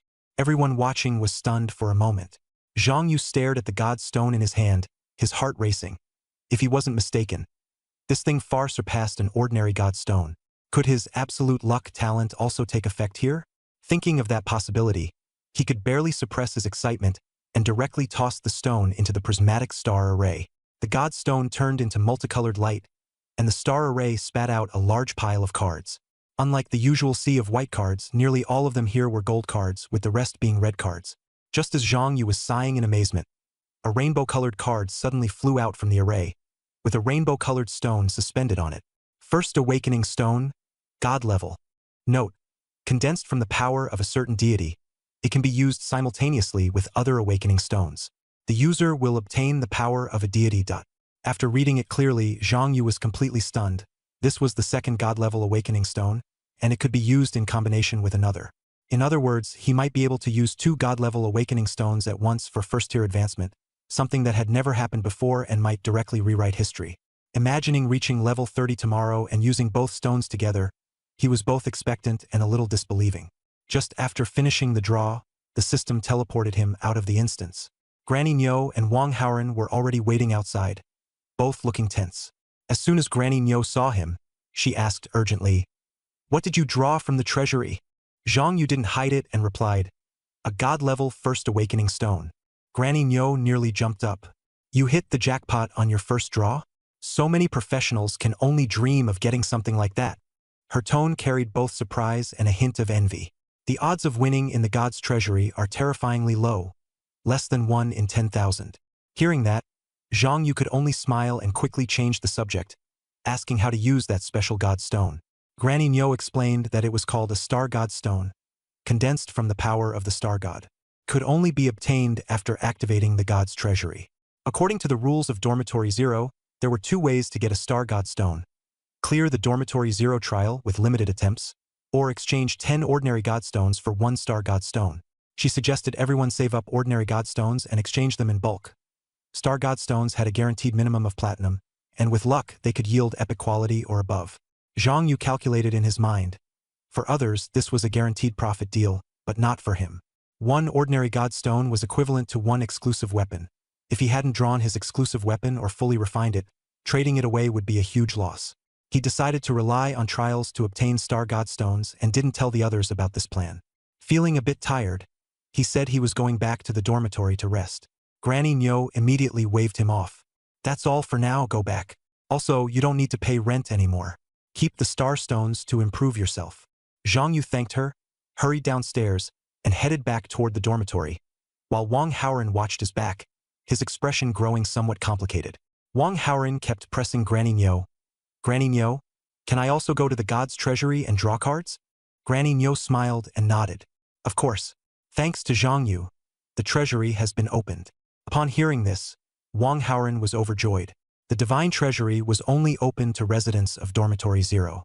He immediately took 10 Divine Stones out of his storage space and asked how to exchange them for Star Divine Stones. Granny Nyo said indifferently, "Just go in directly." Wang Haoren rushed toward the treasury with anticipation. On the other side, Zhang Yu returned to the dorm, collapsed onto the bed, and fell asleep, switching on his idle EXP gaining mode. A system prompt appeared within him, and with a burst of golden light, he leveled up to 30 instantly. A pop-up on the panel asked whether he wanted to awaken, and Zhang Yu chose Proceed with Awakening without hesitation. The 2 first-tier Divine Awakening Stones in his storage space lit up at the same time, 1 black, 1 blue, and flew up as beams of light shot into his body. In the next moment, his power surged in an explosive rise. The awakening result jumped through 3 tiers in a row: Sword Formation Master Sword Lord Shadow Sword Lord Ghost God Sword Lord. First tier. The panel data left him staring in disbelief. Name: Zhang Yu. Title: Cursed King. Class: Ghost God Sword Lord. First tier. Level 30. Strength: 25,010 plus 714. Agility: 19,010 plus 714. Spirit: 50,001 plus 714. Vitality, 19,010, plus 714. Class Special, critical hit rate 39%, critical damage 390%. It had increased by dozens of times compared to before awakening. Even more outrageous was that all his skills and constellations had changed and been strengthened. Ghost God Sword Formation, level 5. Deploys a sword formation with a radius of 100 meters, critical damage plus 180%, enemy speed halved and damage taken plus 50%, ally speed plus 50%, damage plus 50%, continuously consume spirit, later rewritten by constellations. Ghost God Sword Control, level 5. Commands flying swords, slaying targets whose life is below 25% from the air. Ghost Sword Divine Speed, level 1. Flying sword speed plus 1000%. All 6 constellations were also enhanced. Sword formation radius enlarged 20 times. Deploying the sword formation and controlling swords consumed no spirit. Enemies within the formation were continuously weakened while allies' stamina and spirit were restored. Each attack caused splash damage.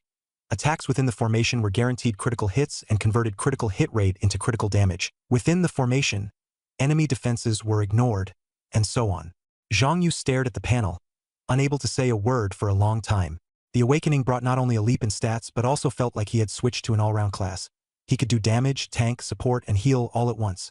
Those 2 first-tier Divine Awakening stones had actually pushed him straight to such a monstrous level, and even he felt a little embarrassed. After sorting out his emotions and straightening his clothes, Zhang Yu walked to the door of room 208 and knocked, but no one answered. Just as dawn broke, the door suddenly opened. Wang Haoran stood in the doorway, his hair a mess and bloodshot eyes betraying a sleepless night. He looked utterly disheveled, a far cry from yesterday. Zhang Yu paused and asked, "What happened to you?" As if someone had set him off, Wang Haoran rushed forward, his voice trembling. 10 God stones. I saved up for half a year, and in the end I drew from the divine treasury an epic-grade armor. Zhang Yu instinctively tried to comfort him. Well, isn't that pretty good? 10 stones doesn't necessarily guarantee epic gear. Good my ass. Wang Haoran looked like he was about to cry. I already have a custom armor. I can't even use this thing. If I'd gone to the Destiny Star Array to gamble on a 10-pull, maybe I could have refined my equipment up 1 tier. I was so pissed I couldn't sleep all night. Zhang Yu fell silent. Yesterday, he had drawn a Divine Awakening stone from the Divine Treasury, so he knew any comfort now would sound like salt in the wound. He quickly changed the subject. Teacher Yi asked me to find you and said we should go to the western outskirts of Kyoto for class. Wang Haoran's eyes lit up. He actually said that? He did, but he was drunk. Wang Haoran's face immediately darkened. Then there's no need to go. Once he's drunk, he forgets everything. Zhang Yu didn't believe it. No way. He's at least the strongest person at Kyoto University. Could he really forget what he said yesterday today? You don't know him. Wang Haoran shook his head. Come on. Let's go find him in the bamboo grove. He went back into his room to wash his face. When he came out, he was neat and composed, as calm as he had been yesterday. Zhang Yu rolled his eyes inwardly but didn't expose him, and the two headed toward the bamboo grove in the northwest. Deep in the bamboo grove, Yi Qingsong was sprawled on a stone, snoring like thunder. Several wine gourds were scattered around him, and the smell of alcohol was pungent. Looking at their teacher sleeping in the morning, Zhang Yu couldn't help muttering, "It's only morning. Just how much did he drink?" Wang Haoran shrugged. That's just the teacher's problem. He loves alcohol like his life depends on it. Today's actually considered little. He nudged Yi Qingsong. Teacher, Zhang Yu has already obtained the heart of the Ice Emperor. Shouldn't we start class? Yi Qingsong mumbled a few incoherent words in a daze. Zhang Yu? Who?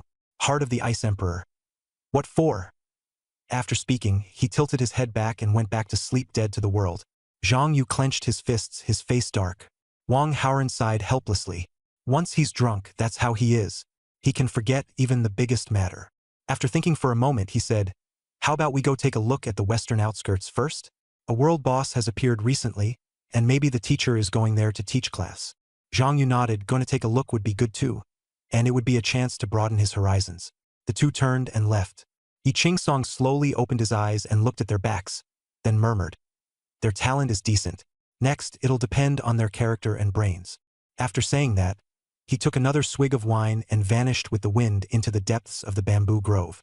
Outside the west city gate of Kyoto, the city walls were cast from steel, layered with divine formations and dense cannon emplacements, making the defenses extremely tight. Wang Haoren took out his Kyoto University ID and showed it to the guard. The guard nodded and let them through, and the two left the city. The wild zone outside was completely different from the Westlake City they had seen before. Roads were flat and broad, and there were almost no wild monsters in sight.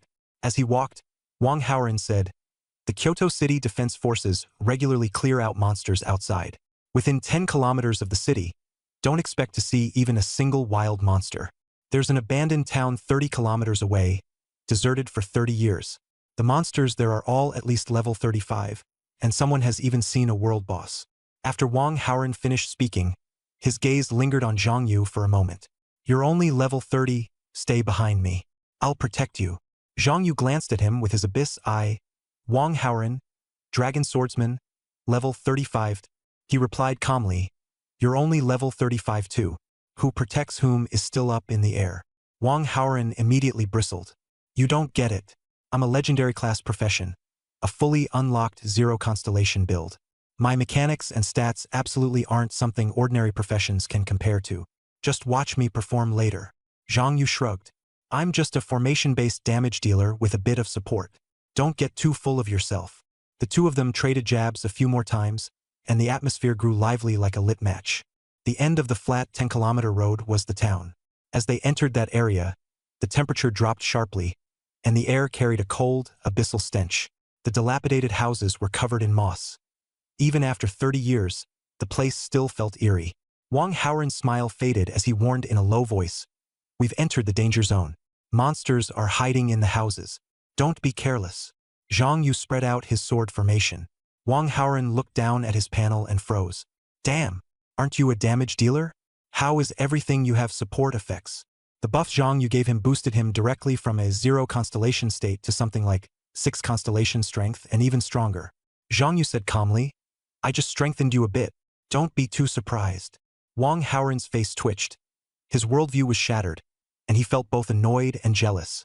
Just then, 6 professionals walked out from the town, all uniformly equipped with excellent weapons. The leader was a mage, who said coldly, "The Flying Dragon Guild is hunting a world boss here. Irrelevant people, leave immediately."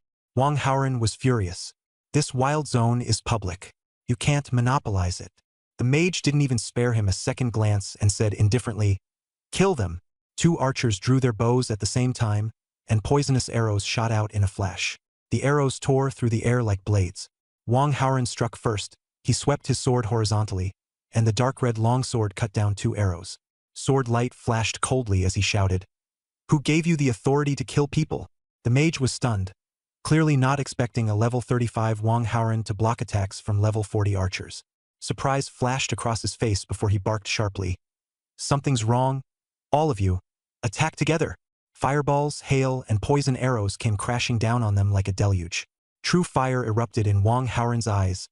Dragon scales suddenly surfaced on his skin, and with one stomp, the ground beneath his feet roared and cracked apart. His fists thundered like exploding lightning. He roared 3 words, "Dragon Roar." A deep and terrifying wave of sound burst forth violently, shaking everyone nearby so hard their eardrums rang and dust rose from the ground. Several close-range professionals were blasted backward by the intense shockwave, coughing up blood, and even the mage's casting was interrupted. Zhang Yu stood to the side, coldly watching the chaos spread. His sword formation glimmered steadily with a frosty light, as if it had long been prepared to tear this conflict to pieces. As the explosion rang out, all of the attack power was shattered. The group of Flying Dragon Guild professionals was blasted apart by that single furious roar, every one of them heavily injured and collapsing to the ground. The leading mage's expression changed, panic in his voice. "No, his damage is wrong. Retreat.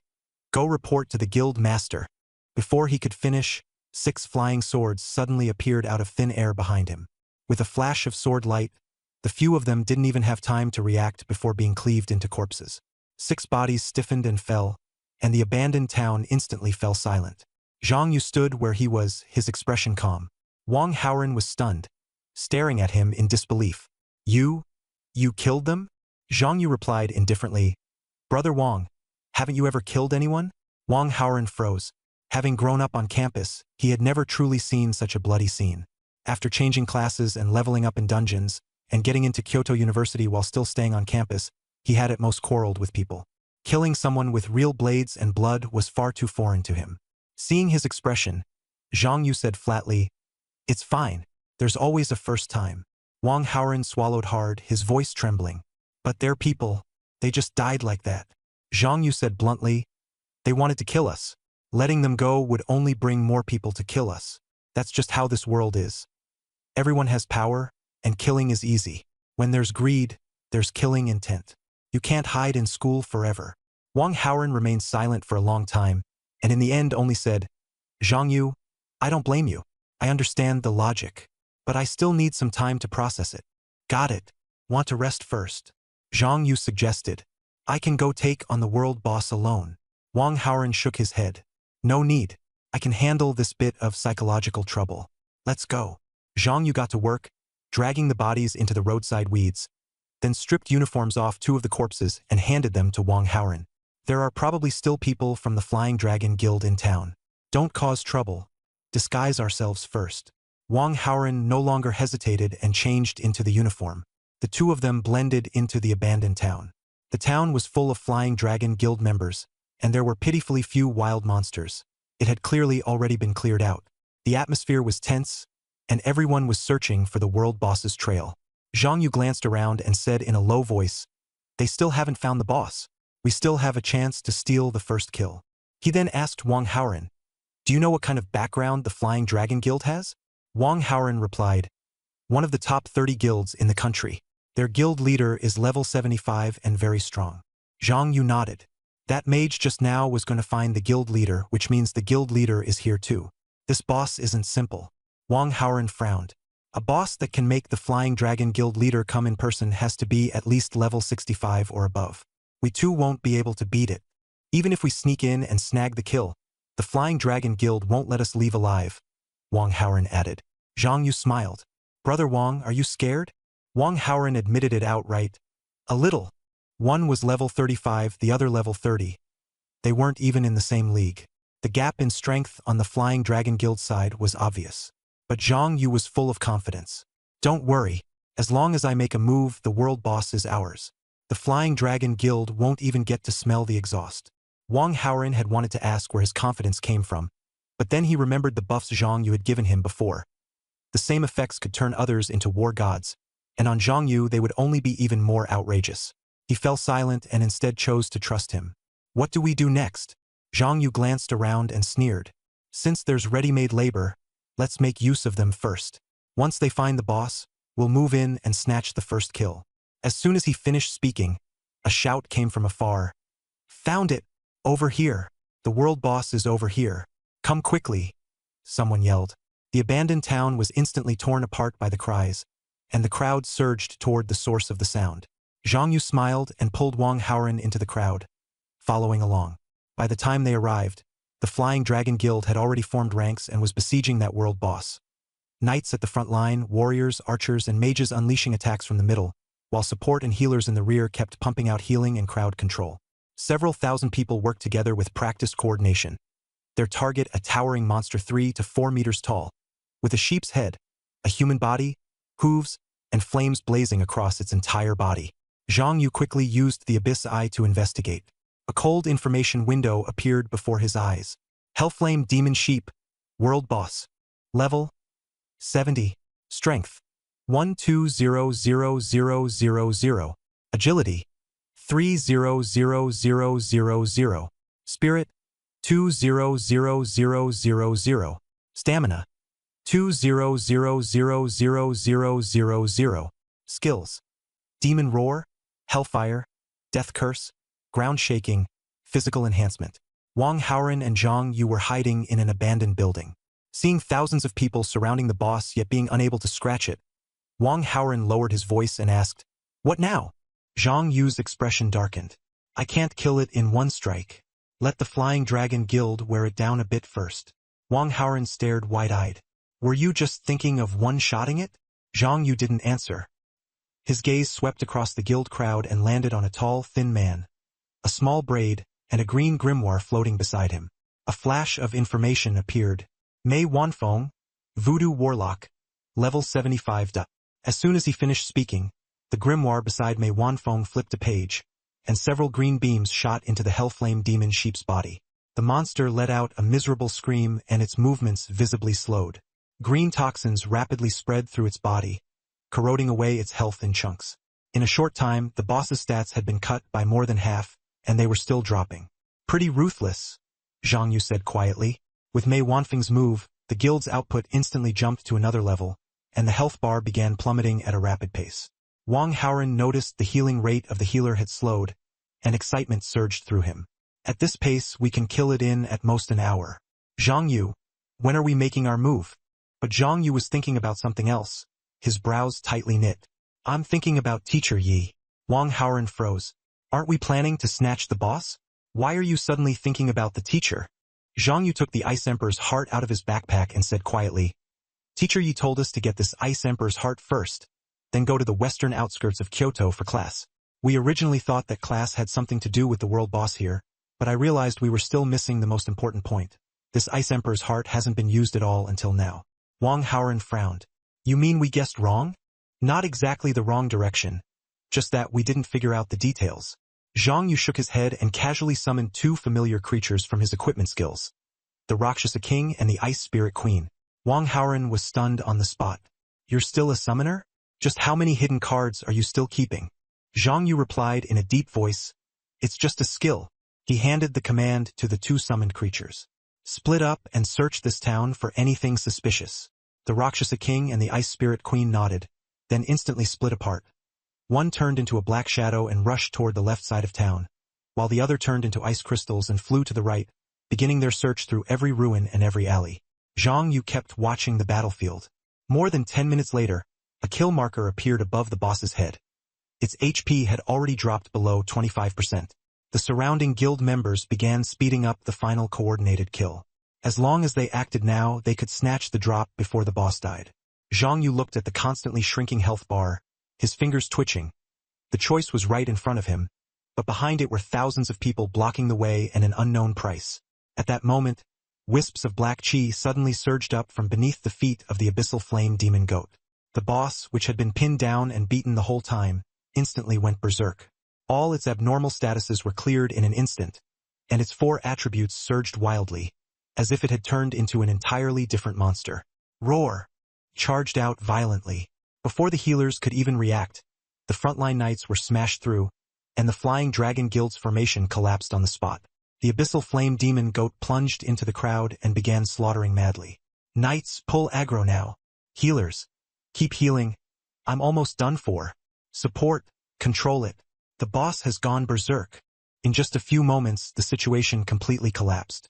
The Flying Dragon Guild was torn apart, with the dead, the fleeing, and the professionals who abandoned their teammates and ran away, turning the scene into utter chaos.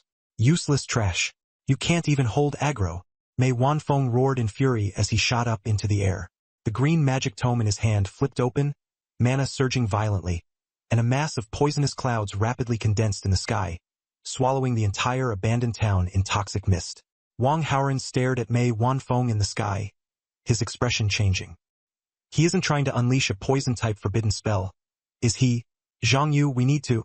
Before he could finish, the abyssal flame demon goat had already teleported behind Mei Wanfeng, opened its mouth, and with a snap, chomp, bit off his head. Mei Wanfeng's headless corpse crashed down from the sky, and the poison cloud dispersed along with it. Captain! The captain is dead. The crowd completely collapsed, and everyone dropped their weapons and fled wildly toward the outskirts of the town. While chewing on the head, the abyss flame demon goat's flames slowly turned green, clearly absorbing Mei Wanfeng's power and evolving toward the poison attribute. It's evolving. Zhang Yu finally stopped holding back. He laid out a sword formation, enclosing the demon goat. With a flash of Qishao, he neatly severed its head. The headless body fell, smashing Mei Wanfeng's corpse into a pulp. The kill was successful, but Zhang Yu didn't receive any kill notification. At that moment, he saw that head actually hanging in midair, its eyes fixed on them, and then green light lit up in its gaze. Zhang Yu, the boss is looking over here, Wang Haoren shouted. Zhang Yu stepped in front of Wang Haoren. Watch out! Boom! 2 green beams shot from the demon goat's eyes, piercing through the entire building and carving long trenches into the ground. The reinforced concrete building collapsed on the spot. Amid the ruins, Wang Haoren looked in disbelief at Zhang Yu, who stood in front of him. You blocked it? Barely. Zhang Yu put away Qi Xiao and Zhan Lu, his voice turning grim. If I didn't have a temporary shield and 100% poison resistance, that strike would have killed me. His death prevention passive was still on cooldown. He had truly just gotten lucky. Zhang Yu used the Abyss Eye again. World Boss Goat. Level 80. This time, the Abyss Eye provided very little information, and even the attributes couldn't be seen clearly.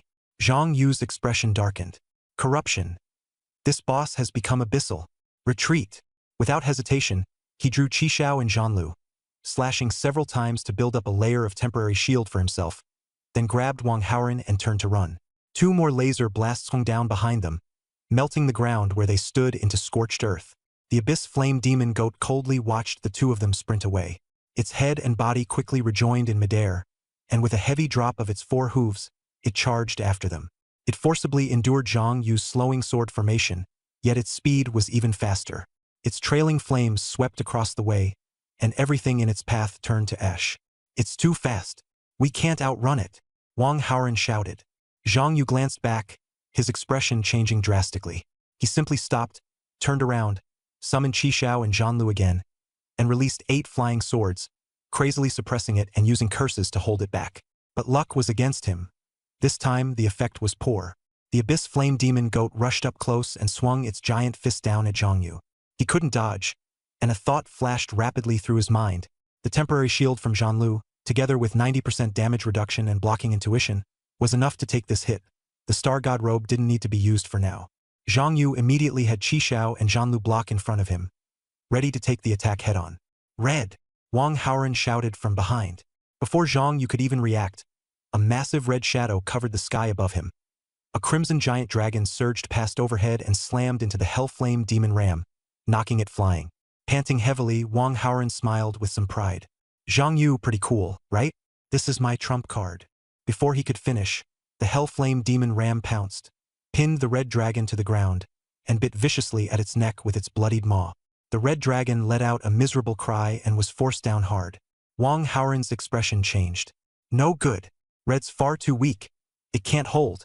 Zhang Yu reacted even faster, immediately enveloping the red dragon with his sword array and pouring all his buffs into it. As soon as the sword array activated, the red dragon broke free from the biting, slapped the Hellflame Demon Ram over with 1 claw, and bit back. The Hellflame Demon Ram also howled in pain as it counterattacked, but Zhang Yu's sword array kept restoring the red dragon, letting it barely withstand the damage. Red's got it pinned. Wang Haoren's eyes lit up. Zhang Yu stopped him coldly. Don't celebrate too soon. That isn't its true body. It's still absorbing power and getting stronger. Even if it can hold out now, it's only buying time. Sooner or later, it'll be counterkilled. Wang Haoren grew tense. Then what do we do? Zhang Yu took out the heart of the Ice Emperor and handed it to Wang Haoren. I just received a signal from my summon.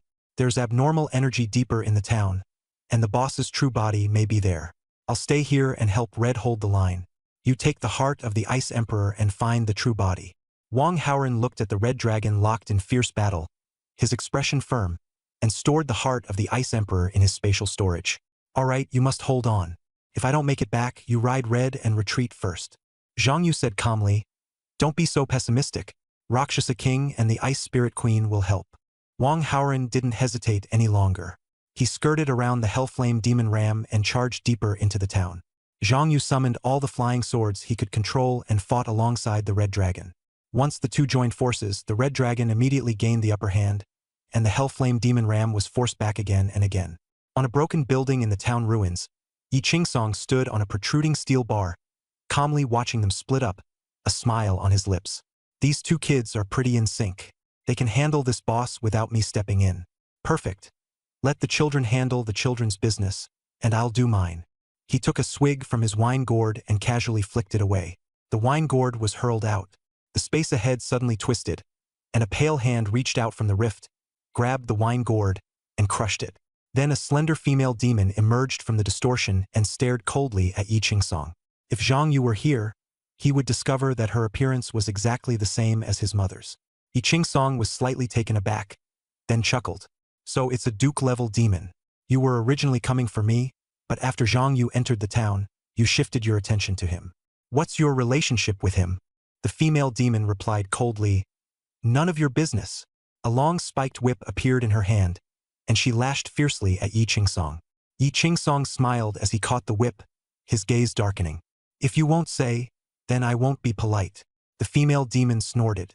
You should be worrying about yourself. This trap was meant for you from the start. I'm not the only demon dealing with you. As soon as her words fell, the long whip instantly transformed into a venomous serpent, coiling around Yi Qingsong. A crack opened in the surrounding space, yanking him in and swallowing him whole. The female demon spoke calmly into the void. The plan succeeded. Yi Qingsong has been teleported into the abyss. You may proceed. She looked down at Zhang Yu for a moment in midair, paused briefly, and then teleported away. While battling the Hellflame Demon Ram, Zhang Yu faintly sensed something unusual. He turned back toward the direction where the female demon had disappeared, frowning. Just now, it seemed like someone had appeared over there. Everyone stared at that monster. Roar! The Hellflame Demon Ram let out a furious roar, and the earth shook. Zhang Yu came back to his senses and saw green flames coiling around its right claw, his heart suddenly tightening. Not good, Red Dragon dodge! Zhang Yu shouted. Red Dragon, still fighting the demon ram, immediately flapped its wings and soared upward without hesitation. A gale sweeping across the area. The demon ram also took to the air, its claw wrapped in green flames lunging straight for the Red Dragon's heart. The Red Dragon had no time to evade. Red Heaven! Zhang Yu shouted lowly, recalling the flying sword Qishao. Gripping the sword in one hand, he activated Ghost Sword Godspeed, and the flying sword's speed surged tenfold as Qishao transformed into a streak of light and shot toward the Red Dragon. At the same time, Zhang Yu drew Zhanlu from the formation and held it horizontally in front of him, blocking by instinct. Clang! Zhanlu firmly blocked the sharp claw. A blue light flashed, and the flame demon sheep's palm was severed and sent flying, black-green poisonous blood spraying everywhere. The Red Dragon seized the opportunity to open its mouth and unleash a violent dragon breath. Scorching flames tore through the sky and slammed into the flame demon sheep. The abandoned town instantly turned into a sea of fire. Zhang Yu grabbed the Red Dragon's claw with one hand. 10 flying swords circled around to protect it, but no notification of the boss's death appeared on the screen. In the sea of fire, a black shadow emerged, its body rapidly swelling. Zhang Yu didn't dare waste a moment and flipped onto the Red Dragon's back. Fly higher, he urged. The Red Dragon soared to a greater altitude. The flame demon sheep burst out of the sea of fire, its body swelling larger and larger. Its giant claws reached straight for the Red Dragon in the sky, as if trying to tear heaven and earth apart. On the other side, with the assistance of Rakshasa King and the Ice Spirit Queen, Wang Haoren penetrated deep into the town center and found the boss's true body. A level 50 burning flesh ball, like a lump of brain matter, its whole body aflame. Compared with the Hell Flame Demon Sheep, it was much weaker, but Wang Haoren still felt the danger. He tightened his grip on the Ice Emperor's heart and the giant sword, took a deep breath and said, I have to finish this quickly. On the city walls, the soldiers finally saw the giant beast clearly. Some called for binoculars, some panted as they pointed it out. A dragon was fighting in the abandoned town. Some of the awakened ones under the Flying Dragon Guild had already fled to the foot of the city wall and shouted, Something's wrong! The level 70 world boss has turned into an abyss monster. As the news spread, Kyoto's West Gate immediately went on alert. Demon-slaying cannons were unsealed, soldiers assembled, and the order to fire was issued. Fire! With the command, a demon-slaying cannon blasted out a terrifying beam of light, piercing through the 100-meter-tall Hell Flame Demon Sheep. Its upper body was directly blasted into fragments, and its lower body crashed back into the sea of fire. Fleshy tendrils were still growing from the wound, clearly not fully dead, but enough to temporarily relieve Zhang Yu's worries. Seeing this, Zhang Yu immediately decided to support Wang Haoren. Brother Wang, how are you holding up? He switched to Rakshasa King's perspective. In the frame, Rakshasa King and the Ice Spirit Queen were both entangled by the tentacles of that brain-like flesh ball. The three of them all frozen inside thick ice, unable to move. Zhang Yu's heart tightened. The battle was far from over. Wang Haoren was covered in blood.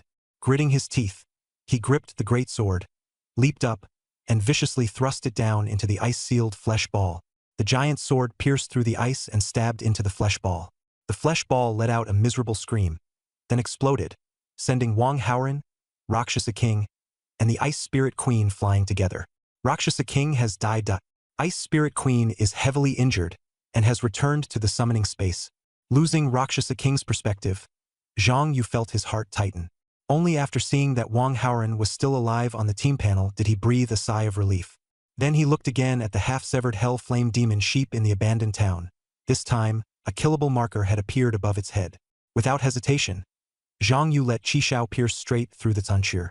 Successfully killed the corrupted Hell Flame Demon sheep. EXP plus 20 million, minus 50%. Obtained legendary weapon. Flame Demon Giant Sword. Obtained legendary cloak. Flame Demon Cloak. Abyss King. 4 attribute points plus 715. Cursed King's Blade Divine, Weapon Quest. 4596/1000000. After the Hell Flame Demon sheep died, golden light flashed, and Zhang Yu leveled up to 31. But he had no time to look at the details. Together with the Red Dragon, he rushed to the depths of the town and dug Wang Haoren out from under the rubble. Zhang Yu immediately set up a sword formation to restore his stamina. Wang Haoren's breathing steadied. The Red Dragon rubbed its head against Zhang Yu, then turned into a streak of red light and drilled into Wang Haoren's body. Wang Haoren's vitality and blood were visibly thicker. After waking up, his first words were, "Where's the boss? It's already been dealt with." And it even dropped 2 legendary-grade pieces of equipment. Zhang Yu laid out the spoils. 1 each. You pick first. Wang Haoren looked at the red giant sword and the cape, his eyes lighting up. Inferno Demon Sword. Legendary attack plus 3000. Strength plus 10,000. No equipment level restriction. Inferno Demon Cape. Legendary grants 100% fire resistance. Can summon Hell Inferno Demonic Sheep to fight alongside you. And if the sheep dies, it will recover on its own in the cape. No equipment level restriction. Wang Haoren chose the giant sword without hesitation, and Zhang Yu put on the cape. The cape immediately enveloped him in fire elemental energy, and Zhang Yu casually summoned a Hell Inferno sheep over 3 meters tall. Hell Inferno Demonic Sheep. Level 70. Strength 1200000 Agility. 300000 Spirit. 200000 Stamina. 200000. Skills. Demon Roar, Hellfire, Death Curse, Earthquake, Physique Enhancement. Its level was marked as 70, but its stats still looked like a boss's. Wang Haoren stared in dumbfounded shock. You can summon 3 boss-level summons now. That's absurd. Zhang Yu hid the cape's appearance, finding it too flashy. After the two of them split the loot, Wang Haoren took out a Return to City scroll and teleported back to school together with Zhang Yu. The scene changed to the depths of the abyss. Yi Qingsong was surrounded by 6 demons with cold, sinister auras. Standing in the center, he looked at the leader, Hadi, and sneered, "Hadi, you brought so many people to kill me?" Hadi's smile was gentle, yet tinged with danger. "Yi Qingsong, this duke has always admired you. If you're willing to join the abyss, I can even help you take a duke's seat. Daithas is about to die, and his position will be vacant soon." The demon spoke, his voice like a blade scraping flesh. "Sounds pretty tempting." Yi Qingsong pulled out his wine gourd from his storage space and tilted his head back for a big gulp, swaying with drunkenness. A smile hung at the corner of his mouth. "Too bad your abyss doesn't have good wine. You can't keep me here." Hadi's smile stiffened, and his disappointment carried a chill. "What a pity. Move. Kill him." As soon as he spoke, the 6 demons closed in at once, killing intent exploding instantly as blades and shadows surged toward Yi Qingsong. On the other side, Zhang Yu and Wang Haoren returned to school and headed straight for the bamboo grove. Yi Qingsong wasn't there, and Wang Haoren had already expected that. "That's normal. Teacher Yi comes and goes a lot, and we often can't find him. Let's come again tomorrow," he advised, then added, "Don't go to any other academy. At Kyoto University, only Teacher Yi is most suitable for you. He can truly bring out your talent." Looking at Yi Qingsong's wine-soaked demeanor, Zhang Yu still felt a little hesitant. "I admit he's strong, but does he really look like a teacher? If he doesn't care about anything, then no matter how strong he is, it's useless." In his view, teaching people and fighting solo were 2 different things. Wang Haoren smiled. "Don't be fooled by appearances. Teacher Yi is reliable when it matters. 1 sentence from him is worth a year of someone else's instruction. Besides, at Sword Heart Academy you don't have to attend class every day. For the required courses at Kyoto University, as long as you go to the library and finish reading the books, you can earn the credits. It saves a lot of time." I'll come again tomorrow then. Zhang Yu nodded. As soon as he heard there was no class, he was tempted. The two parted ways in the bamboo grove, and Zhang Yu went to the library. The Kyoto University Library was enormous. Aside from a small number of forbidden books that required permission, students were free to borrow most of the collection. Zhang Yu found a deserted corner and placed his hand on the crystal ball on the table. In an instant, a light screen popped up, divided into 5 sections: jobs, skills, dungeons, monsters, and the abyss. He clicked on the abyss, and the light screen displayed a long list of book titles arranged alphabetically. Zhang Yu chose Introduction to the Abyss. As the light screen vanished, the book flew out from the bookshelf and landed steadily in front of him. Watching all this, he couldn't help but exclaim, Kyoto University really was high-end. The book was packed with hard information about the abyss: monster distribution, levels, battlefield conditions. The average level of the abyss monsters outside Dasha's first frontline had already exceeded level 60. There, battles raged every single day, and anyone able to operate there was a top-tier powerhouse. A nation that could build its defense line to within less than 100 kilometers of the abyss entrance was almost impossible to find a second of, let alone pushing its army right up to the entrance. No one had managed that so far. Humankind's understanding of the abyss was very shallow.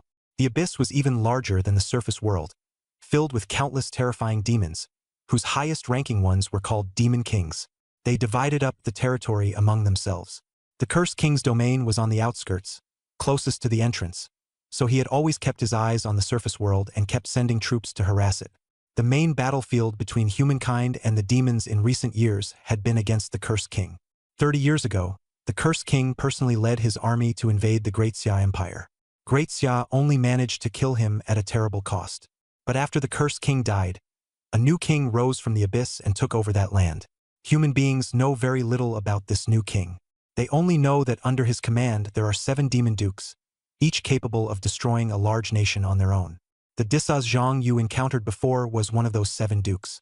As the pages turned, the final sentence seemed to nail itself into his mind. The power of a demon kingdom was enough to challenge all of humankind alone. Looking at the Zulal, Zhang Yu's heart sank. The Cursed King he had contracted with was actually the former emperor of this kingdom. With a single move, that man could destroy Great Xia Empire's first line of defense. He finally understood the Empire's decision back then.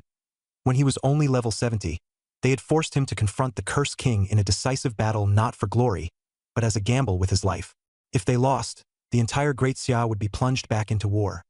At that time, they had only just gotten a chance to catch their breath and simply could not endure an all-out war. Thinking of this, Zhang Yu felt the burden on his shoulders suddenly grow heavier.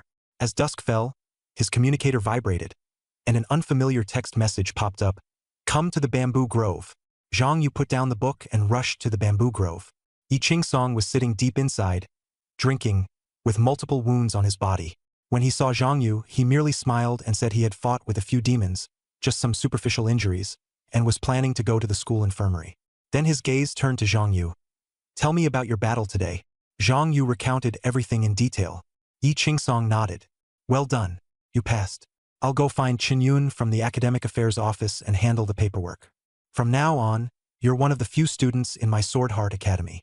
Zhang Yu thanked him, but faintly felt that Teacher Yi had called him here for another reason. Yi Qingsong took out 2 photos from his storage space and asked, Do you know these 2 demons?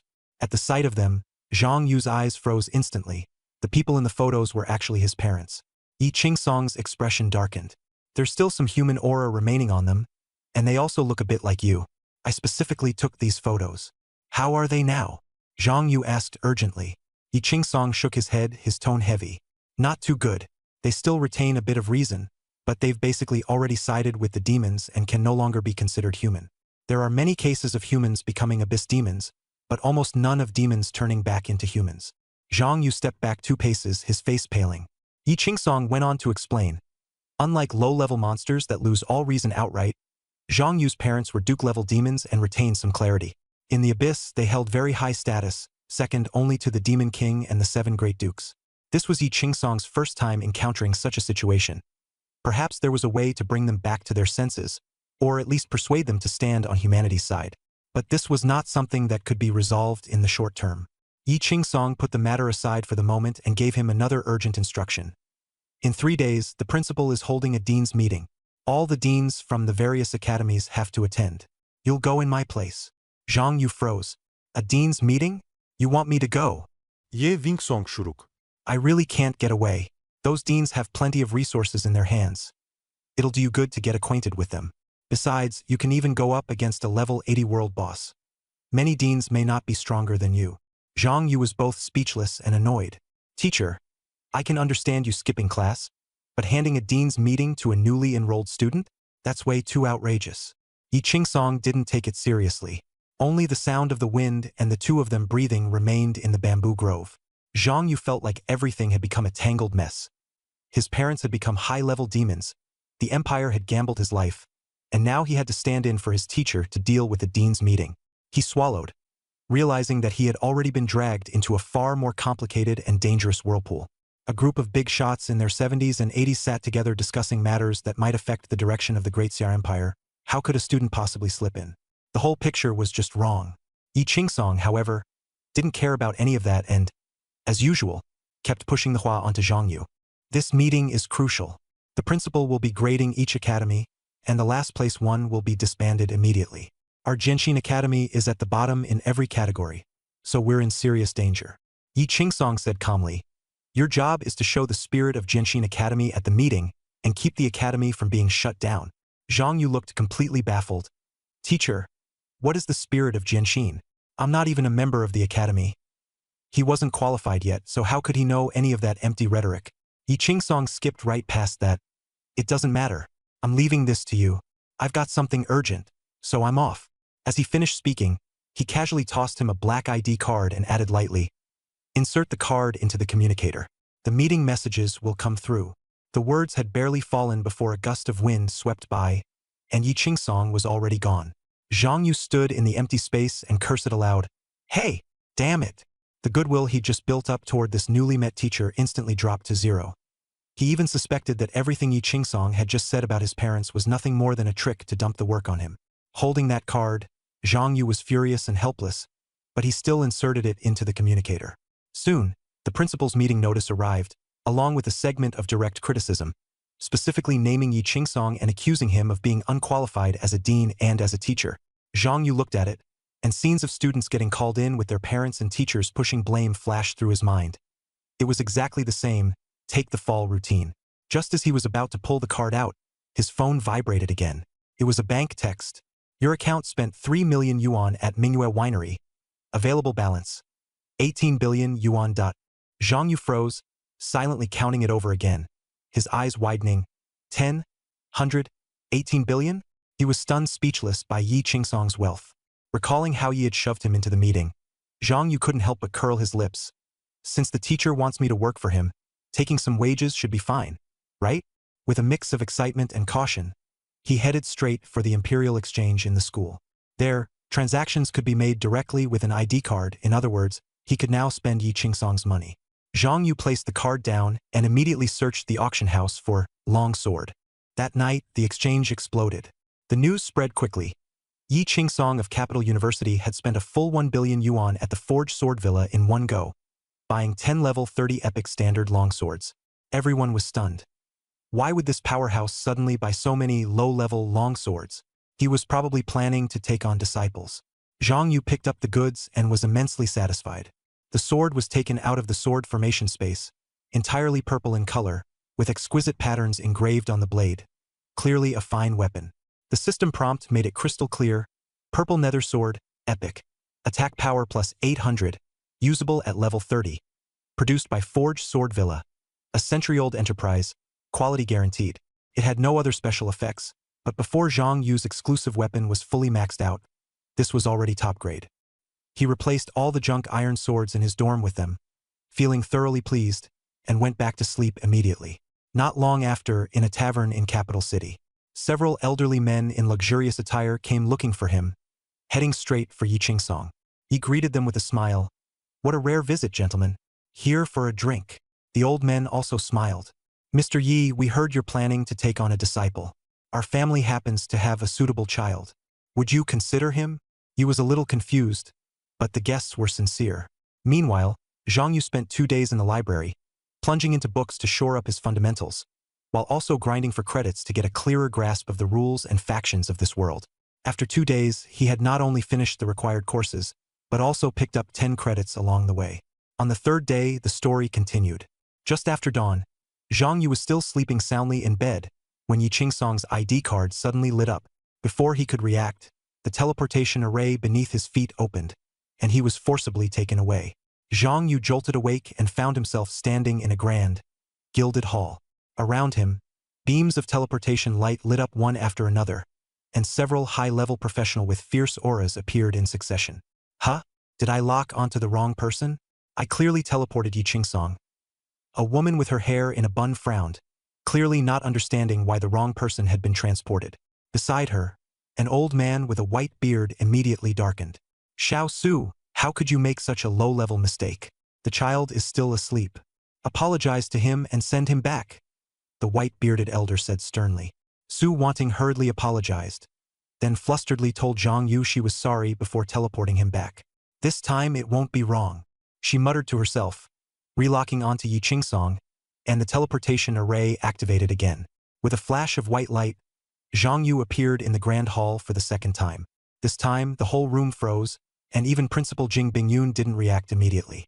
Su Wanting's face turned green as she quickly explained, Principal, believe me, I definitely didn't get it wrong this time. I locked onto Teacher Yi. Jing Bingyun asked coldly, then where is Yi Qingsong? Only then did Zhang Yu come to his senses. The dean's meeting had begun.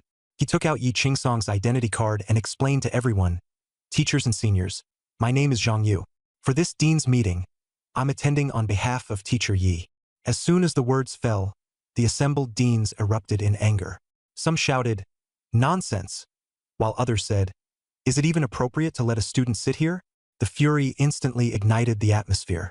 Zhang Yu had been mentally prepared, so he could only stand there and let them vent. Jing Bingyun suddenly spoke. A surge of pressure enveloped the grand hall, and the scene fell silent. He stared at Zhang Yu and asked in a low voice, Child, are you certain you want to attend this dean's meeting on behalf of Yi Qingsong? Zhang Yu nodded. I'm certain. Jing Bingyun asked again, do you know what's going to happen next? Zhang Yu replied, roughly. Since the person was already here, Jing Bingyun announced that the meeting would officially begin. Vice Principal Duan Xing immediately questioned, Principal, this isn't proper. He's only a student. Jing Bingyun cut him off bluntly. Since Yi Qingsong chose him to represent Jinshin Academy, then he is Jinshin Academy's representative and qualified to sit here. Everyone is treated equally. With that one sentence, the matter was settled on the surface, though the undercurrents only grew stronger. The meeting went straight to the point. Academy rankings. Jing Bingyun called out the standings. Xianlong first, Mingjing second, Huafeng third, while Jinshin Academy was at the bottom in every metric. According to the rules, any academy that remained last for 4 consecutive quarters would be dissolved, with its students merged into other academies. Jing Bingyun looked at Zhang Yu. Zhang Yu, do you have any objections? Zhang Yu shook his head. No objections. Jing Bingyun raised his hand, about to announce the dissolution decision, but Zhang Yu suddenly spoke up at that moment, interrupting him. Before Teacher Yi handed this matter over to me, he specifically instructed me to show all the teachers the Jinshin Academy spirit. The atmosphere in the meeting grew tense.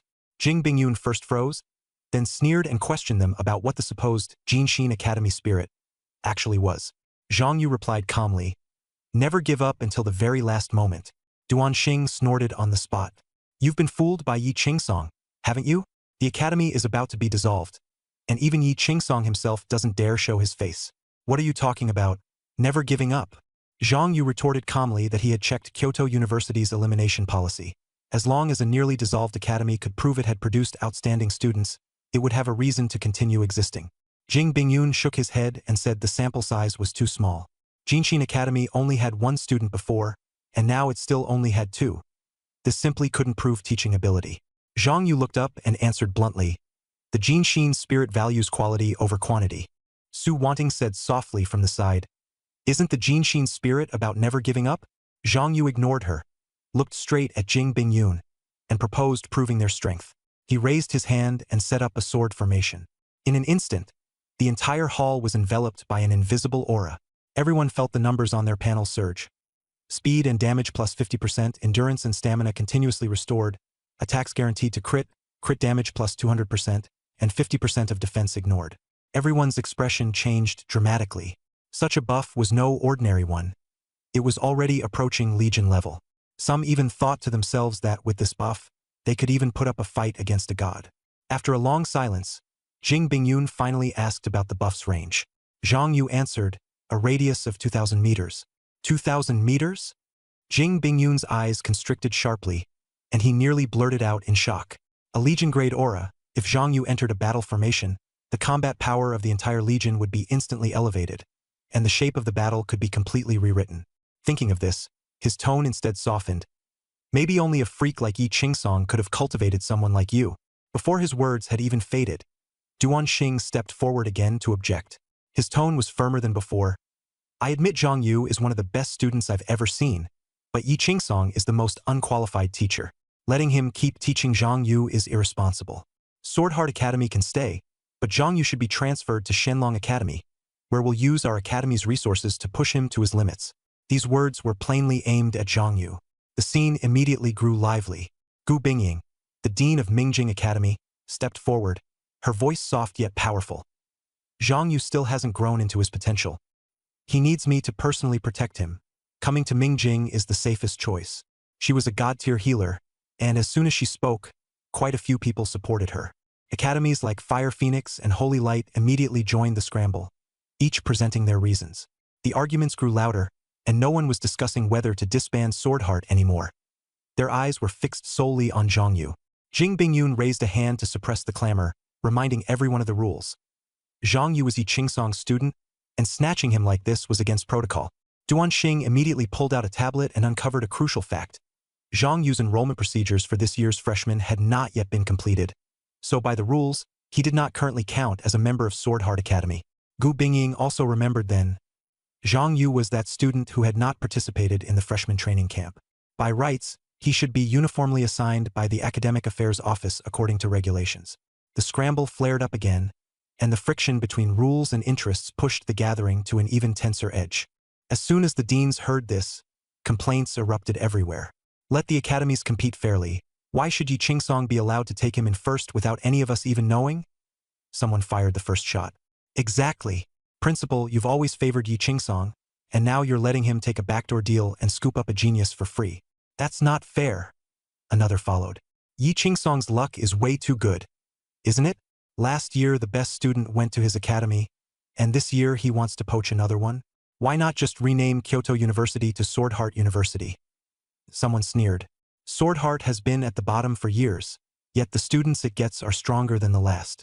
What's the point of us deans working ourselves to death? Might as well just lie flat. The more they talked, the more excited they became, and the further the remarks spiraled. Originally, they had still been arguing over Zhang Yu and felt somewhat guilty.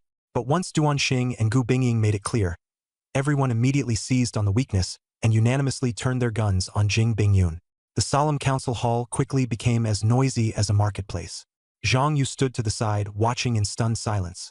Who could have imagined that this group of red-faced, neck-veined people were all respected academy deans on ordinary days? Enough!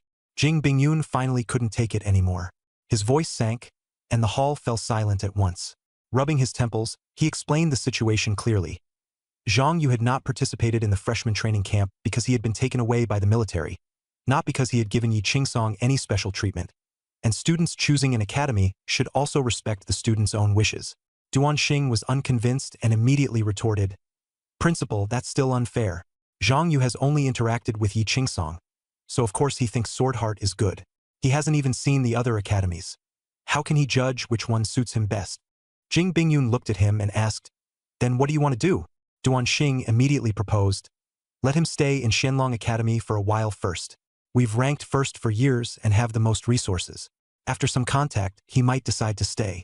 Gu Bingying also softened her tone and gave Zhang Yu a playful look. Our Mingjing Academy has lots of beautiful girls, all kinds of styles. Come to us, and you'll be the most pampered junior disciple. The dean of Fire Phoenix Academy sneered back, Dean Gu, are you pulling that trick? Who doesn't know our Fire Phoenix's campus belle is my granddaughter? If Zhang Yu comes to us, we'll set him up on a blind date right away. Gu Bingying shot back, Teacher Liu, your Fire Phoenix Academy has more men than women, and even the number of female students doesn't reach 1/10. And you still dare compare beauty with us? Just as the conflict was about to flare up again, Jing Bingyun quickly interrupted. How about this? Zhang Yu will be nominally affiliated with Heart Sword Academy for 1 year. During that time, he can study at all the major academies, and you'll all have the chance to be his teacher. Any achievements he makes during that period won't count as Heart Sword Academies. After 1 year, Zhang Yu himself will decide which academy to formally join. Duan Xing coldly spat out 4 words, barely acceptable. Gu Bingying also reluctantly agreed, and the other deans nodded in silent approval. Everyone understood that, in the end, Zhang Yu would at most choose among Shenlong, Mingjing, Heart Sword, and Fire Phoenix. The purpose of stirring things up was simply to prevent Yi Qingsong from reaping the talent for nothing. Zhang Yu's talent was plain to see, and if he really stayed in Heart Sword, the other academies would have a very hard time. With the matter temporarily settled, Jing Bingyun breathed a sigh of relief and continued, "Since everyone agrees, let's begin today's second item, and also the most important one." As soon as he finished speaking, Zhang Yu immediately sensed something was wrong. The deans, who had just been arguing like an earthquake, instantly fell silent. Their expressions turned solemn, and the atmosphere in the hall suddenly grew cold, carrying a suffocating, murderous air. Zhang Yu put away his relaxed attitude of watching the spectacle and, with the calm of an onlooker, kept looking at Jing Bingyun. Jing Bingyun took a deep breath and solemnly announced, "Our school's most important level, 70 dungeon, Realm of the Holy Spirit, has completely descended into the abyss. Who will go to conquer this abyss dungeon?" he asked. Those words struck like a thunderclap in everyone's hearts. Realm of the Holy Spirit had originally been a dungeon known to only a handful of people within Kyoto University. Though only level 70, it was even more vicious than the nightmare difficulty of other level 70 dungeons, and its nightmare mode was already close to the threshold of a level 70 abyss.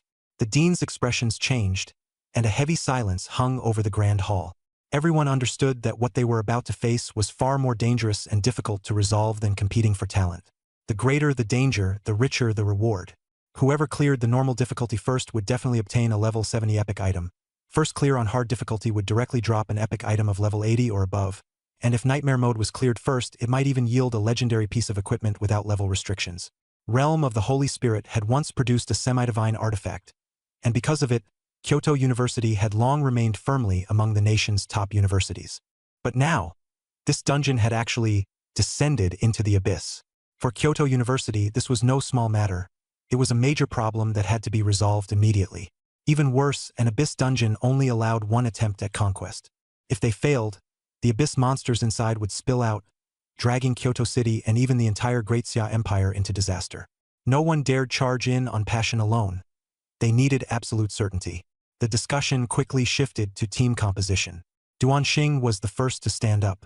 "Principal, I apply to be damage output." Gu Bingying then said, "I'll handle healing." Jing Bingyun nodded. "Very good.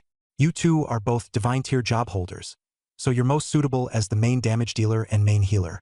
Realm of the Holy Spirit is a 5-person dungeon. I'll take the tank position, which is the safest. That leaves 2 spots. Either 2 supports, or 1 damage dealer and 1 support." Su Wanting nervously raised her hand. "PR Principal, I can be support." Jing Bingyun looked at her, then after some thought nodded. "That works. Though you're only level 70, you're a divine tier array master, so you're qualified to join the team." Su Wanting clenched her fist and earnestly promised, "Principal, don't worry. I absolutely won't hold everyone back." The team still lacked the final member. Duan Xing suggested, "How about Yi Qingsong?" Gu Bingying sneered, then said helplessly, "Vice Principal, you usually can't stand Teacher Yi, and now you're thinking of him?" Duan Xing snorted coldly. "Not liking someone doesn't mean denying their strength. Having him as the main C would be more suitable than me." Gu Bingying agreed as well, but Jing Bingyun shook her head. "Yi Qingsong is the best choice, but he has more important matters and can't participate." As soon as she said that, the atmosphere sank. Yi Qingsong was widely recognized as the strongest person at Kyoto University, his strength even surpassing Jing Bingyun's. If he took the field, the team could be replaced by Dean Lu from Phoenix Fire Academy instead. But Dean Lu was also a fire attribute user, of the same element as Duan Xing. Facing a boss with high fire resistance would severely limit him. Saying the success rate would drop by 30% was not an exaggeration. Zhang Yu suddenly interrupted. "Principal, let me go." Duan Xing immediately rejected it. "No, you're a student. Don't join the excitement." Gu Bingying also objected. "Little Zhang Yu, your support is pretty good, but this is a level 70 high difficulty abyss. A random mob brushing against you would be enough to take you out, and even my healing couldn't save you." Jing Bingyun's tone was calm but firm. What you should be doing now is improving yourself. You are the future of Kyoto University, and you can't recklessly get involved in this kind of thing. Su Wanting was already about to send Zhang Yu back, but Zhang Yu stopped her casting. His eyes were resolute. Principal, I'm not joking. I have to go now. The fifth person in this team can only be me. Jing Bingyun still shook her head. Child, you don't understand how terrifying abyss demons are. Zhang Yu was unmoved. I know very well, which is why I have to go. As soon as he finished speaking, the sword formation suddenly unfolded. Qishao, Zhanlu, and the 8 purple nether swords flew out of the formation and surrounded him. The chill radiating from the sword blades instantly stunned everyone. They felt a deadly pressure from a level 31 kid. Zhang Yu controlled 10 flying swords, his gaze frighteningly calm. With a turn of the flying swords around him, Zhang Yu said lightly, Teachers, actually I'm the damage dealer. Support is just a side role. Duan Xing stared at those flying swords for quite a while before coming back to his senses. No. Even if you are damaged, the level gap between you and the monsters is too huge. At best, joining the team would let you help the support a bit. You simply can't. Before he could finish, Zhang Yu suddenly interrupted him. Teacher Duan, do you have any lock health methods? Duan Xing froze. What? Equipment, skills, talents? Anything works. Zhang Yu stared at him. Anything that can prevent you from being instantly killed. Duan Xing frowned. Of course I do. Why are you asking about that? Before he even got an answer, Qishao transformed into a streak of sword light and suddenly shot toward Duan Xing. Duan Xing's expression changed drastically, and he hurriedly condensed a flame shield in front of him. But Qishao was too fast. Before the fire shield could even stabilize, the sword had already pierced through his chest, forcing out Duan Xing's death-saving passive. -9060155375.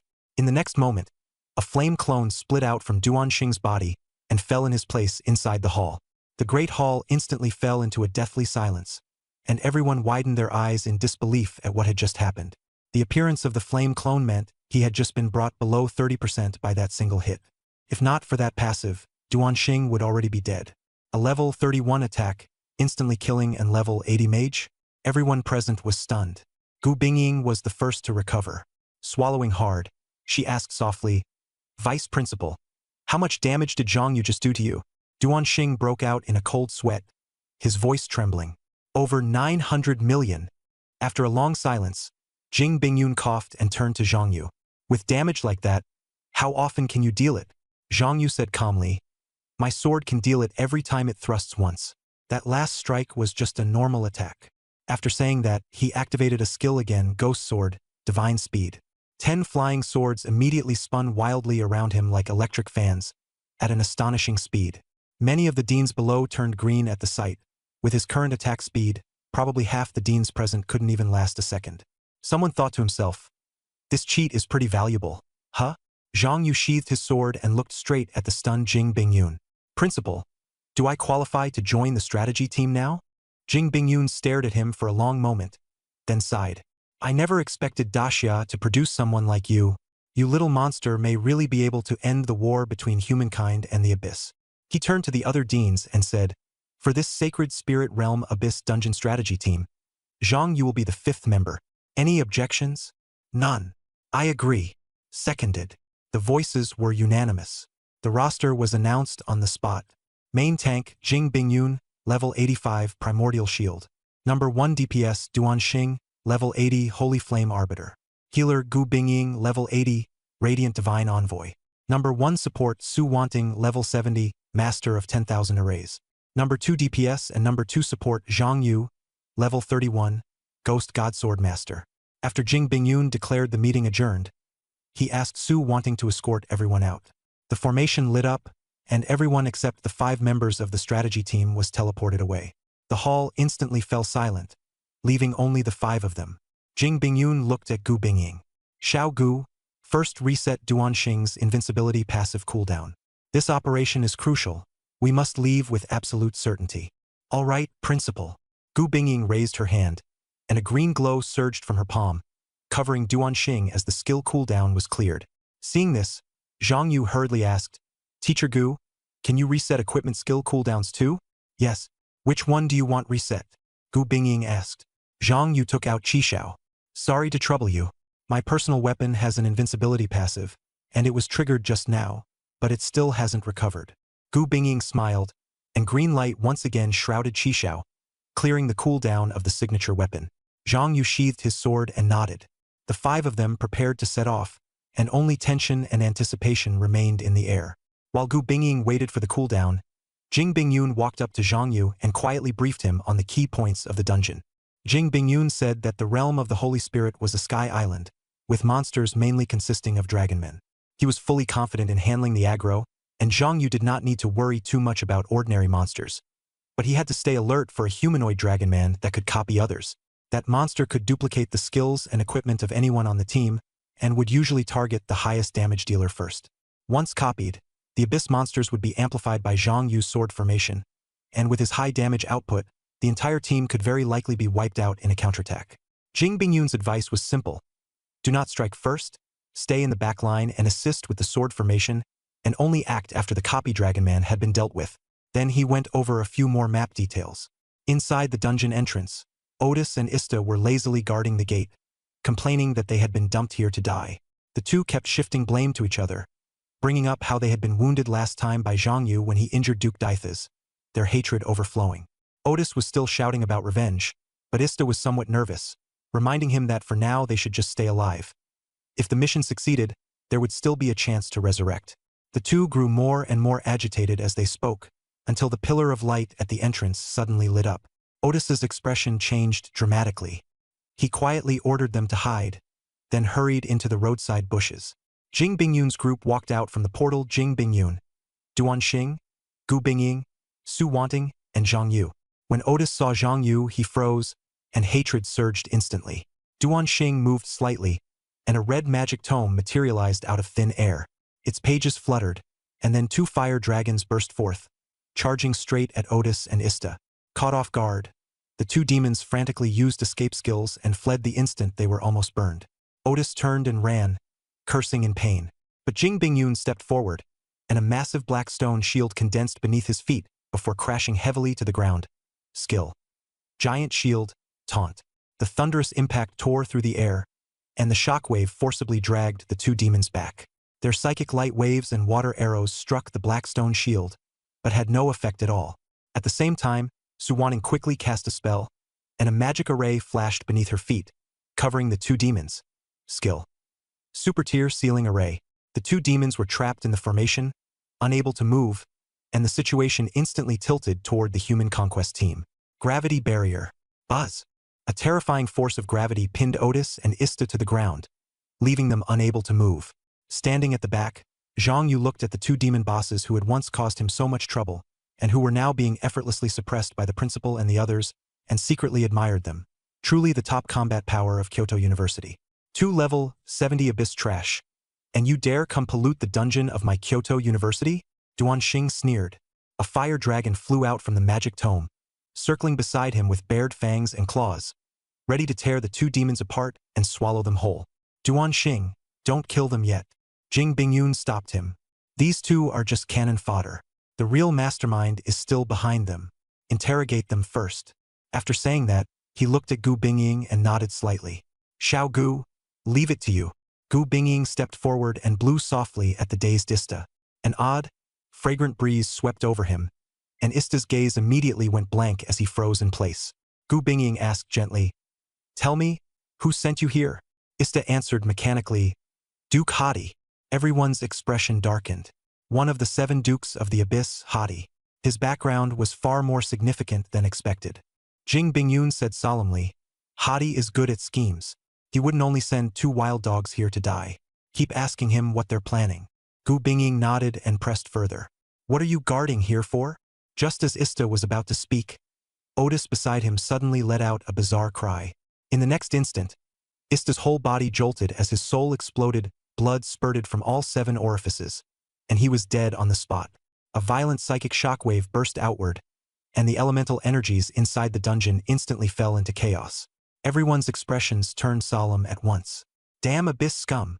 Duan Xing raged. The fire dragon turned into a giant flaming claw, which seized Otis's head as if lifting up a toy. "You're asking for death?" Otis endured the pain, yet his smile was vicious. "Stupid humans trying to pry out intelligence? Dream on." Killing me is useless, we can revive. You all will die in this instance. Bastard. Then I'll grant your wish first. Duanxing roared. The magic tome sent out another flaming fist, which slammed straight into Otis's abdomen. Otis was struck so hard that his organs shattered, and his scream was torn apart. Jing Bingyun held back Duanxing, who still wanted to keep killing, and turned to ask Gu Bingying, Xiao Gu, can you charm him? Gu Bingying tried, then shook her head. No. He's a spiritual archmage. His mental resistance is too high.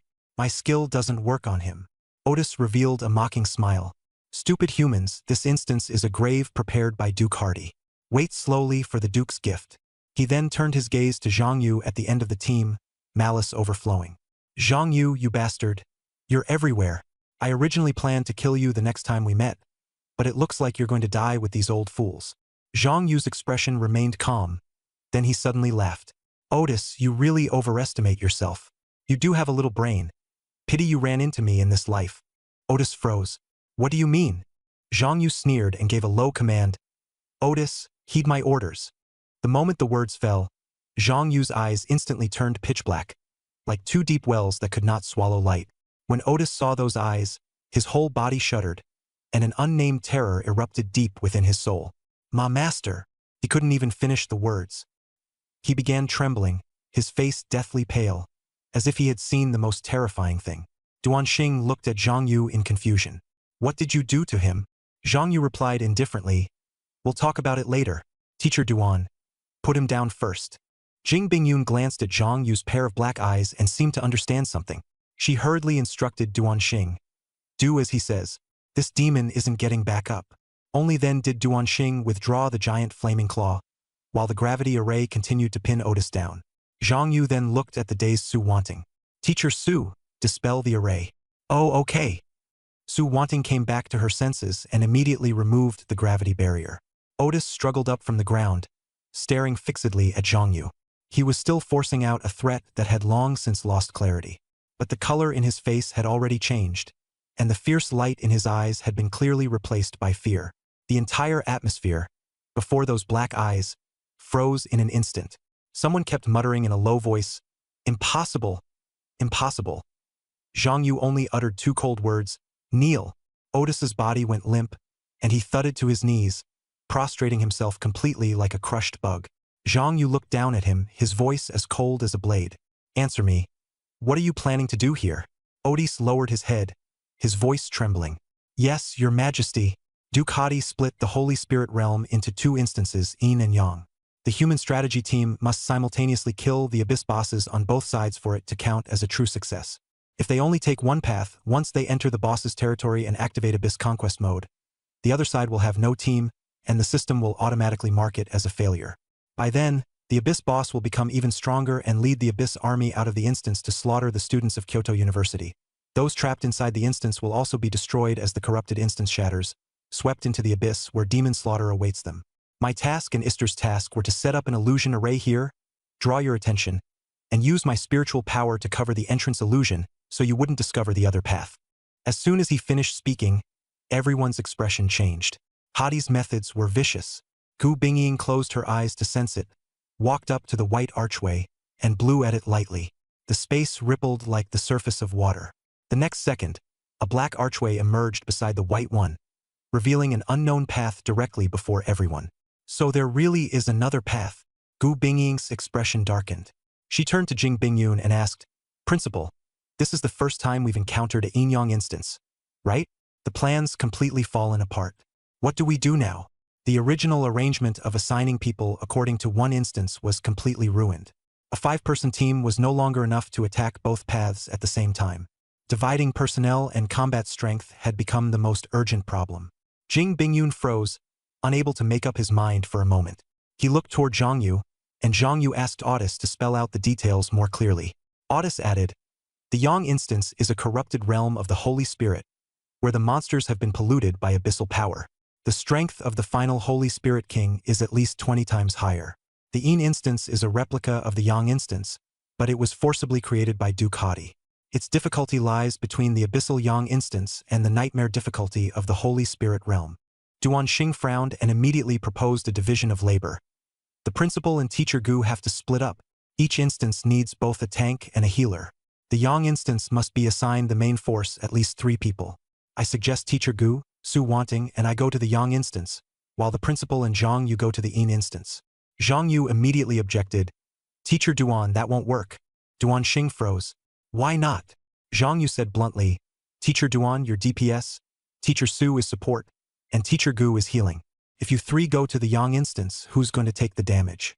Teacher Gu's pressure would be too great. Besides, Abyss monsters have high attack and defense, and there's a copying Dragon Man. If it copies Teacher Duan, and then you run into an empowered Abyss boss without the principal as a meat shield, the 3 of you could get wiped out instantly. Duan Xing fell silent. Everyone knew. Without enough tanks, the Yang instance could easily be wiped. And if Jing Bingyun and Gu Bingying both went to the Yang side, the Yin instance would lack healing and wouldn't hold either. The atmosphere grew heavy. Zhang Yu calmly put forward his plan. Principal, Teacher Duan, Teacher Gu, and Teacher Su should all go to the Yang instance together, while I go to the Yin instance alone. Jing Bingyun was stunned on the spot, and Duan Xing nearly jumped up. Zhang Yu, have you lost your mind? Do you even know what you're saying? Gu Bingying also hurriedly tried to dissuade him, and the others' doubts and worries pushed the scene to a breaking point. The teacher's expressions were grave. Jing Bingyun spoke up. Xiao Zhangyu, although the Yin instance is a level lower in name, its difficulty is even higher than the nightmare-level Holy Spirit realm. Going there alone is no different from walking to your death. Su Wanting also shook her head. I don't agree either. Zhang Yu's expression was serious. I'm not kidding. Only if all 4 of you go to the Yang instance together will you have a real chance of taking it down. I can handle the Yin instance, but not by fighting it head-on with my bare hands. Jing Bingyun asked again. Then how are you going to clear the Yin instance? It's not something you can pass with pure damage output alone. Zhang Yu didn't hesitate. With a wave of his hand, he summoned 2 high-tier beasts, level 70 Hellfire Demon Goats and level 70 Otis. Then he said, I also have 2 level 30 boss summons that can take hits at critical moments. With my support on top of that, they can hold the front line. So the Yin instance actually has 3 combat forces, which is enough to clear it. There was no bravado in his words. His gaze was firm, without the slightest retreat. Jing Bingyun looked at the 2 bosses, then at Zhang Yu, and remained silent for a long time. At last he closed his eyes and sighed. I never thought that one day, we'd have to rely on a child to carry the situation. Duan Xing immediately objected. Principal, don't act on impulse. He's only level 31. How could he possibly solo a corrupted Holy Spirit realm? Even with 2 level 70 summons, it still wouldn't be enough. Jing Bingyun said in a low voice, Duan Xing, we all know how terrifying monsters become after being strengthened 20-fold. Even 4 of us going to the Yang instance would be 9 deaths out of 10. Losing 1 person means certain defeat. All we can do now is trust Zhang Yu. The dispute was brief but tense. Suddenly, Gu Bingying stepped forward and said in a calm yet decisive tone, I agree with the split. Duan Xing stared at her, unable to say a word. Gu Bingying turned to Zhang Yu and softly reminded him, Xiao Zhang Yu, promise teacher this. You can't die. Zhang Yu nodded solemnly. I promise. Gu Bingying smiled gently and bent down to press a kiss on his forehead. Zhang Yu immediately felt a warm force drill into his body. Gu Bingying explained, This is my skill, Goddess's Kiss. It can let you come back to life once. So think of it as giving you one more means of survival. Warmth welled up in Zhang Yu's heart, and he murmured his thanks. But Gu Bingying said instead, The ones who should be thanking us are you.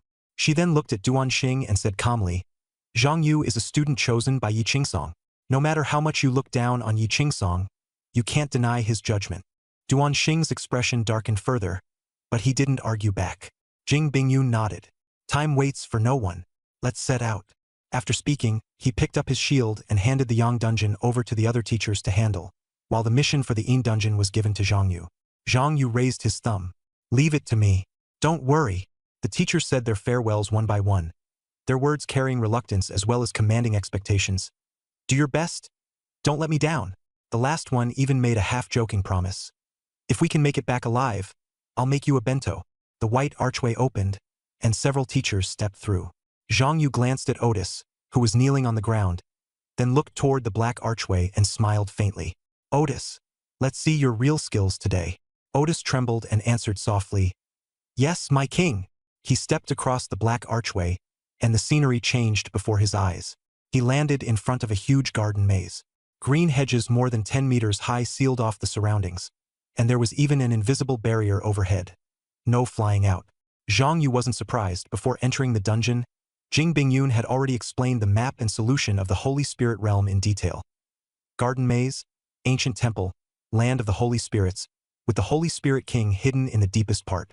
And now, he was at the entrance to the Garden Maze, where the true mission began. To get out of the maze, they had to follow the white flowers on the hedge walls. Zhang Yu quickly found the white flowers and immediately summoned the Rakshasa King and the Ice Spirit Queen to stand behind him.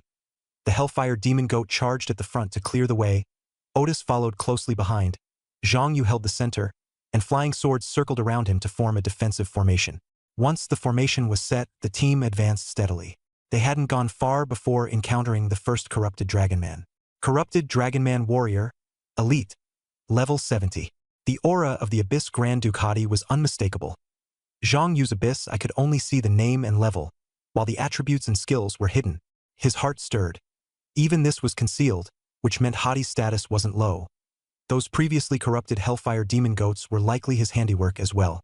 He didn't think about it any further and had the Hellfire Demon Goat and Otis move up to hold it off. He didn't want to reveal his true damage. Under the enhancement of the Ghost God Swordmaster's sword formation, the two of them killed the Dragonman in just a few strikes. System rewards popped up: experience, loot, mission progress, and Abyss King points. Looking at the experience prompt, Zhang Yu's eyes lit up. One small monster gave 1,000,000 experience points. Leveling up was astonishingly fast. He was even thinking about whether he could push all the way to level 40. But the garden maze was far from simple. Hidden within the hedges were numerous vines carrying paralyzing toxins, and they specialized in ambushing the last person in the group. In the past, one could still exit the dungeon at any time, but now that the dungeon had become abyssalized, there wasn't even a chance to leave. Zhang Yu could only proceed with caution all the way, because if a death occurred, the one in danger wouldn't be him alone. Teachers, Kyoto University, and the entire city of Kyoto would all be at risk. Sure enough, not long after they moved on, the Rakshasa King at the rear was entangled by vines lurking in the shadows, and his stamina dropped sharply. Zhang Yu reacted quickly, controlling the flying swords to cut the vines apart. The whole thing took less than half a second, but the Rakshasa King was already nearly out of stamina. Zhang Yu made a calm judgment. The Rakshasa King was too low level and his attributes were too poor, so even with the sword formation's healing, he couldn't withstand the ambush.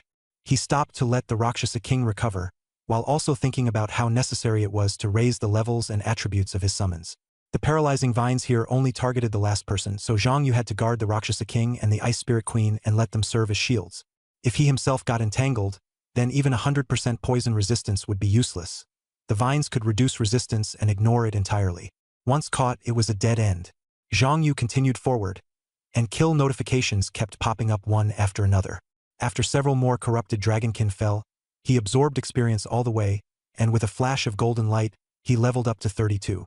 He was satisfied with his leveling speed, but there was still regret. Hellfire Demon Goat and Osdis couldn't trigger the splash effect of his constellation, so the efficiency was still a bit lacking. He really wanted to open all the sword formations and wipe out the monsters, charging through in one exhilarating wave of rapid level gains. But the clone dragonkin still hadn't appeared. If he went on a killing spree now, the next wave of clone dragonkin would just reap the benefits. Zhang Yu suppressed the urge and could only hold back from using Wushuang. Meanwhile, on the Yang dungeon side, Jing Bingyun's group in the garden maze was nearly at their limit. The corrupted dragonkin charged wildly, trampling through the sea of fire laid by Duanxing, forcefully resisting Su Wanting's control, and slashing again and again at Jing Bingyun's giant shield. Gu Bingying kept throwing out heals and mana restores, and even her face was covered in sweat. These monsters are way too strong. Even a level 90 nightmare dungeon isn't this hard. Someone in the party shouted, the atmosphere tense. Duanxing was drenched in sweat, cursing through gritted teeth as he flipped through his magic tome at high speed. Fire elements surged out like a flood, but those corrupted dragonkin simply could not be killed off. One died, and another immediately took its place, like endless replenishment. At that moment, he secretly felt relieved. If the principal hadn't also entered the Yang dungeon, and no one had held the front line, they would already have been hacked to death by the abyss monsters. While laying down buff arrays, Su Wanting nervously looked ahead.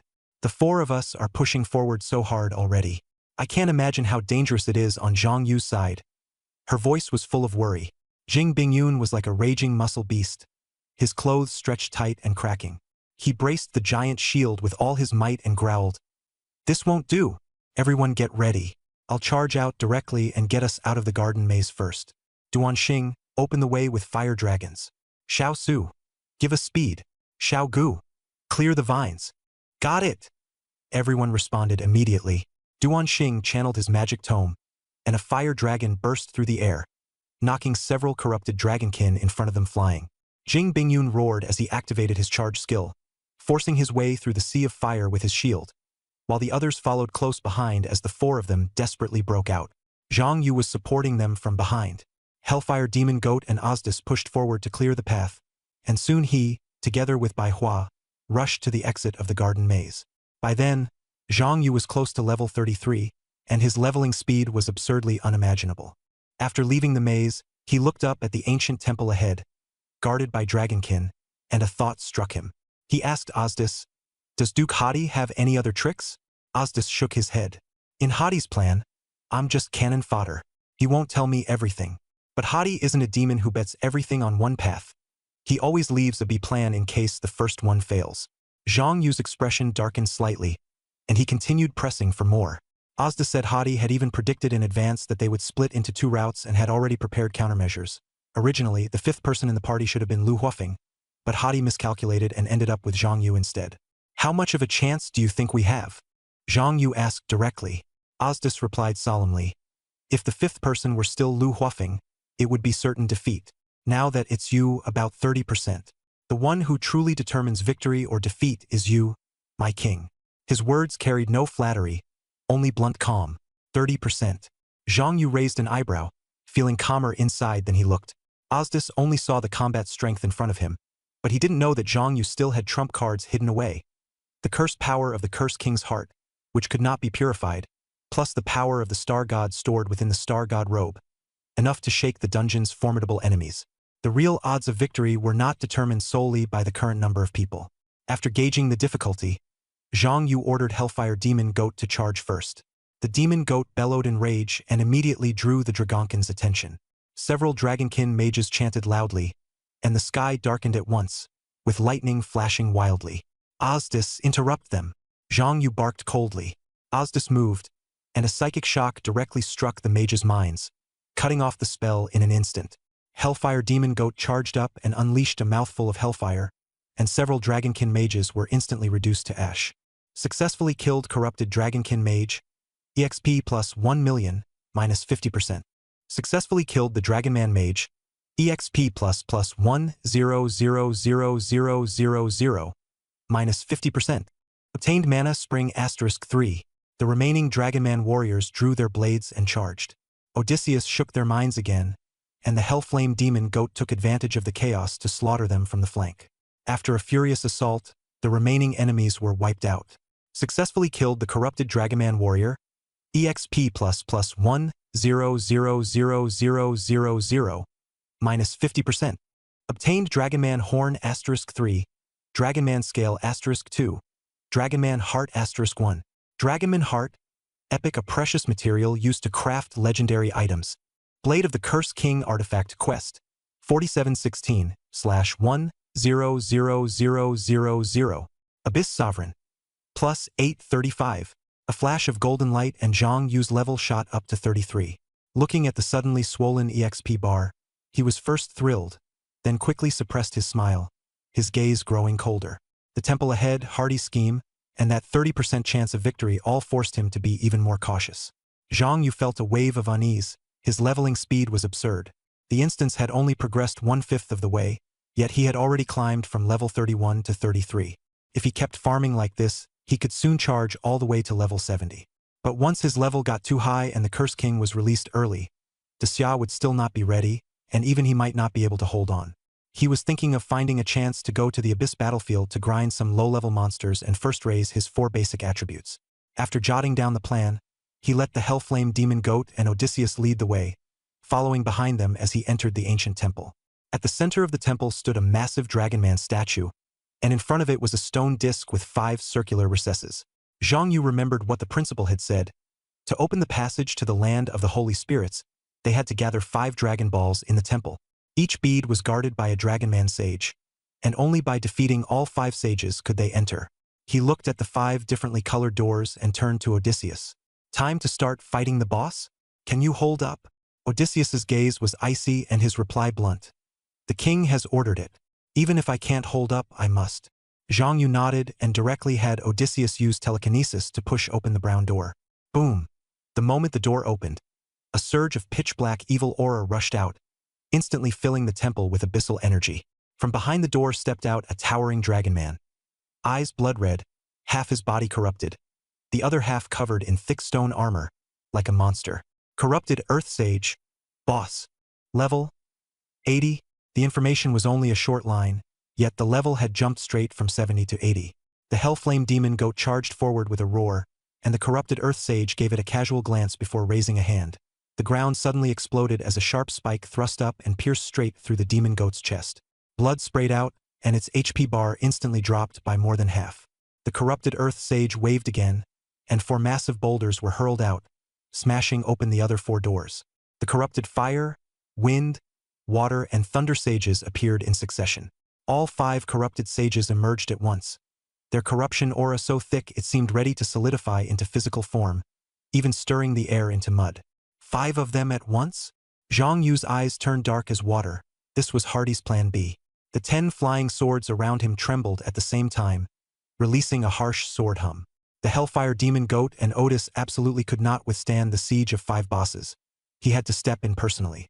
His heart tightened again as he worried even more about the situation on the principal's side.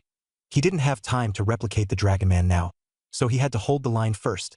The journey the principal and the others were on was extremely dangerous. At this moment, in the Yang instance, Zhang Yu's constantly remembered Jing Bingyun team was already close to collapse. The 5 corrupted sages kept manipulating the elements, pouring every attack onto Jing Bingyun in the front line. The temple had been blasted into pieces, with only that Dragon Man statue still standing steady. The black stone shield in Jing Bingyun's hands was already cracked. Gu Bingying was being suppressed so hard that she couldn't even speak, and could only keep healing Jing Bingyun non-stop, not daring to lose focus for even a second. Any slower, and Jing Bingyun's health bar would drop to a dangerous line. Once the front line was breached, their entire team would be wiped out instantly, with no time even to revive. Duanxing hovered in midair, flames roaring around him. It was obvious he was holding back a big move. The corrupted lightning sage broke away from taunt and condensed a lightning spear to hurl at Duanxing, lightning twisting the instant space. But the instant the spear was about to hit him, a reflection array lit up in front of Duanxing. The lightning spear was absorbed and rebounded with twice the force, directly blowing a bloody hole through the corrupted lightning sage. Su Wanting's face turned pale as she kept forming hand seals non-stop, her eyes fixed dead ahead. With me here, no one gets to hurt Teacher Duan. In a hurry, she laid down 3 enhancement arrays: mental power plus 50%, mage skill power plus 50%, damage plus 50%. Duanxing laughed loudly, fire blazing in his eyes, and a dragon's roar tore through the sky. A massive fire dragon materialized out of thin air, large enough to cover half the floating island. With the buffs in place, the flames around Duanxing surged violently. The fire dragon spat out a torrent of fire, sweeping across like a massive blaze and directly tearing open the space ahead, smashing into the corrupted sages. At least for the moment, the situation was stabilized, giving Gu Bingying and the others a chance to catch their breath. Back at the temple, Zhang Yu looked at the dense corruption aura and the 5 shattered doors before him, with 10 flying swords already arrayed around him. He said nothing more and struck coldly. For this brutal battle, he had to endure it in the most direct and ferocious way. The flames surged violently, twisting even the sky, as if they were about to set the entire heavens on fire. The 5 corrupted sages simultaneously sensed danger, fear appearing in their eyes, and immediately began chanting, preparing to cast a joint spell. The 5 elements instantly condensed around them.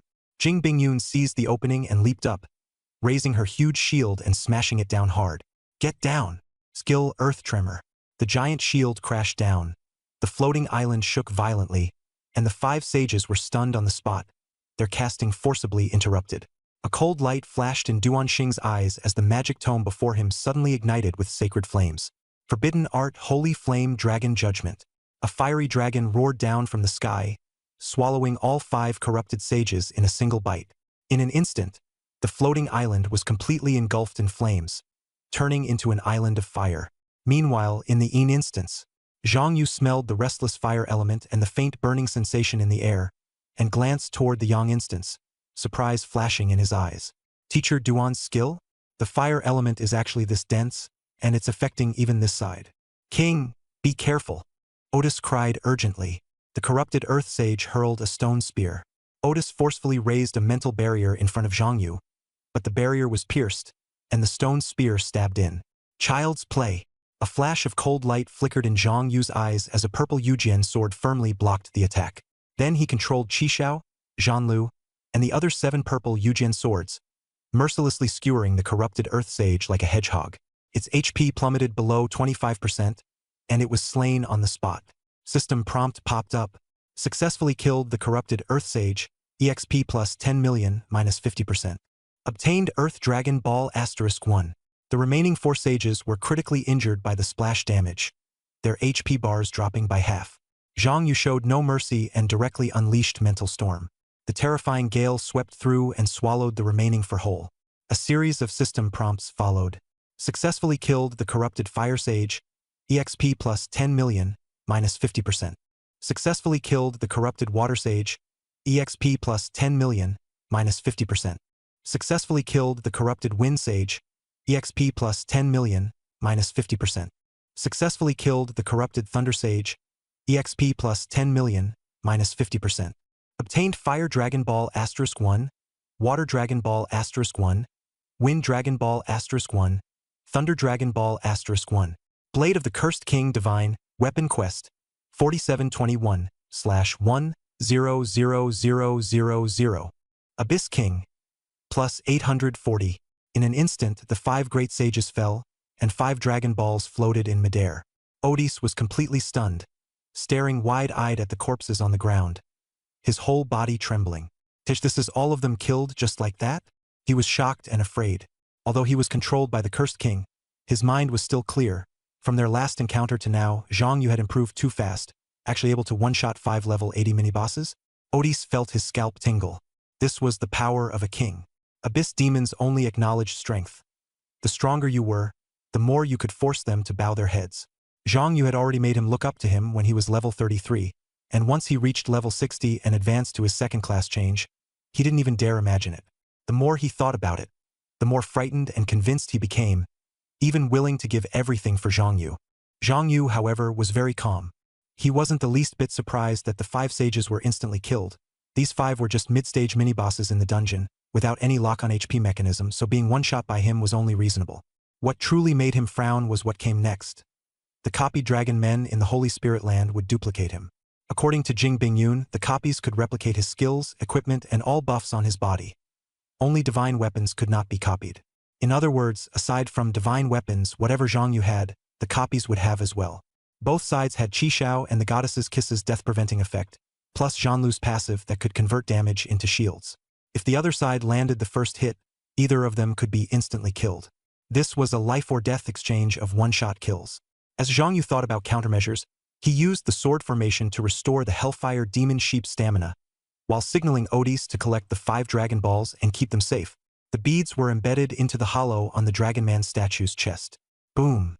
The ceiling slowly split open, and a soft light poured down, landing on the statue. The statue trembled violently, forcibly turning back into a living being.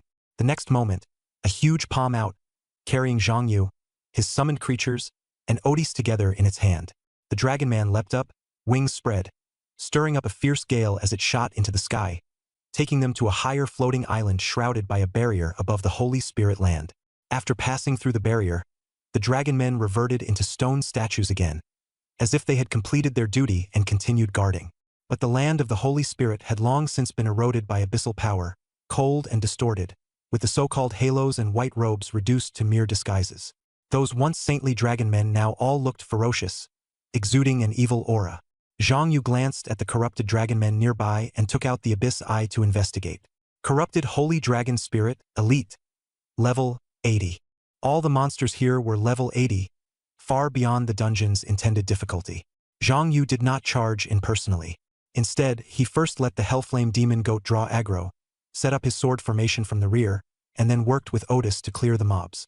Although the Hellflame Demon Goat and Otis were only level 70, They were boss class and far superior in attributes to ordinary monsters. Zhang Yu's sword formation also granted a 50% defense ignoring bonus, so dealing with these high-level trash mobs was not difficult.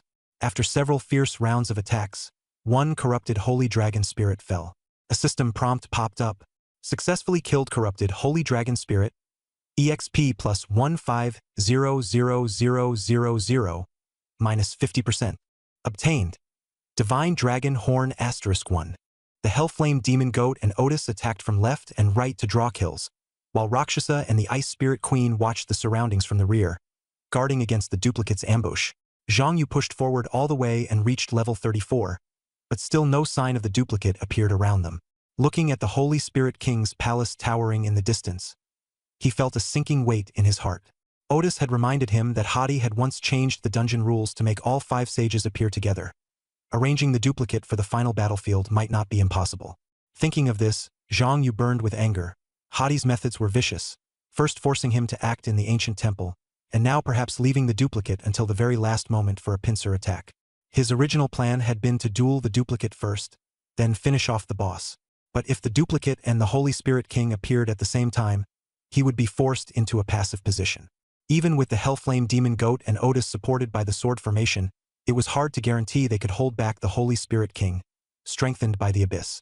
If he wanted to win then, Zhang Yu would have to use the Star God Robe and instantly kill the enemy with divine power. But once the Star God Robe was used, clearing the dungeon would be secured, and the risk that followed was this. If Hadi broke in at that moment without the Star God Robe, he would become a living target. The more Zhang Yu thought about it, the more anxious he became. He knew the power of the stars had to be saved for the very end. At that moment, Otis suddenly proposed a solution. Zhang Yu signaled for him to speak. Otis said directly, "Put Curse Death on the King's summon. As long as the corrupted Holy Spirit King kills that summon, he himself will trigger the curse and enter a weakened state. Then we can take the opportunity to strike him and the duplicate." After hearing this, Zhang Yu fell silent for a moment. This method did not require the Star God Robe, and it could also bring the initiative back to his side. A conflict was about to erupt, and victory or defeat would hinge on the next move. "You can even have a fair fight with your clone," Otis said, as if taunting him. Zhang Yu's eyes turned cold. "Curse Death? Are you sure it'll work?" Otis hurriedly argued. "My king, you don't need to doubt my ability. My soul-based techniques are extremely strong. Even a Duke-level demon may not be able to withstand my spiritual attacks. The boss in this dungeon can't resist my curse." Zhang Yu remained silent. He had already calculated it clearly in his mind. He was only using the title Cursed King to temporarily keep Otis under control. He could not guarantee that this demon would remain loyal forever. If Otis turned on him, and without the Hellflame Demon Goat, he would immediately be reduced to the awkward situation of 1 against 3. Seeing Zhang Yu hesitate, Otis pushed things to the extreme. "If you doubt it, then I'll place Curse Death on myself. I'll use my own death to curse the corrupted Holy Spirit King." Zhang Yu was stunned. Otis was actually willing to stake his life as a guarantee. That fervor only made Zhang Yu more alert. He understood that Otis was loyal not to him, but to that title. Once the Cursed King revived, things would only get worse. But letting him stay was also dangerous. Zhang Yu issued a cold order. "Since you're willing, then put the curse on yourself." Without the slightest hesitation, Otis began casting on himself. Soon, black curse sigils coiled all over his body, and his gaze turned fanatical and devout. The title's control once again sent a chill through Zhang Yu. With just a title, it could force a mage with such strong mental resistance to sacrifice his life in worship. If the Cursed King returned, no one could predict how powerful he would be. A few minutes later, Otis was ready. He looked at Zhang Yu with fervor all over his face. "My king, I'm ready." Zhang Yu nodded coldly. "Go." Otis walked into the temple. At the center of the temple hung an energy body entirely purple-black in color, with a sinister aura, the king of the corrupted holy spirits. Beside it stood a clone that looked exactly like Zhang Yu, surrounded by a formation of black and white flying swords. Otis no longer hesitated. Raising a hand and summoning soul power, he unleashed Soul Blast at the king of the corrupted holy spirits and the clone. The clone Qishao instantly blocked in front of the clone, parrying the attack. The king of the corrupted holy spirit's eyes turned blood red, and 2 death rays directly pierced through Otis' chest, scorching 2 bloody holes into him. Otis hadn't even finished his move before he fell straight down. The moment his corpse hit the ground, Black chi surged out like poisonous vines and rapidly wrapped around the king of the corrupted holy spirits. The curse had taken effect. The Holy Spirit King immediately sensed it, its expression changing as it began forcefully purifying itself. Before it could finish, the hell flame demon sheep crashed through the wall in a blaze of fire and pounced on it, pinning the Holy Spirit King to the ground and once again firing death rays from its eyes. The death curse carried by the hell flame demon sheep landed on the Holy Spirit King, its stamina plummeting, forcibly interrupting the purification. Seeing the Holy Spirit King suppressed, Zhang Yu's clone immediately rushed in to support. But the space ahead suddenly twisted, and a purple nether sword shot out from a crack in the sword formation, stabbing straight at its face. The clone reflexively used its block instinct to deflect it. Just after deflecting it, Qi Xiao, Zhan Lu, and the other 7 nether swords simultaneously thrust in from 9 directions, tearing the clone into a porcupine with a barrage of sword strikes.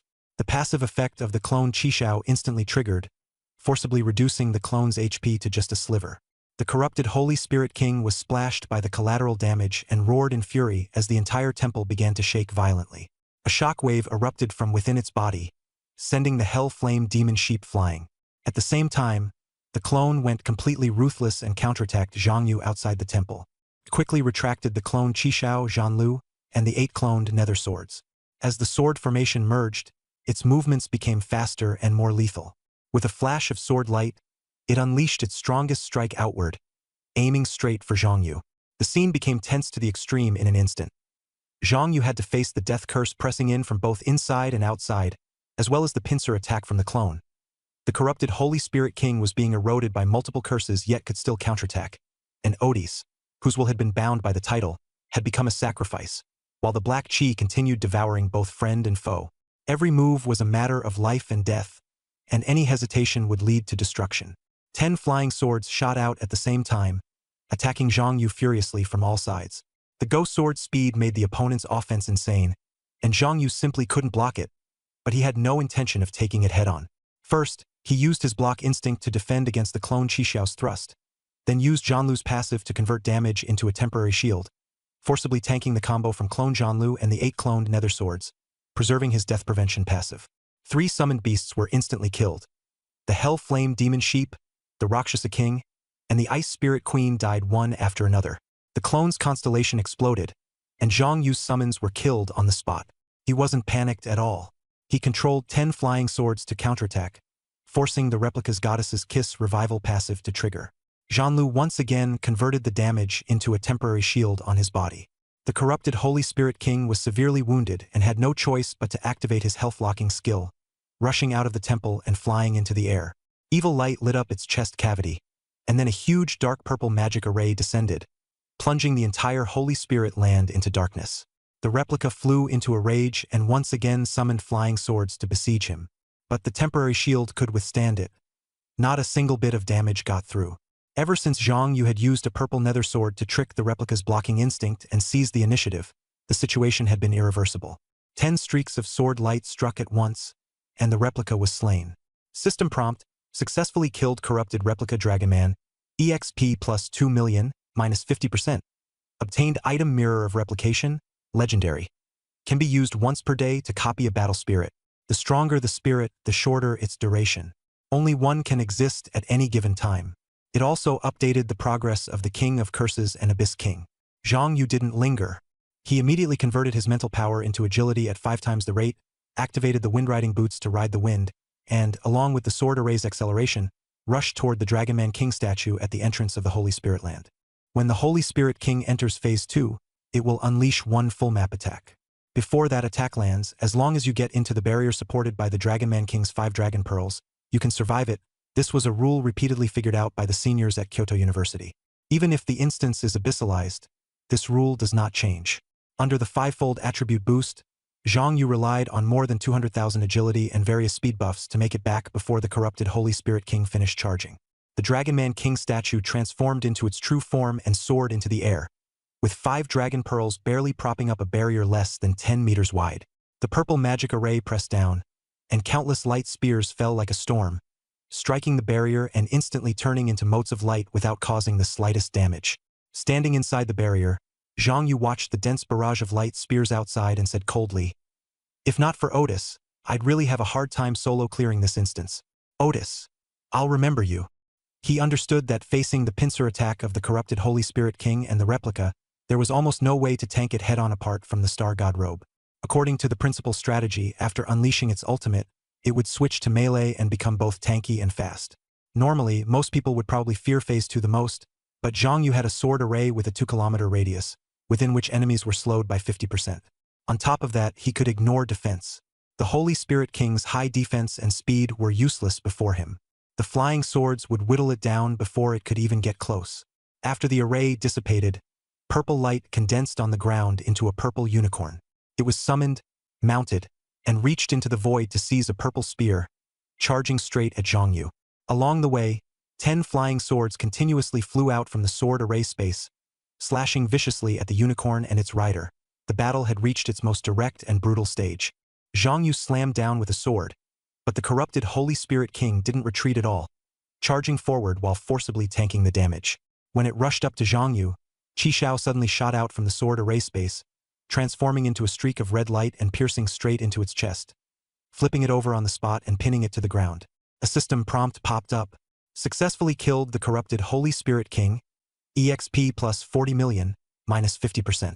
Obtained, Holy Spirit Crown, Holy Spirit Heart *1, Divine Stones *3, Holy Spirit Crown, Legendary Mental Power plus 50%, no equipment level requirement. Holy Spirit Heart, unique, a material for forging divine artifacts. There is only one in the world. A streak of golden light burst out from within Zhang Yu's body, and he leveled up directly to level 35. After taking down the boss, he opened his storage space to check the loot. Directly increases mental power by 50%? Zhang Yu froze. His mental power was now 56,902, and after equipping it immediately became 85,353, a full increase of nearly 30,000, and it would keep rising. The further it went, the more exaggerated this hat's effect would become. He sighed and put on the crown of the Holy Spirit. Then he took out another item, the Mirror of Replication. The description said it could duplicate an entity, perhaps even a demon Grand Duke. Its value might be higher than the crown of the Holy Spirit, but the cooldown was 1 day, so he suppressed his curiosity for the time being. Now it was time for the more crucial item. Zhang Yu took out the Wheel of Fate and the 3 Divine Stones, his heart tightening. If he could pull a new refined Tier 3 exclusive weapon, or even 3 new exclusive weapons, his combat power would soar. Without the slightest hesitation, he placed all 3 Divine Stones into the Wheel of Fate at once. The triple draw began. The wheel spun wildly, and 3 streaks of red light shot into the sky. The heavens turned into a starry expanse, and 3 stars fell, condensing into a starlight sword. The 7 Stars Dragon Abyss Sword. The system displayed. Divine Sword 7 Stars Dragon Abyss. Exclusive Tier 3 attack power plus 3000. Automatically protects its master. The wielder is immune to immobilization effects, immune to lightning attribute damage, gains starlight protection, and is unaffected by the pressure of the strong. Divine Artifact Quest. Absorb the power of the Star God, 0/1. Note: one of the 10 great swords protects its master and slays demons, cleansing the world. The sword slowly descended before Zhang Yu. Its blade seemed to contain an entire starry sky, breathtakingly beautiful. The moment Zhang Yu gripped the hilt, the Star God robe on his body immediately manifested, and the two began to glow at the same time, as if resonating with each other. A system prompt popped up. The 7 Stars Dragon Abyss Sword has sensed the power of the Star God. Consume 1 charge of the Star God robe to recharge the sword? Zhang Yu's heartbeat quickened. This meant he could directly complete the Divine Artifact Quest. He chose to recharge without the slightest hesitation. The power within the Star God robe surged out instantly, pouring wholly into the 7 Stars Dragon Abyss Sword. Boom! The 7 Stars Dragon Abyss Sword erupted with a terrifying aura, and Zhang Yu's vision went dark as he was pulled into the starry sky in an instant. The starlight on the sword brightened and dimmed, syncing with the stars above. The system confirmed. The 7 Stars Dragon Abyss Sword Divine Artifact Quest has been completed. The 7 Stars Dragon Abyss Sword has evolved into a divine artifact and can be refined beyond Tier 3. Divine Sword 7 Stars Dragon Abyss. Exclusive Divine Artifact Tier 3 attack power plus 30,000. Automatically protects its master.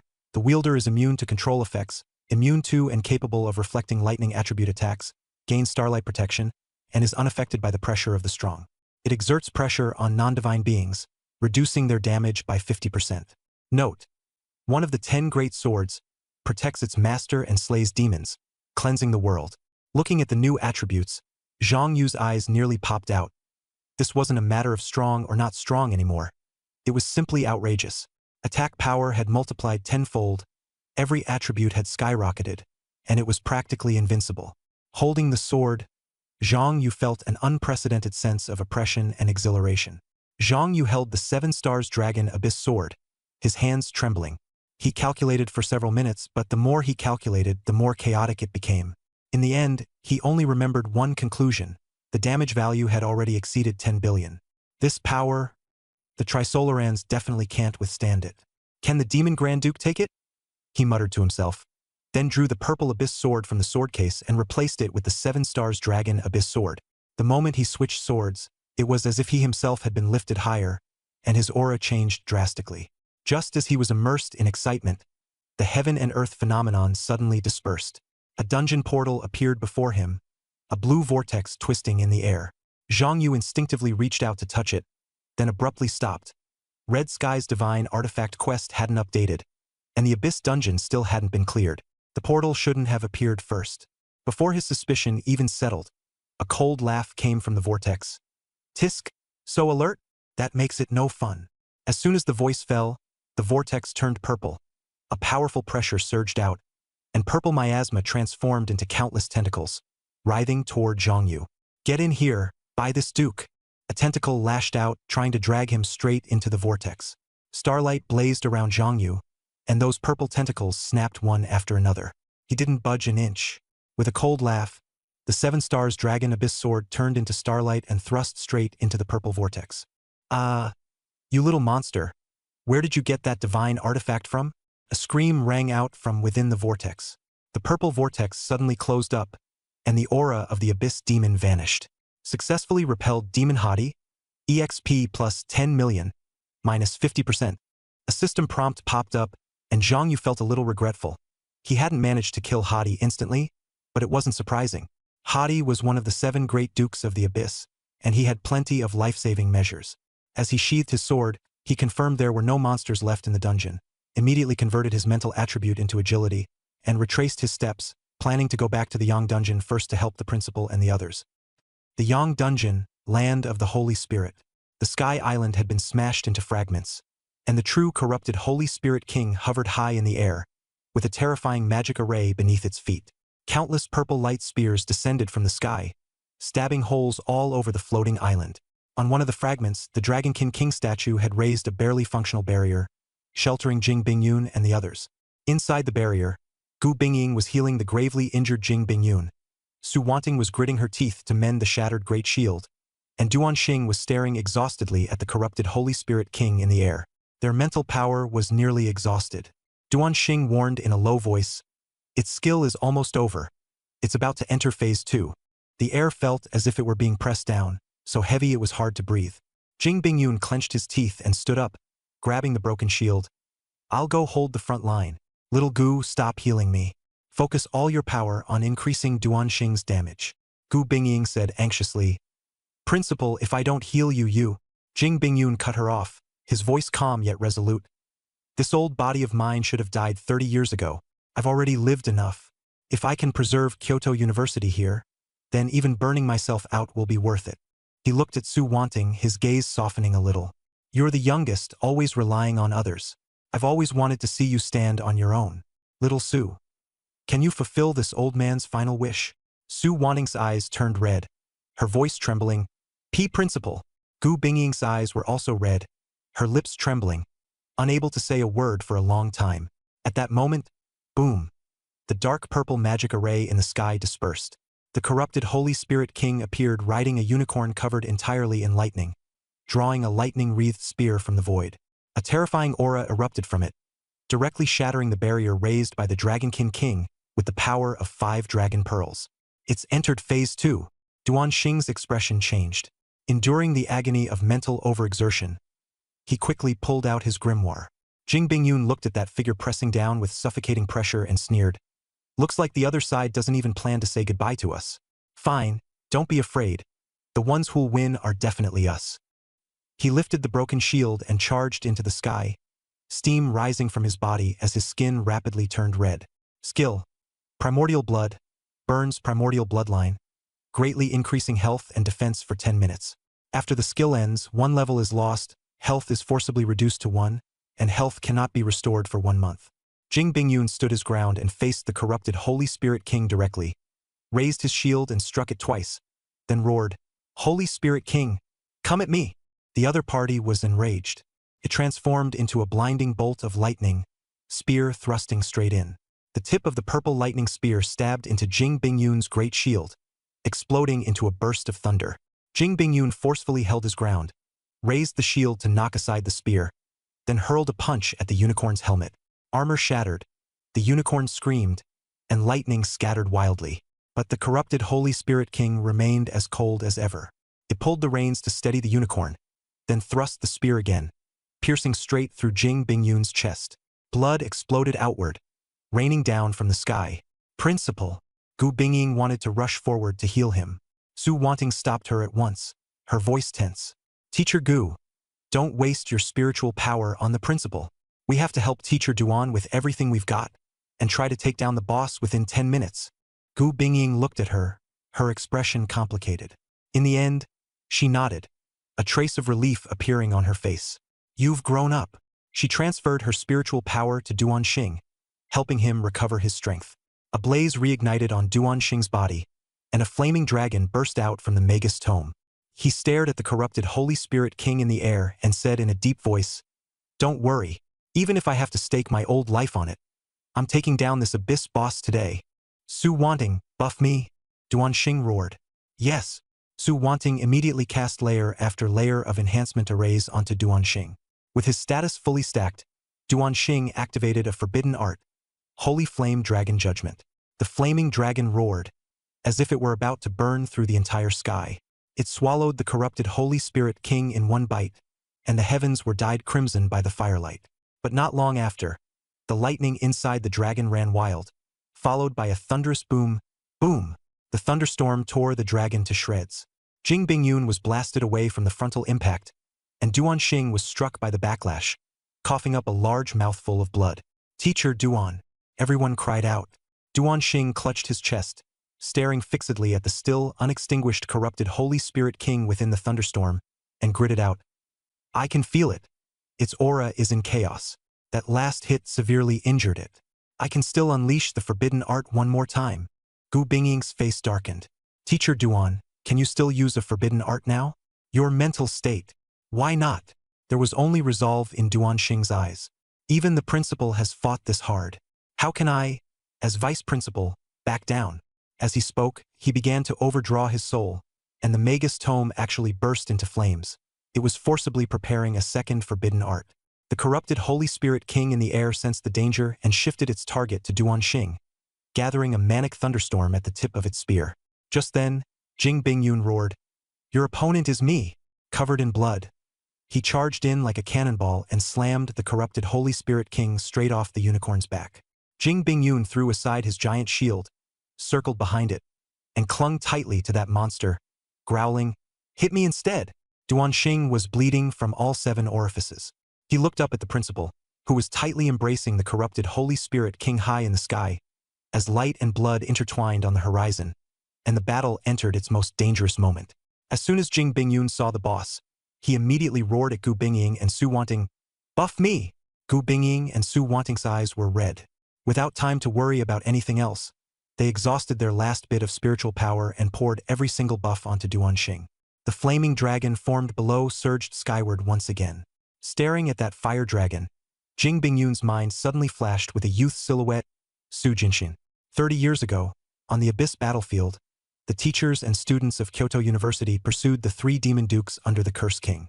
The battle had been brutal. Back then, the one who should have stood up as the shield was Jing Bingyun, but he had faltered. In the end, it was Yi Qingsong's disciple Su Jinshin who summoned the power of the Star God with his life and tightly restrained the 3 demon dukes, buying Yi Qingsong the final strike.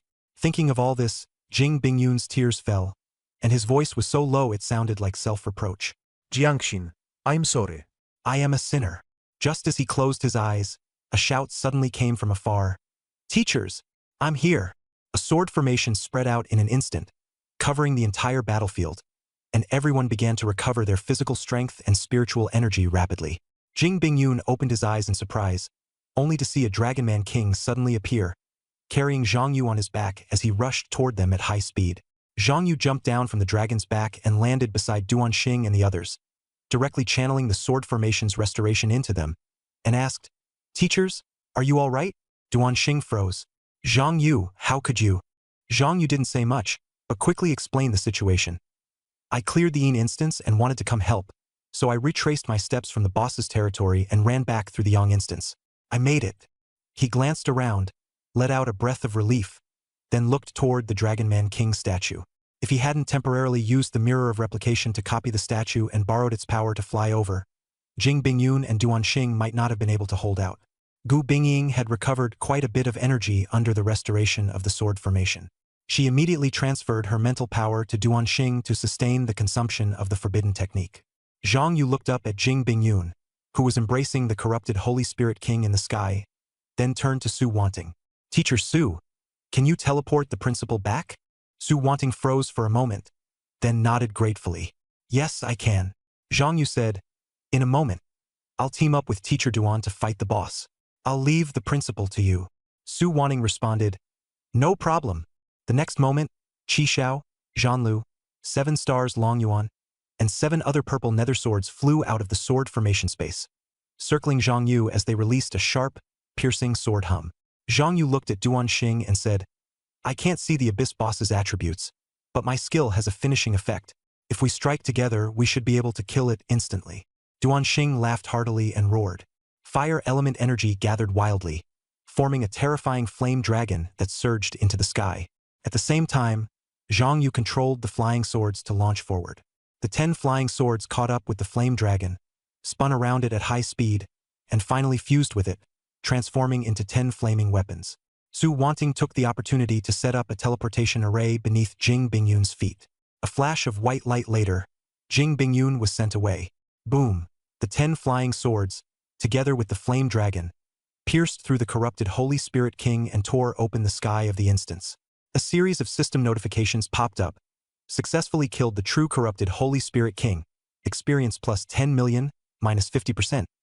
Obtained item Holy Spirit Core, a material for forging divine artifacts, one and only in the world. Curse King Divine Artifact Quest Progress. Abyss King plus 893. Abyss Instance Cleared, Qi Xiao Divine Artifact Quest Progress, and more. With the instance officially cleared, the real teleportation exit appeared before everyone. Duan Xing couldn't hold on any longer and collapsed to the ground. Looking up at the once again clear sky, he let out a long breath. Finally, finished. Before Teacher Duan could finish, he fell straight over and passed out. Zhang Yu was startled. "Teacher Duan." Gu Bingying smiled faintly as she blocked Zhang Yu's panic. "Don't worry, he's just too tired." Her gaze turned to Zhang Yu, carrying a half-joking tone. "Little Zhang Yu, you keep surprising me more every time. If I were a few dozen years younger, I wouldn't let go of such a promising talent." Zhang Yu's face turned red, and he stammered in denial. Seeing his embarrassment, Gu Bingying laughed even more unabashedly. Su Wanting limped over while supporting the unconscious and severely injured people and said seriously, "Teacher Gu, if not for Zhang Yu this time, our raid might have been completely ruined." Gu Bingying nodded. Her gaze swept over the ruined instance, and her voice lowered. "Abyss-corrupted instances are becoming more and more dangerous, just like 30 years ago." When she mentioned 30 years ago, Su Wanting's fists tightened slightly and her expression stiffened. Zhang Yu was about to ask something, but Gu Bingying had already turned back to a smile and said to him, "The instance may be broken, but leave the cleanup to me. Go back and rest first. Once everything is handled, I'll urge the principal to give you your reward." Zhang Yu didn't ask further and nodded before leaving. Gu Bingying gently kissed Zhang Yu on the forehead and said with a smile, "This is the permanent goddess's kiss buff. Consider it an advance reward from the teacher." Zhang Yu raised his hand and found that the buff had indeed become permanent. Overjoyed, he thanked her repeatedly before leaving. Su Wanting watched his departing figure and couldn't help asking Gu Bingying, "Teacher, since when did your goddess's kiss become a skill that has to be activated by kissing the forehead?" Seeing her innocent expression, Gu Bingying smiled with an edge of mischief. "Silly girl, you can use it whenever you want." Zhang Yu was sent back to the dormitory, too excited to sleep. After clearing that high-difficulty abyss, he still had energy to spare, so he decided to head to dormitory number 0 that night and spend the starstones he had on hand. Granny Nyo had said before that starstones could rapidly improve one's strength. At the entrance to the 6th floor, Granny Nyo was cleaning. As soon as Zhang Yu greeted her, she asked him how many starstones he had earned from his last dungeon run.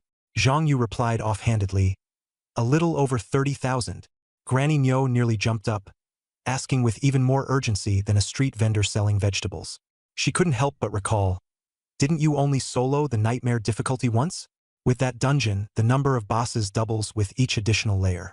You cleared it alone all the way to level 55. Did you really kill 24 level 55 Starstone Knights?" Zhang Yu nodded faintly. Granny Nyo fell silent for a long time, and in the end could only sigh. "The God of Stars chose you for a reason. You have over 30,000 starstones, so don't keep doing those infrastructure tasks anymore. It's too much of a loss." Zhang Yu asked what they were for. Granny Nyo quietly said 2 words, "Go join the Star God Gambling Duel." Zhang Yu froze and asked, "Star God Gambling Duel? That's a gamble between gods and mortals. The entry fee is 30,000 starstones. Once you enter the dungeon, you'll wager against a projection of a god, and the content depends on what the god's projection likes." Granny Nyo briefly explained the rules. If you win, there are rewards. If you lose, you won't come away empty-handed either. The God of Stars will compensate you. 1,000 points added to each of your 4 attributes, roughly equivalent to the gains you'd slowly earn on the 6th floor. In short, you won't lose out. She added. Zhang Yu's eyes lit up. "Sounds interesting. I want to participate." Granny Nyo led him to the entrance beside the God's Treasure Vault dungeon and motioned for him to proceed. "Pay 30,000 starstones, and the system will match you with a god's projection based on your situation." He did as told. 30,000 starstones were deposited into the dungeon, and the entrance flashed blue. Star God Gambling Duel Dungeon activated. Matching God Projection. Match successful. The God of Joy descends as a projection. Challenge? Zhang Yu selected challenge without hesitation. As the vortex brightened, he was transported into a dim, shabby room and seated on one side of a long table. Opposite him sat a woman whose face was obscured by thick fog. He tried using Abyss Eye to inspect her, but there was no response. The projection's concealment was very strong. The woman let out a soft laugh, her voice like smoke. "Dear challenger, let's play a delightful game." Zhang Yu asked about the rules. The woman flipped her palm and placed on the table a pistol resembling a revolver. 6 bullets, 3 blanks. We take turns pulling the trigger. You can aim at yourself or at your opponent. If you shoot yourself and don't get hit, you may try again, she said indifferently. Zhang Yu understood at a glance it was basically Russian roulette by another name. It depended on luck and courage. Whoever was unlucky would be punished. But inside the dungeon, true death wasn't possible, so that alone didn't make it thrilling enough. The God of Joy's smile deepened. "So I prepared props. You and I each get 3 chances to draw items, and the 3 items you obtain can be used at any time. In other words, we each have 3 lives." Zhang Yu silently counted the terms over in his head, then said coldly, "Any other stakes?" The woman glanced at him. "There's a bonus prize. If you win, I'll give you my divine artifact. If you lose, you give me yours. How about it?" A serious look crossed Zhang Yu's face. On the surface, it seemed like a high-reward gamble, but he already had his own calculation in mind.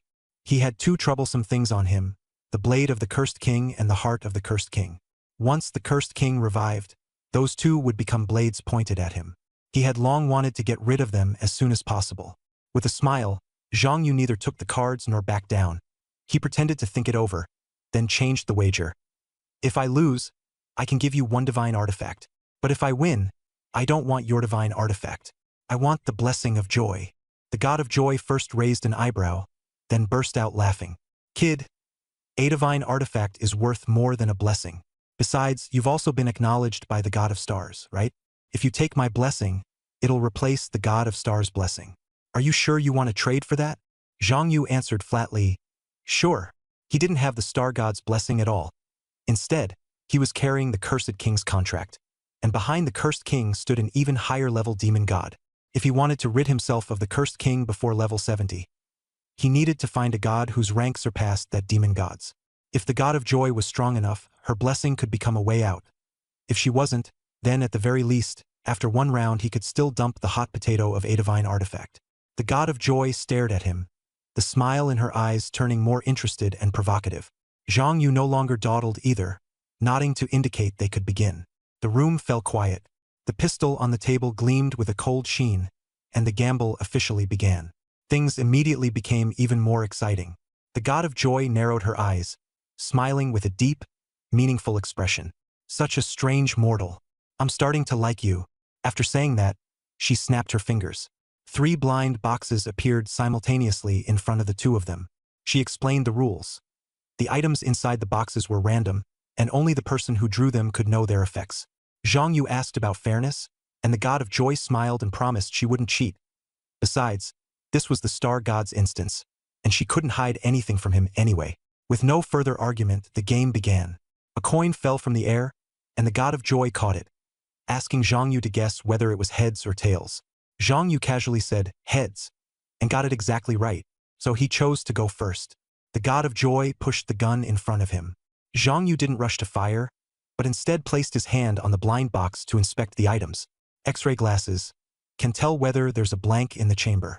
Paralysis rope prevents the opponent from acting on their next turn. Illusion bullet. If the chamber contains a blank, it becomes a live round. If it contains a live round, it becomes a blank. He calculated it in his head. X-ray glasses paired with the illusion bullet would be the safest, and the paralysis rope was also very strong. Since it was best of 5, he should spread the items out instead of burning through them all at once. For the first shot, he tested his luck first and pulled the trigger at himself. Click, a blank. The god of joy smiled faintly and said his luck was pretty good, adding that 3 of the next 5 shots would be live rounds, and asking if he wanted to fire at her. Zhang Yu wasn't in a hurry. First, he used the paralysis rope. A purple cord shot out and bound the god of joy. At this moment, there were only 2 blanks left in the cylinder, and the chance of firing 2 blanks in a row was very low. In other words, his odds were excellent if he fired now. He raised the gun and aimed at the god of joy, then squeezed the trigger. Boom! The bullet hit, and 1 red heart above the god of joy vanished. She wasn't flustered, smiling as she said he had wasted an item. Zhang Yu replied coldly, if it secures a win for 1 round, it doesn't count as waste. The next round was her turn to go first. The gun in Zhang Yu's hand disappeared, and the god of joy received a new gun. She immediately used the X-ray glasses to scan it, her smile growing even more confident. Looks like luck is on my side today. She raised the gun at Zhang Yu and pulled the trigger. Boom! The bullet hit, and Zhang Yu felt a stabbing pain in his chest as 1 red heart above his head disappeared. The gun returned to Zhang Yu's hand. Zhang Yu also used the X-ray scope to check the chamber blank rounds. If he used a fantasy bullet now, he could turn the game around immediately, but then he would have no items for the next 2 rounds, while the god of joy still had 2 in hand. In the long run, that would be unfavorable. After weighing his options, he chose to gamble. First he fired a shot at himself, then at the god of joy. Both were blank rounds. Zhang Yu gave a wry smile. He was really terribly unlucky. The god of joy burst into laughter, mocking his bad luck. Little one, did you offend the goddess of luck? 2 blank rounds in a row. She clapped triumphantly, ready to claim the fruits of victory, and confidently raised the gun to fire at Zhang Yu. Click! Another blank round. At that moment, the god of joy's laughter came to an abrupt halt, her expression freezing instantly.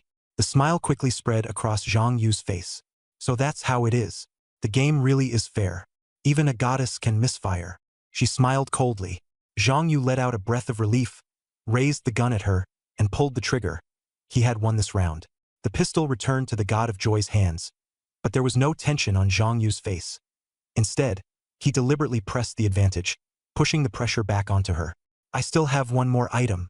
Even if you win this small round, the next one will be mine. Goddess, why don't you surrender now? He said lightly. The god of joy chuckled and took out the X-ray scope to inspect the chamber. After seeing it clearly, the corners of her mouth lifted as she said proudly, Little one, looks like I've won. From the last blind box, she drew out an item. Exploding bullet. Bullet damage doubled this round. Light flowed into the pistol, and she pointed the gun at Zhang Yu. That divine weapon is mine now. Zhang Yu was not outdone. He immediately activated the item converter. A bullet that was half illusory and half real flew out of the blind box, transforming into light and entering the chamber. The god of joy froze for a moment. Fantasy bullet? She hadn't expected Zhang Yu to draw that. She casually fired at herself. Click! A blank round. The room fell silent for a few seconds.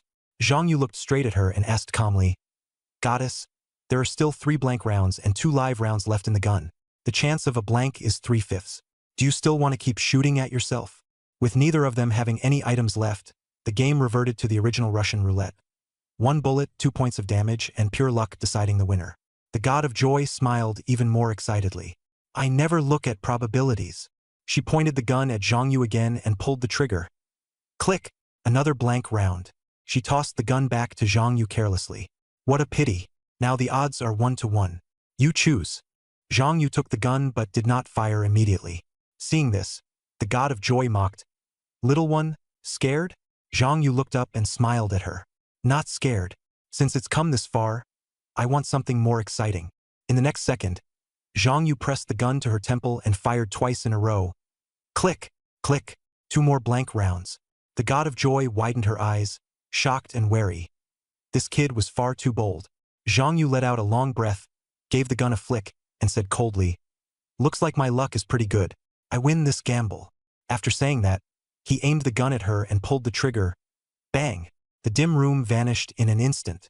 Zhang Yu's vision shifted, and he was standing in a grand hall resplendent with gold and jade. At the center of the hall, the God of Joy revealed her true form. Stunningly beautiful, she smiled at him and said, Little one, this game today was really fun. Honestly, I'm liking you more and more. Zhang Yu was not surprised.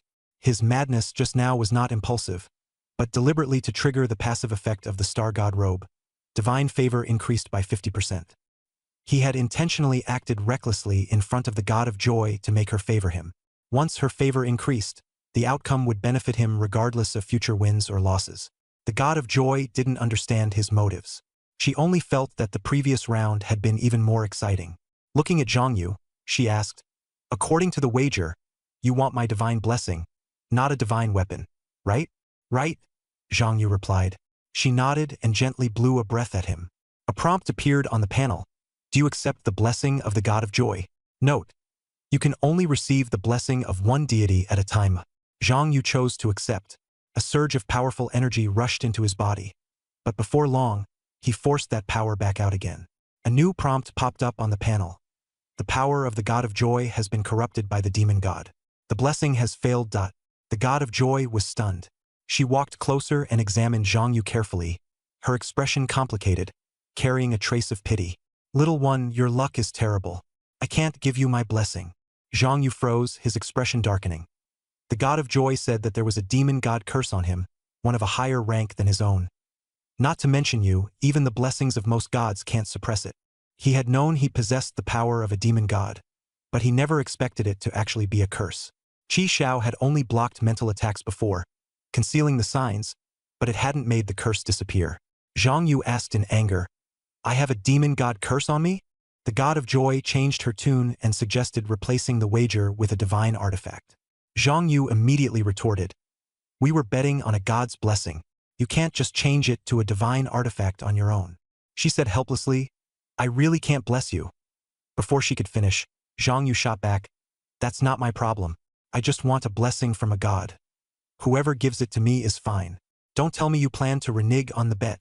The tension between the two grew intense. The God of Joy was left speechless, her expression changing as she accused him of having plotted this in advance and deliberately setting a trap. Zhang Yu asked coldly, As a goddess, are you really planning to go back on your word? During the argument, her temples were visibly twitching. In the end, she reluctantly admitted defeat. Fine, I lost this time. I'll find a way to bless you. With that, she tossed Zhang Yu a multicolored die as compensation. Zhang Yu took it and checked its attributes. Chaos Dice, God-tier consumable, can be used on any piece of equipment or item to transform its quality into God-tier. His eyes lit up as he asked, It can really turn any equipment or item into God-tier? The God of Joy nodded, saying it was a treasure forged at the cost of a great deal of divine power, but also admitted that there was only so much she could do before leaving, and the blessing might not be guaranteed. When the bell rang, she sighed and departed, her figure dissolving into points of light. Before leaving, she gave him a star crystal, and the system prompted whether to use it to recharge the Star God robe. Zhang Yu casually recharged it, then was sent out of the instance. By then, it was already night. Granny Niu had left early, and Zhang Yu went straight back to the dormitory. After spending the whole day in a dungeon and fighting the projection of a god, he was thoroughly exhausted. After washing up, he lay on his bed and took out the chaos dice, pondering what would be the most worthwhile item to upgrade. Qi Xiao, Zhan Lu, and those other high-tier weapons were not good candidates to touch, while the purple nether swords were numerous and took up space.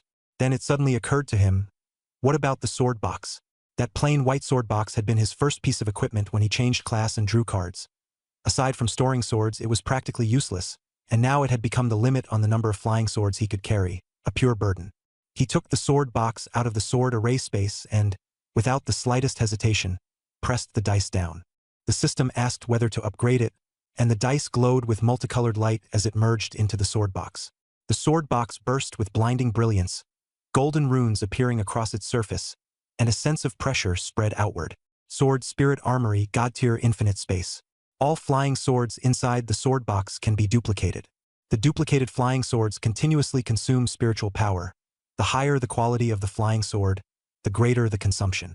There is no upper limit to the number of duplicates. Looking at its attributes, only 4 words remained in Zhang Yu's mind. 10,000 swords returned to the sect. His spirits lifted, sleepiness completely gone. He even put on his outer coat and rushed toward the bamboo grove at the school. He needed to find a place with no one around and immediately test the new sword box. Moonlight fell into the bamboo grove, and the ground looked as though it were covered with a white blanket. Zhang Yu walked to the clearing, summoned his signature weapon and all the purple nether swords, then closed his eyes and began expending mental energy to try copying flying swords. Before long, Qi Xiao, Zhan Lu, 7 stars Long Yuan, and all 10 purple nether swords had been duplicated. The flying swords circled around him, sword aura bursting outward, and their number jumped from 12 to 26 in an instant. But his mental energy was also plummeting at a frantic pace. Even with the sword formation active and the Curse King's blade restoring mana, he couldn't sustain so many high-grade flying swords for long. He stared at the interface and did the math, his expression darkening. With the sword formation on, copying 1 7 stars Long Yuan costs 2,000 mental energy per second. Qi Xiao and Zhan Lu each cost 500. Purple nether swords are cheaper, 100 apiece, but even piled up they're not enough. Even if he copied only purple nether swords, 100 of them would still drain 10,000 mental energy per second, emptying him in 8 seconds. Though a few 7 stars Long Yuan could kill instantly, it still wasn't spectacular enough. On a whim, he suddenly remembered the iron swords. He immediately recalled his signature weapon and the purple nether swords, then summoned 10 iron swords and began copying them. The next second, 10 became 20. Not only did his mental energy not drop, it actually rose under the mana restoration from the sword formation and the Curse King's blade. This is it. His eyes lit up, and he kept copying. 40, 80, 160. Before long, the iron swords surged to 10,240, hovering above the bamboo grove, and only then did his mental energy begin to be noticeably consumed. But the drain was only 100 per second. Even over a minute, that was just 6,000. With his current reserves, he could last more than 10 minutes. More than 10,000 iron swords glinted coldly under the moonlight, an astonishing sight. Zhang Yu tried controlling them. The flying swords formed a whirlwind, growing faster and faster until they became a blade tornado, sword aura exploding outward. The students studying at night were drawn by the sound of the wind and all looked toward the bamboo grove, discussing excitedly, "Look, what skill is that?" Myriad swords returned to the sect. The news spread like wildfire, and the entire academy fixed its attention on the bamboo grove overhead. The more Zhang Yu controlled them, the smoother it felt. In the heat of the moment, he leaped, countless flying swords gathering beneath his feet and laying out a path to the sky. He stepped on the flying swords and shot upward, reaching several hundred meters in just a few blinks. The flying swords then spun at high speed again, whipping up an updraft that held him steady. In the moonlight, he looked down at Kyoto City from midair, his chest swelling with a surge of exhilaration. That exhilaration didn't last long before his mental energy bottomed out. The flying swords began dissolving into points of light, the updraft vanished, and Zhang Yu fell straight down from hundreds of meters in the air. Only then did he realize, "I'm done for, I can't fly." He fell faster and faster, with no time left to think of a solution. He flipped over, face up, preparing to smash into the ground, still thinking he'd go back and find Teacher Gu to grind Qi Xiao passive effects. Just as he was about to hit the ground, a streak of faint light wrapped around him, forcibly taking the force out of his fall and setting him down steadily. Zhang Yu froze. When he opened his eyes, he saw Li Qing'er standing not far away, panting, her staff still glowing. Clearly, she had been the one to save him. "Qing'er?" Why are you here? Zhang Yu asked in surprise. Li Qing'er put away her staff and walked over angrily, questioning him. Dummy, it's been how long since school started? And you still haven't attended the freshman training? You didn't even show up for academy placement. Weren't we supposed to go together? To Kyoto University? Why haven't you come looking for me even once until now? Li Qing'er said, her temper flaring as she spoke. If I hadn't just seen you fooling around in the sky from my dorm, I wouldn't even know where you were. Zhang Yu scratched his head, smiled awkwardly, and hurriedly apologized. It's really not that I didn't want to come. There's just been too much going on lately, one thing after another. I haven't had time. Li Qing'er pursed her lips, as if she didn't want to keep arguing, but then stopped halfway through her words. Seeing that, Zhang Yu quickly asked what was wrong. She frowned and laid it out plainly. The elders in my family are paying special attention to you. They've been urging me to bring you back to meet them. Zhang Yu raised an eyebrow and teased. Could it be that I'm just too outstanding, and your family's been impressed? Li Qing'er rolled her eyes at him, her tone growing serious. Don't joke around. They only care about profit. To them, people are just bargaining chips. If you went back with me, they'd use me to pressure you, or even exploit you. After hearing this, Zhang Yu fell silent for a moment, then asked, So that's why you never talked about your family all these years? Li Qing'er nodded. Partly. More importantly, I was afraid that after you found out, you'd feel pressured and slowly distance yourself from me. Dummy. What would you do if they forced you to do something you didn't want to do? Zhang Yu smiled faintly. That depends on what you think. Li Qing'er nervously said she didn't want him to be used, and she also didn't want him to go against his conscience for her. Zhang Yu answered bluntly, Then I just won't do it. She asked again, What if they simply wouldn't let us see each other? Zhang Yu said calmly, They can't do that. Li Qing'er froze for a moment, then smiled, much more at ease. Hearing you say that makes me feel better. Are you free tomorrow? Yes. Then see you at the school gate at 8 tomorrow morning. Early the next morning, when Zhang Yu arrived at the school gate, Li Qing'er was already waiting there with a ponytail tied up. She wore a white shirt and jeans with light makeup, looking neat and capable. By the roadside, Butler Su stood silently beside the car. Zhang Yu handed over the breakfast he had just bought from the cafeteria. Here, you probably haven't eaten yet. Li Qing'er directly took out the big meat bun and took a huge bite, utterly unpretentious. Thanks, dummy. Get in the car first. We'll talk on the way. The car headed toward the Li family manor. Along the way, Li Qing'er briefly introduced her family. Her father, Li Yuankong, was the chairman of the Yao Ri Guild, ranked 3rd in Great Xia. Her grandfather, Li Jinghua, was one of the 5 elders, and her family also owned Yao Ri Group, one of the top 50 companies in Great Xia. The more Zhang Yu listened, the more silent he became, never expecting her family's influence to be so enormous. The drive took about an hour. Just after entering the manor, a red-haired young man stepped forward, sweeping his gaze over Zhang Yu twice before saying provocatively, You're Zhang Yu? The one who lured away my little sister? I heard you're pretty arrogant. Come on, let's have a fight. Zhang Yu was stunned, then immediately activated the Abyss Eye. A line of text appeared in his vision. Li Fong, Flameblade Saber Lord, level 48.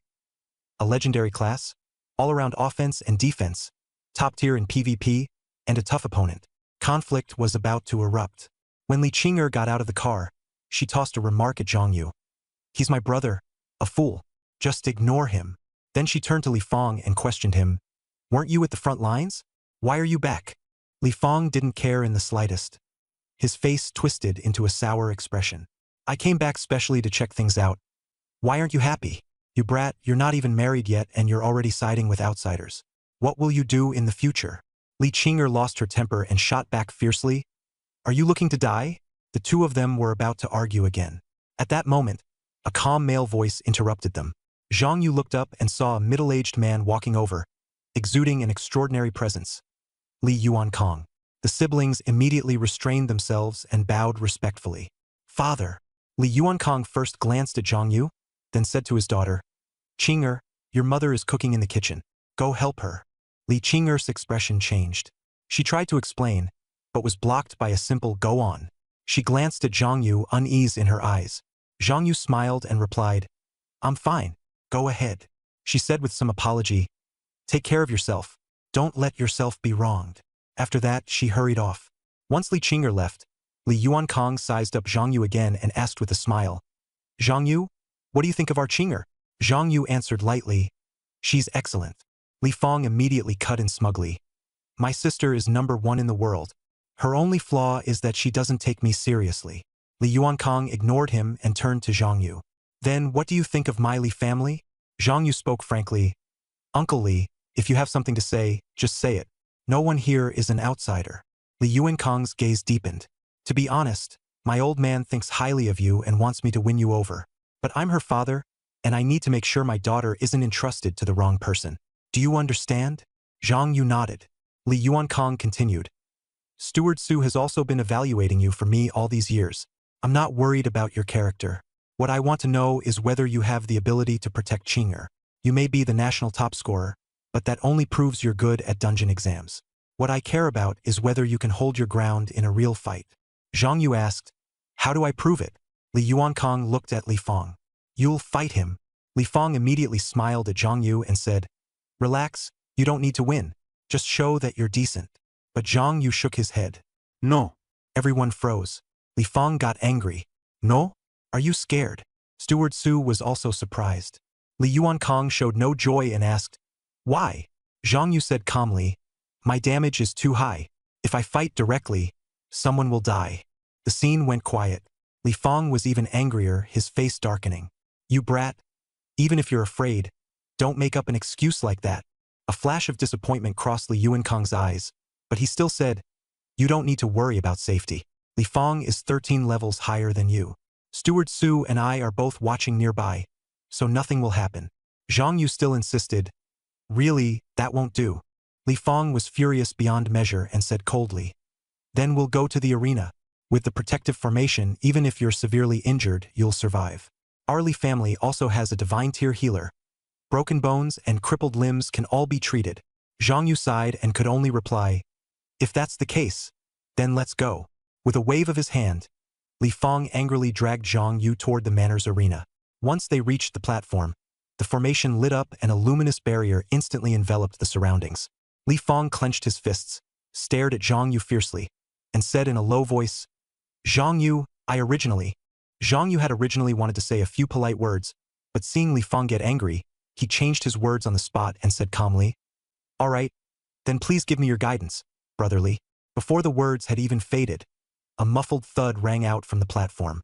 Li Fong charged like a deflated beast, blade light exploding forth. The next second, a streak of cold light appeared across the air and went straight through his chest.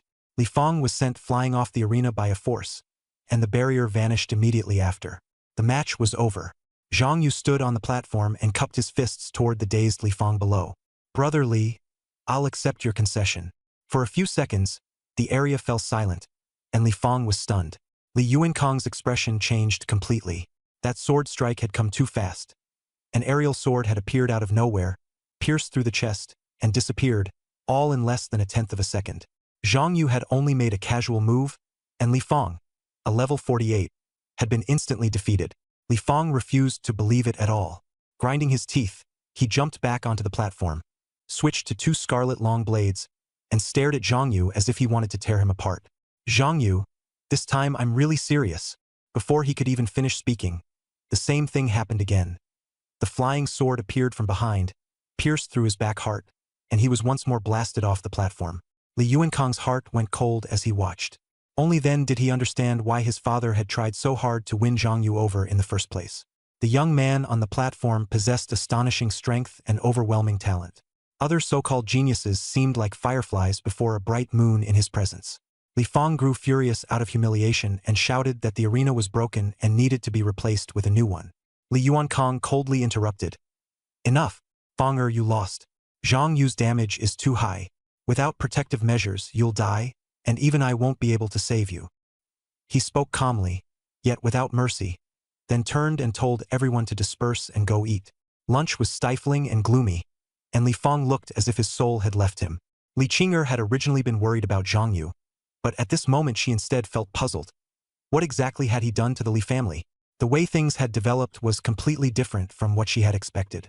Before leaving, Li Yuankang hurriedly handed Zhang Yu a beautifully wrapped gift box and instructed Steward Su to send Zhang Yu and Li Qing'er back to school. He then quickly left with Li Fong. After Zhang Yu and Li Qing'er said goodbye and returned to school, he found time to open the gift box in the library. Inside was a profession-exclusive skill scroll. Looking at the scroll, Zhang Yu was jolted.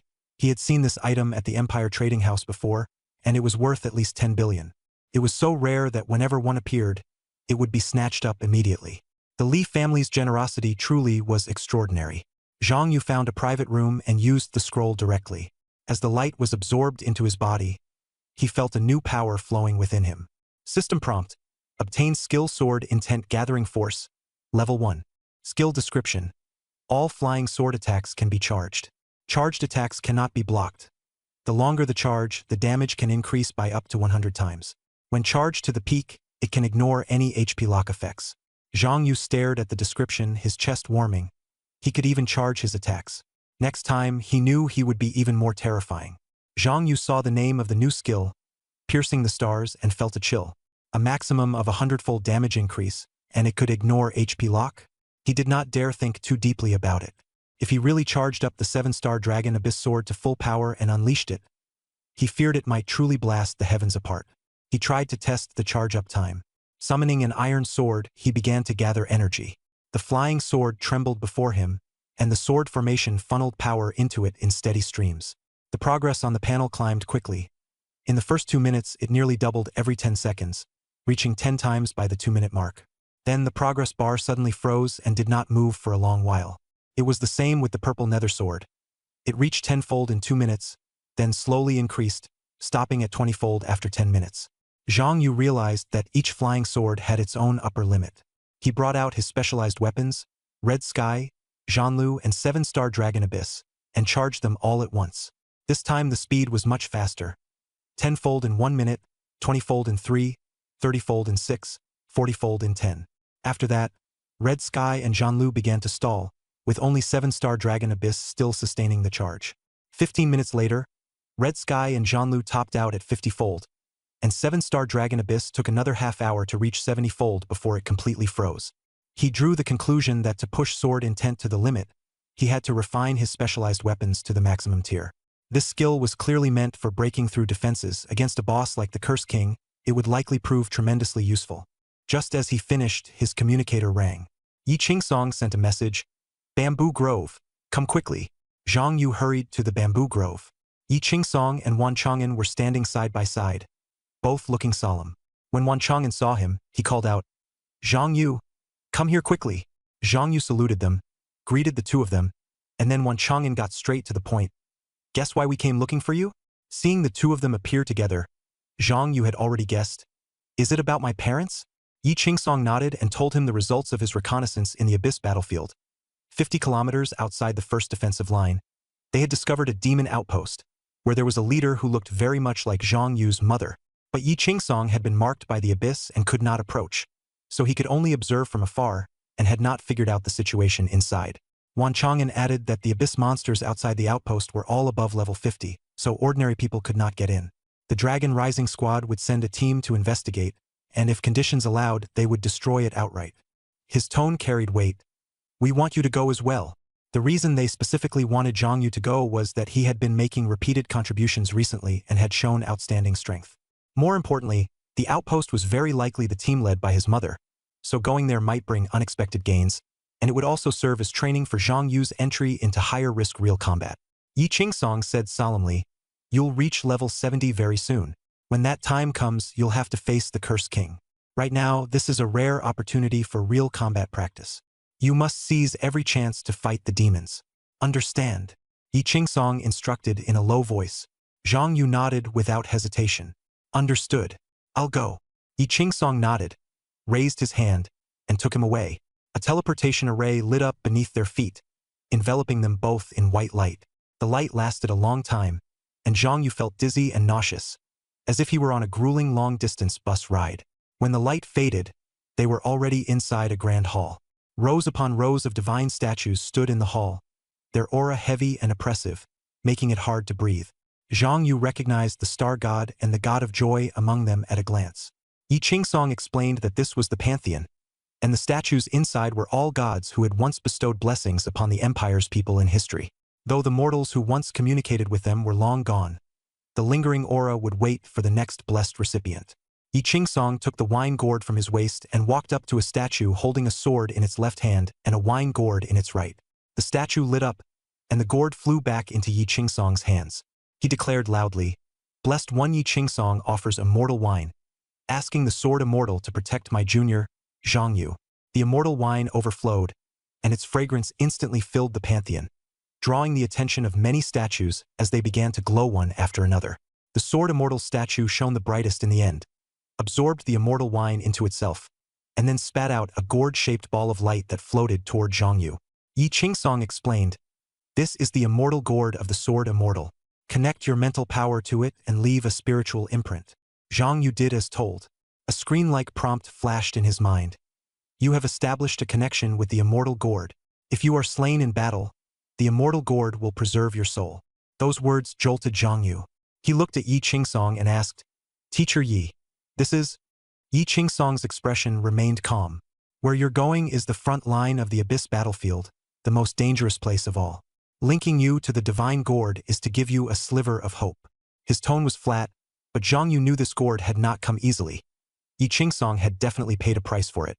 His chest burned hot, and he could only force out one sentence. "Teacher Yi, I won't let you down." Ye Wingsong similet. "I know. Go on." As his words fell, the teleportation array lit up again, and Zhang Yu was sent away. Just as he was leaving, the statue of the God of Joy moved. A beautiful woman sat lazily on the statue's wrist, one leg crossed over the other, smiling at Yi Qingsong. Well, I didn't expect the strongest human of our time to be willing to lower himself for the younger generation. How charming." She teased him, then reminded him, "A few blessings bearers have recently emerged in the Abyss-cursed kingdom. If you charge in like you used to, don't come back at all." Yi Qingsong's expression shifted slightly, and he thanked her. The God of Joy even winked and told him to go to Mingyue Tavern again and get her a bottle of immortal brew as well, saying there was still a good show waiting for her in Zhang Yu's corner. Zhang Yu was teleported to the first stronghold of the Abyss battlefield, the war-trodden Great Wall. After the Demon Grand Duke retreated, Great Xia swiftly retook and fortified the position. The moment Zhang Yu stepped out of the teleportation array, he stood within a city like steel. On the city walls, professionals were installing demon-exterminating cannons. Soldiers and professionals fought high-tier Abyss monsters year-round, and the lowest among them were all above level 50. This was the most dangerous place of all. On the city walls, everyone carried a heavy air of killing intent. It was precisely these people, holding the line at the front, who kept the abyssal monsters blocked outside the war-trodden Great Wall. This city was not only Great Xia's iron wall, but also like an eye on the battlefield, holding off the first wave so the rear had time to set up defenses.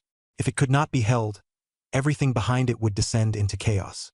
Zhang Yu emerged from the teleportation array and had barely landed before he was greeted by an old soldier in his 50s, who saluted and said, "Lieutenant Colonel Zhang Yu, I'll take you to see General Ning." The old soldier led him to the entrance of a separate building and reminded him, "General Ning and the 3 members of the Qianlong squad are inside discussing tactics. Go in by yourself." Inside, Ning Wuwei was assigning tasks in front of a sand table. Sitting across from him were 3 people: Gao Ning, the white-haired level 62 nether assassin, serving as a scout; Zhuang Wanqiang, the bald level 64 dragonblood hunter, acting as the frontline tank; and Lu Yilan, the black-haired, straight-haired level 60 rain summoner, responsible for support and healing. After Ning Wuwei finished introducing them, he pointed at Zhang Yu and said, "This is Zhang Yu, recommended by Wan Zhanshan." Zhang Yu stated his identity and level. Zhang Yu, level 35, Ghost God Swordmaster. The expressions of the 3 changed at once. Level 35? Too low. Doubt filled the air. Zhuang Wenqiang spoke first, his tone edged with hostility. "Captain, I'm not looking down on him, but sending him to an Abyss stronghold is too dangerous. We may have to fight demons above level 70. Can he really handle that at level 35?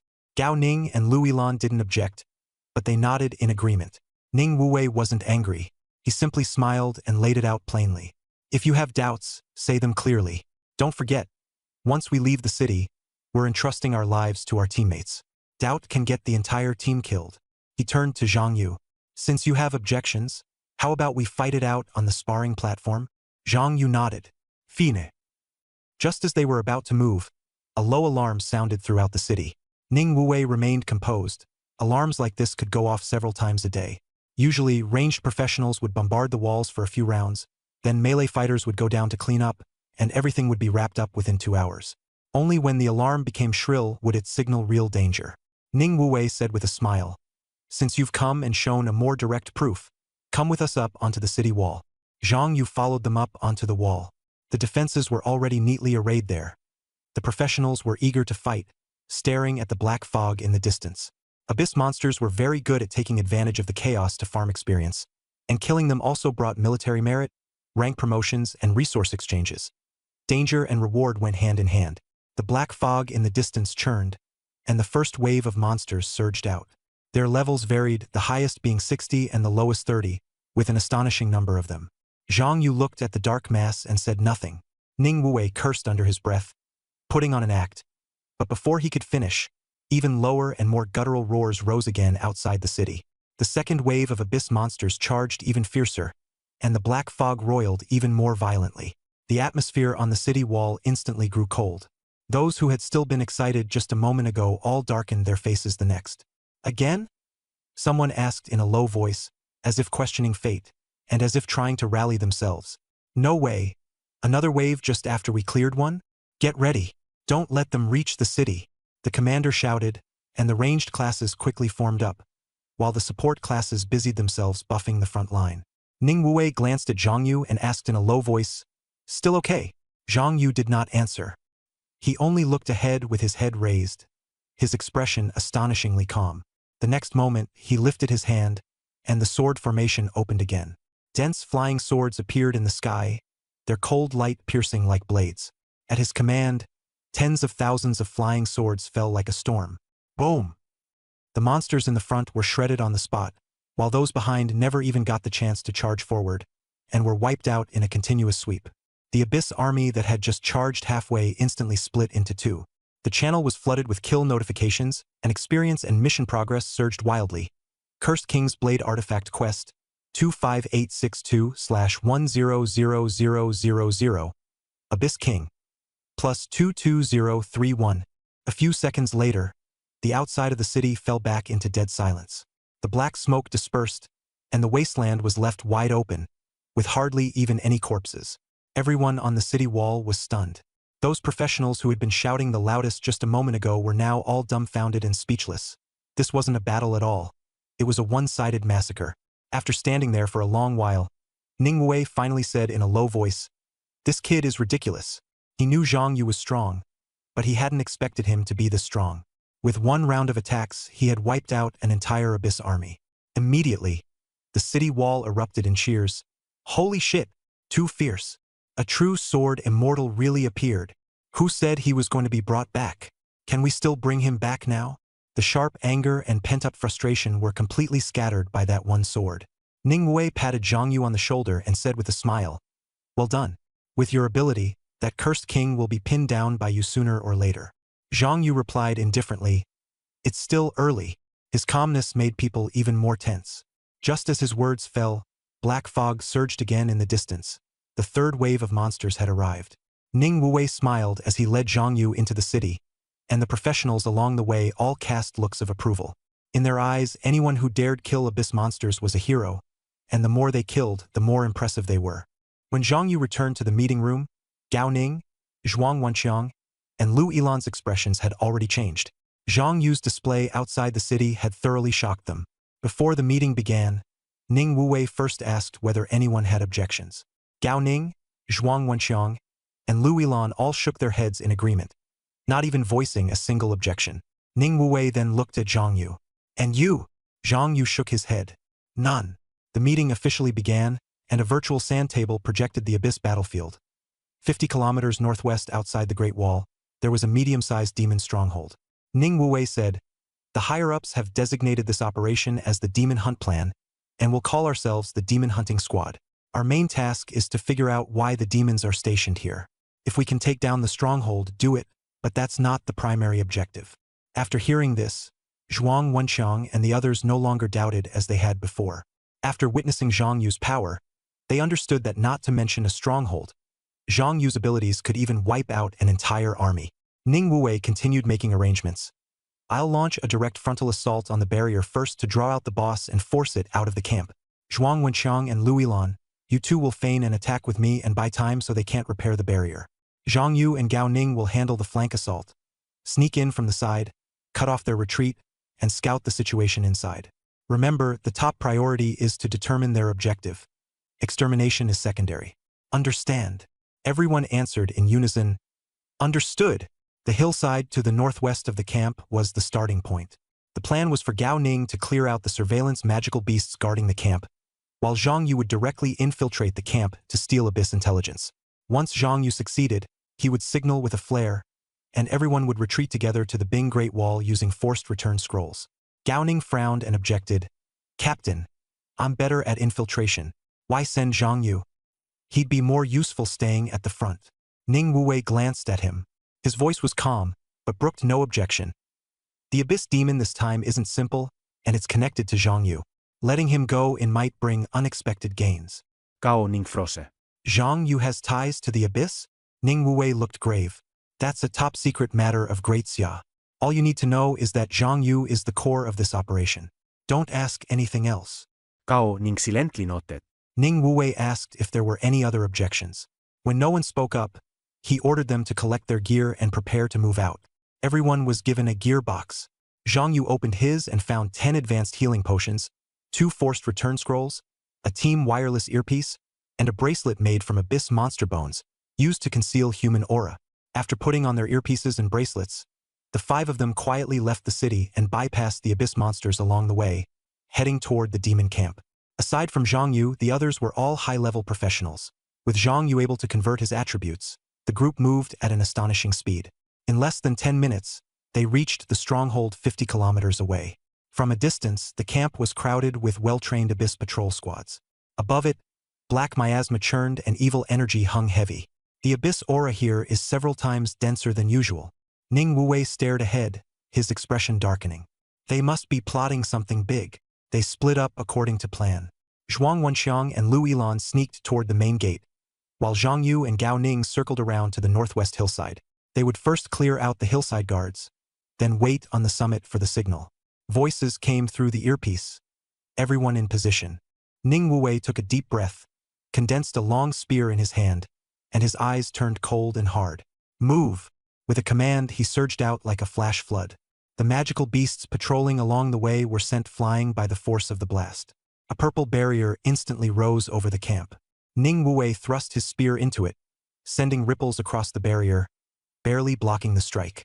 A horn sounded immediately afterward, and swarms of magical beasts rushed out, aiming to pounce on him. Ning Wuwei did not hesitate. He directly unleashed a forbidden art, the god-slaying spear. The spearhead erupted with terrifying power, and the wind and clouds roiled in chaos. The long spear split the barrier open, and the shockwave shattered the 100+ demons that had charged out into pieces. From deep within the stronghold came a savage roar. A towering hammer demon rushed out, brandishing a giant hammer as it swung down at Ning Wuwei.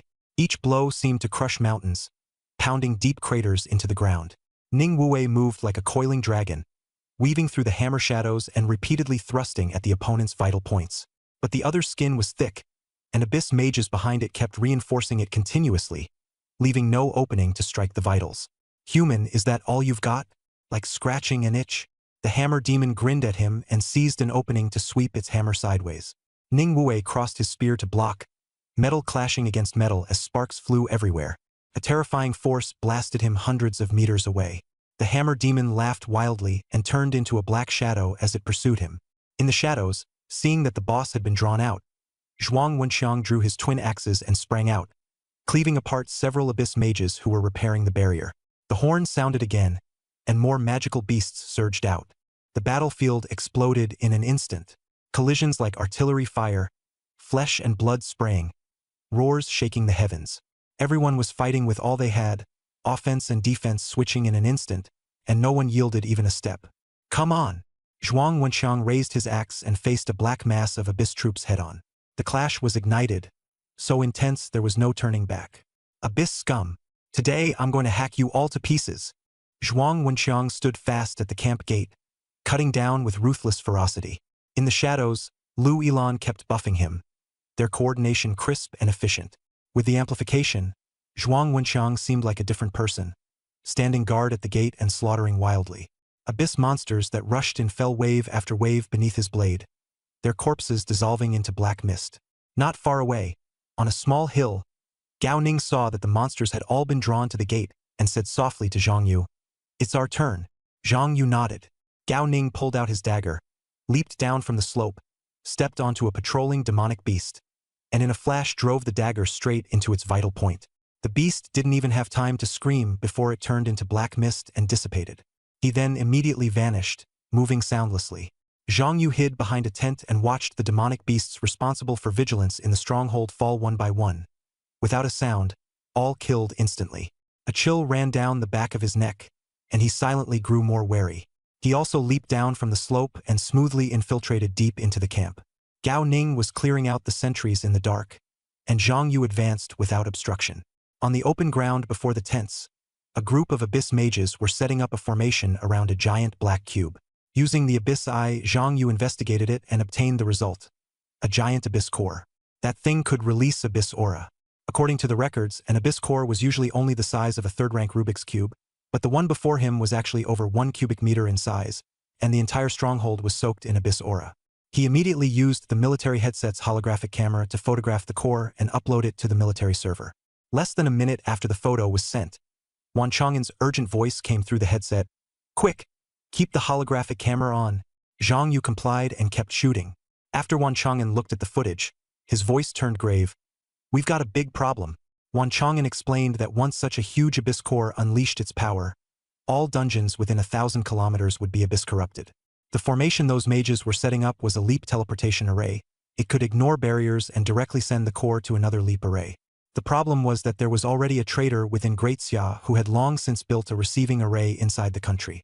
Once the formation was completed, the giant core would be sent into the homeland, and the consequences would be unimaginable, possibly the greatest disaster in 30 years.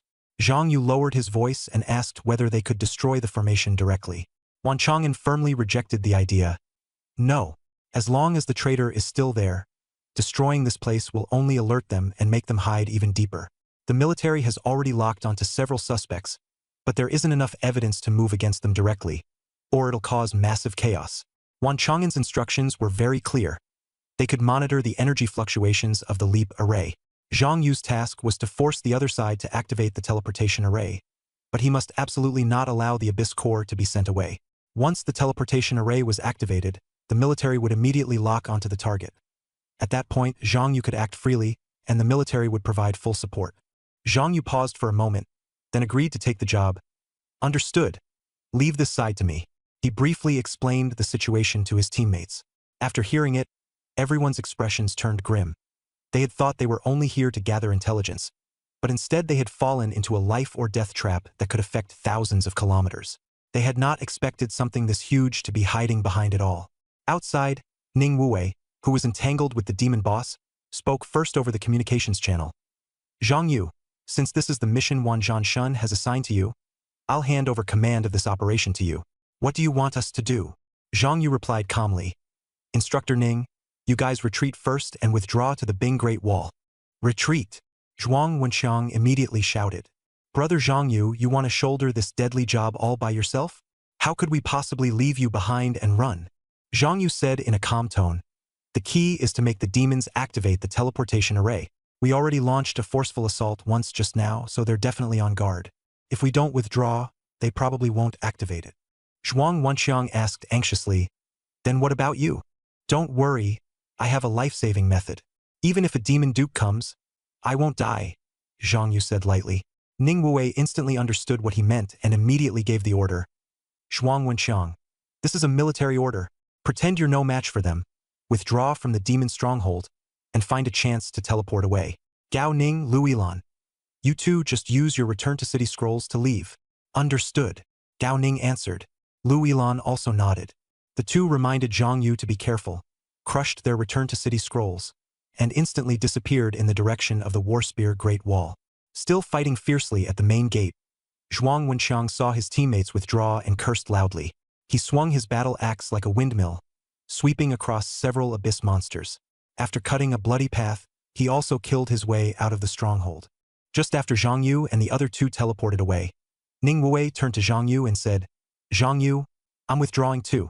The Abyss boss I was dealing with will head back soon. Be careful on your own. Don't worry, Instructor Ning. I've got this, Zhang Yu replied. Good, I trust you. Good luck. After saying that, Ning Wuwei deflected an attack from the Hammer Demon and took the opportunity to retreat and widen the distance. The Hammer Demon sneered. Human, trying to run? Pathetic. It bared its teeth in mockery. Ning Wuwei only sneered in response, suddenly accelerated, and thrust his spear straight in. The Hammer Demon laughed and slammed down forcefully, trying to overwhelm him with brute strength. But this time Ning Wuwei didn't clash head-on. He tilted the spear tip aside, letting the hammer strike past it, then used the momentum to close in on his opponent. In the next instant, a strange revolver appeared in his left hand, aimed directly at the Hammer Demon's eye. The Hammer Demon's pupils contracted. Ning Wuwei said calmly, Abyss trash, this is a gift for you. A gunshot rang out. A blinding white flash tore out like a demon-exterminating cannon, piercing one of the demon's eyes. Oh! The Hammer Demon roared in agony, clutching its ruined eye in fury, wishing it could tear Ning Wuwei apart. But Ning Wuwei had already crushed his Return to City scroll and teleported away in an instant. Despicable human! I'll definitely kill you! The Hammer Demon roared at the top of its lungs in the wilderness, its voice shaking the ground and causing the nearby abyss monsters to cower in a heap. No matter how it howled, it could not change the fact that the person was already gone. Inside the demon stronghold, Zhang Yu hid in the shadows, watching a group of abyss mages building a teleportation transition magic array. The array was already complete, but it still hadn't been activated, as if waiting for some order or the right moment. Not long after, the Hammer Demon, whose eye had been blasted blind by Ning Wuwei, returned in a fury. Every step it took caused the ground to tremble. When it reached near Zhang Yu's hiding place, the Hammer Demon slammed its weapon into the ground and roared, Healer, get your ass over here and heal my eye. A demon healer hurried out, and just as it started to work, its expression changed drastically. It dropped to its knees, trembling. General Aruz, your wound has been afflicted with a permanent debuff. Can't be healed. I'm powerless. What? Aruz stared wide-eyed, furious beyond measure. Then what do I need you, a useless waste, for? Before he could finish speaking, Aruz brought his hammer crashing down, smashing the healer into a pulp. The abyss mages around him turned deathly pale, heads lowered, too afraid to look up. From the shadows, Zhang Yu saw everything clearly, and his heart sank. Only then did he truly understand. These abyssal demons were not only cruel to humans, they showed no mercy even to their own kind. Aruz stood beside the magic circle, coldly threatening the stiffened mages and ordering them to activate the teleportation array immediately. The frightened mages looked pale, but they hurriedly began channeling power into the array in panic. Zhang Yu held his breath, gripping the thing hidden in his chest, waiting for the crucial moment. The situation had just reached its tipping point. Aruz summoned several more demon healers, but the result was the same. No one could remove the permanent debuff on its eye. Enraged, it slaughtered every healer in the stronghold, and in the end could only accept the fact that it had temporarily become one-eyed. As Aruz was bandaging his own wounds, a female demon walked in through the doorway. Her appearance was exactly the same as the mother in Zhang Yu's memory. She asked in a deep voice, Aruz, what happened here? When Zhang Yu saw that face, his fists clenched, and his mind churned violently. Her aura had changed, but that face he recognized. It was his mother's appearance. But how could she have become like this? Questions crowded his mind. The moment Aruz saw her, he immediately put away his fierce expression and bowed with a flattering smile. Lady Hellos, just a few humans with a death wish came to make trouble. I've already driven them off. Everything is under control, please rest assured. Hellos's gaze was as cold as a blade, pressing down so heavily it was hard to breathe. You should know how important this plan is. For this, the king even moved pieces that had been lying dormant in the upper echelons of Daxia for many years. If anything goes wrong, it won't just be you. Your entire family will be buried with you. Aruz nodded, trembling. Please rest assured, my lord. The teleportation array is fully prepared and will not go wrong. As long as you give the order, it can be activated right now. Hello said coldly. Since you're so confident, then begin. You'd better pray nothing goes wrong this time. Aruz loudly gave the order, and the abyss mages surrounding the enormous abyssal core began casting. The teleportation array flickered on and off like it was breathing, as energy rapidly gathered. Zhang Yu suppressed the shock over his mother and focused all his attention on the teleportation array. He had timed it perfectly. The moment the array activated, he had to strike instantly and utterly destroy the spatial core, sealing off the enemy's escape route. At the same time, a teleportation array also lit up in the residence of a high-ranking official in Dacia's capital. The military detected the energy fluctuation at once and immediately issued a wanted order, with Wan Chang'an personally leading the team out. As the teleportation array in the demon stronghold took shape, Zhang Yu acted without hesitation, summoning his flying swords. He instantly charged into the area around the array, slaughtered all the abyss mages casting the spell, then controlled the flying swords to slam violently into the abyssal core, forcing the core out of the array. Who is it? Aruza's expression changed drastically as it raised its giant hammer and smashed it toward Zhang Yu. A large number of duplicate flying swords instantly condensed in front of Zhang Yu, barely holding back the hammer. Countless flying swords were smashed to pieces, but he also managed to pin Aruza's weapon in place. Hello stared at Zhang Yu, a flicker of something strange passing through her eyes, and coldly questioned Aruz. This is what you called foolproof? Terrified, Aruz trembled and stammered. Lady Hellos, it was just a minor accident. Give me a little time, and I'll kill this human trash right away. With that, it angrily charged forward. Zhang Yu did not move an inch. In front of him, the three exclusive swords, Qi Xiao, Zhan Lu, and Qixing Longyuan, trembled slightly. As Aruz rushed in, the three swords turned into three streaks of cold light, piercing straight through his body. Boom! Aruz was blasted apart on the spot, dropping to his knees and spitting blood.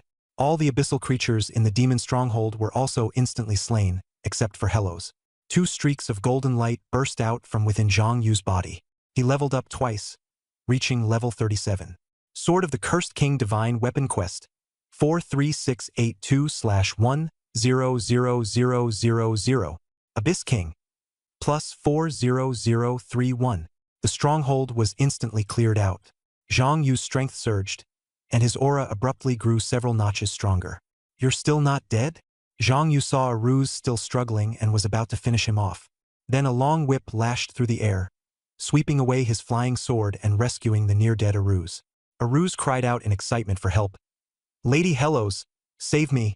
Hellos casually whipped back with a cold expression, slamming the whip hard across Aruz's face and knocking him unconscious on the spot. Zhang Yu stared at Hellos, his lips moving, but in the end he didn't call out that word. Mother. He only asked, You want to save him? Hellos said calmly, The plan has failed this time. Someone has to take the blame. If it dies here, then I'm guilty. Zhang Yu was silent for a moment before saying softly, I can feel that you don't bear any hostility toward me. Are you? Hellos looked at him and answered indifferently, I no longer am. Zhang Yu, the Abyss battlefield is not a place you should be. Leave as soon as possible. Hellos coldly cut off the subject, then added, One more warning for you. Great disaster will soon strike Dacia. You don't have much time left. Before the words had even faded, black mist surged behind Helios, and low-level monsters burst out like a tide, fangs bared, rushing straight at Zhang Yu. Zhang Yu didn't look at the monsters at all, keeping his eyes fixed only on Helios as he asked in a deep voice, What exactly happened? How can I save you? Helios didn't answer a single word. She used her long whip to coil up the massive abyss crystal core and Aruz, who was still unconscious, then turned and disappeared into the black mist. Come back! Zhang Yu roared and charged forward. The monsters came like a flood, but his flying sword cleaved through the creatures, blocking his path one by one. When he reached the edge of the mist, he reached out, only to fail to grab Helios, and was instead tackled by an abyssal demon hound. More monsters poured out of the mist, tearing and biting wildly. Soon, Zhang Yu was buried alive beneath a heap of monsters. The monsters emerging from the black mist kept increasing, even spilling out of the stronghold. In the next instant, centered on Zhang Yu, a violent psychic storm exploded. All the abyssal monsters in the stronghold and that stretch of black mist instantly turned to nothingness. The divine weapon quest for the Blade of the Curse King has been completed. Abyss King plus 111031. Zhang Yu staggered to his feet and looked toward the direction Helios had left, a trace of bewilderment in his eyes. Soon, he suppressed his emotions and said with self-mockery, At least Mom hasn't completely lost her mind yet. There's still a chance. The system prompt made him laugh in anger. Sending over so many low-level monsters, he hadn't leveled up at all, but his stats had been maxed out in one go. Mom had clearly done it on purpose. Zhang Yu checked the panel for the Blade of the Curse King. Blade of the Curse King Divine Great Attack Power plus 100,000. The wielder gains the skill Curse Incarnation. Attacks can execute targets below their own level without equipment/class restrictions. Curse Incarnation, level 10 attacks or being attacked have a 50% chance to inflict Absolute Curse, with no mental power consumed. Absolute Curse. The target loses 10% of max HP and 10% of max 4-dimensional attributes per second. The caster steals the reduced attributes. Attributes disappear upon the target's death. Anyone killed by this curse cannot be revived. Ignores lifelock effects. Can only be purified by the caster. Note: the Curse King's divine weapon, imbued with resentment. Only one who can withstand its wrath may ascend the throne. Zhang Yu stared at the panel, his head buzzing. He seriously doubted whether the person who forged this blade had any shame. Out of curiosity, he drew the sword. The blade was long and narrow, jet black, wrapped in a chill, dark aura. The instant he gripped the hilt, bone-deep cold seeped into him. The black aura crawled up the hilt and over his arm, instantly staining the entire arm black. Shi Hong's passive effect triggered at once, and a red glow enveloped Zhang Yu's arm, forcing the black aura back into the blade. The hilt turned even colder, like a bottomless well ready to swallow anyone at any moment. Zhang Yu's heart tightened. This thing could not be allowed to fall back into the hands of the Curse King. He decided that before the Curse King resurrected, he would either destroy it or seal it away.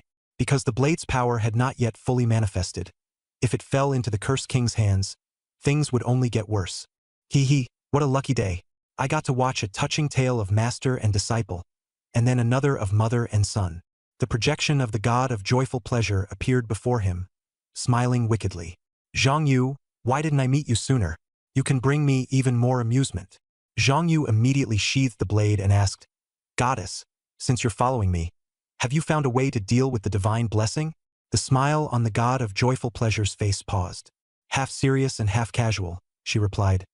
That blessing of yours isn't something that can be handled in a day or two. I'm still thinking of a way, no need to rush. Let's not talk about that for now. The god of joyful pleasure coughed twice, then smilingly put forward a condition. Don't you want to know why your parents turned into abyssal demons? Zhang Yu's eyes lit up, and he immediately pressed for details. The god of joyful pleasure covered her mouth and chuckled. I know, but you'll have to find me some amusement first. What kind of fun? Zhang Yu asked. There's a stone tablet at the entrance to the abyss. It can only be shattered by the power of the Cursed King. Go smash it for me, and I'll tell you, the god of joy said. As soon as he finished speaking, the projection vanished, and its aura dissipated with it. Zhang Yu muttered to himself and looked into the distance. Black Qi roiled at the abyss entrance, billowing out like a rupture in hell, dyeing the sky a murky darkness. There, the monsters were all above level 70, and the abyss's corruption would continuously erode any intruder. The longer one stayed, the greater the danger. At the lightest, one would fall into hallucinations and madness. At worst, one would be corrupted into a monster. He decided to scout first and retreat if things looked off. With the bracelet masking his aura, he reached the entrance edge half an hour later. The power of Qi Shao lit a layer of red glow over his body, blocking the abyss's aura from seeping in. Only then did Zhang Yu relax and begin to observe. It was a huge pit over 100 kilometers in diameter, with black Qi continually seeping upward, and high-level abyss monsters roaming all around. Even the most casual one he touched was far above level 70. Zhang Yu thought of the temptation to grind monsters and level up, but quickly suppressed the idea. He had the Abyss King talent, and killing more abyss monsters would raise his upper limit. Rushing to level up would only help the Cursed King raise the bar. He still hadn't prepared the Divine Blessing, second-class advancement, or exclusive weapon, so charging ahead now would be no different from courting death. He fumbled around the edge of the pit and found a stone tablet shrouded in black Qi, inscribed with demon script.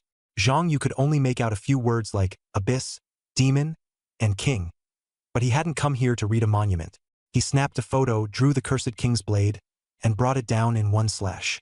The stone tablet shattered with a thunderous crash. Zhang Yu immediately fell back and pulled out a Return to City scroll, ready to leave at any moment. After waiting a while and finding the surroundings calm and quiet, he felt a little dissatisfied. That's all the fun she had in mind? So lame. Then he simply returned to the Arsenal Great Wall. What he didn't know was that the abyss had already erupted into chaos. All the demons in the Cursed Kingdom received the same message at once. Cursed King Zhang Yu has destroyed the Demon King tablet. Someone smashed the Demon King tablet. Who is Zhang Yu? Didn't the cursed king Aretes die? He must have inherited the cursed king's will and is coming back to seize the throne. Shouts of killing intent, excitement, and panic spread through the abyss at the same time. After 100 years of silence, it was finally going to get lively. Meanwhile, in the Demon Dragon King city, the Demon Dragon King, Algernon, sat upon his throne. His aura so gloomy it seemed ready to crush anyone beneath it. He stared at the message before him, his brows and eyes filled with killing intent. Aretes, even in death you won't stay quiet, and you insist on coming to steal my throne? He said with a cold sneer, his voice dripping with frost. Fine. This king will see whether you really have the ability to take it back from me. As his words fell, the murderous aura in the king's city spread outward as well. Just after Zhang Yu accepted the challenge and returned to the Arsenal Great Wall, he immediately received a notification. Demon Dragon King Algernon has accepted your challenge. Your current support in the Cursed Kingdom, 0.01%. When Abyss support exceeds 50%, you will engage Demon Dragon King Algernon in a battle to the death. The victor will be king. He froze. Demon Dragon King Algernon? He had seen that name in an introduction to the Abyss. After the Cursed King died, the new Demon King that emerged in the Abyss was this very name. The human side knew almost nothing about him. His strength, his appearance, all of it remained a mystery. Zhang Yu couldn't for the life of him understand why he had been dragged into such a life-or-death battle. Did I trigger this by smashing that stone tablet? He wondered. At that moment, the god of joy burst out laughing in his ear. The laughter sounded like bells and blades at once. How fun! Too fun. A human boy actually wants to seize the throne of the Abyss. Could there be anything more amusing under heaven? He laughed so hard he doubled over, even his eyes trembling.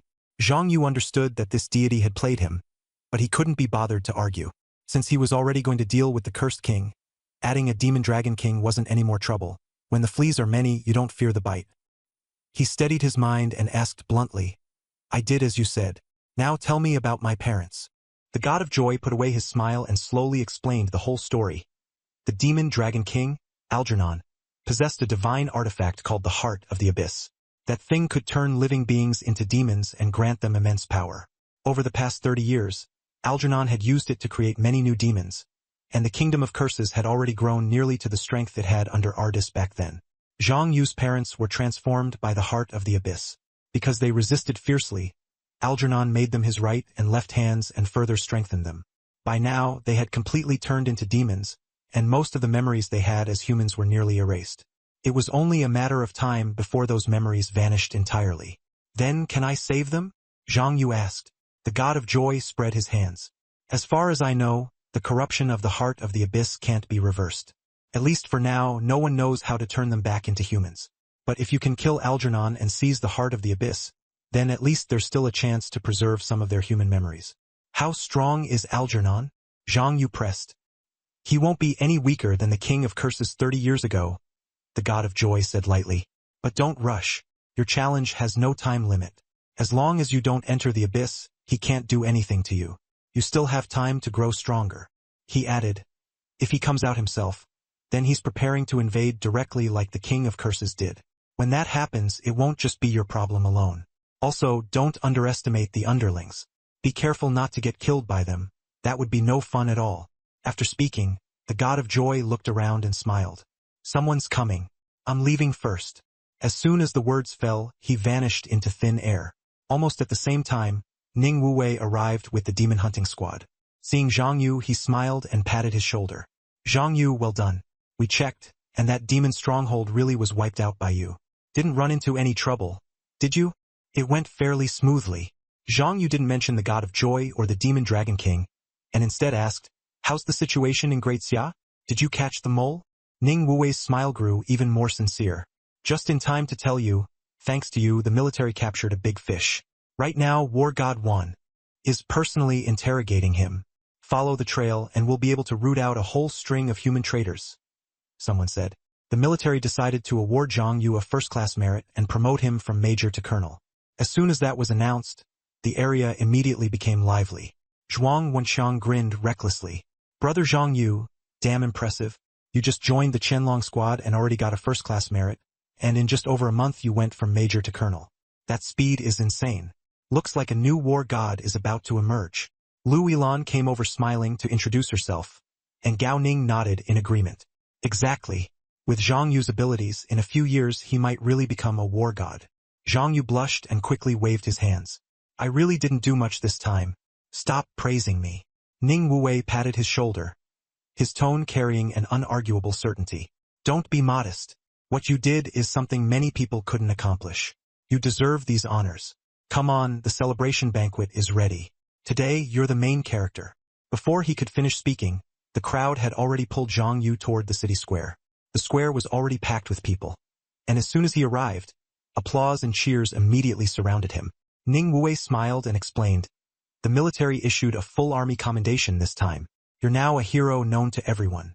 Go on, enjoy the cheers. With that, he directly pushed Zhang Yu into the center of the crowd.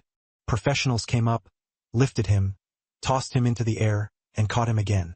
The scene was rough but intense. Zhang Yu sank into the cheers as if in a dream. Combined over 2 lifetimes, he had never been praised by so many people. At the banquet, they poured wine down his throat, and when he woke up, it was already the next day. Hiss, I drank too much yesterday. He rubbed his head for a long while before finally picking up his communicator. On the screen was a text from Grandma. Well done. Keep it up. D, happy face asterisk. Seeing that line and the emoticon after it, Zhang Yu couldn't help but smile, a warmth rising in his heart. So this was what it felt like to be a hero. Turns out it really was pretty nice. He replied to Grandma, saying that he was doing fine, and also sent greetings to his aunt, then washed up and headed out. Yesterday, the Iron Spear Great Wall had only just finished holding a lively victory banquet, but today it had already returned to its cold, rigid defensive state. Everyone stayed at their posts, desperately holding back the abyss monsters and refusing to let them cross the Great Wall, protecting the Great Xia behind them. Looking at the familiar faces on the wall, Zhang Yu sighed. Everyone's really giving it their all. He truly admired these people defending the city. Ning Wuwei and the others had other assignments, and were teleported away as soon as the banquet ended. Zhang Yu had nothing else to do, so he stepped into the teleportation array and returned to Kyoto University.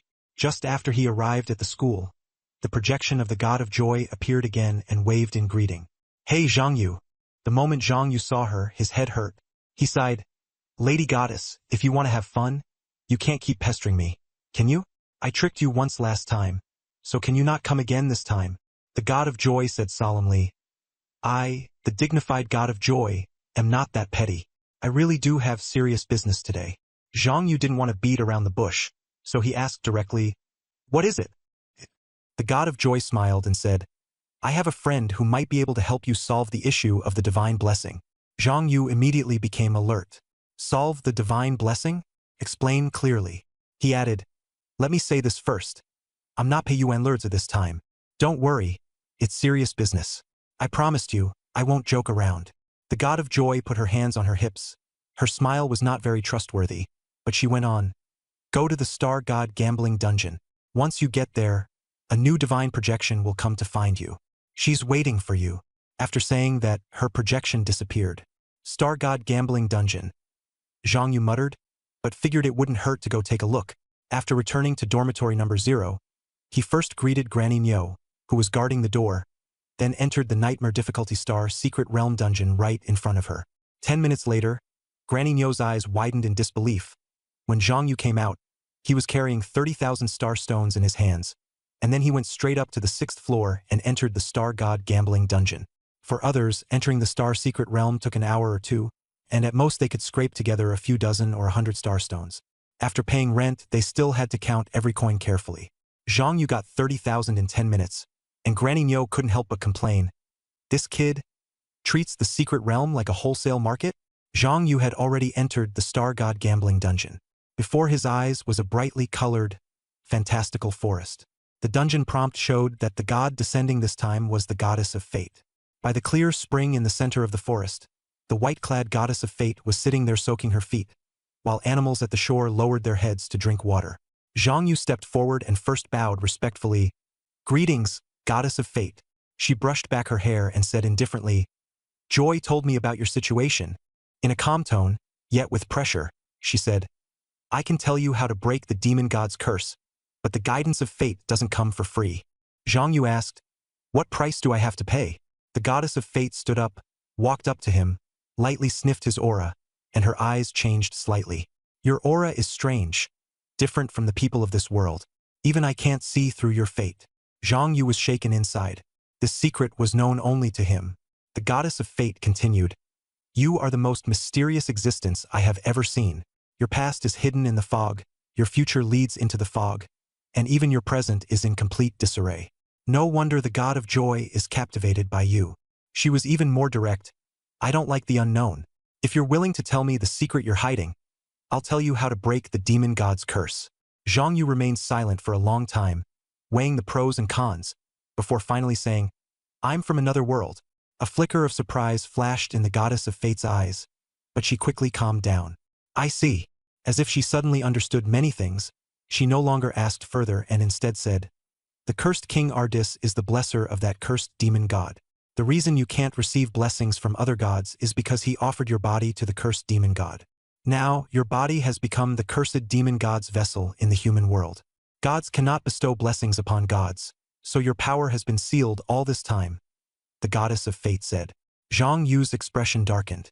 Then how do I get out of this? The goddess of fate raised her hand and pointed at his chest. Most of the cursed demon god's power is concentrated here. This also gives you a chance to destroy the curse along with its source. My heart. Zhang Yu froze. More precisely, the heart of the cursed king, the goddess said. This heart contains his power. If it remains inside you, you will eventually be possessed. But on the other hand, if you destroy it, the curse will disappear with it. Zhang Yu frowned. The heart of the cursed king is a divine artifact. How am I supposed to destroy it? The goddess of fate gave a straightforward answer. Go find the god of forging. How do I find the god of forging? Zhang Yu asked. He's only interested in equipment. If you can bring him something that moves him, he will naturally come looking for you. A spark lit up in Zhang Yu's eyes as he immediately thought of his 10 signature weapons. If he collected them all and fully refined them, could he lure the god of forging out? Who wouldn't want to see a full set of divine artifacts? Seeing that he had an idea, the goddess of fate smiled slightly.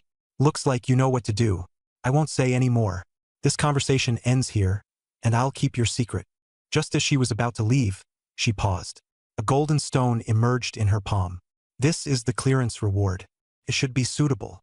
Zhang Yu took it and glanced at it, and his expression changed completely.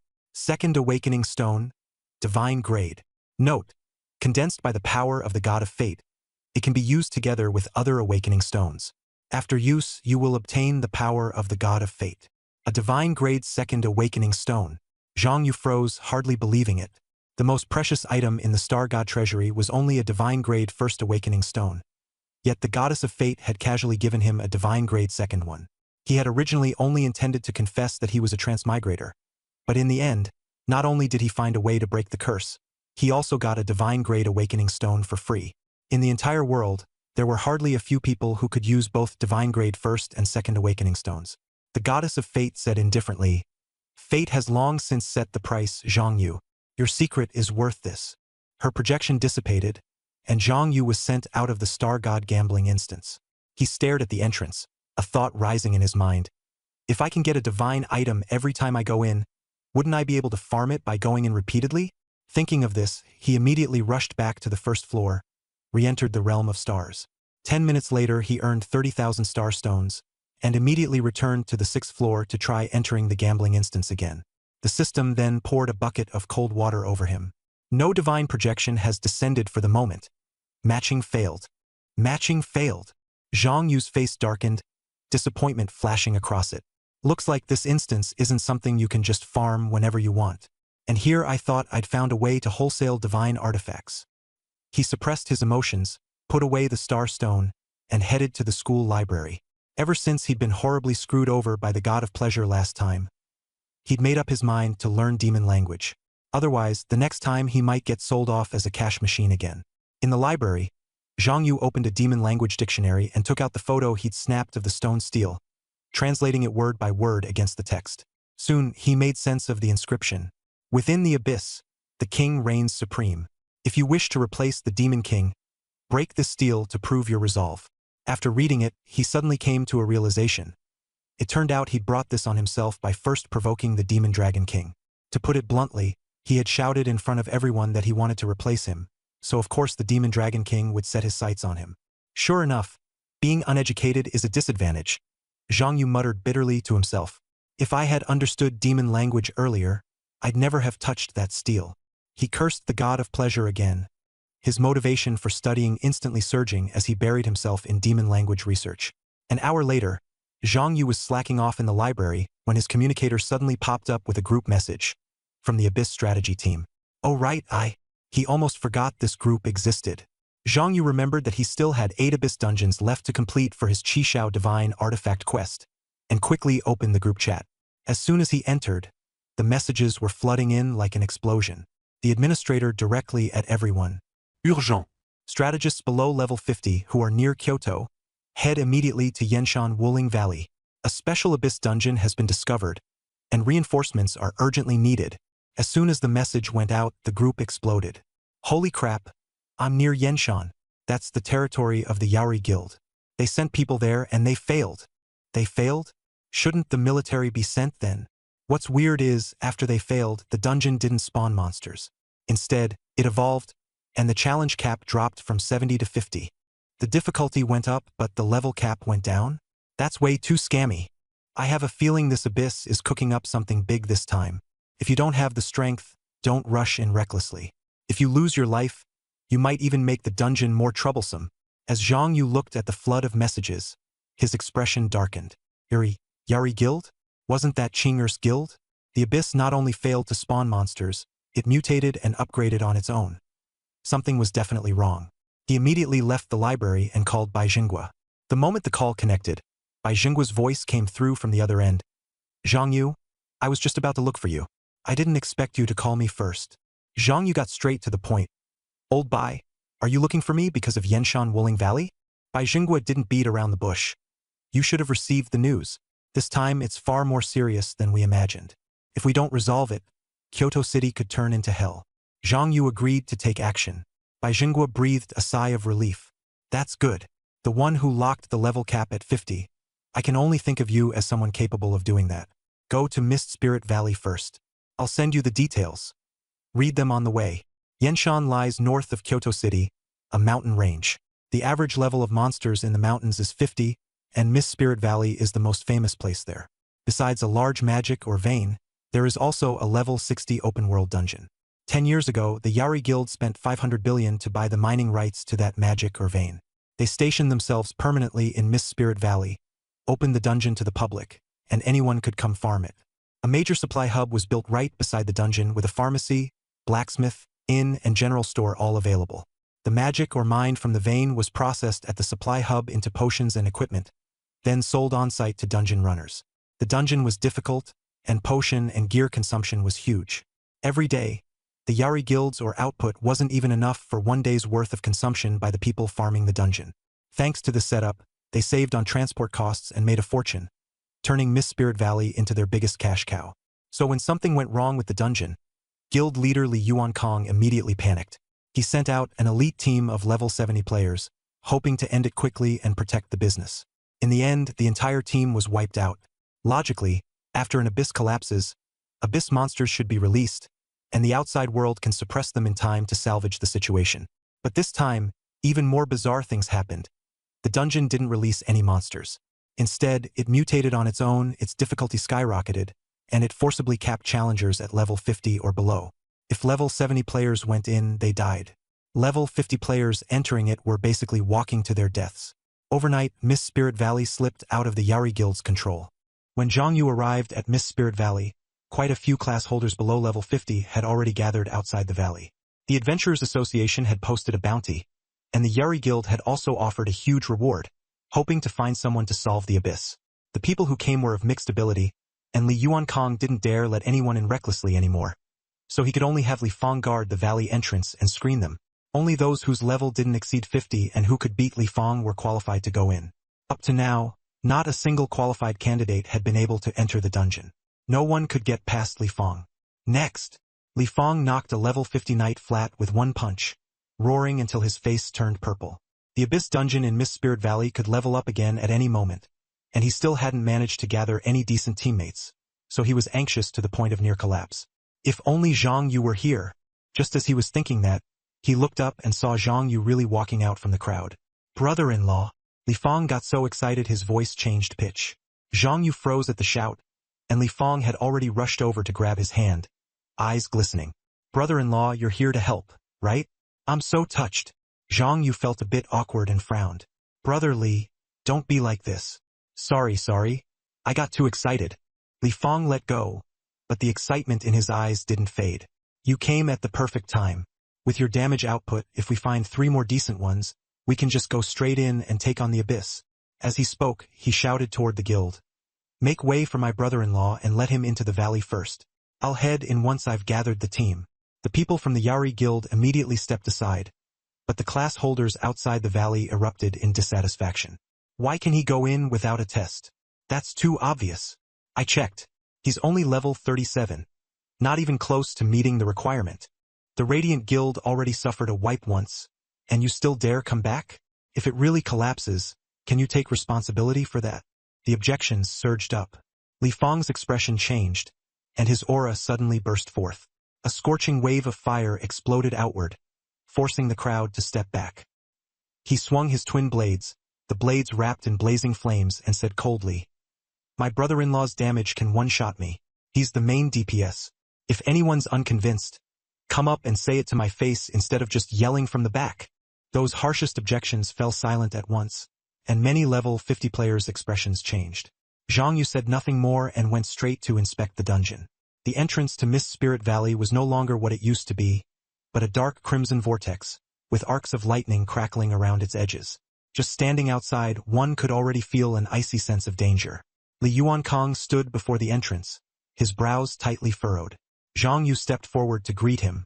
Li Yuankang looked at him, his expression easing a little, but then he turned his gaze back to the entrance and remained silent.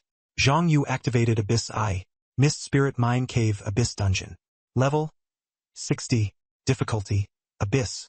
Maximum party member level limit 50. Countdown 3 hours 36 minutes 53 seconds.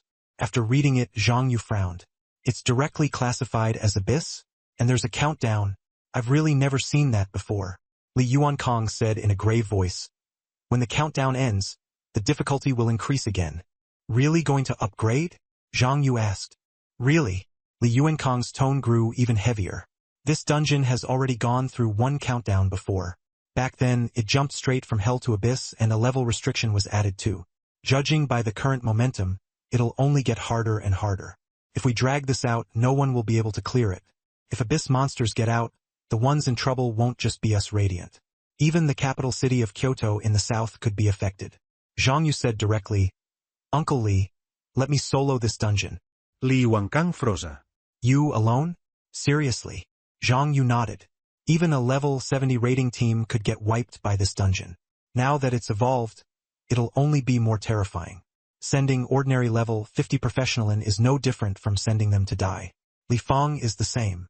Li Yuankang knew the logic, but as the Radiant Guild leader, he couldn't just ignore it. Li Fang, whether in level or experience, was still far from enough, and he couldn't casually send people to their deaths. Strength was the most suitable person to go in. If he didn't let Li Fang go in, not only would he fail to suppress public opinion, but he would also dampen the enthusiasm of other professionals. There was obviously a most suitable candidate, yet no one was sent to run the dungeon. Anyone could see there was a problem. By then, probably even fewer people would be willing to touch this dungeon. But Li Yuankang also understood that he did not truly know Zhang Yu's real strength. Zhang Yu's file was top state secret. Even as the son of a national elder, he could not look up the details. What Li Yuankang feared most was Zhang Yu going in alone and failing there. If anything really went wrong, the Li family could not bear that responsibility. Thinking of this, his attitude was firm. No, running it solo is too dangerous. At the very least, you need a tank, a healer, and support to keep you alive first. Zhang Yu shook his head. Uncle Li, I can handle it myself. I have enough damage and I have support too. Forcing a few level 50 people in here will only hold me back. As he spoke, he casually unfolded a section of the sword formation, even enveloping Li Yuankang within it. As soon as Li Yuankang felt that buff, his expression changed, especially the effect that ignored 50% of defense. It was absurdly powerful. Zhang Yu said lightly, not exaggerating. My support doesn't even amount to 1/10 of my damage. Li Yuankang remained silent for a long time. Glancing at the dungeon countdown, He finally took out a wristband and handed it to him. Wear this when you enter the dungeon. Zhang Yu took it and asked, what is this? The life ring produced by the Yaori group. It can monitor your life state in the dungeon in real time. If I judge that you're in danger, I'll use the Gauss core to forcibly pull you out. Understand? Uncle Li, you've gone to the trouble, Zhang Yu said gratefully, putting on the wristband and adding, I have 1 passive death immunity and 1 resurrection chance. If something really goes wrong at the start, don't rush to pull me out. I may still have a chance to turn things around. Li Wankang nudda. Understood. Zhang Yu no longer delayed and reached his hand into the Abyss dungeon. Do you wish to challenge the Mist Spirit Mine dungeon? Yes. After confirming, he was drawn into the dungeon. Immediately, Li Yuankang saw Zhang Yu's HP bar pop up before his eyes. Zhang Yu, I'm counting on you, he murmured. Then instructed Steward Su through the communicator to bring the Gauss core to Yenshan. Zhang Yu appeared in a dim mine tunnel. Oil lamps hung on both rock walls, their flames weak, and the air carried a pungent stench. The abyssal aura here was so thick it was terrifying, almost on par with the abyss entrance. The moment he entered, he sensed something was wrong. He did not dare act rashly, immediately summoning the Hell Flame Demon Goat, the Ice Spirit Queen, and the Rakshasa King. The 3 summons surrounded him from left, center, and right, guarding against ambushes. Relying on the Hell Flame Demon Goat's firelight, he slowly moved forward, but strangely, after walking for a long time, he didn't even see a single monster. The dungeon was silent as if dead. According to the information White Xinghua had provided, the Mist Spirit Mine should have been densely packed with monsters, but now it was empty. The more Zhang Yu walked, the more alert he became. He went straight to the deepest part of the mine and entered a natural cavern. The ground was covered in blue-glowing magic crystal ore, and the atmosphere was chillingly cold. A blood-red magic formation was drawn in the center of the cavern. Zhang Yu did not rush forward, instead letting the Rakshasa King scout first. As soon as the Rakshasa King stepped onto it, the magic formation instantly lit up, and several bloody hands burst out, tightly binding the Rakshasa King and dragging it toward the center of the array. The Rakshasa King is being corrupted. Rescue it immediately, or you will permanently lose the Rakshasa King. It really was a trap. Zhang Yu's brows darkened. He summoned flying swords and severed the bloody hands one by one, casually returning the Rakshasa King to the mask.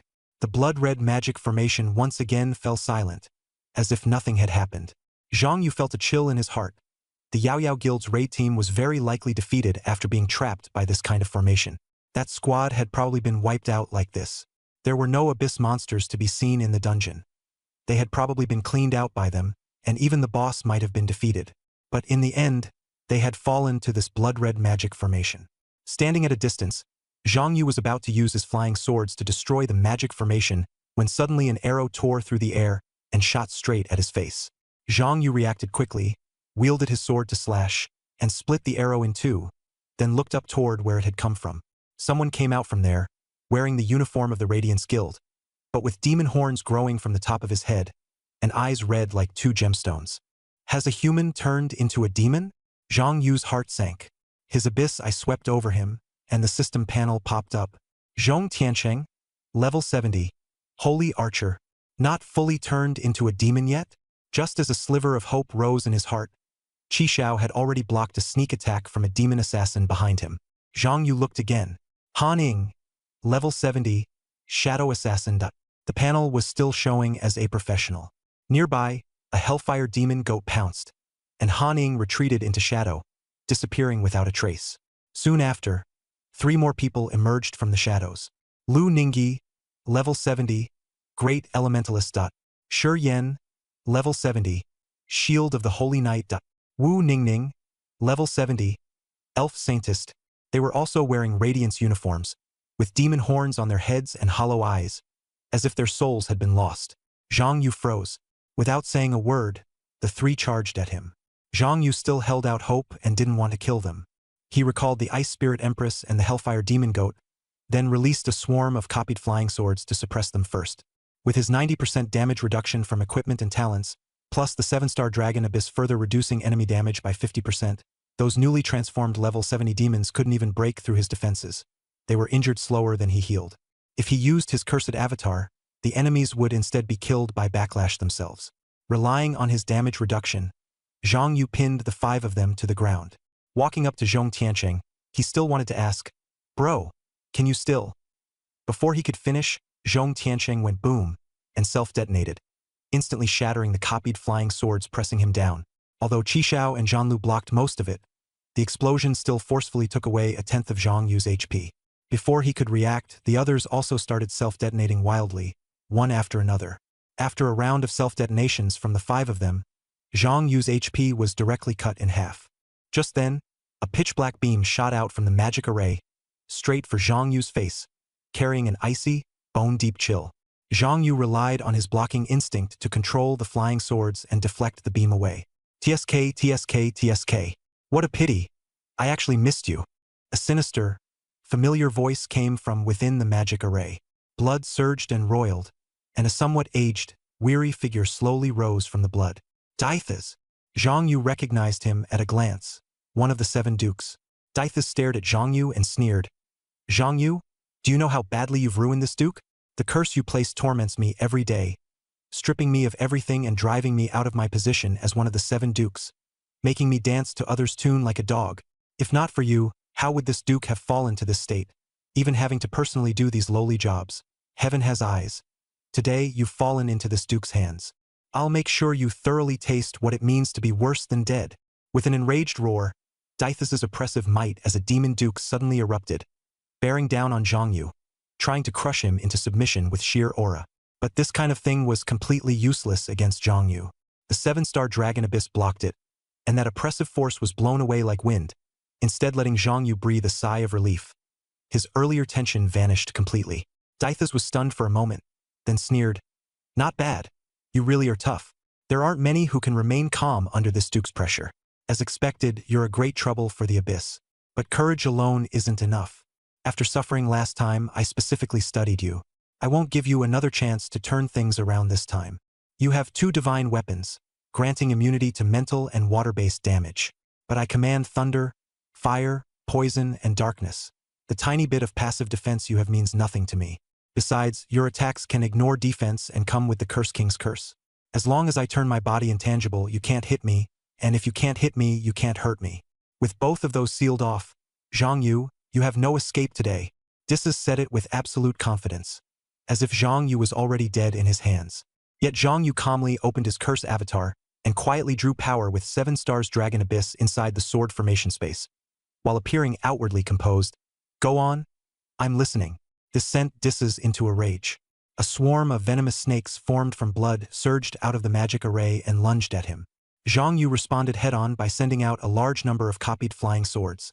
The blood snakes were pinned to the ground. Disses sneered. You really have gotten stronger lately, but can your flying swords block blood? Can they block thunder? As soon as he finished speaking, black lightning surged over his body, transforming into thunder snakes that shattered the copied flying swords and charged straight at Zhang Yu. The thunder snakes slammed into Zhang Yu, black arcs of electricity coiling over his entire body. Disses said smugly, Don't worry. This poisonous lightning won't kill you. It'll just numb your nerves and leave you unable to move. I'll have a good time with you. Before the laughter even died away, the black lightning wrapped around Zhang Yu suddenly changed course, actually transforming in reverse into thunder snakes that rushed back toward Disses. Disses had no time to dodge. His own skill trapped him first, black lightning spreading over his whole body as he froze in place. What is this? He screamed, staring fixedly at Zhang Yu. What did you do? Why is the damage being reflected? Zhang Yu smiled faintly and opened the sword formation space. The version's already been updated, you fool. I'm immune to lightning-based attacks now too. 7 stars Dragon Abyss had been charging for a full minute. The next second, sword light burst out like stars, shooting straight at the paralyzed Disses. -464050629560. A ridiculous damage number exploded into view, and 7 stars Dragon Abyss forcibly pierced through Disses' chest, tearing open a massive bloody hole. His aura instantly plunged to the bottom, his lock health passive triggered, and he barely entered brief invincibility. Terrified by the damage, Disses lost all will to fight and, taking advantage of the invincibility window, fled in disgrace back into the blood array, trying to escape. Zhang Yu did not pursue him. He only said coldly, Disses, your time is running out. This time you really won't make it back alive. Absolute curse has been applied to Disses. A system notification popped up. Disses' expression changed dramatically when he saw it. He knew Absolute Curse was a forbidden technique of the Curse King, one that ignored lock health effects and burned away 10% of maximum HP every second. Anyone killed by it could not be revived. Despair swallowed him instantly. No, don't. Zhang Yu, don't kill. Disses collapsed and begged for mercy, but before he could finish, black aura erupted wildly from within his body and poured into his 7 apertures. Aya! His scream tore through the air as the black aura burned him to ashes alive. Successfully killed Disses. EXP plus 100 million, minus 50%. Obtained legendary equipment. Disses's ring, Disses's circle, Disses's necklace. Disses's ring, legendary strength plus 50%. Equipment level 90. Disses's circle, legendary agility plus 50%. Equipment level 90. Disses's necklace, legendary spirit plus 50%. Equipment level 90. Disses set effect, stamina plus 50%. Gain skill, Dark Thunder Domain. Dark Thunder Domain. For a short time, deal 100 instances of Dark plus Thunder mixed damage to each enemy within range. Each Thunder hit is equal to 10 times the sum of all 4 attributes. Obtained, Heart of the Demon Grand Duke *1, Demon Grand Duke Soul Ember *1. Heart of the Demon Grand Duke, legendary, can be used to forge divine artifacts. Demon Grand Duke Soul Ember, legendary, can assist in the second awakening. Abyss King, plus 111032. Curse Kingdom Demon Support Rate, 10.00%. Ding. The host has achieved the accomplishment, Slay the Demon Grand Duke, rewarding an advanced awakening talent. Congratulations to the host for awakening the advanced talent. Equipment Master. Ignores class and level requirements when equipping gear. Golden light burst from within Zhang Yu's body, and his level instantly surged from 37 to 41. The dungeon clear chest also popped open automatically. Attained Godstone *3. Red Sky Divine Artifact Quest Progress, March 10th. Zhang Yu's eyes nearly went blurry. There were too many rewards to count at once. He first focused on the newly obtained Diasis 3-piece set and the new talent. As soon as Equipment Master was activated, he could wear anything, so without hesitation he swapped out the Curse 3-piece set on him and directly equipped the Diasis 3-piece set. After changing gear, he opened the panel to check his stats. Name Zhang Yu. Title Curse King. Class Ghost God Sword Master, Unique. Level 41. 15%. Strength 209,913. Agility 197,613. Spirit 345,484. Constitution 197 613. Class traits: critical hit rate 50%, critical hit damage 500%. Talents: absolute luck, level 1. I am a sword immortal, level 2. Eye of the Abyss, fearless body, I am legend, Abyss King, plus 111,032. Equipment Master. Equipment: Sword Spirit Armory, Divine Sword Qishao, Divine Sword Zhanlu, Divine Sword Qixing Longyuan, Star God Robe, Riding the Wind Boots, Imperial Distinguished Merit Medal, Holy Spirit Crown, Disses Necklace, Disses Ring, Disses Bracelet, Curse King's Heart, Curse King's Blade, Flame Demon Cloak, Rakshasa King Mask. Skills: Ghost God Sword Array, level 5, Ghost God Sword Control, level 5, Sword Array Space, Attribute Conversion, Sword Intent Momentum, Dark Thunder Domain, Wind Control, Poison Resistance, Culinary Mastery, Poison Mastery, Potion Enhancement, Hidden Weapon Mastery. Constitution, 6 lives. The bonuses from 4 legendary pieces and the Abyss King directly pushed his 4 attributes into 6 digits. This was no longer just strong. It was absurd. Swapping out the curse set meant losing Mental Storm, but gaining an even more terrifying Dark Thunder Domain. Zhang Yu roughly did the math. The basic damage of each Thunderstrike in Dark Thunder Domain was equal to 10 times the sum of his 4 attributes. With the total exceeding 1,000,000, each strike alone would break 1,000,000. Once the skill was activated, it hit each enemy 100 times. Add his 1,520% critical damage, 20x innate damage bonus, and the Constitution Splash effect. Conservatively speaking, each target would be struck thousands of times, with each hit dealing damage on the scale of hundreds of millions. He was shaken. With damage like this, even gods could be shocked numb. In simple terms, this skill was viciously overpowered. After confirming his panel, he opened his storage space. His biggest gains this time, besides the Disses 3-piece set and the Awakened talent, were those 3 Divine Stones. To others, they might be trash, but to Zhang Yu, the 3 Divine Stones were 3 signature weapons.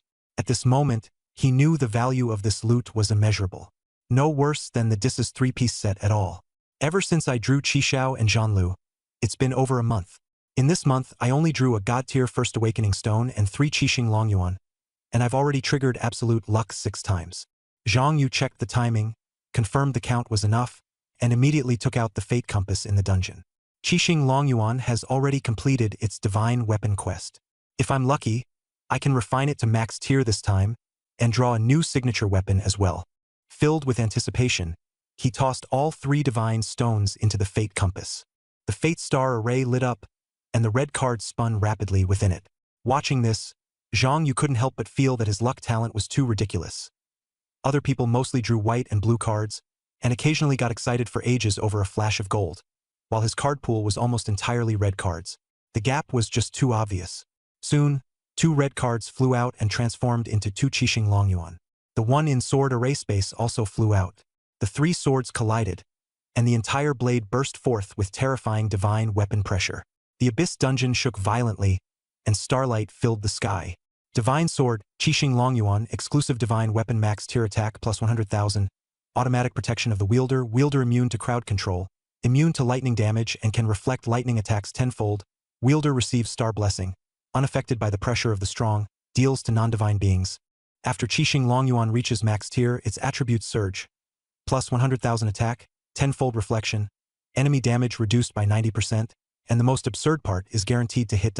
Divine Weapon Quest, collect the 10 max tier sword weapons, 1 out of 10. Note: one of the 10 sword weapons protects the wielder and subdues demons, cleansing the world. Zhang Yu stared at the panel and nearly forgot to breathe. The attack boost, damage reflection, and damage reduction were only the surface. The truly terrifying part was those 4 words, guaranteed to hit. It looked simple, but in practice it was outrageously overpowered. His mind raced and he came up with a practical plan. When he was about to reach level 70, he would use Qixing Longyuan to build up momentum and store his power to the limit, then farm a few more waves of monsters and level up to 70 naturally. The moment the Curse King revived, he would bring the sword down, guaranteed hit. Thinking of this, his confidence in the life and death duel with the Curse King surged. And he didn't just have this one max-tier divine weapon. Qixing Longyuan also had a divine weapon quest, which meant that as long as he collected all the signature weapons and max-refined them, those signature weapons could be taken to yet another level. Curse King, you laid so many schemes and dug so many traps, yet you still couldn't figure out just how insane I am. Zhang Yu grinned, already deciding the Curse King's fate in his mind. He put 7 Stars Dragon Abyss back into the sword formation and was about to check his newly drawn divine weapon when the Fate Star array was still spinning. Not finished yet, he muttered in confusion. A 3rd red card flew out, yet it was not a weapon, but a red scroll. What is this? Zhang Yu froze. The scroll turned into red light and drilled into his body. The next second, the panel popped up with a new quest. Path of the Sword Immortal, Part 1. Unique Mythic Quest Slay a God. Zhang Yu stood there, stunned. Unique Mythic Quest? Slay a God? He understood every word, but put together it was like heavenly scripture. This quest simply didn't seem like something a human could complete. Even that unreliable god of fun, he knew he couldn't beat. Forget it. I only wasted a god stone anyway. Zhang Yu quickly calmed down. Getting a divine weapon from the draw was already a huge win. You can't be too greedy. He set the Sword Immortal quest aside for now and headed toward the dungeon exit. Halfway there, he stopped again and picked up all the torn fragments of clothing from those members of the strategy team. Those were the last traces they had left in this world after self-destructing. Zhang Yu said softly, "We didn't know each other, but Deses is already dead. I guess I've avenged you. Rest in peace." After speaking, he carried those fragments and left the dungeon. Left the dungeon. The Abyss, the Curse Kingdom. Inside the Demon Dragon Royal City, Demon Dragon King Algernon sat on the throne, eyes closed as he devoured the power of the Abyss. Hylos teleported into the Great Hall and knelt on one knee. "Your Majesty, Deses has been slain, and the news has already spread throughout the kingdom. Right now, Zhang Yu, the Curse King, has risen to 10% support." "I know." Algernon's voice was calm, his eyes still closed. "How is Hadi recovering?" Hylos asked hurriedly. "Since Grand Duke Hadi was repelled by Zhang Yu in the realm of the Holy Spirit and fell under a sleep curse, he has remained in slumber within his own territory to this day," Hylos replied. Only then did Algernon open his eyes and spread out his palm, where a blood-red fleshy orb slowly emerged. Use the Abyss Seed to break Hadi's curse first. Once he wakes up, send him to the Great Xiar Empire and find a way to kill Zhang Yu, he said, pushing the blood-red orb toward Hylos. Hylos accepted the Abyss Seed, hesitated for a moment, then still lowered his voice and said, Your Majesty, Zhang Yu now already has the strength to kill a demon Grand Duke. We've just lost one Grand Duke, and Hadi isn't good at fighting. If we send him to the Great Xia Empire, Algernon's expression turned icy. Do you need to question how I do things? Hylos shuddered all over and hurriedly lowered his head. I wouldn't dare, my lord. Go. Yes. Hylos retreated in fear.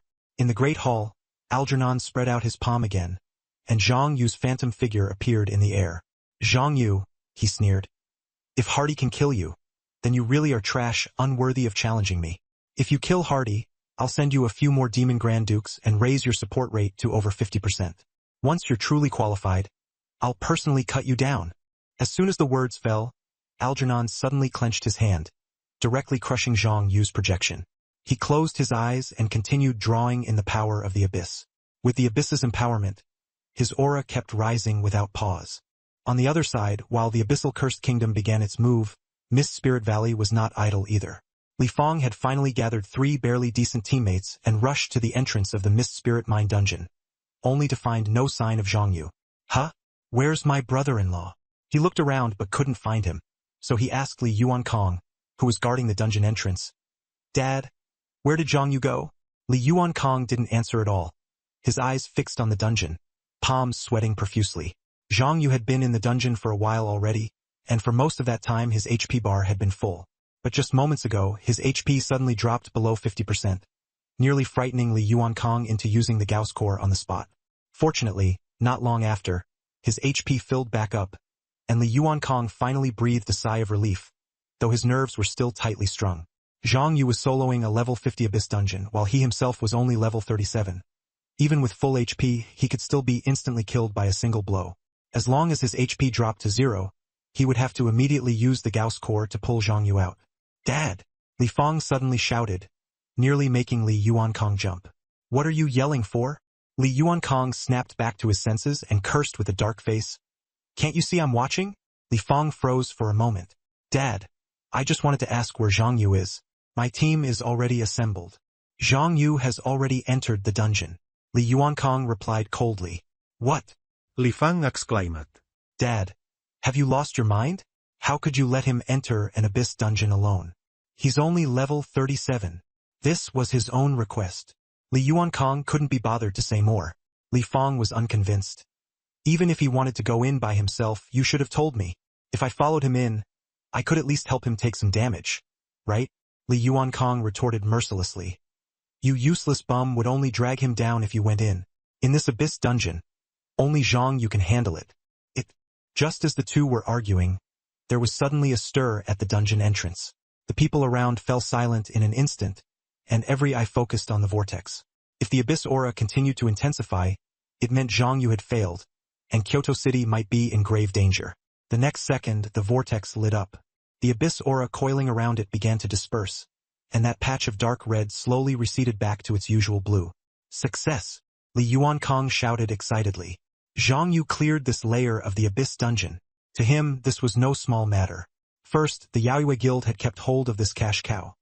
Second, Kyoto City would, for the time being, not have to face an unknown disaster. Difficult. Most importantly, if the dungeon wasn't handled properly, the Yaoyue Guild would definitely take the blame, and in the end even his father might be implicated, or even lose his position as an elder of the nation. In the end, Zhang Yu had saved the Li family. Li Yuankong instantly exploded with excitement. If not for the people around him, he really would have jumped up and down on the spot to celebrate. Li Fang was even more dumbfounded, and said in disbelief, Brother-in-law, you cleared the dungeon by yourself? He had long been prepared to risk his life for this Abyss dungeon. Yet Zhang Yu, who was more than 10 levels below him, had actually solo cleared it, so far beyond absurd that it made him question his life. Soon, the light from the dungeon vortex faded, and Zhang Yu walked out. The moment he appeared, his aura stunned everyone. Level 41? Li Yuankong stared at his level in shock. Zhang Yu had entered the dungeon at level 37, and now he had jumped straight from 37 to 41. That was nearly 5 billion experience. Even if he had been killing monsters above his level, He shouldn't have gotten that much experience. Could there have been a great demon above level 80 inside? That thought sent Li Yuankong's mind into chaos, with one wave of shock after another crashing over him. Zhang Yu said, "Uncle Li, these are the clothing fragments of the 5 raid members. I'm sorry. I could only bring these out." Li Yuankong took the scraps of cloth, his expression instantly growing complicated. His excitement was suppressed by a heavy grief. He said softly, "You've worked hard. I thank you on their family's behalf." "It was nothing," Zhang Yu replied calmly, then said, "Uncle Li, the Abyss dungeon has been cleared. I'm heading back to school first." Li Yuankong was taken aback. "Leaving already? Not staying to claim the reward?" "No need. I've gained enough this time." Zhang Yu declined with a smile. To him, the items inside the dungeon were worth far more than any reward outside. After saying goodbye to the still-stunned Li Feng, he returned to school. He was level 41 now. According to the rules of dormitory number 0, once he passed the trial, he could move up to the 3rd floor, but Zhang Yu cared more about getting the Star God Stone and going to the God's Treasury to draw the grand prize. When he entered the building and saw Granny Nyo guarding the Star Secret Realm, he stepped forward to greet her. Granny Nyo looked at him and teased, Well, back to restock?"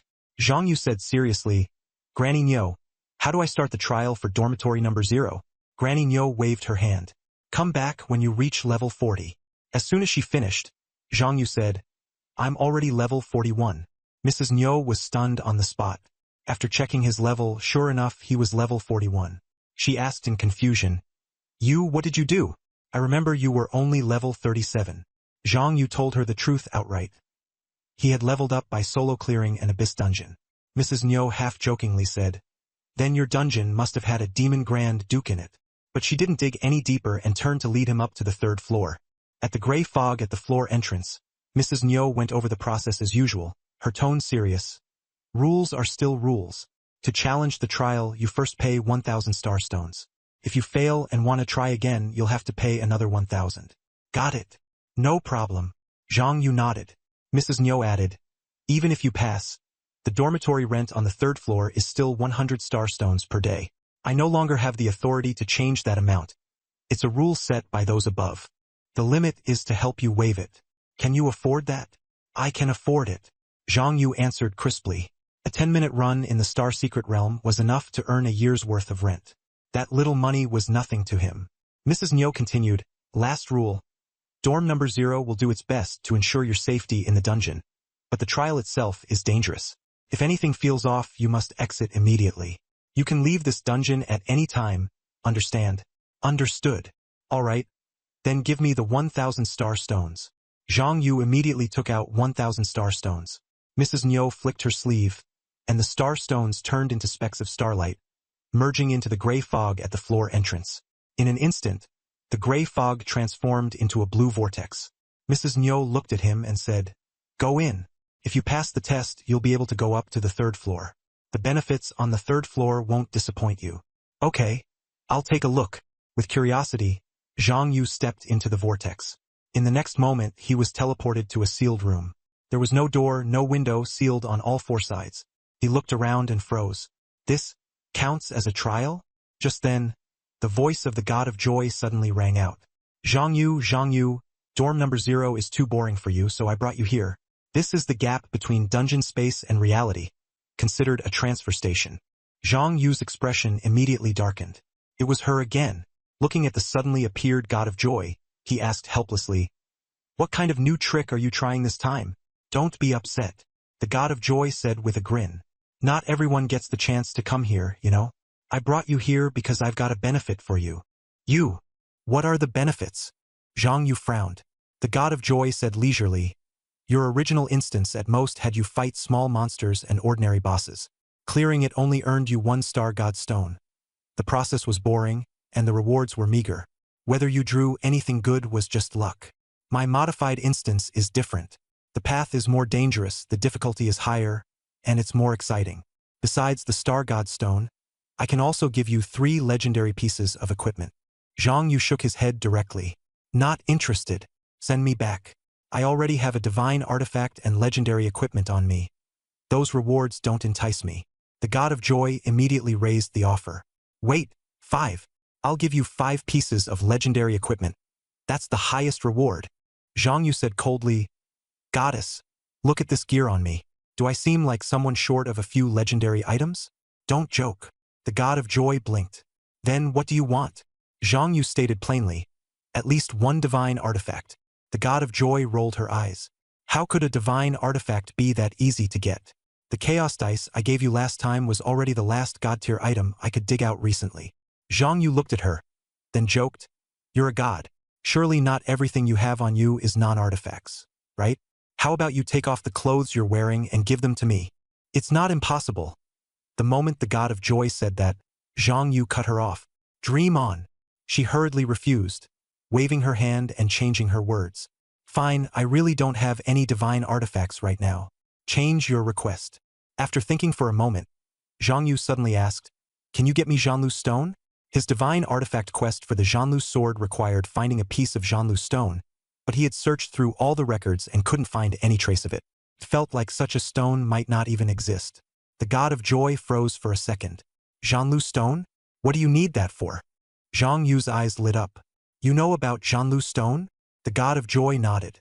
Yes, it's a crystal formed from the tears of the goddess of water.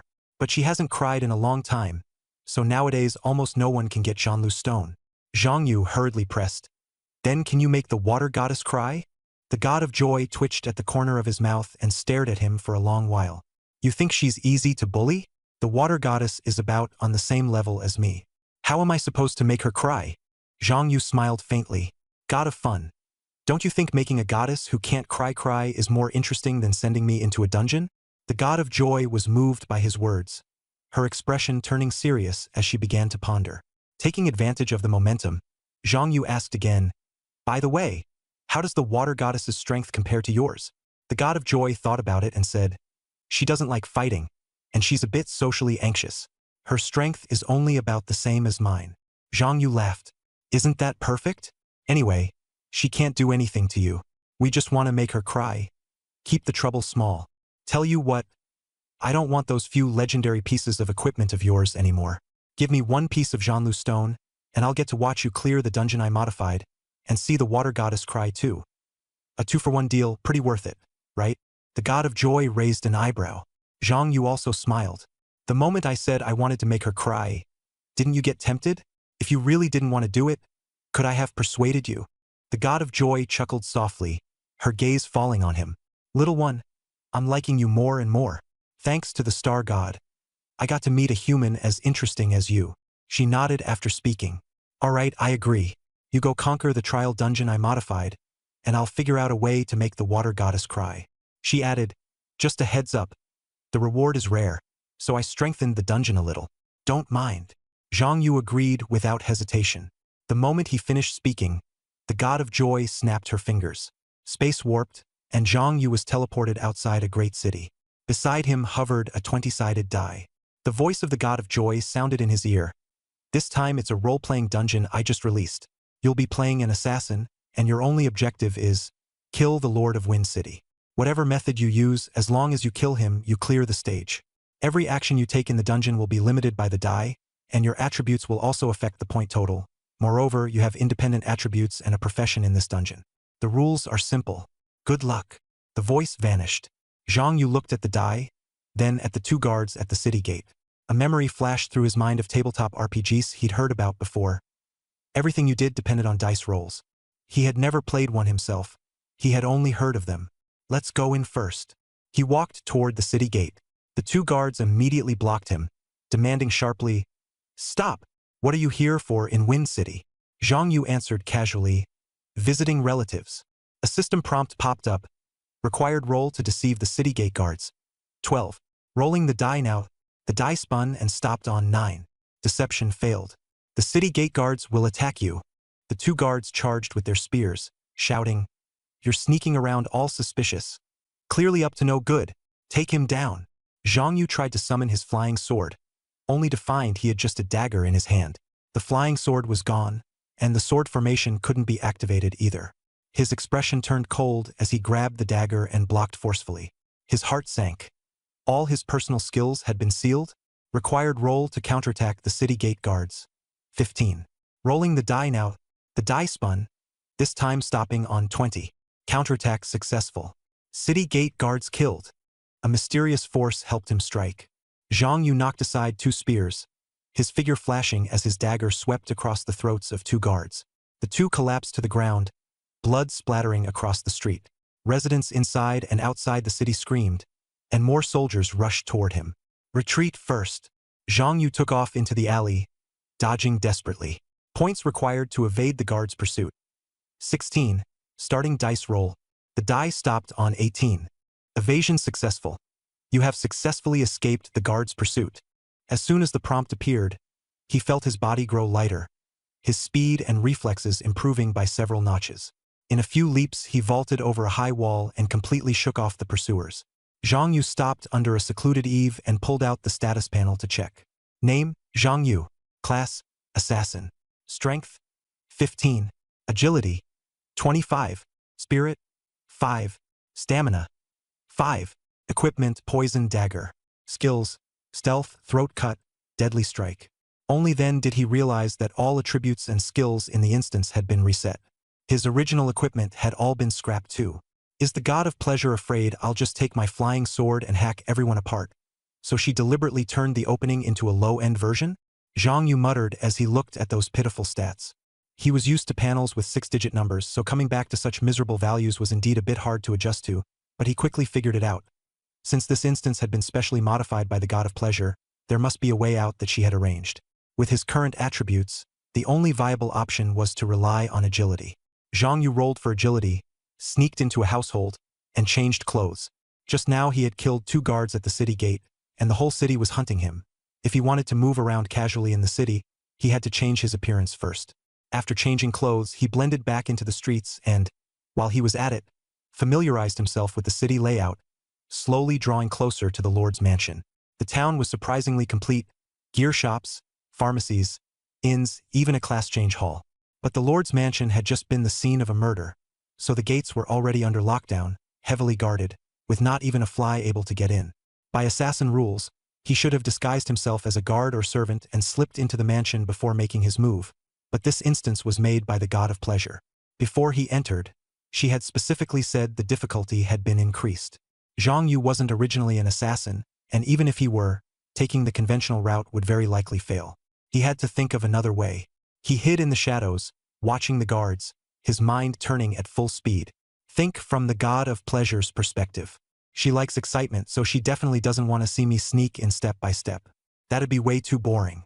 So how do I make an assassination interesting, while still ensuring success? After thinking for a long while without getting anywhere, he suddenly remembered the class change hall on the way. A crazy idea surfaced.